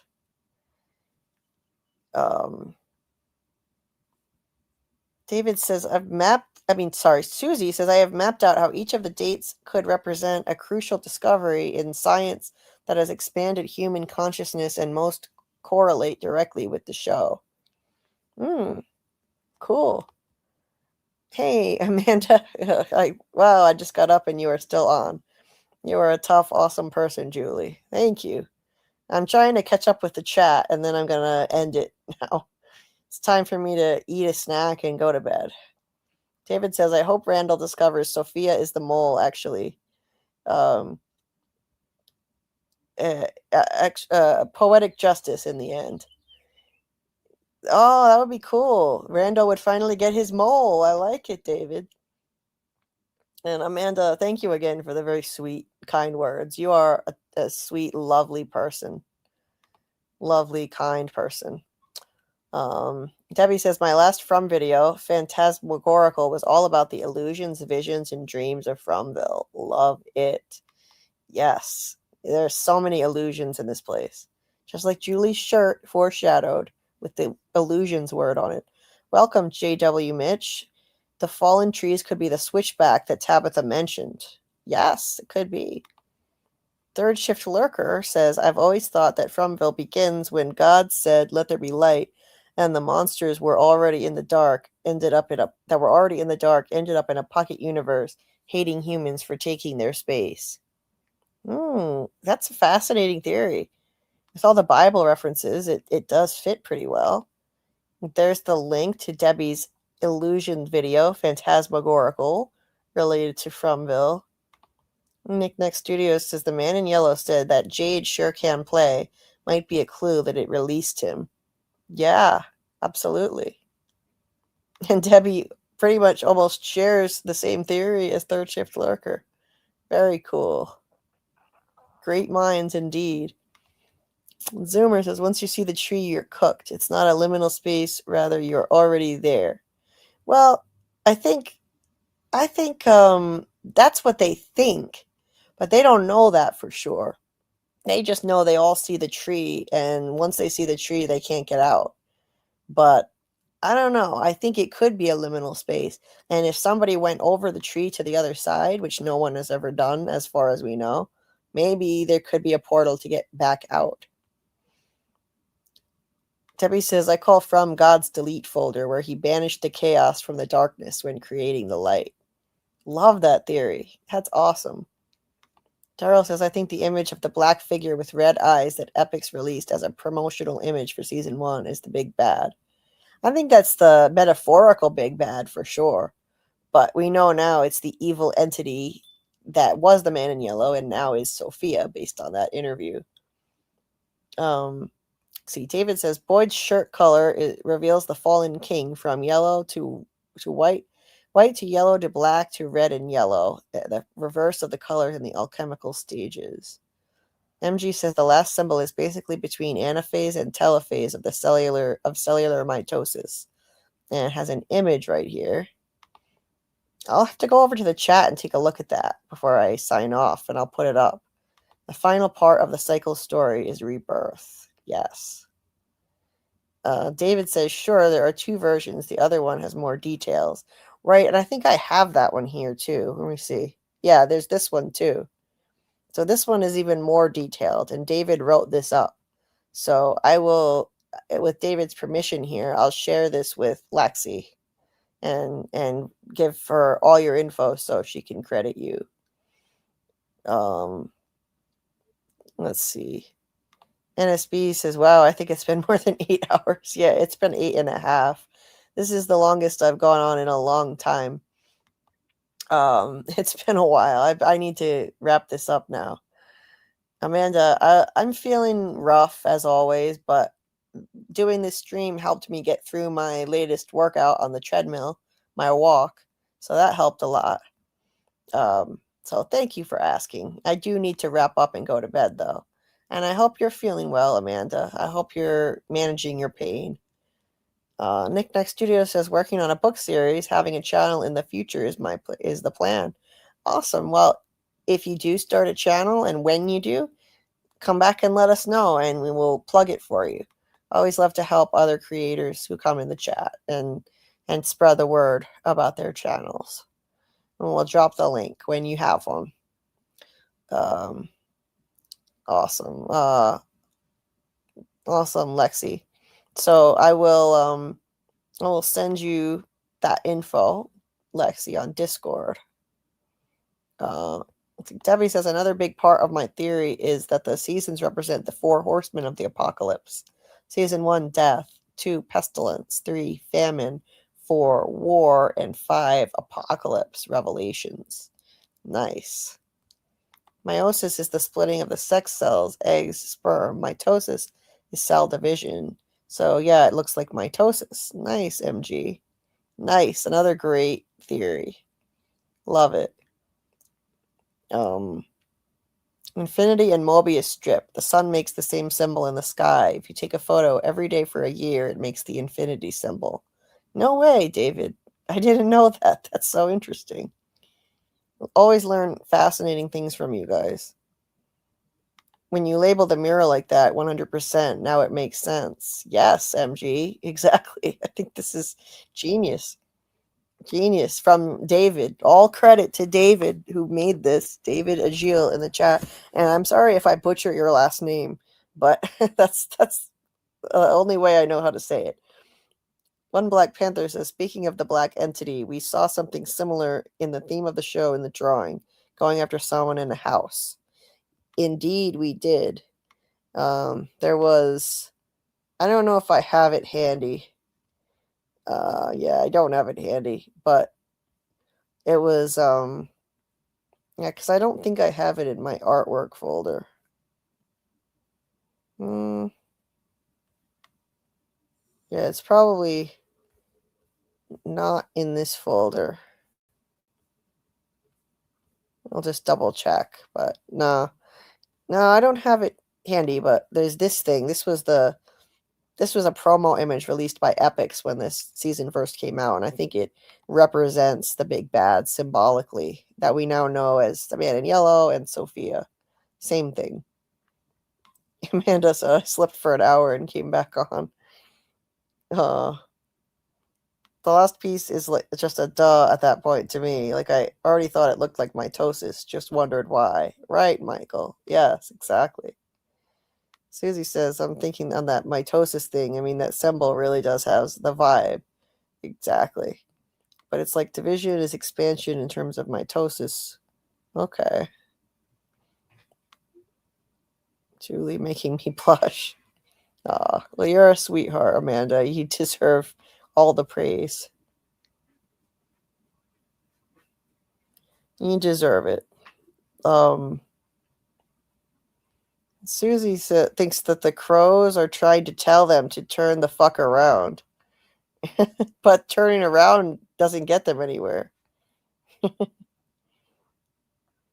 Anyway, They've already crossed the threshold into the liminal space, and there's no way back out. And there's no way back at that point, it looks like. It's the in-between space, but once you're already there, you've basically crossed the threshold. So I agree with that, MG. There's probably no way out, but I'd like to know for sure if somebody would just go over the tree. But I think that is a liminal space, like you, in between at the tree. So Daryl was saying that this thing is the man in yellow's true form, what I have up here. Yeah, I can see that. And they released this early on as a promo image.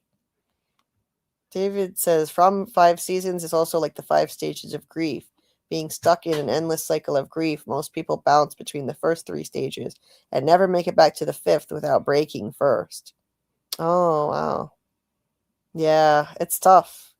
It's tough. I'm pretty stuck myself in that. One Black Panther says, I've noticed that nobody tried to climb over the tree to see what happens. Yes, it drove me nuts that Tabitha didn't do it. Really drove me nuts. Tabitha should have tried. She's the only one we've seen who got to the tree and knew what it was and knew where she was. I wish she would have tried to run. David says, share with all. I don't mind. I don't have a channel, just want to help shed light. Well, thank you, David. I appreciate it. And obviously people are impressed by your theory and how you marked up the cave mural. So I will absolutely keep sharing it and crediting you and making sure everyone knows who made that.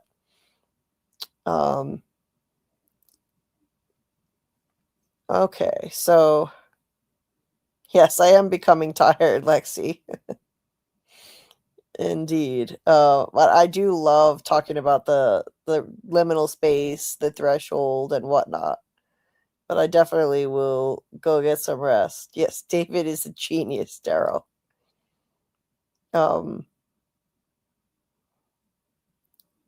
Okay, different image. So Michael has another image. I'll go over to the chat and find those.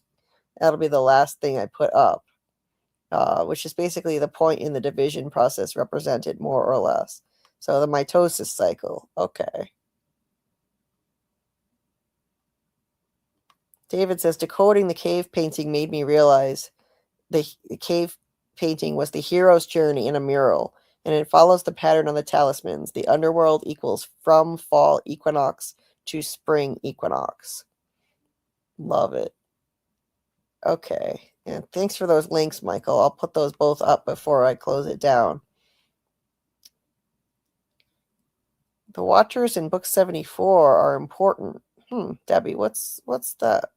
The Watchers. JW Mitch says, if you stop the picture from the intro of the car and tree, I think there is a body on the other side.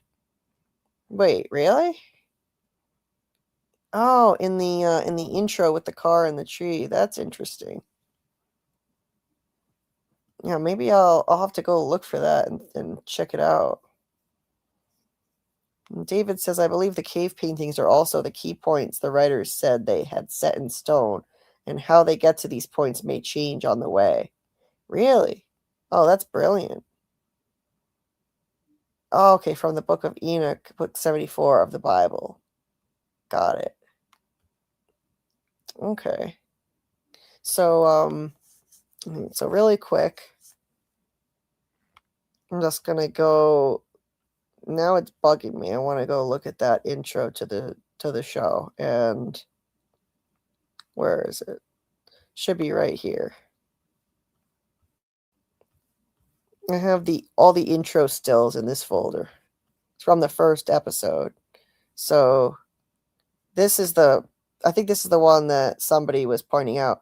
So you think there was a body on the other side.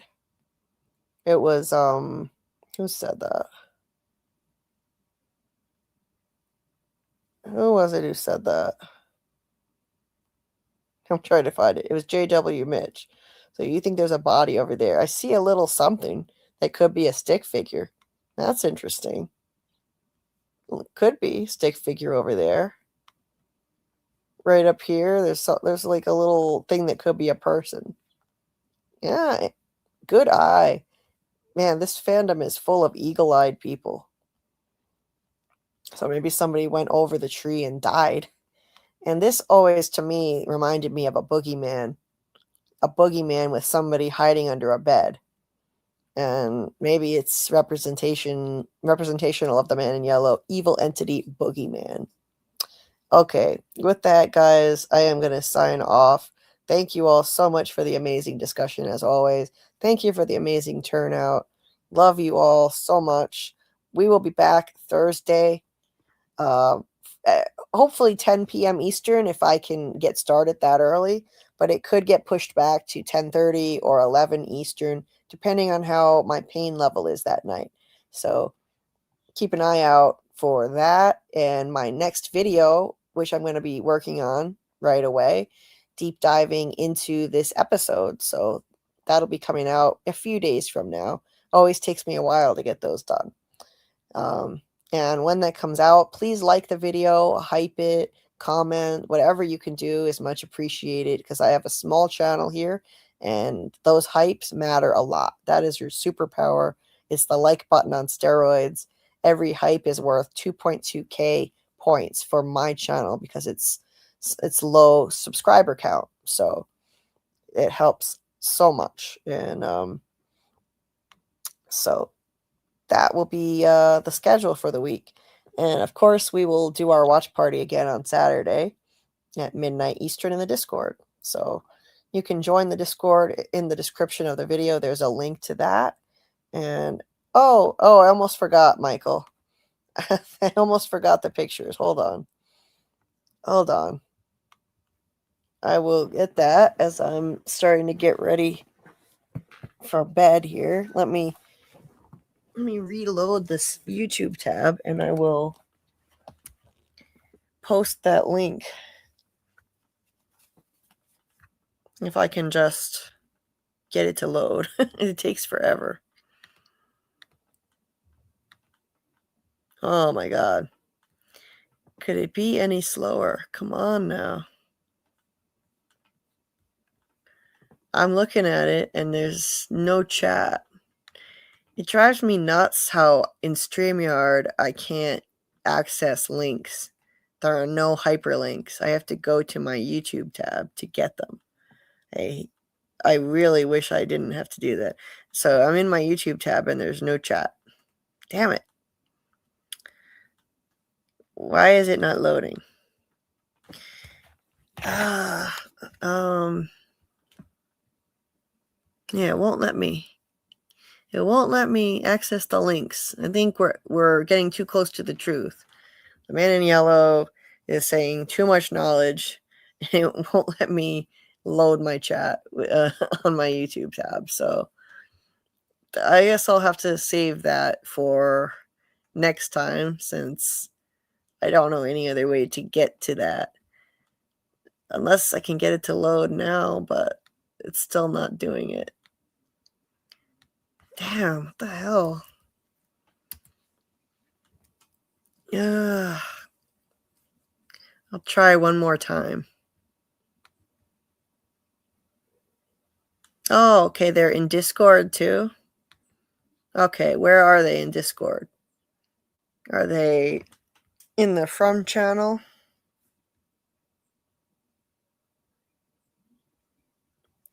Karl's dad walks by here and he must think I'm crazy and I talk to myself, because I don't think he understands YouTube channel stuff. He has dementia. Okay, so I'm gonna share the tab here. So this thing looks somewhat like the infinity symbol right there. It looks a lot like the infinity symbol at the end of the cave mural. And that's what Michael was saying, that it's basically mitosis. So the stages of mitosis, there it is over at the end here. It looks like an infinity symbol on the right. So at the end of the cave mural, at the end of all the cycles, has been rebirth. The rebirth of Tabitha and Jade. Boom. Really well done. Great connection you made there, Michael. with the little line in the middle where they're connected. Yes, love it. Love it, love it. Hey there, Cleo. Welcome. I'm losing my voice. Talking too much. Watch the preview when she is with Sophia and Sarah is in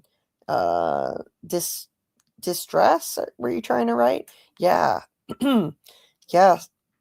That's that looks bad. Wow, I have no voice. Yeah, that looks bad. She's definitely going to be tormenting Sophia. Yes, I will take care of myself now, Amanda, and close it down. Cleo thinks the man in yellow will kill Sarah. Oh boy. And join Debbie for her Prince premiere later this morning at 10 a.m. Central, guys. Right there. Awesome. So check that out. She's got a video in honor of the anniversary of, I think it's Prince's death. Julie, your computer needs a pillow or a cup of coffee. Yes, Amanda. Thanks, Daryl. Hype and like Julie's videos. Thank you so much. Please do that. Please hype and like my videos, the next one that comes out. If you have any hypes, please don't use them on this. I would humbly ask you to save them. If you have any hypes to use this week, please save them for my deep dive into the episode that is going to be scripted. A scripted video where I analyze the episode, much shorter than this live stream. And that's the one that will really help the channel the most. So please save your hypes for that. Much appreciated. Sweet dreams, Amanda. And see you later to you, Bill. Good night, Daryl and Debbie. And thank you, David, for posting more photos to Discord. I will definitely take a look at them. And thanks, Amanda. Hope you can get more sleep too if you need it. And see you guys on Thursday, I hope. Definitely gonna hydrate, eat something, and get some sleep. Hey, but first I'll say welcome, Christina. Sophia's clothing looks like it's from the same era as the monsters. Could be. It definitely looks dated. Interesting point.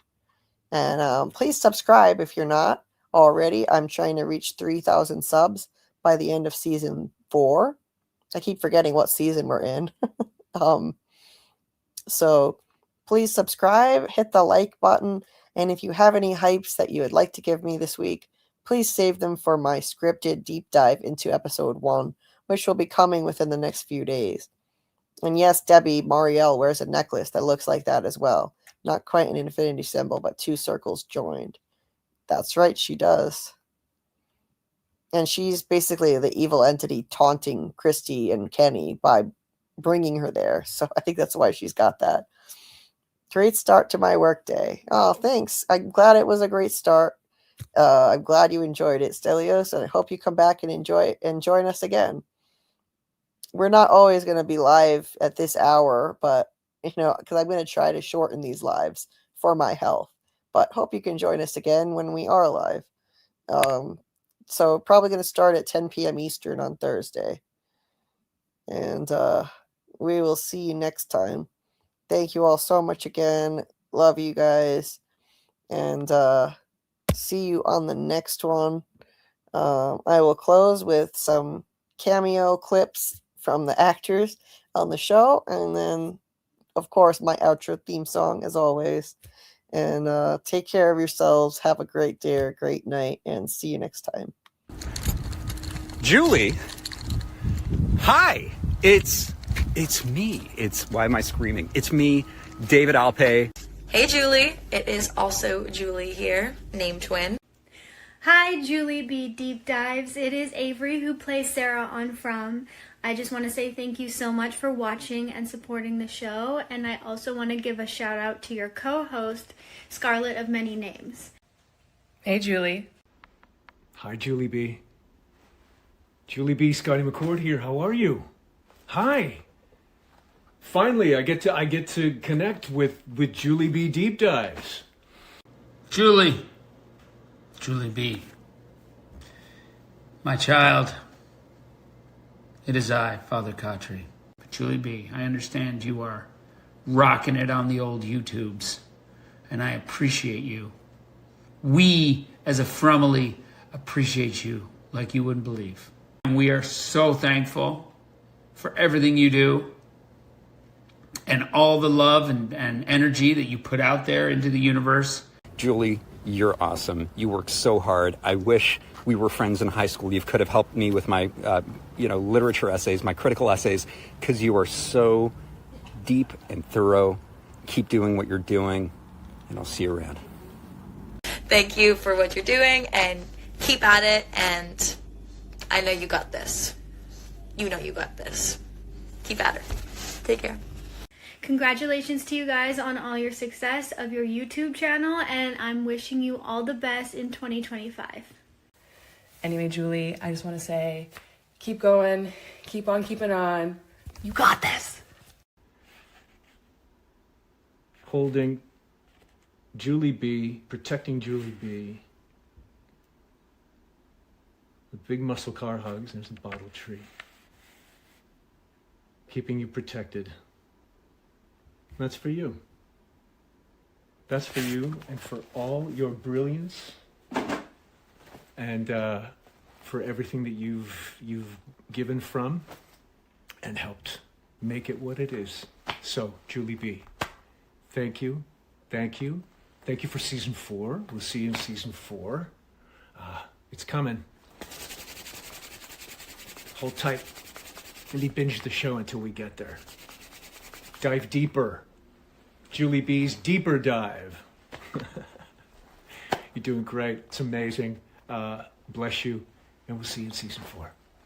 Don't stream and drive. Father Khatri thanks you for watching. Sean Majumder, the actor, who couldn't be here right now, but he wanted to let you know he's very thankful. And I hope you feel better. I know you will. Keep your chin up. And I wish you all the best. Take care. Season 4 is going to be fucking bananas. Be well.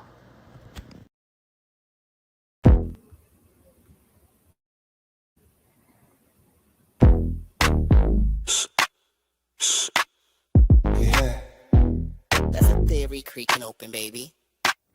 Yo, welcome to the screen where the plot gets bent. Julie B deep dives, not just for content. She don't react, she dissects those threads from the lens. Catching clues y'all missed when the credits end. What you know about freeze framing frames and while you blinking, she building an evidence drum. Got a notebook thicker than the lore itself. In a chat full of nerds with a mental health shelf. Yeah, she sees the glitch, peep the double cross. You just watching TV, she talk to the boss. Every theory and thesis, no throwaway guess. While y'all on season 1, she in season X. Said rewind it so it zoom in enhance. Julie B caught the symbol in the window glance. While you tweeting what just happened like a clown, she already made a flow chart, color coded breakdown. They don't die like us. They don't vibe like us. They binge and they bounce. We revive that trust. They skip intros, we every frame. You watch shows, we decode the game. They don't die like us. Nah, they don't die like us. She cracked Severance before y'all knew it was deep.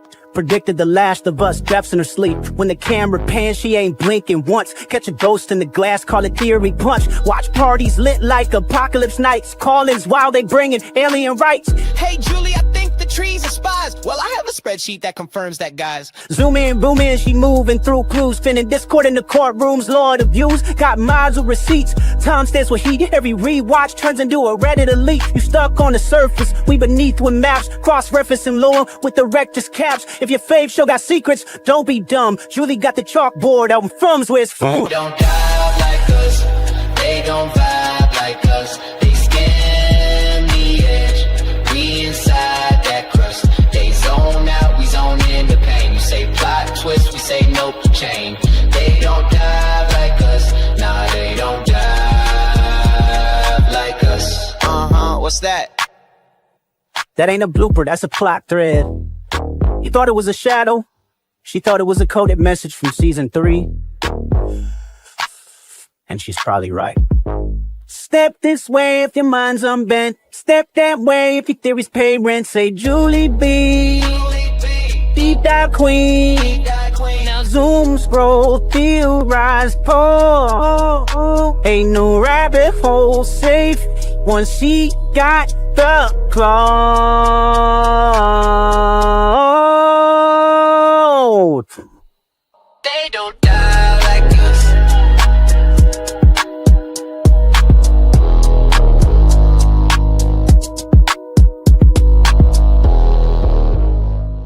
Hey, Julie B. The man in yellow here, along with his alter ego, the mini MIY. We just wanted to let you know that you're in our thoughts. We know you're going through a rough time right now, but you will get through this. And in the meantime, if you ever need to talk, you know where to find us. Anything you'd like to add? Yeah. Hey! Listen, kiddo. Like the man said, we're here for you. 24/7. Anything you need, you just get on the blower. And hey, don't take any crap. Anybody gives you any grief, you just tell them. They're going to have to answer to this guy. Couldn't have said it better myself. Take care, sweetheart. We'll talk soon. See you later.